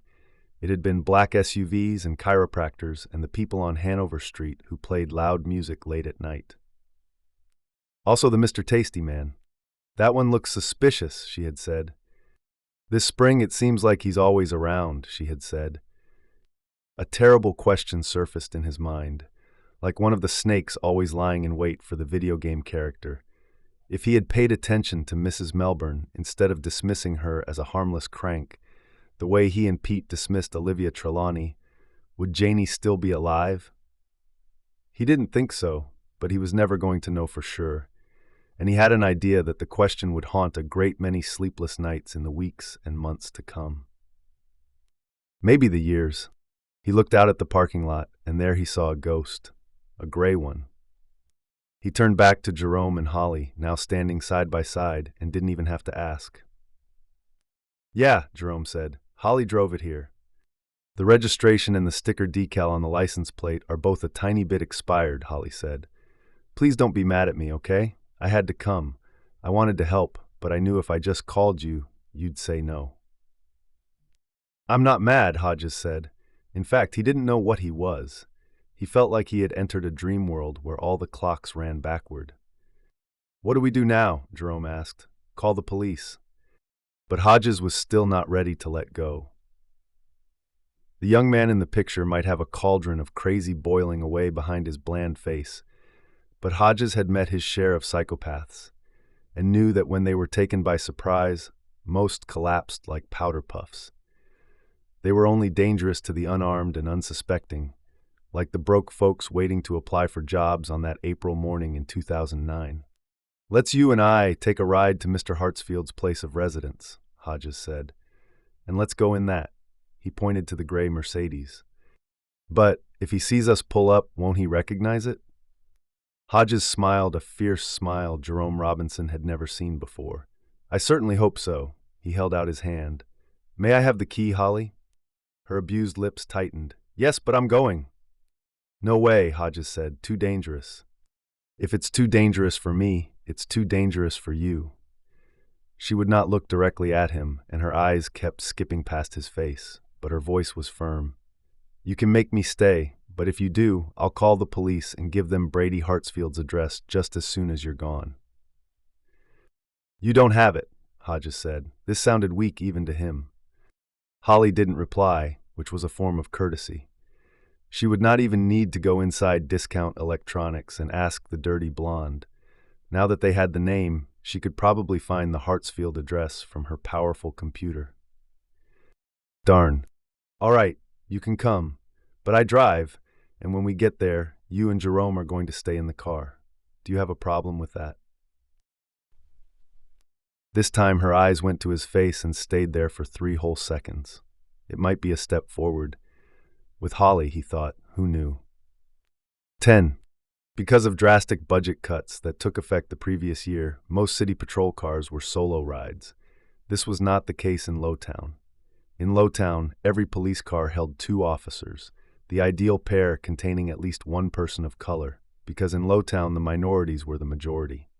At just past noon on June 3rd, Officers Laverty and Rosario were cruising Lowbriar Avenue about half a mile beyond the overpass where Bill Hodges once stopped a couple of thugs from robbing a small child. Laverty was white, Rosario was Latina. Because their car was a certain number, they were known in the department by funny names, after the police officers in an ancient TV show. Officer Rosario sometimes amused her fellow officers at roll call by saying with her accent, Oh, I got an idea." It sounded extremely cute and always got a laugh. On patrol, however, she was Miss Taking Care of Business. They both were. In Lowtown, you had to be. "The corner boys remind me of the air show I saw once," she said now. "Yeah. They see us coming. They peel off like they're in formation. Look, there goes another one." As they approached an intersection, a kid in a large jacket suddenly ran from the corner where he had been standing and headed down a side street at a trot. He looked about 13. "Maybe he just remembered it's a school day," Laverty said. Rosario laughed as if, man. Now they were approaching the corner of another large avenue. This time 6 corner boys decided they had business elsewhere. "That's formation flying, all right," Laverty said. He laughed, although it was not really funny. "Listen, where do you want to eat?" "Let's see if that food truck's on Randolph," she said. "I'm eager for a taco." "Senor Taco it is," he said, "but avoid the beans, okay? We've got another 4 hours in this." "Huh, check it, Rosie, that's weird." Up ahead, a man was coming out of a storefront with a long flower box. It was weird because the storefront was not a florist's, it was a pawn shop. It was also weird because the man looked Caucasian, and they were now in the blackest part of Lowtown. He was approaching a dirty white van that was standing on a yellow curb, a finable offense. Laverty and Rosario were hungry, though. They were eager for tacos with that nice hot sauce, and they might have let it go. Probably would have. But with a famous killer, it was a parking ticket. With another famous killer, it was a busted taillight. Today, a florist box with badly folded flaps was all it took to change the world. As the guy fumbled for the keys to his old van, not even a king would leave his vehicle unlocked in Lowtown, the box tilted downward. The end came open and something slid partway out. The guy caught it and shoved it back in before it could fall into the street. But Jason Laverty spent time in the military, and he knew a rocket launcher when he saw one. He flipped on the flashing lights and pulled in behind the guy, who looked around with a startled expression. "Get your gun," he snapped at his partner. "Get it out!" They flew out the doors, double-fisted guns pointing at the sky. "Drop the box, sir," Laverty shouted. "Drop the box and put your hands on the van. Lean forward, do it now." For a moment the guy, he was about 40, olive-skinned, round-shouldered, hugged the florist's box tighter against his chest, like a baby. But when Rosario lowered her gun and pointed it at his chest, he dropped the box. It split wide open and revealed what Laverty tentatively identified as a Russian-made anti-tank grenade launcher. "Holy cow!" Rosario said, and then, partner, I got an idea. "Officers, lower your weapons." Laverty kept his focus on the grenade launcher guy, but Rosario turned and saw a gray-haired white man in a blue jacket. He was wearing an earpiece and had his own gun. Before she could ask him anything, the street was full of men in blue jackets, all running for the pawn shop. One was carrying a battering ram, the kind police called a doorbuster. She saw the initials ATF on the backs of the jackets, and all at once she had that unmistakable feeling of having stumbled into a planned operation. "Officers, lower your weapons. Agent James Kaczynski, ATF." Laverty said, "Maybe you'd like one of us to cuff him first. Just asking." ATF agents were piling into the pawn shop like Christmas shoppers into a big box store. A crowd was gathering across the street, as yet too stunned by the size of the strike force to start making trouble. What you did, of course. From inside the pawn shop there came the sound of breaking glass, shouts, and then the boom of the battering ram being put to work. "Tell you what, now that you're here, why don't you put Mr. Cavelli there in the back of your car and come on inside? See what we've got." While Laverty and Rosario were escorting their prisoner to the cruiser, Kaczynski noted the number. "So," he said, "which one of you is the funny one and which one is the serious one?" 11. As the ATF strike force, led by Agent Kaczynski, began its inventory of the cavernous storage area behind the pawn shop's humble facade, a gray Mercedes sedan was pulling to the curb in front of 49 Elm Street. Hodges was behind the wheel. Today Holly was riding shotgun because, she claimed, with at least some logic, the car was more hers than theirs. "Someone is home," she pointed out. "There's a very badly maintained Honda Civic in the driveway." Hodges noted the shuffling approach of an old man from the house directly across the street. "I will now speak with Mr. Concerned Citizen. You two will keep your mouths shut." He rolled down his window. "Help you, sir?" "I thought maybe I could help you," the old guy said. His bright eyes were busy inventorying Hodges and his passengers, also the car, which didn't surprise Hodges. It was a mighty fine car. "If you're looking for Brady, you're out of luck. That in the driveway is Mrs. Hartsfield's car. Haven't seen it move in weeks. Not sure it even runs anymore. Maybe Mrs. Hartsfield went off with him because I haven't seen her today. Usually I do when she goes out to get her mail." He pointed to the mailbox beside the door of 49. "She likes the catalogs, most women do." He extended a knuckly hand. "Hank Beeson." Hodges shook it briefly, then flashed his ID, careful to keep his thumb over the expiration date. "Good to meet you, Mr. Beeson. I'm Detective Bill Hodges. Can you tell me what kind of car Mr. Hartsfield drives? Make and model?" "It's a brown Subaru. Can't help you with the model or the year. All those Asian cars look the same to me." Have to ask you to go back to your house now, sir. We may come by to ask you a few questions later." "Did Brady do something wrong?" "Just a routine call," Hodges said. "Go on back to your house, please." Instead of doing that, Beeson bent lower for a look at Jerome. "Aren't you kind of young to be on the police force?" "I'm a trainee," Jerome said. "Better do as Detective Hodges says, sir." I'm going. But he gave the trio another once-over first. "Since when do city police drive around in Mercedes-Benzes?" Hodges had no answer for that, but Holly did. "It's a confiscated car. We took it from a criminal. We can use it any way we want because we're the police." "Well, yeah, sure, stands to reason." Beeson looked partly satisfied and partly mystified, but he went back to his house, where he soon appeared to them again, this time looking out a front window. "The confiscated property is a federal thing," Hodges said mildly. Holly tilted her head fractionally toward their observer, and there was a faint smile on her hard-used lips. Do you think he knows that?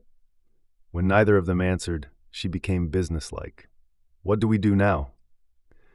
If Hartsfield's in there, I'm going to make an arrest.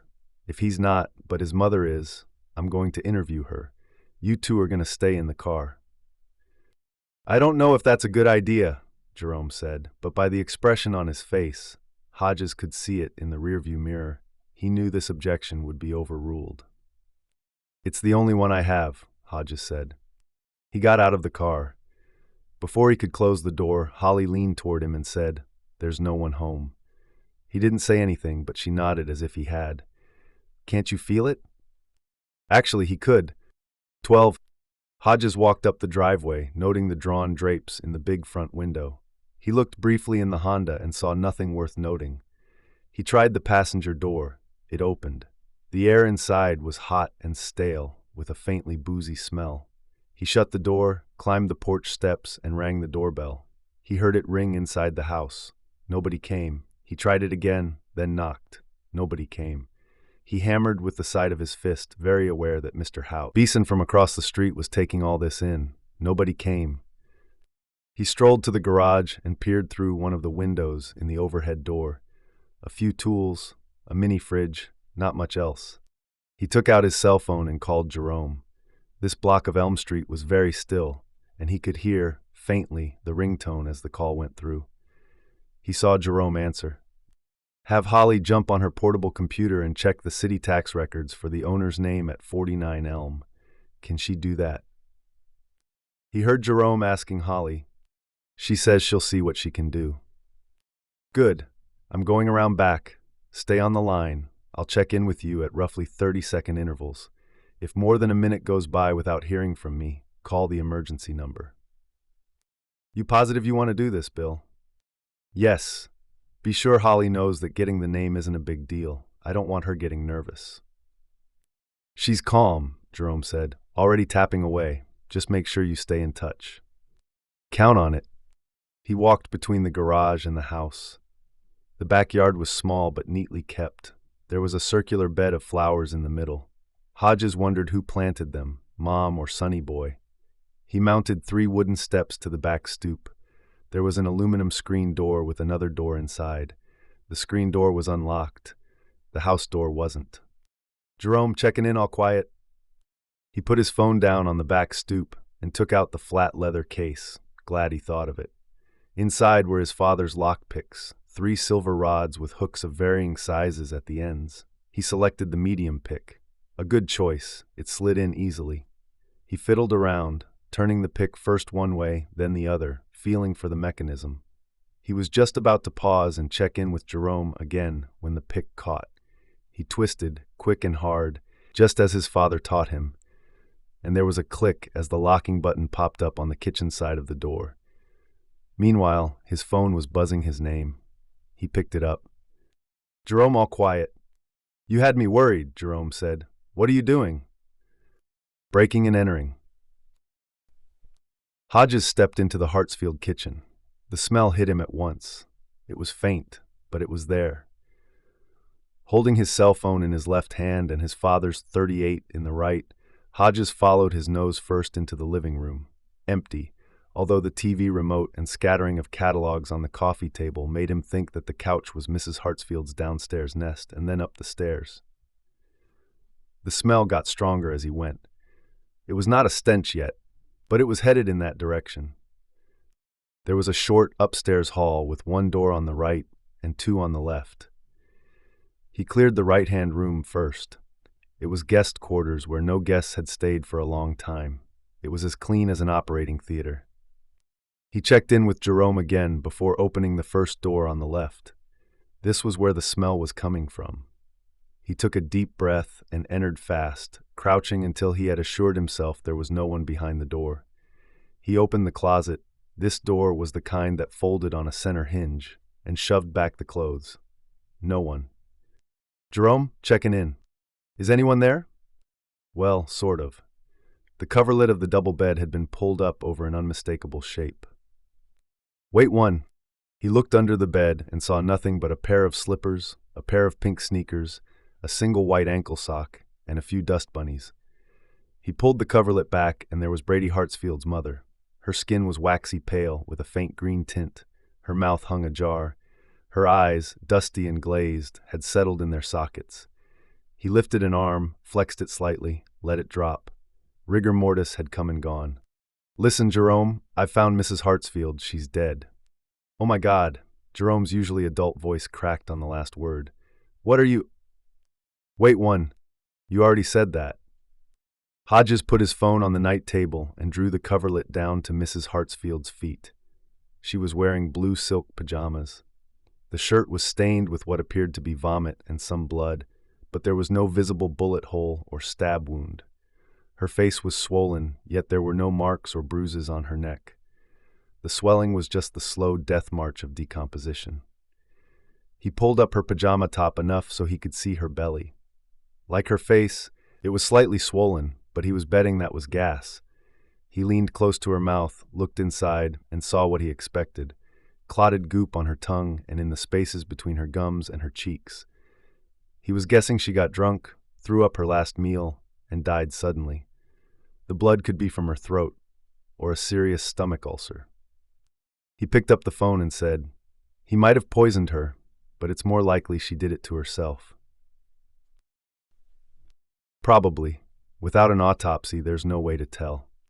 "What do you want us to do?" "Sit tight. We still don't call the police?" "Not yet. Holly wants to talk to you." There was a moment of silence, then she was on the line, and clear as a bell. She sounded calm. Calmer than Jerome, actually. "Her name is Deborah Hartsfield, the kind of Deborah that ends in an H." "Good job. Give the phone back to Jerome." A second later, Jerome said, "I hope you know what you're doing."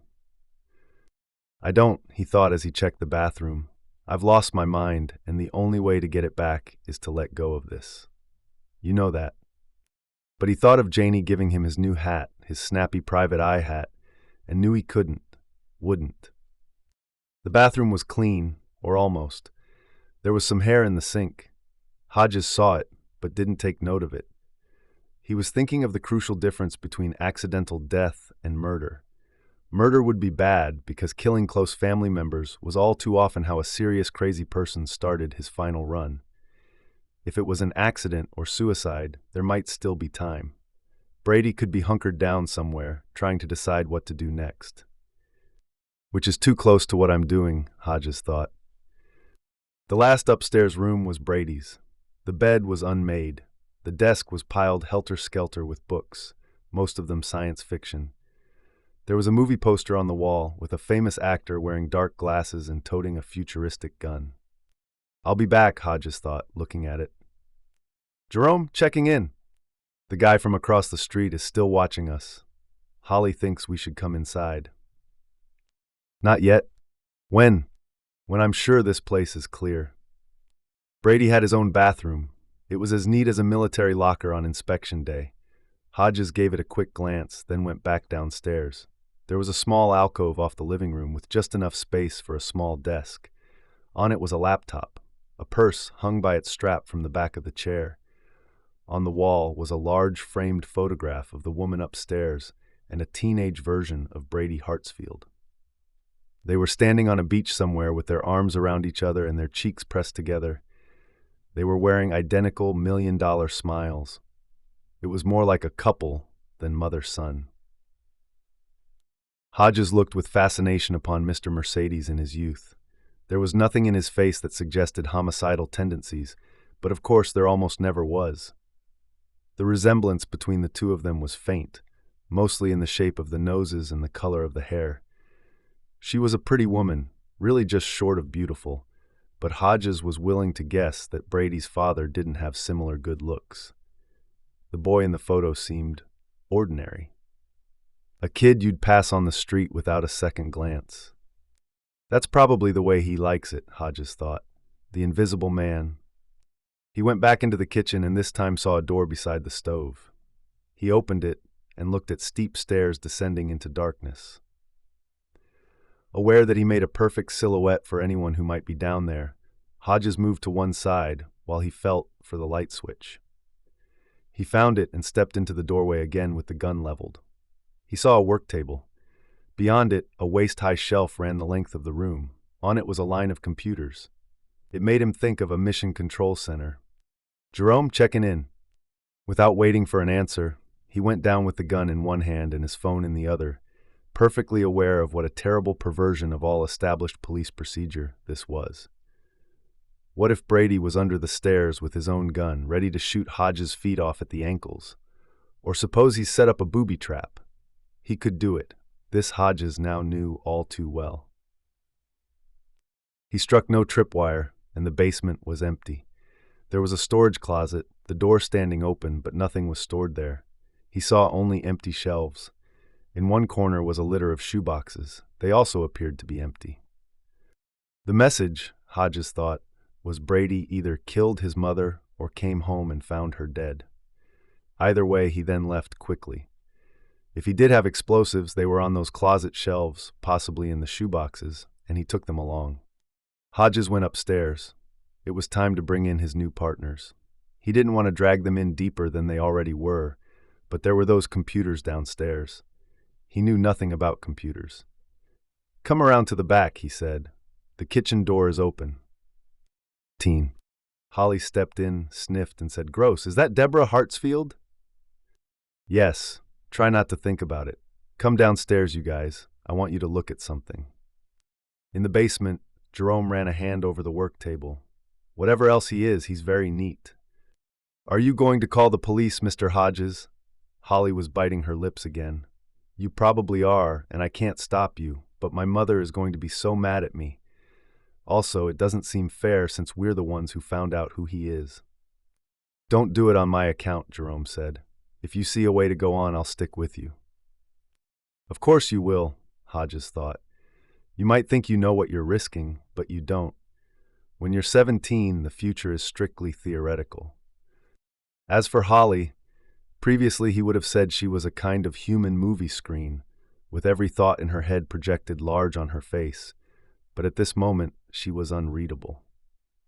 "Thanks, Jerome, only this was hard. Letting go was hard, and this would be the second time he had to relinquish Mr. Mercedes. But it's not just us, see? He could have more explosive, and if he uses it on a crowd," he looked directly at Holly, "the way he used your cousin Olivia's Mercedes on a crowd, it would be on me. I won't take that chance."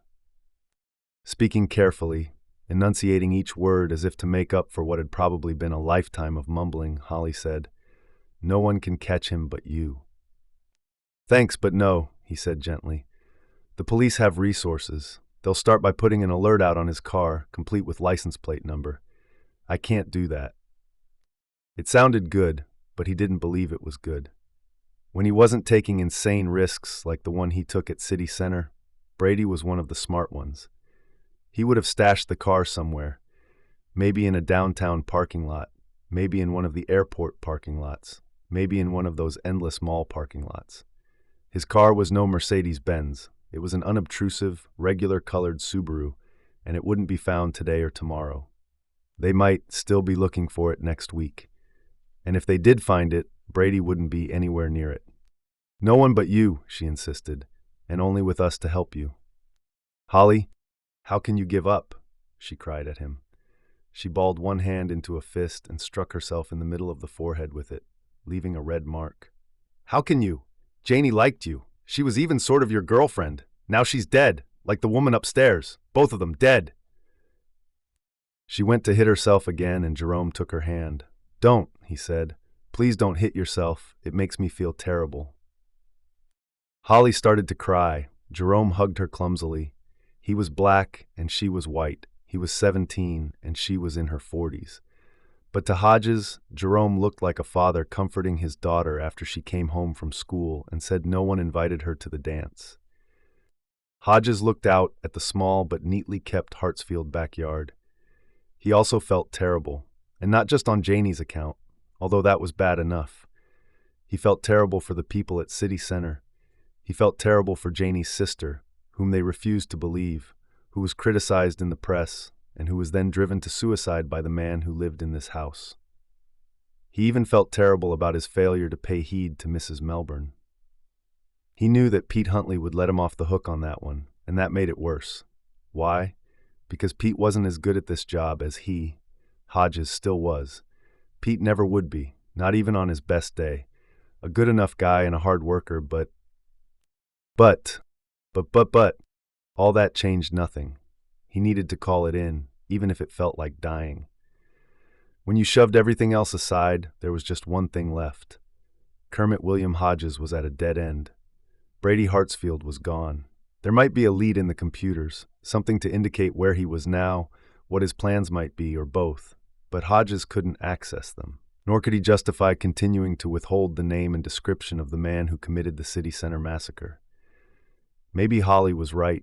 Maybe Brady Hartsfield would escape capture and commit some new atrocity, but Hodges was out of options. The only thing left for him to do was to protect Jerome and Holly if he could.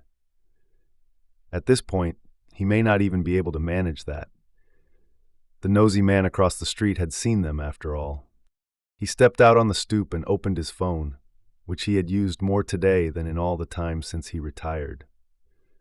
He thought, doesn't this just suck? And speed-dialed Pete Huntley. Pete picked up on the second ring. "Partner," he shouted exuberantly. There was a babble of voices in the background, and Hodges's first thought was that Pete was in a bar somewhere, half drunk and on his way to completely smashed. "Pete, I need to talk to you about—" Yeah, I'll take all the blame you want, just not right now. Who called you? Isabel?" "Huntley," someone shouted. "Chief's here in 5 with press. Where's the annoying public information officer?" Public information officer, Hodges thought. Pete wasn't in a bar and not drunk. He was just overjoyed. "No one called me, Pete. What's going on?" "You don't know?" Pete laughed. "Just the biggest weapons bust in this city's history. Maybe the biggest in the history of the country. Hundreds of machine guns, rocket launchers, laser weapons, crates of old guns in mint condition, Russian weapons still in grease. There's enough stuff here to arm 24 East European militias. And the ammo, goodness, it's stacked 2 stories high. If the pawn shop had caught on fire, all of Lowtown would have gone up." Sirens. He heard sirens, more shouts. Someone was yelling for someone else to get the barriers up. "What pawn shop?" "A local one, south of the big avenue. You know the place?" "Yeah. And guess who owns it?" But Pete was far too excited to give him a chance to guess. "The grandson of a crime boss, Bill. Get it?" Hodges didn't. "The grandson is the owner, Bill. Is it starting to come into focus now?" At first it still didn't, because when Pete and Isabel questioned him, Hodges simply plucked the name out of his mental file of old cases where someone might bear him animus, and there had been several hundred of those over the years. "Pete, the place is black-owned. All the businesses down there are." "The heck it is. A black man's name is on the sign, but the shop's a lease. The man is a front, and he's telling everything. You know the best part? We are part of the bust, because a couple of patrol police started it a week or so before the federal agents were going to arrest these guys. Every detective in the department is down here. The chief's on his way, and he's got a huge press caravan with him. No way are the federal agents going to hog this one. No way." This time his laugh was positively frantic. Every detective in the department, Hodges thought, which leaves what for Mr. Mercedes? Nothing is what. "Bill, I gotta go. This is amazing." "Sure, but first tell me what it has to do with me." "What you said. The car bomb was revenge. The grandson trying to pay off his grandfather's debt. In addition to the rifles, machine guns, grenades, pistols, and other assorted hardware, there's at least 4 crates of powerful explosive. Do you know what that is?" Rubberized explosive. Now it was coming into focus. "Yeah. You set it off with blasting plugs, and we know already that was the kind that was used to blow the stuff in your car. We haven't got a chemical analysis on the explosive itself, but when we do, it'll turn out to be that kind. You can count on it. You're one lucky old man, Bill." "That's right," Hodges said, "I am." He could picture the scene outside the pawn shop. Police and federal agents everywhere, probably arguing over jurisdiction already, and more coming all the time. The main avenue closed off, probably the other large avenue too. Crowds of onlookers gathering, the chief of police and other assorted important people on their way. The mayor would not miss the chance to make a speech. Plus all those reporters, TV crews, and live broadcast vans. Pete was ecstatic with excitement. And was Hodges going to launch into a long and complicated story about the city center massacre, and a computer chat room, and a dead mother who probably drank herself to death, and a fugitive computer repairman? No, he decided, I am not. What he did was wish Pete good luck and pushed end. When he came back into the kitchen, Holly was no longer there, but he could hear her. Holly, the quiet one, had turned into a shouting preacher, it seemed. Certainly her voice had that special enthusiastic tone, at least for the moment. I'm with Mr. Hodges and his friend Jerome, she was saying. They're my friends, Mama. We had a nice lunch together. Now we're seeing some of the sights, and this evening we're going to have a nice supper together. We're talking about Janie. I can do that if I want. Even in his confusion over their current situation and his continuing sadness about Janie, Hodges was cheered by the sound of Holly standing up to Aunt Charlotte. He could not be sure it was for the first time, but it might be. Who called who? He asked Jerome, nodding toward her voice. Holly made the call, but it was my idea. She had her phone turned off, so her mother couldn't call her. She wouldn't do it until I said her mother might call the police. So what if I did? Holly was saying now. It was Olivia's car, and it's not like I stole it. I'll be back tonight, Mama. Until then, leave me alone. She came back into the room looking flushed, defiant, years younger, and actually pretty. You rock, Holly, Jerome said and held his hand up for a high five. She ignored this. Her eyes, still snapping, were fixed on Hodges. If you call the police and I get in trouble, I don't care. But unless you already did, you shouldn't. They can't find him. We can. I know we can.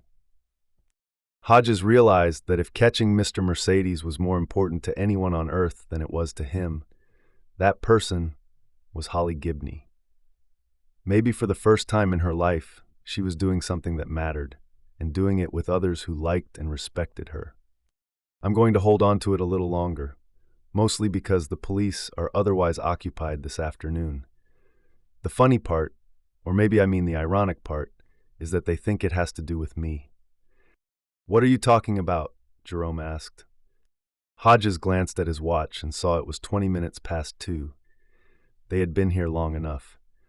Let's go back to my place. I can tell you on the way, and then we can discuss this one more time. If we don't come up with anything, I'll have to call my partner back. I'm not risking another horror show. Although the risk was already there, and he could see by their faces that Jerome and Holly knew it as well as he did. I went in that little study beside the living room to call my mother, Holly said. Mrs. Hartsfield's got a laptop. If we're going to your house, I want to bring it. Why? I may be able to find out how to get into his computers. She might have written down the keyboard prompts or voice-activated password. Holly, that doesn't seem likely. Mentally ill guys like Brady go to great lengths to hide what they are from everyone. I know that, Holly said. Of course I do, because I'm mentally ill and I try to hide it. Hey, Holly, come on. Jerome tried to take her hand. She wouldn't let him. She took her cigarettes from her pocket instead. I am, and I know I am. My mother knows too, and she keeps an eye on me. She watches me because she wants to protect me. Mrs. Hartsfield will have been the same. He was her son, after all. If the woman at Discount Electronics was right, Hodges said, Mrs. Hartsfield would have been drunk a good deal of the time. Holly replied, she could have been functioning despite her drinking. Have you got a better idea? Hodges gave up. Okay, take the laptop, what the heck? Not yet, she said. In 5 minutes. I want to smoke a cigarette. I'll go out on the stoop. She went out, she sat down, she lit up. Through the screen door, Hodges called, When did you become so assertive, Holly? She didn't turn around to answer. I guess when I saw pieces of my cousin burning in the street. 18. At 2:45 that afternoon, Brady checked into a gigantic motel near the airport, using one of his aliases. He had a suitcase and a knapsack. In the knapsack was a single change of clothes, which was all he would need for the few dozen hours of life that still remained to him. In the suitcase was the explosive cushion, the explosive stuffed urine bag, a framed picture, several homemade detonator switches. He only expected to need one. But you could never have enough backup.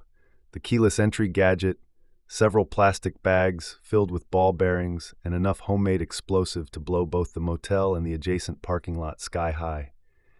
He went back to his Subaru, pulled out a larger item with some effort. It barely fit, carried it into his room, and leaned it against the wall. He lay down on his bed. His head felt strange against the pillow, exposed. He thought, I've had a run of bad luck, but I've ridden it out and I'm still standing. He closed his eyes. Soon he was snoring. 19. Hodges and his 2 apprentice detectives arrived on Harper Road shortly before 3:30. Holly shot a quick glance around, then carried the late Mrs. Hartsfield's laptop into the kitchen and turned it on. Jerome and Hodges stood by, both hoping there would be no password screen. But there was. "Try her name," Jerome said. Holly did. The computer rejected it. "Okay, try Debbie," Jerome said. "Both the one that ends in an I and the one that ends in an IE." Holly brushed a clump of hair out of her eyes so he could see her annoyance clearly. "Find something to do, Jerome, okay? I don't want you looking over my shoulder. I hate that." She shifted her attention to Hodges. "Can I smoke in here? I hope I can. It helps me think. Cigarettes help me think." Hodges got her a saucer. "Smoking lamps lit. Jerome and I will be in my study. Give a holler if you find something." Small chance of that, he thought. Small chance of anything, really.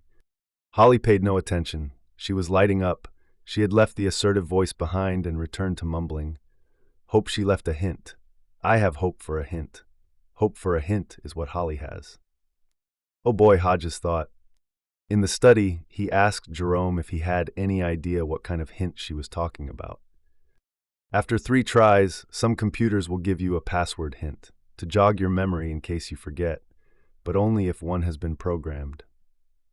From the kitchen there came a hearty, non-mumbled cry, "Darn, double darn, triple darn." Hodges and Jerome looked at each other. "Guess not," Jerome said. 20. Hodges turned his own computer on and told Jerome what he wanted. A list of all public gatherings for the next 7 days. "I can do that," Jerome said, "but you might want to check this out first." "What?" "It's a message under the blue umbrella. Click it." Hodges's hands were clenched into fists, but as he read the killer's latest message, they slowly opened. The message was short, and although it was of no immediate help, it contained a ray of hope. "So long, idiot. Enjoy your weekend. I know I will." Jerome said, "I think you just got a breakup message, Bill." Hodges thought so too, but he did not care. He was focused on the postscript. He knew it might be a false clue, but if it was not, they had some time. From the kitchen came a waft of cigarette smoke and another hearty cry of disappointment. "Bill, I just had a bad thought." "What's that?" "The concert tonight, that boy band, at the local arena. My sister and my mother are going to be there." Hodges considered this. The auditorium seated 4,000, but tonight's attendees would be 80% female, moms and their preteen daughters. There would be men in attendance, but almost every one of them would be chaperoning their daughters and their daughters' friends. Brady Hartsfield was a good-looking guy of about 30, and if he tried going to that concert by himself, he would stick out like a sore thumb. In 21st century America, any single man at an event primarily aimed at little girls attracted notice and suspicion. Also, enjoy your weekend. I know I will. "Do you think I should call Mom and tell her to keep the girls home?" Jerome looked dismayed at the prospect. "Barbara will probably never speak to me again. Plus there's her friend Hilda and a couple of others." From the kitchen, "Oh, you difficult thing, give it up." Before Hodges could reply, Jerome said, "On the other hand, it sure sounds like he has something planned for the weekend, and this is only Thursday. Or is that just what he wants us to think?" Hodges tended to think the taunt was real. "Find that Cyber Patrol picture of Hartsfield again, would you? The one you get when you click on Meet the Experts." While Jerome did that, Hodges called Marlo Everett in police records. Hey Marlo, Bill Hodges again. Yeah, a lot of excitement in Lowtown. I heard about it from Pete. Half the force is down there, right? Uh-huh. Well, I won't keep you long. Do you know if Larry Wyndham is still head of security at the arena? Yeah, that's right, the former police officer. Sure, I'll hold. While he did, he told Jerome that Larry Wyndham took early retirement because the arena offered him the job at twice the salary he was making as a detective. He did not say that was not the only reason Wyndham retired after 20 years. Then Marlo was back. Yes, Larry was still at the arena. She even had the number of the arena's security office. Before he could say goodbye, she asked him if there was a problem. Because there's a big concert there tonight. My niece is going. She's crazy about those boys. It's fine, Marlo, just some old business. Tell Larry we could use him today, Marlo said. The office is almost empty, not a detective in sight. I'll do that. Hodges called the arena security office, identified himself as Detective Bill Hodges, and asked for Wyndham. While he waited, he stared at Brady Hartsfield. Jerome had enlarged the photo so it filled the whole screen. Hodges was fascinated by the eyes. In the smaller version and in a line with the two IT colleagues, those eyes seemed pleasant enough. With the picture filling the screen, however, that changed. The mouth was smiling, the eyes weren't. The eyes were flat and distant. Almost dead. Nonsense, Hodges told himself. This is a classic case of seeing something that's not there based on recently acquired knowledge, like a bank robbery witness saying, I thought he looked shifty even before he pulled out that gun. It sounded good, sounded professional, but Hodges did not believe it. He thought the eyes looking out of the screen were the eyes of a troubled person. Then Wyndham was on the line. He had the kind of loud voice that made you want to hold the phone 2 inches from your ear while you talked to him. And he was the same old talker. He wanted to know all about the big arrest that afternoon. Hodges told him it was a mega bust, all right, but beyond that he knew nothing. He reminded Larry that he was retired. But, with all that going on, he said, Pete Huntley kind of drafted me to call you. Hope you don't mind. Goodness, no, I'd like to have a drink with you, Billy. Talk over old times now that we're both retired. You know, catch up. That would be good. Pure misery is what it would be. How can I help? You've got a concert there tonight, Pete says. Some hot boy band, the kind all the little girls love. Yes, they certainly do. They're already lining up and warming up. Someone will shout out one of those kids' names, and they all scream. Even if they're still coming in from the parking lot, they scream. It's like Beatlemania years ago, only from what I hear, this crew isn't the Beatles. You got a bomb threat or something? Tell me you don't. The girls will tear me apart, and the moms will eat the leftovers. What I've got is a tip that you may have a person interested in children on your hands tonight. This is a bad, bad boy, Larry. Name and description?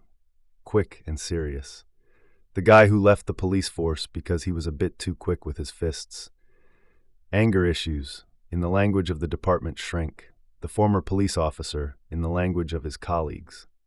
His name is Brady Hartsfield. I'll email you his picture. Hodges glanced at Jerome, who nodded and made a circle with his thumb and forefinger. He's approximately 30 years old. If you see him, call me first, then grab him. Use caution. If he tries to resist, subdue the hateful person. With pleasure, Billy. I'll pass this along to my guys. Any chance he'll be with a fake companion? A teenage girl or someone even younger?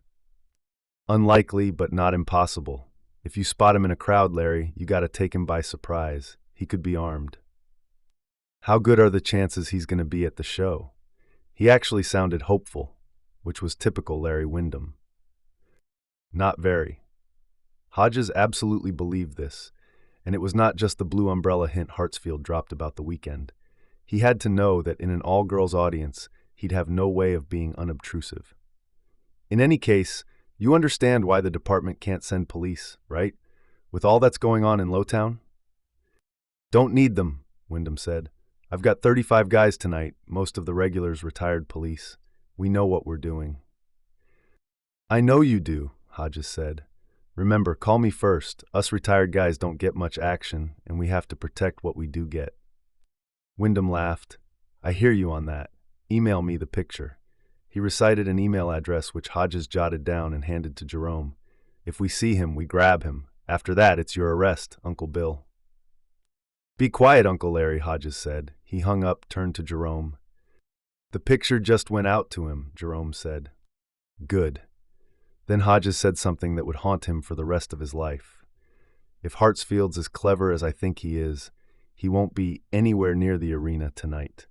I think your mom and sis are good to go. If he does try crashing the concert, Larry's guys will have him before he gets in the door.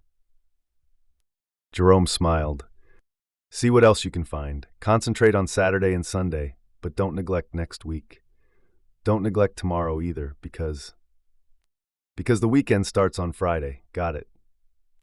Jerome got busy. Hodges walked out to the kitchen to check on how Holly was doing. What he saw stopped him cold. Lying next to the borrowed laptop was a red wallet. Deborah Hartsfield's ID, credit cards, and receipts were scattered across the table. Holly, already on her third cigarette, was holding up a credit card and studying it through a haze of blue smoke. She gave him a look that was both frightened and defiant. I'm just trying to find her annoying password. Her purse was hanging over the back of her office chair, and her billfold was right there on top, so I put it in my pocket. Because sometimes people keep their passwords in their billfolds. Women especially. I didn't want her money, Mr. Hodges. I have my own money. I get an allowance. An allowance, Hodges thought. Oh, Holly. Her eyes were brimming with tears and she was biting her lips again. I'd never steal. Okay, he said. He thought of patting her hand and decided it might be a bad idea just now. I understand. And goodness, what was the big deal? On top of all the trouble he had caused since that hateful letter dropped through his mail slot, taking a dead woman's wallet was minor compared to everything else. When all this came out, as it surely would, Hodges would say he took it himself. Holly, meanwhile, was not finished. I have my own credit card and I have money. I even have a checking account. I buy video games and apps for my portable computer. I buy clothes, also earrings, which I like. I have 56 pairs. And I buy my own cigarettes, although they're very expensive now. It might interest you to know that in a major city, a pack of cigarettes now costs $11. I try not to be a burden because I can't work, and she says I'm not, but I know I am. Holly, stop. You need to save that stuff for your therapist if you have one. Of course I have one. She flashed a grim grin at the stubborn password screen of Mrs. Hartsfield's laptop. I'm messed up, didn't you notice? Hodges chose to ignore this. I was looking for a slip of paper with the password on it, she said, but there wasn't one. So I tried her social security number, first forwards and then backwards. Same deal with her credit cards. I even tried the credit card security codes. Any other ideas? A couple. Leave me alone. As he left the room, she called, I'm sorry about the smoke, but it really does help me think. 21. With Holly working in the kitchen and Jerome doing likewise in his study, Hodges settled into the living room chair, staring at the blank TV. It was a bad place to be, maybe the worst place. The logical part of his mind understood that everything which had happened was Brady Hartsfield's fault, but sitting in the chair where he spent so many empty TV-soaked afternoons, feeling useless and out of touch with the essential self he took for granted during his working life, logic lost its power. What crept in to take its place was a terrifying idea. He, Kermit William Hodges, had committed the crime of poor police work and had helped Mr. Mercedes by so doing. They are the stars of a reality TV show called Bill and Brady Kill Some Ladies. Because when Hodges looked back, so many of the victims seemed to be women. Janie, Olivia Trelawney, Janice Cray, and her daughter Patricia, plus Deborah Hartsfield, who might have been poisoned instead of poisoning herself. And, he thought, I haven't even added Holly, who will likely come out of this even more deeply disturbed than she was going in, if she can't find that password. Or if she does find it and there's nothing on Mom's computer that can help us to find Sonny Boy. And really, how likely is that? Sitting here in this chair, knowing he should get up but as yet unable to move, Hodges thought his own destructive record with women stretched back even further. His ex-wife was his ex for a reason. Years of near-alcoholic drinking were part of it, but for Corinne, who liked to drink or three herself and probably still does, not the major part. It was the coldness that first stole through the cracks in the marriage and finally froze it solid. It was how he shut her out, telling himself it was for her own good, because so much of what he did was nasty and depressing. How he made it clear in a dozen ways, some large, some small, that in a race between her and the job, Corinne Hodges always came in second. As for his daughter, well, goodness. Allie never missed sending him birthday and Christmas cards, although the Valentine's Day cards stopped about 10 years ago, and she hardly ever missed the Saturday evening duty call. But she hadn't been to see him in a couple of years, which really said all that needed saying about how he ruined that relationship. His mind drifted to how beautiful she was as a kid, with those freckles and that mop of red hair, his little red head. She'd run down the hall to him when he came home and jump fearlessly, knowing he'd drop whatever he was holding and catch her. Janie mentioned being crazy about a famous band, and Allie'd had her own favorites, her own pop music groups. She bought their records with her own allowance, little ones with the big hole in the center. Who was on them? He couldn't remember, only that one of the songs went on and on about every move you make and every step you take. Was that a famous group? He didn't know, but he did know he never took her to a concert, although Corinne might have taken her to see a famous singer. Thinking about Allie and her love of pop music brought a new thought, one that made him sit up straight, eyes wide, hands clutching the chair's padded arms. Would he have let Allie go to that concert tonight? The answer was absolutely not. No way. Hodges checked his watch and saw it was closing in on 4 o'clock. He got up, meaning to go into the study and tell Jerome to call his mom and tell her to keep those girls away from the arena, no matter how much they complained. He'd called Larry Wyndham and taken precautions, but precautions be darned. He would never have put Allie's life in the hands of the former police officer. Never. Before he could get 2 steps toward the study, Jerome called out, "Bill, Holly, come here, I think I found something." 2. They stood behind Jerome, Hodges looking over his left shoulder and Holly over his right. On the screen of Hodges' computer was a press release. Synergy Corp., Citibank, 3 restaurant chains to put on Midwest's biggest summer careers day at Embassy Suites for immediate release. Career business people and military veterans are encouraged to attend the biggest careers day of the year on Saturday, June 5th, 2010. This recession-busting event will be held at the downtown Embassy Suites, 1 Synergy Square. Prior registration is encouraged but not necessary.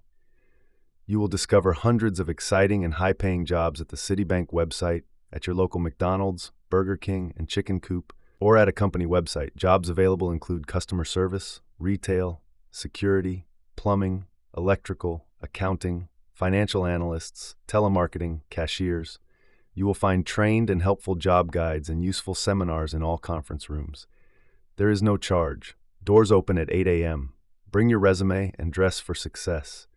Remember that prior registration will speed the process and improve your chances of finding that job you've been looking for. Together, we will beat this recession. What do you think? Jerome asked. I think you nailed it. An enormous wave of relief swept through Hodges. Not the concert tonight, or a crowded downtown dance club, or the minor league baseball game tomorrow night. It's this thing at Embassy Suites. It has to be. It's too perfectly complete to be anything else. There's method in Brady Hartsfield's madness. To him, the beginning equals the end. Hartsfield means to finish his career as a mass murderer the same way he started it, by killing the city's jobless. Hodges turned to see how Holly was taking this, but Holly had left the room. She was back in the kitchen, sitting in front of Deborah Hartsfield's laptop and staring at the password screen. Her shoulders were slumped. In the saucer beside her, a cigarette had smoldered down to the filter, leaving a neat roll of ash. This time he risked touching her. It's okay, Holly. The password doesn't matter because now we've got the location. I'm going to get with my old partner in a couple of hours. when this Lowtown thing's had a chance to settle a bit, and tell him everything. They'll put out an alert on Hartsfield in his car. If they don't get him before Saturday morning, they'll get him as he approaches the job fair. Isn't there anything we can do tonight? I'm thinking about that. There was one thing, although it was such a long shot, it was practically a no shot. Holly said, "What if you're wrong about it being the career day? What if he plans to blow up a movie theater tonight?" Jerome came into the room. "It's Thursday, Holly, and still too early for the big summer pictures. Most screens won't be playing to even a dozen people." "The concert, then," she said. "Maybe he doesn't know it'll be all girls." "He'll know," Hodges said. "He's a creature of improvisation, but that doesn't make him stupid. He'll have done at least some advanced planning." "Can I have just a little more time to try and crack her password, please?" Hodges glanced at his watch, 10 after 4. "Sure, until 4:30, how's that?" A determined look came into her eyes. "Quarter to 5? Hodges shook his head. Holly sighed. "I'm out of cigarettes, too." "Those things will kill you," Jerome said. She gave him a direct look. "Yes, that's part of their charm." 23. Hodges and Jerome drove down to the little shopping center at the intersection of Harper and Hanover to buy Holly a pack of cigarettes and give her the privacy she clearly wanted. Back in the gray Mercedes, Jerome tossed the cigarettes from hand to hand and said, "This car gives me the creeps." "Me too," Hodges admitted. "But it didn't seem to bother Holly, did it? Sensitive as she is. Do you think she'll be all right? After this is over, I mean." A week ago, maybe even 2 days, Hodges would have said something vague and politically correct, but he and Jerome have been through a lot since then. For a while, he said, then no. Jerome sighed the way people do when their own dim view of things has been confirmed. Darn. "Yeah. So what now? Now we go back, give Holly her cigarettes, and let her smoke one. Then we pack up the stuff she took from the Hartsfield house. I drive you two back to the Birch Hill Mall. You return Holly to Sugar Heights in your Jeep, then go home yourself. And just let Mom and Barbara and her friends go to that show." Hodges breathed out. "If it'll make you feel easier, tell your mother to cancel the plans." "If I do that, it all comes out." Still tossing the cigarettes back and forth. "Everything we've been doing today." Jerome was a bright boy, and Hodges didn't need to confirm this, or remind him that eventually it was all going to come out anyway. "What will you do, Bill?" "Go back to the north side, park the Mercedes a block or two away from the Hartsfield place, just to be safe. I'll return Mrs. Hartsfield's laptop and wallet, then watch the house, in case he decides to come back." Jerome looked doubtful. That basement room looked like he made a pretty clean sweep. What are the chances? "Slim and none, but it's all I've got, until I turn this thing over to Pete." "You really wanted to make the arrest, didn't you?" "Yes," Hodges said and sighed. "Yes, I did." When they came back, Holly's head was down on the table and hidden in her arms. The scattered contents of Deborah Hartsfield's wallet were all around her. The laptop was still on and still showing the stubborn password screen. According to the clock on the wall, it was 20 minutes to 5. Hodges was afraid she would protest his plan to return her home, but Holly only sat up, opened the fresh pack of cigarettes, and slowly removed one. She was not crying, but she looked tired and dispirited. "You did your best," Jerome said. "I always do my best, Jerome, and it's never good enough." Hodges picked up the red wallet and started returning the credit cards to the slots. They were probably not in the same order Mrs. Hartsfield had them in, but who was going to notice? Not her. There were photos in an accordion of transparent envelopes, and he flipped through them idly.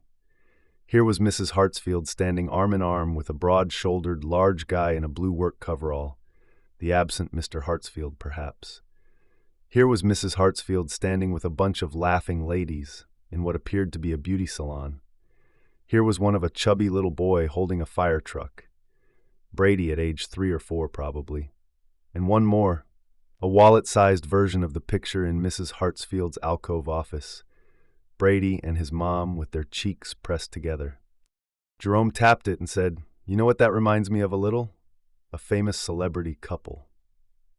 A celebrity has black hair, Holly said matter-of-factly, except in a movie where she hardly had any at all because she was learning to be a soldier. I saw that movie 3 times, once in the theater, once on tape, and once on my computer. Very enjoyable. Mrs. Hartsfield is blonde-headed. She considered, then added, was. Hodges slid the photo out of the pocket for a better look, then turned it over. Carefully printed on the back was Mom and her honey boy, Sandpoint Beach, Aug 2007. He flicked the picture against the side of his palm a time or two, almost put it back, then slid it across to Holly, photo side down. Try that. She frowned at him. Try what? Honey boy. Holly typed it in, hit return, and uttered a very unusual scream of joy, because they were in, just like that. There was nothing of note on the desktop. An address book, a folder marked favorite recipes, and another marked saved emails. A folder of online receipts, she seemed to have paid most of her bills that way, and an album of photos, most of Brady at various ages. There were a lot of TV shows in her music player, but only one album of music, a famous children's group celebrating Christmas. Goodness, Jerome said. I don't want to say she deserved to die, but Holly gave him a forbidding look. Not funny, Jerome. Do not go there. He held up his hands. Sorry. Hodges scrolled rapidly through the saved emails and saw nothing of interest. Most appeared to be from Mrs. Hartsfield's old high school buddies, who referred to her as Debs. There's nothing here about Brady, he said, and glanced at the clock. We should go. Not so fast, Holly said, and opened the search tool. She typed Brady. There were several results, many in the recipe file, some tagged as Brady favorites, but nothing of note. Try Honey Boy, Jerome suggested. She did and got one result, a document buried deep in the hard drive. Holly clicked it. Here were Brady's clothing sizes, also a list of all the Christmas and birthday presents she's bought him for the last 10 years, presumably so she won't repeat herself. She's noted his social security number. There's a scanned copy of his car registration, his car insurance card, and his birth certificate. She's listed his co-workers at both Discount Electronics and the ice cream company. Next to the name of one co-worker was a notation that would have made Brady laugh hysterically. Wonder, is she his girlfriend? What's up with this nonsense? Jerome asked. He's a grown man, for goodness sake. Holly smiled darkly. What I said, she knew he wasn't right. At the very bottom of the Honey Boy file, there was a folder marked Basement. That's it, Holly said. It has to be. Open it. Jerome clicked Basement. The document inside was less than a dozen words long. Control lights, chaos, darkness?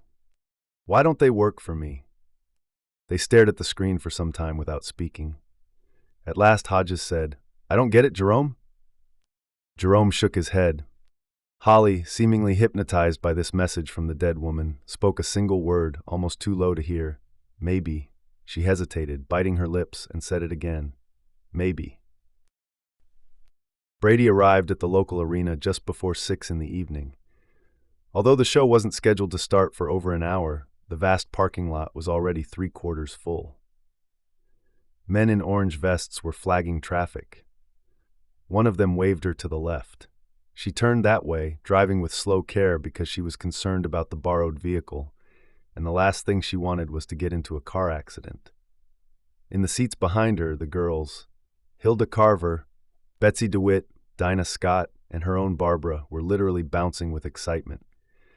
They had loaded the car's music player with their band CDs. Among them, they had all 6, and they squealed, "Oh, I love this one," every time a new tune came on. It was noisy and it was stressful, and the mom was surprised to find she was enjoying herself quite a lot. "Watch out for the crippled guy, Mrs. Robinson," Betsy said, pointing. The crippled guy was skinny, pale, and bald, almost floating inside his baggy t-shirt. He was holding what looked like a framed picture in his lap, and she could also see one of those urine bags. A sadly cheerful pennant of the band stuck out from a pocket on the side of his wheelchair. Poor man, the mom thought. "Maybe we should help him," Barbara said. "He's going awful slow." "Bless your kind heart," the mom said. "Let me get us parked, and if he hasn't made it to the building when we walk back, we'll do just that." She slid the borrowed vehicle into an empty space and turned it off with a sigh of relief. "Boy, look at the lines," Dinah said. "There must be 1 million people here." "Nowhere near that many," the mom said, "but it is a lot. They'll open the doors soon, though, and we've got good seats, so don't worry about that." "You've still got the tickets, right, Mom?" The mom noticeably checked her purse. "Got 'em right here, hon." "And we can have souvenirs?" "One each, and nothing that costs over $10. "I've got my own money, Mrs. Robinson," Betsy said as they climbed out of the car. The girls were a little nervous at the sight of the crowd growing outside the arena. They clustered together, their 4 shadows becoming a single dark puddle in the strong, early evening sunlight. "I'm sure you do, Bets, but this is on me," the mom said. "Now listen up, girls. I want you to give me your money and phones for safekeeping. Sometimes there are pickpockets at these big public gatherings. I'll give everything back when we're safe in our seats. But no texting or calling once the show starts.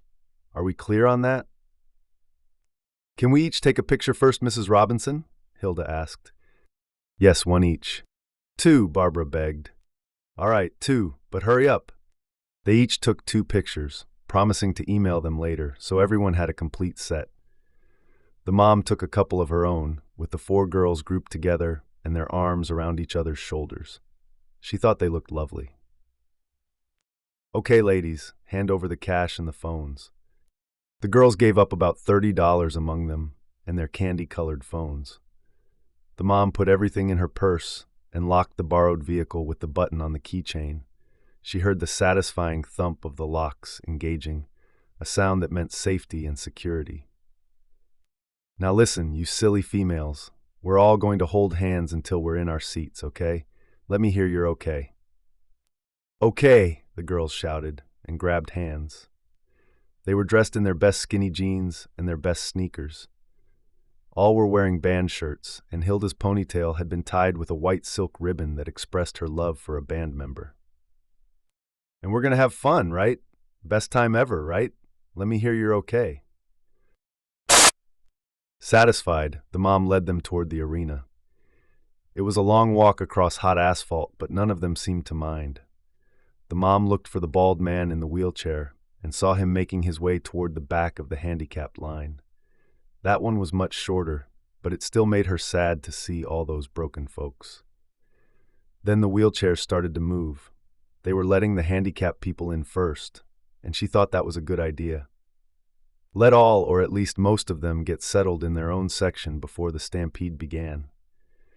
As the mom's party reached the end of the shortest line of non-disabled people, which was still very long, she watched the skinny bald guy propel himself up the handicap ramp and thought how much easier it would be for him if he had one of those motorized chairs. She wondered about the picture in his lap. Some loved relative who's gone on? That seemed the most likely. Poor man, she thought again, and sent up a brief prayer to God, thanking him that her own 2 kids were all right. "Mom," Barbara said. "Yes, honey? Best time ever, right?" The mom squeezed her daughter's hand. "You bet." A girl started singing a band song in a clear, sweet voice. More girls joined in. Soon the song was floating up into the warm evening air 1,000 voices strong.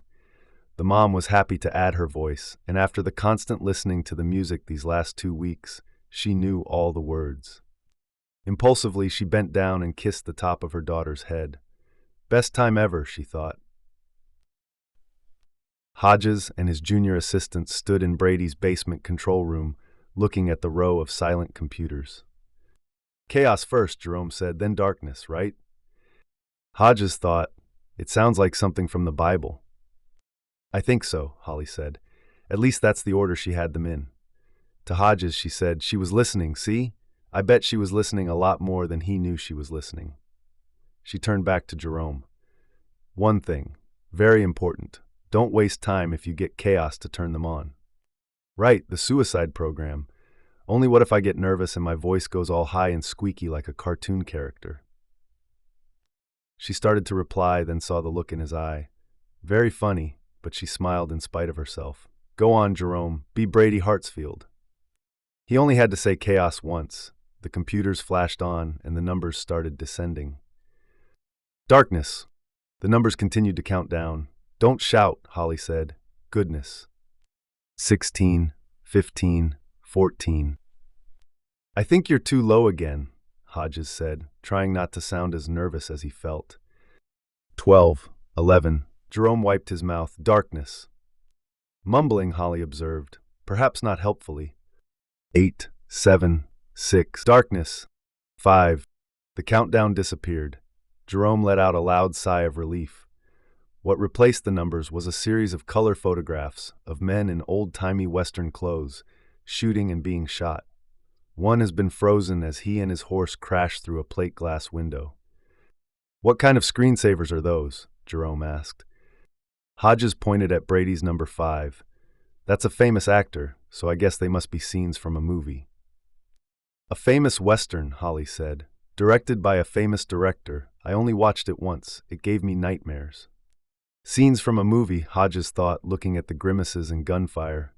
Also scenes from inside Brady Hartsfield's head. Now what? Jerome said, Holly, you start at the first one. I'll start at the last one. We'll meet in the middle. Sounds like a plan, Holly said. Mr. Hodges, can I smoke in here? Why the heck not? He said, and went over to the cellar stairs to sit and watch them work. As he did, he rubbed absent-mindedly at the hollow just below his left collarbone.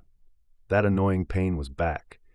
He must have pulled a muscle running down the street after his car exploded. It was 6:20 when the mom arrived at the arena, and as she joined the line of incoming vehicles, she wished she had listened to the girls' constant asking and left for the concert an hour earlier. The lot was already 3/4 full. Men in orange vests were flagging traffic. One of them waved her to the left. She turned that way, driving with slow care because she had borrowed a large car for tonight's outing, and the last thing she wanted was to get into a car accident. In the seats behind her, the girls, Hilda Carver, Betsy DeWitt, Dinah Scott, and her own Barbara, were literally bouncing with excitement. They had loaded the car's music player with their band's CDs, and they squealed, "Oh, I love this one," every time a new tune came on. It was noisy and it was stressful, and the mom was surprised to find she was enjoying herself quite a lot. "Watch out for the crippled guy, Mrs. Robinson," Betsy said, pointing. The crippled guy was skinny, pale, and bald, all but floating inside his baggy t-shirt. He was holding what looked like a framed picture in his lap, and she could also see one of those urine bags. A sadly cheerful pennant of the band stuck out from a pocket on the side of his wheelchair. Poor man, the mom thought. "Maybe we should help him," Barbara said. "He's going awful slow." "Bless your kind heart," the mom said. "Let me get us parked, and if he hasn't made it to the building when we walk back, we'll do just that." She slid the borrowed vehicle into an empty space and turned it off with a sigh of relief. "Boy, look at the lines," Dinah said. "There must be 1,000,000 people here." "Nowhere near that many," the mom said. "But it is a lot. They'll open the doors soon, though, and we've got good seats, so don't worry about that." "You've still got the tickets, right, Mom?" The mom noticeably checked her purse. "Got them right here, hon. And we can have souvenirs. One each, and nothing that costs over $10. "I've got my own money, Mrs. Robinson," Betsy said as they climbed out of the car. The girls were a little nervous at the sight of the crowd growing outside the arena.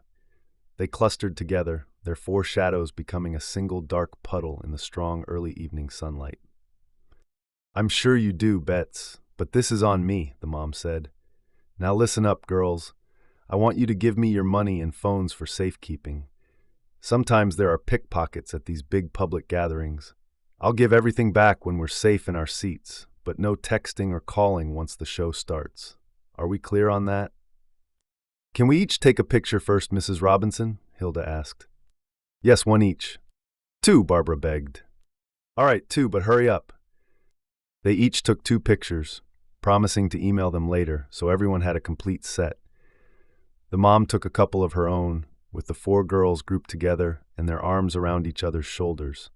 She thought they looked lovely. "Okay, ladies, hand over the cash and the phones." The girls gave up about $30 among them, and their candy-colored phones. The mom put everything in her purse and locked the borrowed vehicle with the button on the keychain. She heard the satisfying thump of the locks engaging, a sound that meant safety and security. Now listen, you silly females. We're all going to hold hands until we're in our seats, okay? Let me hear your okay. Okay, the girls shouted and grabbed hands. They were dressed in their best skinny jeans and their best sneakers. All were wearing band shirts, and Hilda's ponytail had been tied with a white silk ribbon that expressed her love for a band member. And we're going to have fun, right? Best time ever, right? Let me hear your okay. Okay!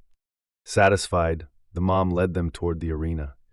It was a long walk across hot asphalt, but none of them seemed to mind. The mom looked for the bald man in the wheelchair and saw him making his way toward the back of the handicapped line. That one was much shorter, but it still made her sad to see all those broken folks. Then the wheelchairs started to move.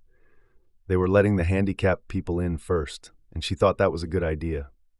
Let all, or at least most of them, get settled in their own section before the stampede began.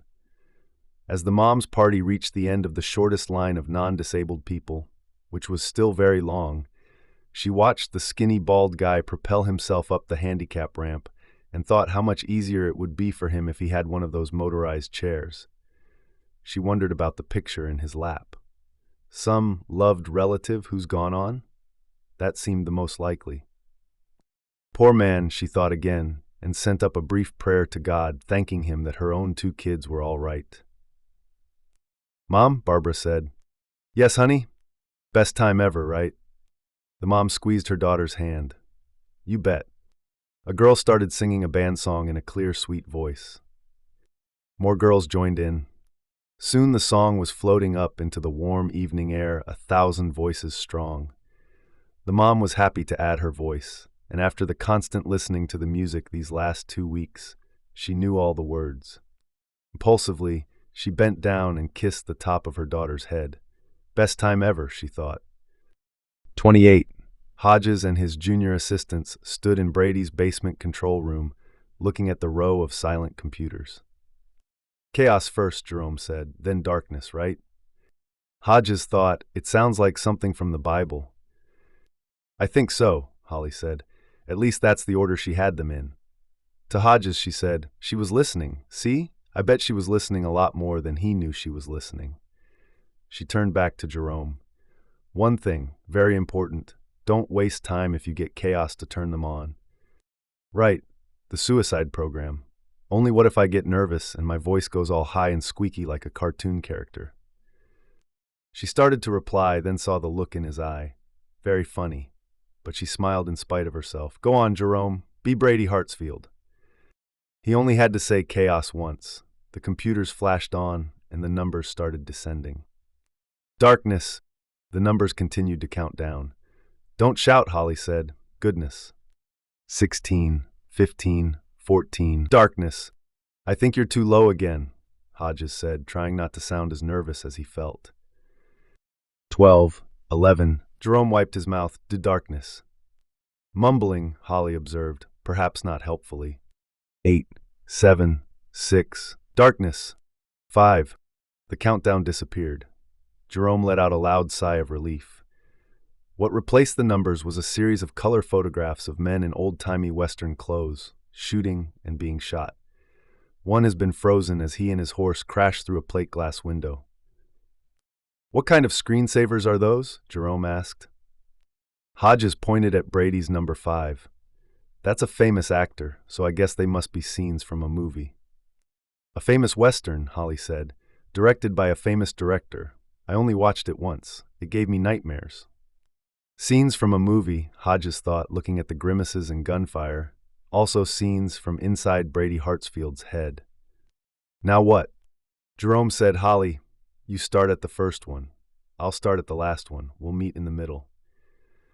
"Sounds like a plan," Holly said. "Mr. Hodges, can I smoke in here?" "Why the heck not?" he said, and went over to the cellar stairs to sit and watch them work. As he did, he rubbed absent-mindedly at the hollow just below his left collarbone. That annoying pain was back. He must have pulled a muscle running down the street after his car exploded. 29. The air conditioning in the arena's lobby struck Brady like a slap, causing his sweaty neck and arms to break out in goose flesh. The main part of the corridor was empty, because they had not let in the regular concert-goers yet. But the right side, where there were velvet ropes and a sign reading "Handicapped Access," was lined with wheelchairs that were moving slowly toward the checkpoint and the auditorium beyond. Brady did not like how this was playing out. He had assumed that everyone would crowd in at the same time, as they had at a game he had gone to when he was 18, and the security guys would be overwhelmed, just giving everyone a quick look and then passing them on. The concert staff letting in the handicapped folks first was something he should have foreseen, but did not. There were at least a dozen men and women in blue uniforms with brown patches on their shoulders reading "Max Security," and for the time being they had nothing to do but check out the handicapped folks rolling slowly past them. Brady noted with growing coldness that although they were not checking the storage pockets on all the wheelchairs, they were indeed checking the pockets on some of them, every third or fourth, and sometimes two in a row. When the disabled people cleared security, ushers dressed in band shirts were directing them toward the auditorium's handicapped section. He always knew he might be stopped at the security checkpoint, but had believed he could still take plenty of the band's young fans with him if that happened. Another bad assumption. Flying glass might kill a few of those closest to the doors, but their bodies would also serve as a blast shield. Darn, he thought. Still, I only got 8 at City Center. I'm bound to do better than that. He rolled forward, the picture of Frankie in his lap. The edge of the frame rested against the toggle switch. The minute one of those security guards bent to look into the pockets on the sides of the wheelchair, Brady would press a hand down on the picture, the yellow lamp would turn green, and electricity would flow to the blasting plugs nestled in the homemade explosive. There were only a dozen wheelchairs ahead of him. Chilled air blew down on his hot skin. He thought of City Center, and how the Trelawney woman's heavy car bounced and rocked as it ran over the people after he hit them and knocked them down. He remembered the rubbery air inside the mask, and how he screamed with delight and triumph. Screamed until he was so hoarse he could hardly speak at all, and had to tell his mother and Tones Frobisher at Discount Electronics that he had come down with laryngitis. Now there were just 10 wheelchairs between him and the checkpoint. One of the guards, probably the head honcho since he was the oldest and the only one wearing a hat, took a backpack from a young girl who was as bald as Brady himself. He explained something to her and gave her a claim check. "They're gonna catch me," Brady thought coldly. "They are, so get ready to die." He was ready, had been for some time now. 8 wheelchairs between him and the checkpoint, 7, 6. It was like the countdown on his computers. Then the singing started outside, muffled at first. When they hit the chorus, the sound swelled to that of a huge choir, girls singing at the top of their lungs. At that moment, the main doors swung open. Some girls cheered, most continued singing, and louder than ever. Young girls wearing band shirts and their first makeup poured in, their parents, mostly moms, struggling to keep up and stay connected to their children. The velvet rope between the main part of the corridor and the handicapped zone was knocked over and trampled underfoot. A large girl was shoved into the wheelchair ahead of Brady's, and the girl inside it, who had a cheerfully pretty face and very thin legs, was almost knocked over. "Hey, watch it!" the wheelchair girl's mother shouted, but the girl in the large jeans was already gone, waving a band pennant in one hand and her ticket in the other. Someone thumped into Brady's chair. The picture shifted in his lap, and for one cold second he thought they were all going to go up in a white flash and a hail of steel bearings. When they didn't, he raised the picture enough to peer underneath, and saw the ready lamp was still glowing yellow. Close one, Brady thought, and grinned. It was happy confusion in the hallway, and all but one of the security guards who were checking the handicapped concert-goers moved to do what they could with this new influx of crazed singing teens and preteens. The one guard who remained on the handicapped side of the corridor was a young woman, and she was waving the wheelchairs through with barely a glance. As Brady approached her, he spotted the guy in charge, the man with the hat, standing on the far side of the corridor almost directly opposite. At 6'3" or so, he was easy to see because he towered over the girls and his eyes never stopped moving. In one hand, he held a piece of paper, which he glanced down at every now and again. "Show me your tickets and go," the security woman said to the pretty wheelchair girl and her mother. "Right-hand door." Brady saw something interesting. The tall security guy in the hat grabbed a guy of 20 or so who looked to be on his own and pulled him out of the scrum. "Next," the security woman called to him. "Don't hold up the line." Brady rolled forward, ready to push Frankie's picture against the toggle switch on the keyless entry gadget if she showed even a passing interest in the pockets of his wheelchair. The corridor was now wall to wall with pushing, singing girls, and his score would be a lot higher than 30. If the corridor had to do, that would be fine.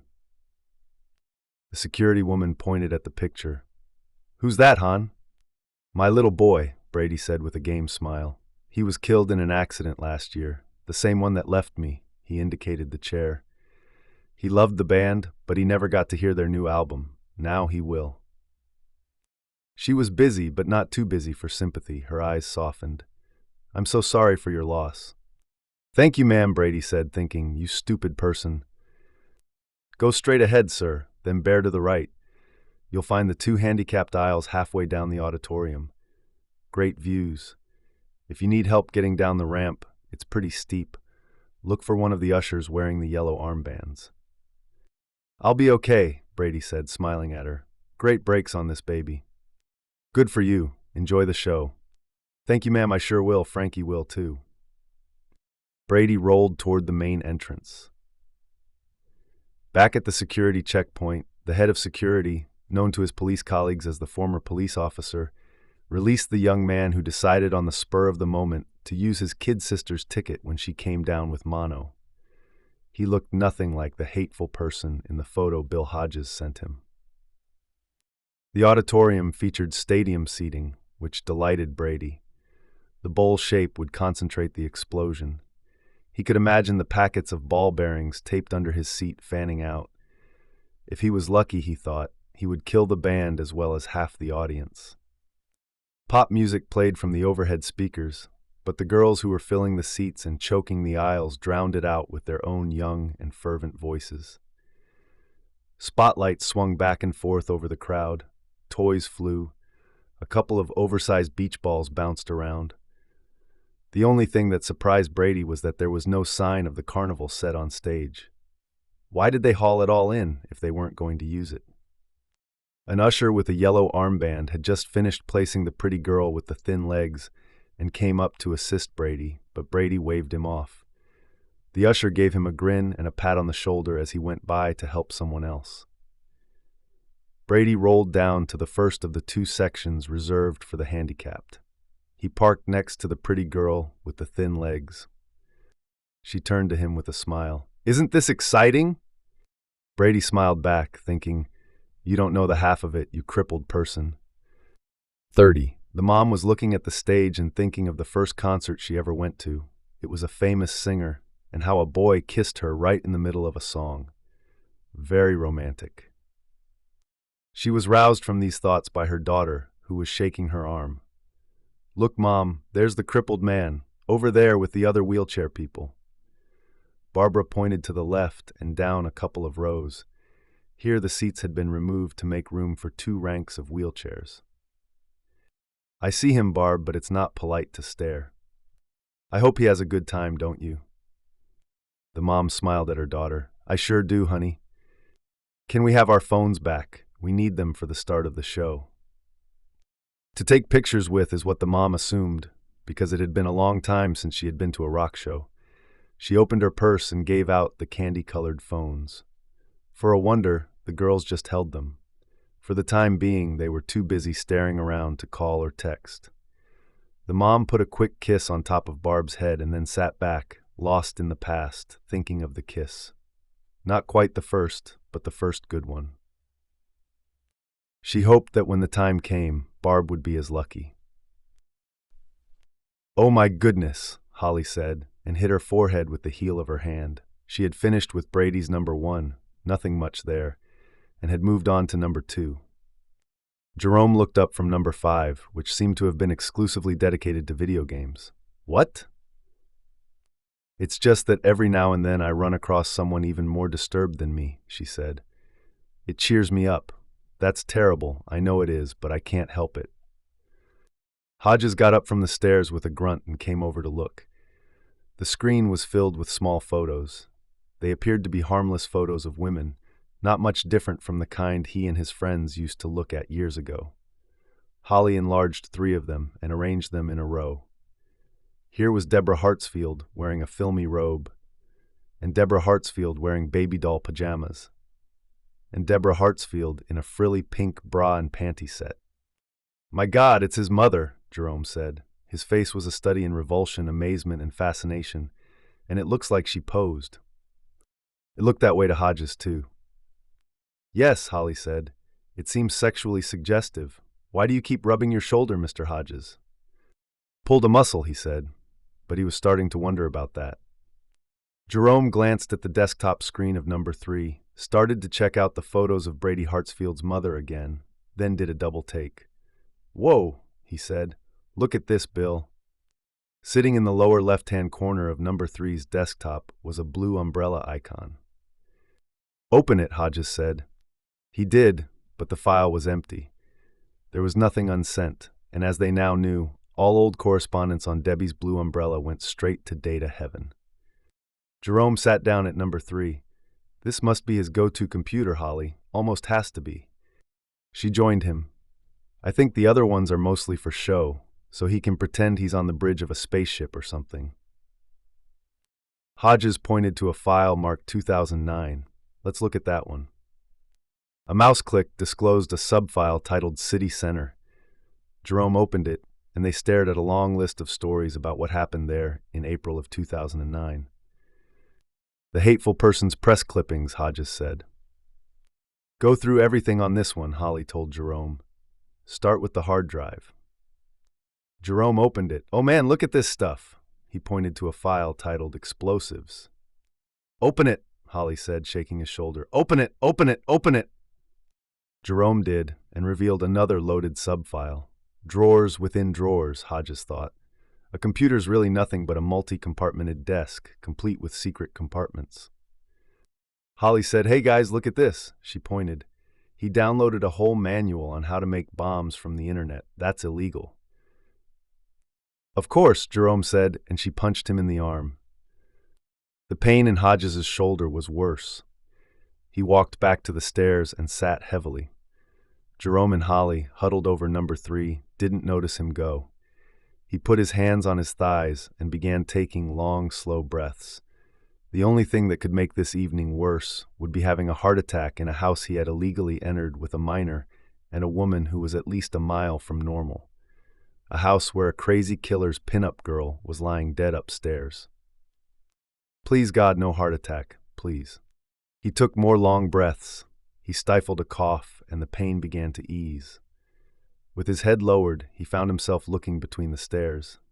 Something glinted there in the light of the overhead fluorescence. Hodges dropped to his knees and crawled underneath to see what it was. It turned out to be a stainless steel ball bearing, bigger than the ones in the Happy Slapper, heavy in his palm. He looked at the distorted reflection of his face in its curved side, and an idea started to grow. Only it didn't exactly grow. It surfaced, like the bloated body of something drowned. Farther beneath the stairs was a green garbage bag. Hodges crawled to it with the ball bearing clutched in one hand, feeling the cobwebs that dangled from the undersides of the steps caress his receding hair and growing forehead. Jerome and Holly were chattering excitedly, but he paid no attention. He grabbed the garbage bag with his free hand and began to back out from beneath the stairs. A drop of sweat ran into his left eye, stinging, and he blinked it away. He sat down on the steps again. "Open his email," Holly said. "Goodness, you're demanding," Jerome said. "Open it, open it, open it." "Right you are," Hodges thought, and opened the garbage bag. There were snippets of wire inside, and what appeared to be a busted circuit board. They were lying on top of a khaki-colored garment that looked like a shirt. He brushed the bits of wire aside, pulled the garment out, held it up. Not a shirt, but a vest, the kind with lots of pockets. The lining had been cut in half a dozen places. He reached into one of these cuts, felt around, and pulled out 2 more ball bearings. It was not a vest, at least not anymore. It had been customized. Now it's a suicide vest. Or was. Brady unloaded it for some reason, because his plans changed to the Careers Day thing on Saturday. That has to be it. The explosives are probably in his car, unless he's stolen another one already. No, Jerome cried. Then he screamed it. No, no, no, God, no! Please don't let it be, Holly whimpered. Don't let it be that. Hodges dropped the vest and hurried across to the bank of computers to see what they were looking at. It was an email from a ticket website, thanking Mr. Brady Hartsfield for his order. You may download your printable ticket at once. No bags or backpacks will be allowed at this event. Thank you for ordering from the ticket company, where all the best seats to all the biggest shows are only a click away. Below this, the band concert local arena, June 3, 2010, 7 p.m. Hodges closed his eyes. It was the concert after all. We made an understandable mistake, but not a forgivable one. Please God, don't let him get inside. Please God, let the security guards catch him at the door. But even that could be a nightmare, because the head of security was under the impression that he was looking for a person interested in children, not a mad bomber. If he spotted Brady and tried to arrest him with his usual heavy-handed lack of grace. It's 7:15, Holly said, pointing to the digital readout on Brady's number 3. He might still be waiting in line, but he's probably inside already. Hodges knew she was right. With that many kids going, seating would have started no later than 6:30. Jerome, he said. The boy didn't reply. He was staring at the ticket receipt on the computer screen, and when Hodges put his hand on Jerome's shoulder, it was like touching a stone. Slowly, Jerome turned around. His eyes were huge. We've been so stupid, he whispered. Call your mom. Hodges' voice remained calm, and it wasn't even that much of an effort, because he was in deep shock. He kept seeing the ball bearing and the slashed vest. Do it now. Tell her to grab Barbara and the other kids she brought and leave quickly out of there. Jerome pulled his phone from the clip on his belt and speed-dialed his mother. Holly stared at him with her arms crossed tightly over her breasts and her chewed lips pulled down in a grimace. Jerome waited, muttered a curse, then said, You have to get out of there, Mom. Just take the girls and go. Don't call me back and ask questions, just go. Don't run, but get out. He ended the call. I don't get this. She always carries it. That thing is practically attached to her, and she should at least feel it vibra. Holly said, oh no, in disappointment, but that wasn't enough for her. Oh, goodness. They turned to her. How big is the concert place? How many people can fit inside? Hodges tried to retrieve what he knew about the auditorium. Seats 4,000. I don't know if they allow standees or not. I can't remember that part of the fire code. And for this show, almost all of them are girls, she said. Girls with cell phones practically attached to them, most of them talking away while they wait for the show to start, or texting. Her eyes were huge with dismay. It's the circuits. They're overloaded. You have to keep trying, Jerome. You have to keep trying until you get through. He nodded numbly, but he was looking at Hodges. You should call your friend, the one in the security department. Yeah, but not from here, in the car. Hodges looked at his watch again. 10 minutes to 7. We're going to the arena. Holly clenched a fist on either side of her face. Yes, she said, and Hodges found himself remembering what she said earlier. They can't find him. We can. In spite of his desire to confront Hartsfield, to wrap his hands around Hartsfield's neck and see the hateful person's eyes bulge as his breath stops, Hodges hoped she was wrong about that. Because if it was up to them, it might already be too late. 32. This time it was Jerome behind the wheel and Hodges in back. Olivia Trelawney's Mercedes gathered itself slowly, but once the 12-cylinder engine got cranking, it went like a rocket. And with the lives of his mother and sister on the line, Jerome drove it like one, weaving from lane to lane and ignoring the protesting honks of the cars around him. Hodges estimated they could be at the arena in 20 minutes. If the kid didn't crash them, that is. "Call the security man," Holly said from the passenger seat. "Call him, call him, call him." As Hodges took his phone out of his jacket pocket, he instructed Jerome to take the city bypass. "Don't interfere with my driving," Jerome said. "Just make the call and hurry." But when he tried to access his phone's memory, the phone gave a single weak sound and then died. When was the last time he charged it? Hodges couldn't remember. He couldn't remember the number of the security office either. He should have written it down in his notebook instead of depending on the phone. Darn technology, he thought, but whose fault was it really? "Holly, dial a known police number and then give me your phone. Mine's dead." The police number was the local precinct. He could get Wyndham's number from Marlowe again. "Try my sister again first," Jerome said, and rattled off the number. Holly dialed Barbara's phone, her thumb moving so fast it was a blur. Listened. Voicemail. Jerome cursed and drove faster. Hodges could only hope there was an angel riding on his shoulder. "Barbara," Holly yelled, no mumbling now. "You and whoever's with you, get your bodies out of there right away, immediately, hurry!" She clicked off. "Now what? Directory assistance, you said?" "Yeah, get the arena security department number, dial it, and give the phone back to me. Jerome, take exit 4A. 3B's the arena." "It is if you're going in front. We're going to the back." "Bill, if my mom and sis get hurt."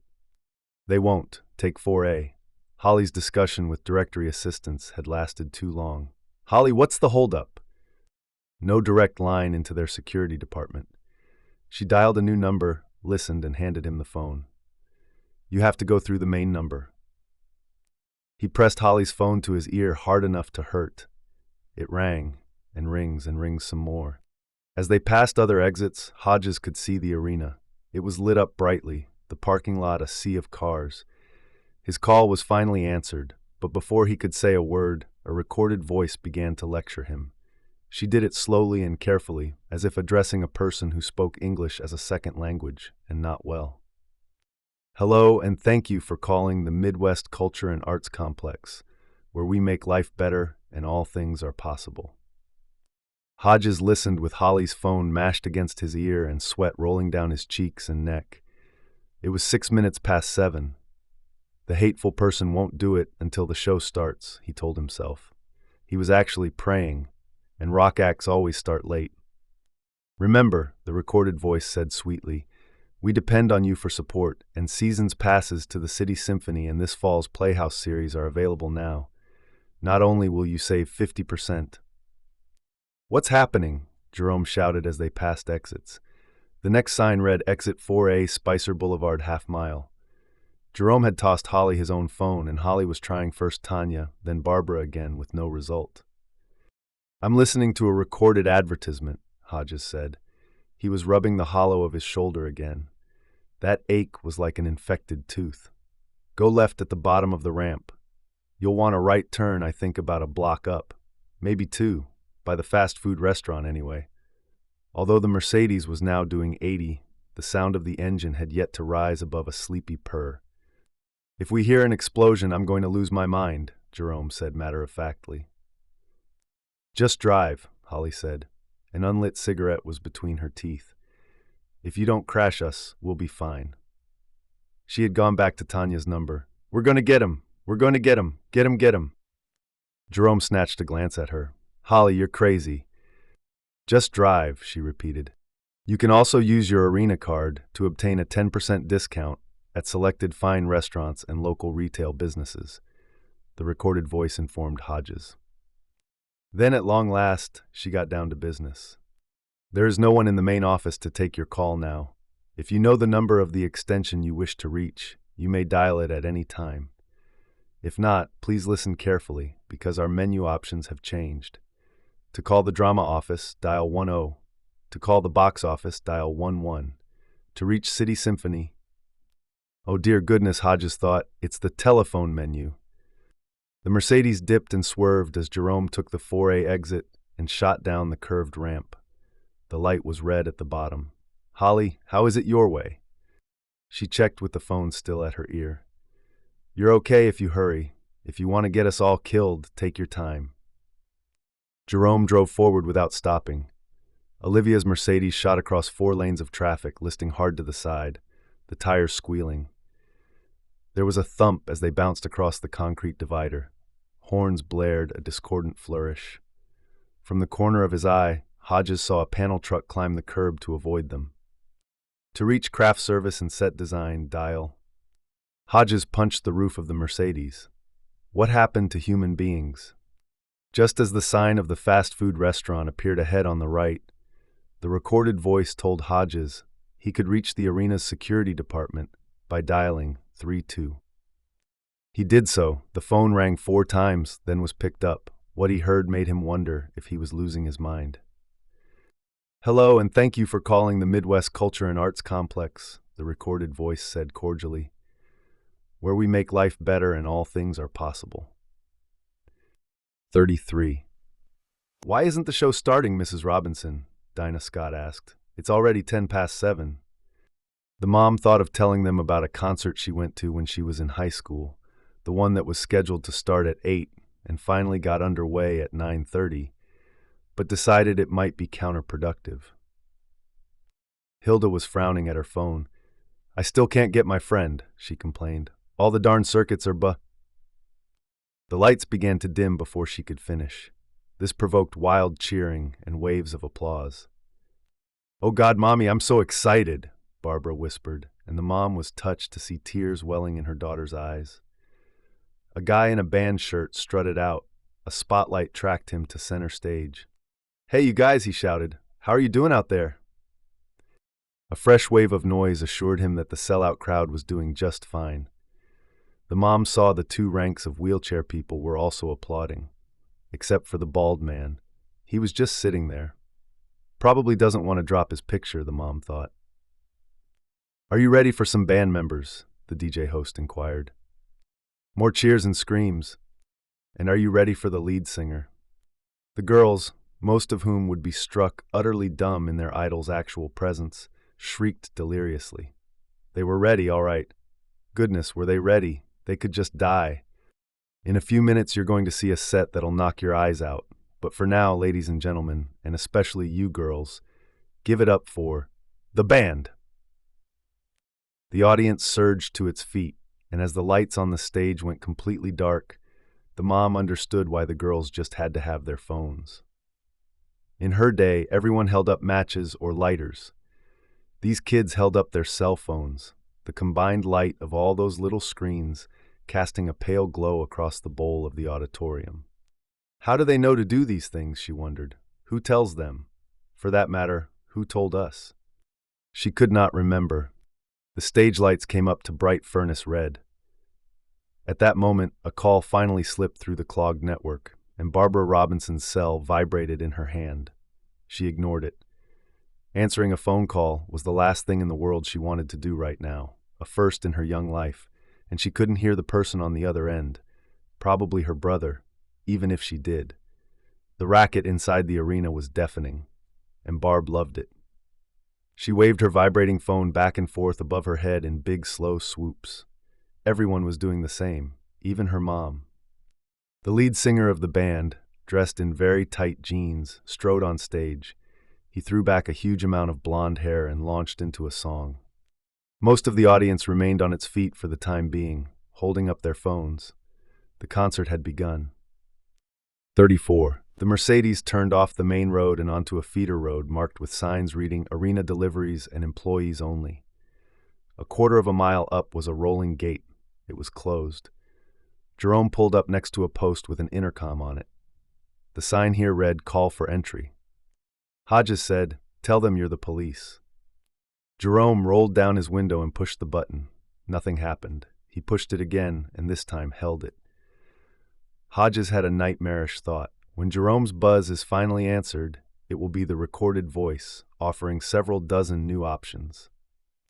But this time it was an actual human, although not a friendly one. Backs closed. "Police," Jerome said. "Open the gate." "What do you want?" I just told you, open the darn gate, this is an emergency. The gate began to move open, but instead of driving forward, Jerome pushed the button again. Are you security? Head custodian, the crackly voice returned. If you want security, you gotta call the security department. Nobody there, Hodges told Jerome. They're in the auditorium, the whole bunch of them. Just go. Jerome did, even though the gate wasn't fully open. He scraped the side of the Mercedes's refurbished body. Maybe they caught him, he said. They had his description, so maybe they already caught him. They didn't, Hodges said. He's in. How do you know? Listen, they couldn't pick up actual music yet, but with the driver's window still down, they could hear a thudding bass sound. The concert's on. If the head of security's men had arrested a guy with explosives, they would have shut it down right away, and they'd be evacuating the building. How could he get in? Jerome asked, and thumped the steering wheel. How? Hodges could hear the terror in the boy's voice. All because of him. Everything because of him. I have no idea. They had his photo. Ahead was a wide concrete ramp leading down to the loading area. Half a dozen roadies were sitting on amp crates and smoking, their work over for the time being. There was an open door leading to the rear of the auditorium, and through it, Hodges could hear music coming together around the bass sound. There was another sound as well, thousands of happily screaming girls, all of them sitting on ground zero. How Hartsfield got in no longer matters unless it helps to find him. And just how in God's name are they supposed to do that in a dark auditorium filled with thousands of people? As Jerome parked at the bottom of the ramp, Holly said, "A famous actor gave himself a short haircut. That could be it." "What are you talking about?" Hodges asked as he heaved himself out of the back seat. A man in work clothes had come into the open door to meet them. "In a movie, a famous actor played a crazy guy," Holly explained as the three of them hurried toward the custodian. "When he decided to assassinate the politician, he shaved his head so he could get close without being recognized. Brady Hartsfield probably didn't do that. It'd make him look too weird." Hodges remembered the leftover hair in the bathroom sink. It was not the bright color of the dead woman's hair. Holly may be eccentric, but he thought she was right about this. Hartsfield had shaved his head. Yet Hodges didn't see how even that could have been enough, because the head custodian stepped to meet them. "What's it about?" Hodges took out his ID and flashed it briefly. "Detective Bill Hodges. What's your name, sir?" "Jamie Gallison." His eyes flicked to Jerome and Holly. "I'm his partner," Holly said. "I'm his trainee," Jerome said. The roadies were watching. Some had hurriedly put out smokes that may contain something a bit stronger than tobacco. Through the open door, Hodges could see work lights illuminating a storage area loaded with props and scenery. "Mr. Gallison, we've got a serious problem," Hodges said. "I need you to get Larry Wyndham down here right away." "Don't do that, Bill." Even in his growing distress, he realized it was the first time Holly had called him by his first name. He ignored her. "Sir, I need you to call him on your phone." Gallison shook his head. "The security guys don't carry cell phones when they're on duty, because every time we have one of these big shows, big kid shows, it's different with adults, the circuits jam up. The security guys carry—" Holly was tugging Hodges' arm. "Don't do it. You'll scare him and he'll set it off. I know he will." "She could be right," Jerome said, and then, perhaps recalling his trainee status, added, "Sir." Gallison was looking at them with alarm. "Scare who? Set off what? Tell me it's not a bomb," and not liking what he saw on Hodges' pale and sweating face. "Goodness, is it?" Hodges remained fixed on the custodian. "They carry what? Walkie-talkies? Radios?" "Radios, yeah, they have." He pulled his earlobe. "You know, things that look like hearing aids, like the police and security services wear. What's going on here? Tell me it's not a bomb." Hodges walked past him into the cavernous storage area. Beyond the profusion of props, scenery, and music stands, there was a carpentry shop and a costume shop. The music was louder than ever, and he had started to have trouble breathing. The pain was creeping down his left arm, and his chest felt too heavy, but his head was clear. Brady had either gone bald or cut his hair short and dyed what's left. He may have added makeup to darken his skin, or colored contacts or glasses. But even with all that, he'd still be a single man at a concert filled with young girls. After the warning he gave Wyndham, Hartsfield still would have attracted notice and suspicion. And there was the explosive. Holly and Jerome knew about that, but Hodges knew more. There were also steel ball bearings, probably a lot of them. Even if he wasn't arrested at the door, how could Hartsfield have gotten all that inside? Was the security here really that bad? Gallison grabbed his left arm, and when he shook it, Hodges felt the pain all the way up to his temples. "I'll go myself. Grab the first security guy I see and have him radio for Wyndham to come down here and talk to you." "No," Hodges said, "you will not do that, sir." Holly Gibney was the only one of them seeing clearly. Mr. Mercedes was in. He had a bomb, and it was only by the grace of God that he hadn't triggered it already. It was too late for the police and too late for arena security. It was also too late for him. But Hodges sat down on an empty crate. "Jerome, Holly, come here." They did. Jerome was pale, barely holding back panic. Holly was pale but outwardly calm. "Listen, you two, don't make me say this twice." 35. Gallison led Holly and Jerome away to somewhere. Hodges sat on the crate with his head lowered and his hands planted on his thighs. He felt a huge weight on his chest. Something was happening. Either the world was going away from him, or he was going away from the world. He thought it was the latter. It was like he was inside a camera, and the camera was going backwards on one of those smooth tracks. The world was as bright as ever, but getting smaller, and there was a growing circle of darkness around it. He held on with all the force of his will, waiting for either an explosion or no explosion. One of the roadies was bending over him and asking if he was all right. "Your lips are turning blue," the roadie informed him. Hodges waved him away. He must listen. Music and cheers and happy screams, nothing else, at least not yet. "Hold on," he told himself. "Hold on." "What?" the roadie asked, bending down again. "What?" "I have to hold on," Hodges whispered, but now he could hardly breathe at all. The world had shrunk to the size of a fiercely gleaming silver dollar. Then even that was blotted out, not because he had lost consciousness, but because someone was walking toward him. It was Janie, walking slow and with a hip sway. She was wearing his hat tipped sexily over one eye. Hodges remembered what she said when he asked her how he had been so lucky as to end up in her bed. "I have no regrets. Can we leave it at that?" "Yeah," he thought. "Yeah." He closed his eyes and fell off the crate like a broken toy. The roadie grabbed him, but could only soften the fall, not stop it. The other roadies gathered. "Who knows rescue breathing?" asked the one who grabbed Hodges. A roadie with a long graying ponytail stepped forward. He was wearing a faded band shirt and his eyes were bright red. "I do, but man, I'm so high." "Try it anyway." The roadie with the ponytail dropped to his knees. "I think this guy is dying," he said, but went to work. Upstairs, the band started a new song to the squeals and cheers of their female admirers. These girls would remember this night for the rest of their lives.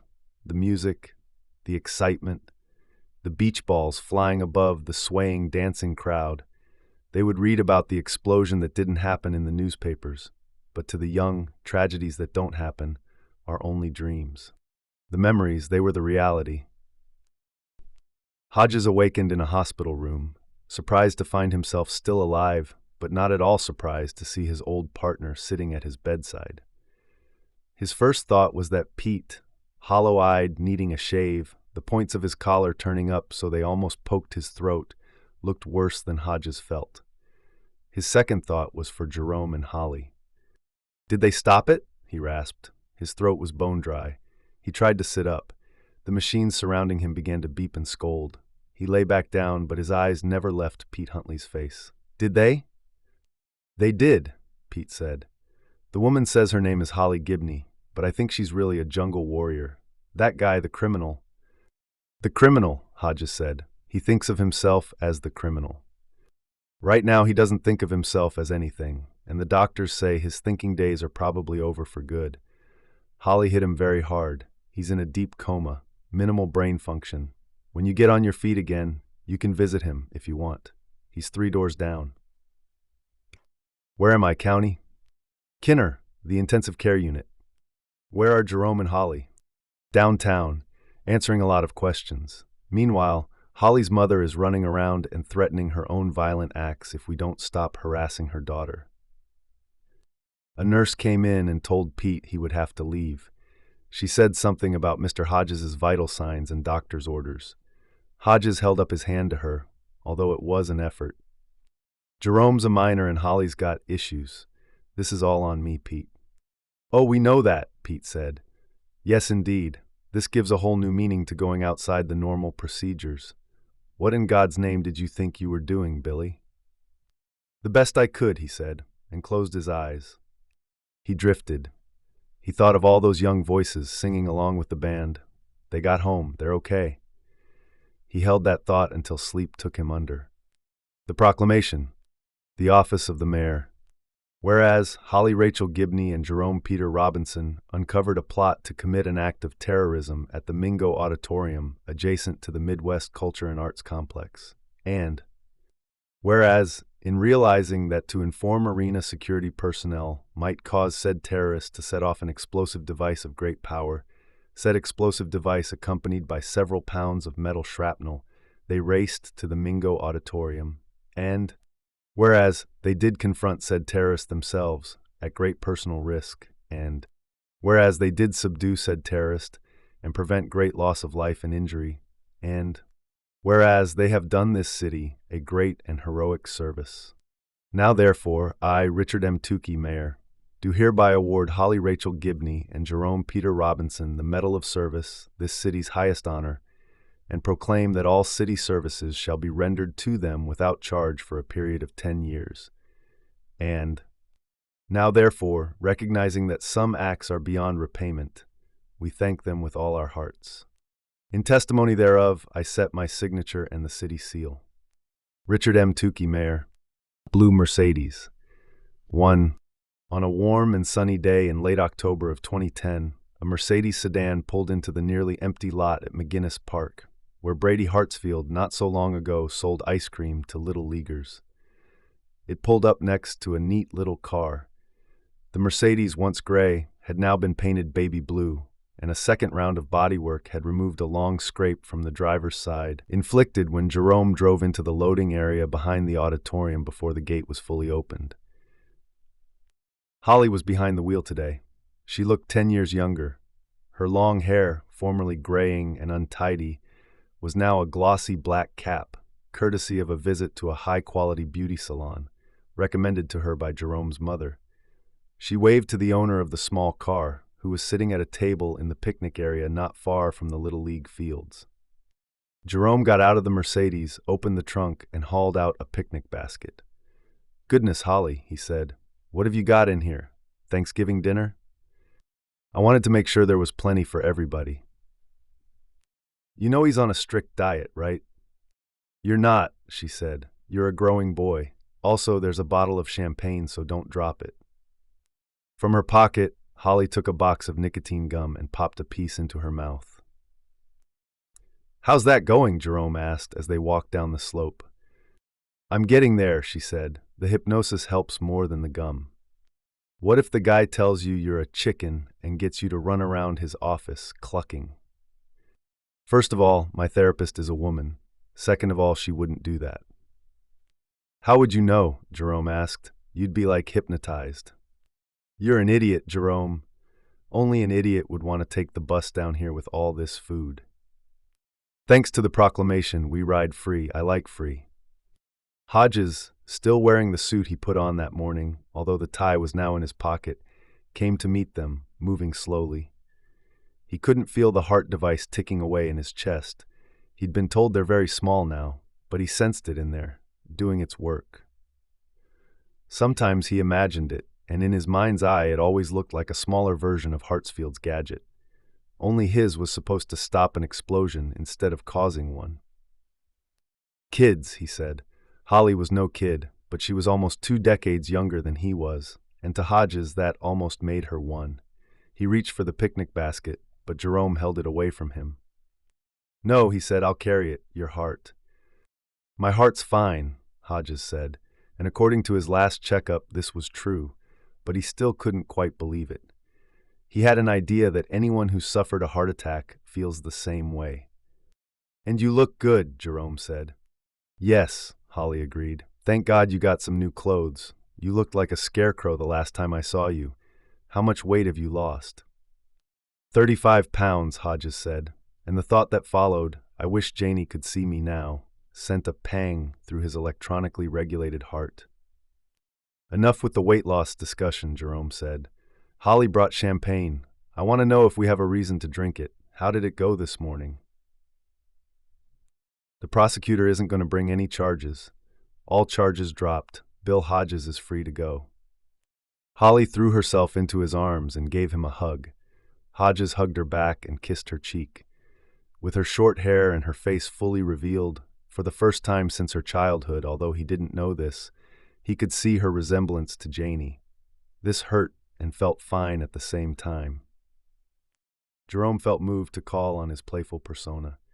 Mr. Hodges, you free at last. Free at last. Great God Almighty, you is free at last. Stop talking like that, Jerome, Holly said. It's childish. She took the bottle of champagne from the picnic basket, along with a trio of plastic glasses. The district attorney escorted me into the chambers of a judge, a guy who heard my testimony a great many times in my police days, Hodges said. He gave me a 10-minute tongue lashing and told me that my reckless behavior had put 4,000 lives at risk. Jerome was indignant. That's outrageous. You're the reason those people are still alive. No, Hodges said quietly. You and Holly are the reason for that. If Hartsfield hadn't gotten in touch with you in the first place, the police still wouldn't know him from Adam, and those people would be dead. This may or may not be true, but in his own mind, Hodges was okay with how things turned out at the arena. What he was not okay with, and would never be, was Janie. The judge accused him of playing a pivotal role in her death, and he thought that might be so. But he had no doubt that Hartsfield would have gone on to kill more, if not at the concert or the careers day at Embassy Suites, then somewhere else. He'd gotten a taste for it.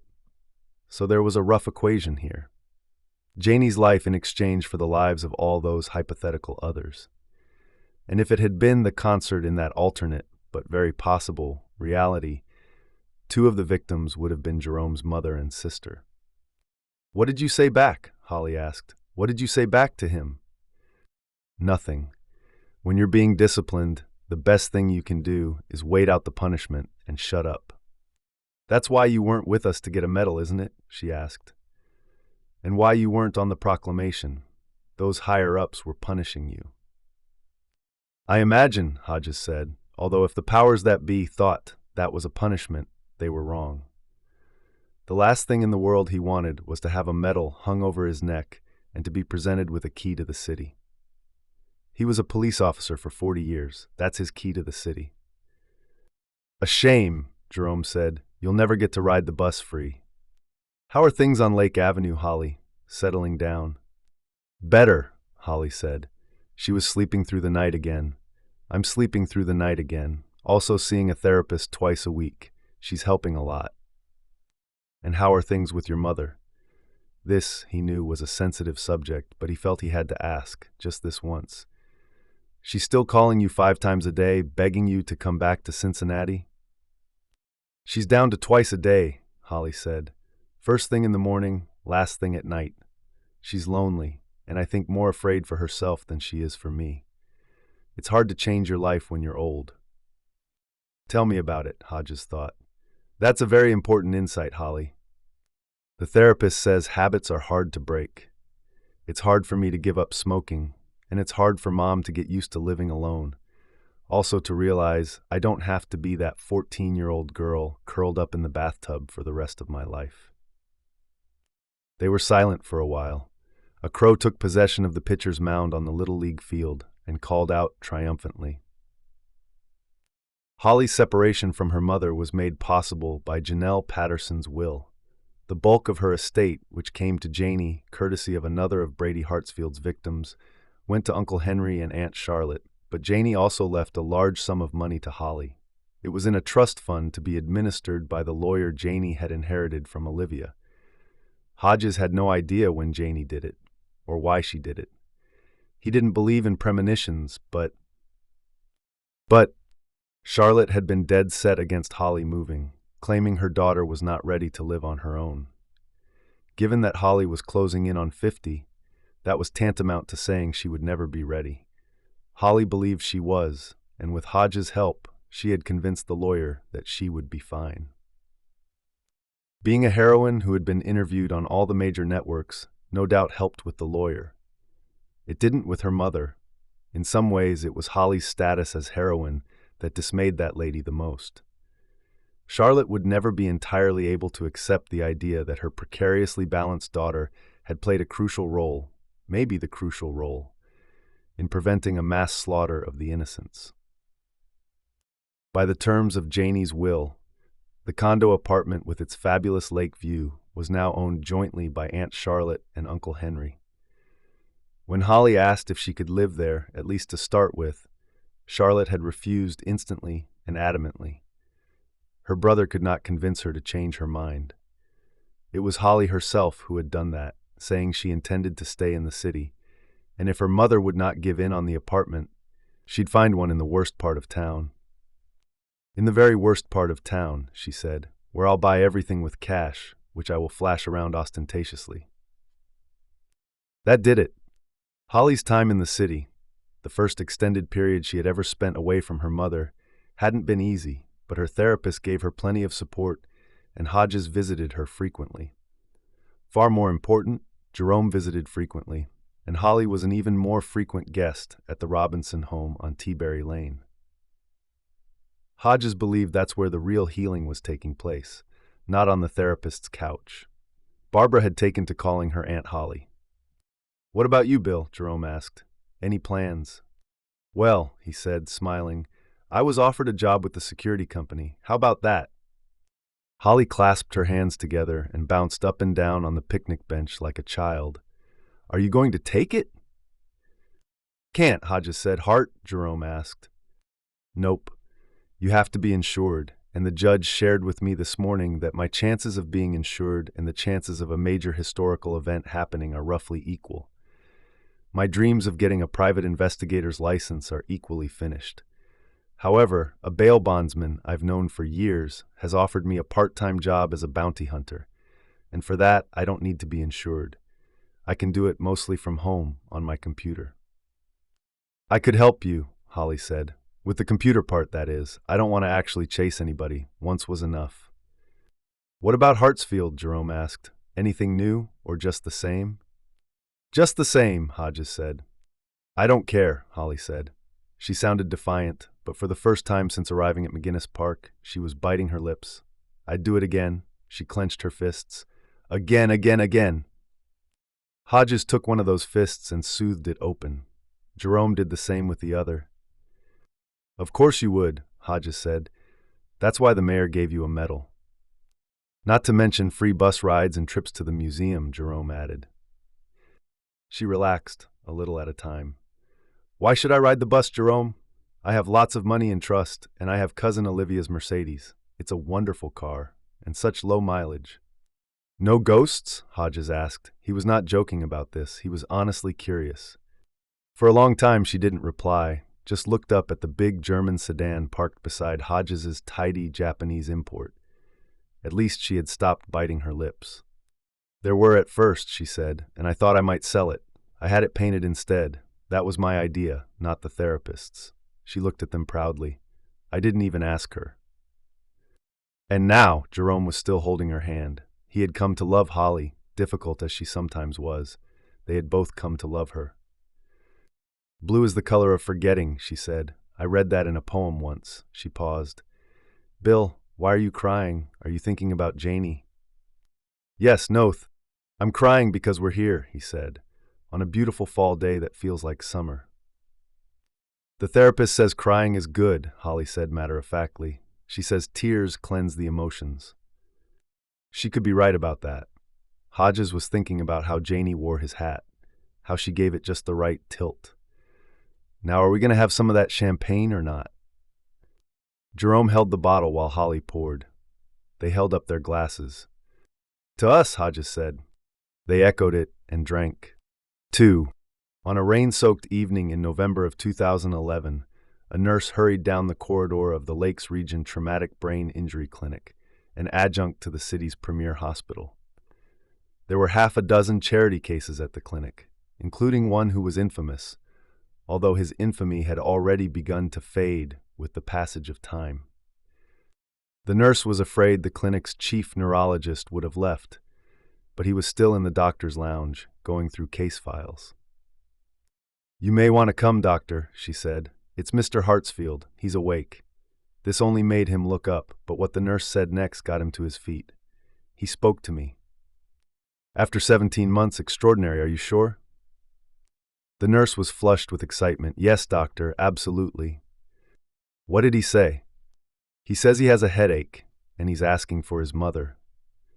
From The Outsider, by Stephen King. 5. Since all City League tournament games were played at the best baseball field in the county, and the only one with lights for night games, home team advantage was decided by a coin toss. Terry Maitland called tails before the game, as he always did. It was a superstition handed down from his own City League coach years ago, and tails it was.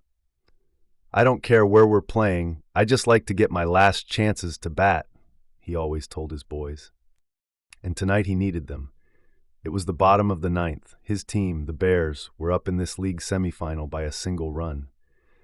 The opposing team, the Golden Dragons, were down to their last out, but they had the bases loaded. A walk, a wild pitch, an error or an infield single would tie it. A ball hit into the gap would win it. The crowd was clapping, stamping the metal bleachers, and cheering as little Trevor Michaels stepped into the left-hand batter's box. His batting helmet was the smallest one they had, but it still shaded his eyes, and he had to keep pushing it up. He twitched his bat nervously back and forth. Terry had considered using a different player to bat, but at just an inch over 5 feet, Trevor drew a lot of walks. And while he was no home run hitter, he was sometimes able to hit the ball. Not often, but sometimes. If Terry removed him for a substitute, the poor kid would have to live with the humiliation through the whole next year of middle school. If, on the other hand, he managed a single, he would recall it over beers and backyard barbecues for the rest of his life. Terry knew. He had been there himself once upon a time, in the older era before the game was played with aluminum bats. The Bears pitcher, their closer, a real fireballer, wound up and threw one right down the heart of the plate. Trevor watched it go by with an expression of dismay. The umpire called strike one. The crowd groaned. Gavin Frick, Terry's assistant coach, paced up and down in front of the boys on the bench, the scorebook rolled up in one hand. How many times had Terry asked him not to do that, and his very large Golden Dragons t-shirt straining over his very large stomach. "I hope letting Trevor bat for himself wasn't a mistake, Terry," he said. Sweat was trickling down his cheeks. "He looks scared to death, and I don't believe he could hit that kid's speedball with a tennis racket." "Let's see what happens," Terry said. "I've got a good feeling about this." He did not really. The Bears pitcher wound up and released another very fast pitch, but this one landed in the dirt in front of home plate. The crowd rose to its feet as Bibir Patel, the Dragons' tying run at third, moved a few steps down the line. They settled back with a groan as the ball bounced into the catcher's mitt. The Bears' catcher turned to third, and Terry could read his expression, even through the mask. "Just try it, boy." Bibir did not. The next pitch was wide, but Trevor swung at it anyway. "Strike him out, Fritz," a loud fan shouted from high up in the bleachers. Almost surely the fireballer's father, from the way the kid snapped his head in that direction. "Strike him out!" Trevor did not offer at the next pitch, which was close. Too close to take, really. But the umpire called it a ball, and it was the Bears' fans' turn to groan. Someone suggested that the umpire needed stronger glasses. Another fan mentioned something about a seeing-eye dog. 2 balls and 2 strikes now, and Terry had a strong sense that the Dragons' season hung on the next pitch. Either they would play the Panthers for the city championship and go on to compete in the States, games that were actually televised, Or they would go home and meet just one more time at the barbecue in the Maitland backyard that traditionally marked the end of the season. He turned to look at Marcy and the girls, sitting where they always did, in lawn chairs behind the home plate screen. His daughters were flanking his wife like pretty bookends. All three waved crossed fingers at him. Terry gave them a wink and a smile and 2 thumbs up, although he still did not feel right. It was not just the game. He had not felt right for some time now. Not quite. Marcy's returned smile faltered into a puzzled frown. She was looking to her left and gestured that way. Terry turned and saw 2 city police walking in lockstep down the third baseline, past Barry Hollyhan, who was coaching there. Time, the home plate umpire yelled, stopping the Bears pitcher just as he went into his windup. Trevor Michaels stepped out of the batter's box, and with an expression of relief, Terry thought. The crowd had grown quiet, looking at the 2 police. One of them was reaching behind his back. The other had his hand on the butt of his holstered service weapon. "Off the field," the umpire was shouting. "Off the field!" Troy Ramage and Tom Yates ignored him. They walked into the Dragons' dugout, a makeshift affair containing a long bench, 3 baskets of equipment, and a bucket of dirty practice balls, and directly to where Terry was standing. From the back of his belt, Ramage produced a pair of handcuffs. The crowd saw them and raised a murmur that was 2 parts confusion and 1 part excitement. "Hey, you guys," Gavin said, hurrying up and almost tripping over Richie Gallant's discarded first baseman's mitt. "We've got a game to finish here." Yates pushed him back, shaking his head. The crowd was completely silent now. The Bears had abandoned their tense defensive postures and were just watching, their gloves dangling. The catcher trotted out to his pitcher, and they stood together halfway between the mound and home plate. Terry knew the one holding the cuffs a little. He and his brother sometimes came to watch the youth football games in the fall. "Troy, what is this? What's the deal?" Ramage saw nothing on the man's face except what looked like honest bewilderment, but he had been a police officer since the 90s and knew that the really bad ones had that mode. "Who? Me?" Looked down to a science. And this guy was as bad as they came. Remembering Anderson's instructions and not minding a bit, he raised his voice so he could be heard by the entire crowd, which the next day's paper would announce as 1,588. "Terrence Maitland, I am arresting you for the murder of Frank Peterson." Another loud reaction from the bleachers, the sound of a rising wind. Terry frowned at Ramage. He understood the words. They were simple English words forming a simple declarative sentence. He knew who Frank Peterson was and what had happened to him, but the meaning of the words escaped him. All he could say was, "What? Are you kidding?" And that was when the sports photographer from the Flint City Call snapped his picture, the one that appeared on the front page the next day.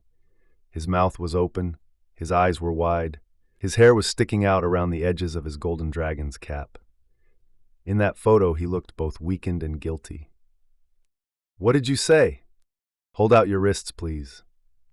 Terry looked at Marcy and his daughters, still sitting in their chairs behind the wire screen, staring at him with identical expressions of frozen surprise. Horror would come later.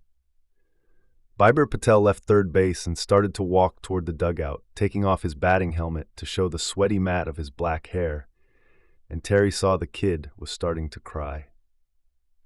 "Get back there," Gavin shouted at him. "Game's not over." But Beiber only stood in foul territory, staring at Terry and weeping. Terry stared back. Positive, almost positive, he was dreaming all this. And then Tom Yates grabbed him and yanked his arms out with enough force to make Terry stumble forward. Ramage snapped on the cuffs. Real ones, not the plastic strips, big and heavy, gleaming in the late sun. In that same loud voice he proclaimed, "You have the right to remain silent and refuse to answer questions, but if you choose to speak, anything you say can be held against you in a court of law. You have the right to an attorney during questioning now or in the future. Do you understand?" Troy. Terry could hardly hear his own voice. He felt as if the air had been punched out of him. "What in God's name is this?" Ramage took no notice. "Do you understand?" Marcy came to the wire screen, hooked her fingers through it, and shook it. Behind her, Sarah and Grace were crying. Grace was on her knees beside Sarah's lawn chair. Her own had fallen over and lay in the dirt. "What are you doing?" Marcy shouted. "What in God's name are you doing, and why are you doing it here?" "Do you understand?" What Terry understood was that he had been handcuffed and was now being read his rights in front of almost 1,600 staring people, his wife and 2 young daughters among them. It was not a dream, and it was not simply an arrest. It was, for reasons he could not comprehend, a public humiliation. Best to get it over as fast as possible and get this thing corrected. Although, even in his shock and bewilderment, he understood that his life would not be going back to normal for a long time. "I understand," he said, and then, "Coach Frick, get back." Gavin, who had been approaching the police with his fists clenched and his large face flushed a strong red, lowered his arms and stepped back. He looked through the wire screen at Marcy, raised his enormous shoulders, spread his chubby hands. In the same loud tones, like a town crier announcing the week's big news, Troy Ramage continued. Ralph Anderson could hear him from where he stood, leaning against the unmarked police car. He was doing a good job, was Troy. It was unpleasant, and Ralph supposed he might be reprimanded for it, but he would not be reprimanded by Frank Peterson's parents. No, not by them. "If you cannot afford an attorney, one will be provided to you before any questioning if you desire. Do you understand?" "Yes," Terry said. "I understand something else too." He turned to the crowd. "I have no idea why I'm being arrested. Gavin Frick will finish coaching the game." And then, as an afterthought, "Buy beer, get back to third, and remember to run in foul territory." There was a small amount of applause, but only a small amount. The loud fan in the bleachers yelled again, "What did you say he did?" And the crowd responded to the question, muttering the 2 words that would soon be all over the West Side and the rest of the city: Frank Peterson's name. Yates grabbed Terry by the arm and started hurrying him toward the snack shack and the parking lot beyond. "You can preach to the crowds later, Maitland. Right now you're going to jail. And guess what? We have the death penalty in this state, and we use it. But you're a teacher, right? You probably knew that." They hadn't gotten 20 steps from the makeshift dugout before Marcy Maitland caught up and grabbed Tom Yates's arm. "What in God's name do you think you're doing?" Yates shrugged her off, and when she tried to grasp her husband's arm, Troy Ramage pushed her away, gently but firmly. She stood where she was for a moment, dazed, then saw Ralph Anderson walking to meet his arresting officers. She knew him from Little League, when Derek Anderson had played for Terry's team. Ralph hadn't been able to come to all the games, of course, but he came to as many as possible. Back then, he'd still been in uniform. Terry had sent him a congratulatory email when he was promoted to detective.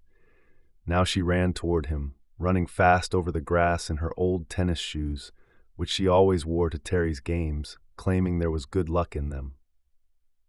"Ralph," she called, "what's going on? This is a mistake." "I'm afraid it isn't," Ralph said. This part he didn't like, because he liked Marcy. On the other hand, he had always liked Terry as well.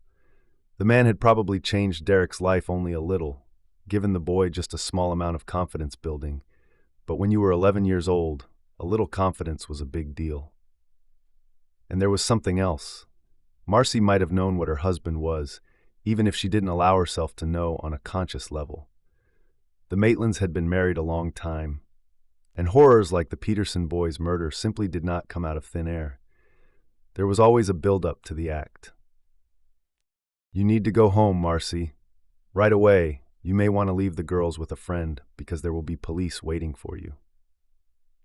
She only looked at him, uncomprehending. From behind them came the sound of a baseball bat making good contact, although there were few cheers. Those in attendance were still shocked, and more interested in what they'd just witnessed than the game before them. Which was sort of a shame. Trevor Michaels had just hit the ball harder than ever before in his life, harder even than when Coach T was throwing easy pitches in practice. Unfortunately, it was a line drive straight to the Bears' shortstop, who didn't even have to jump to make the catch. "Game over,"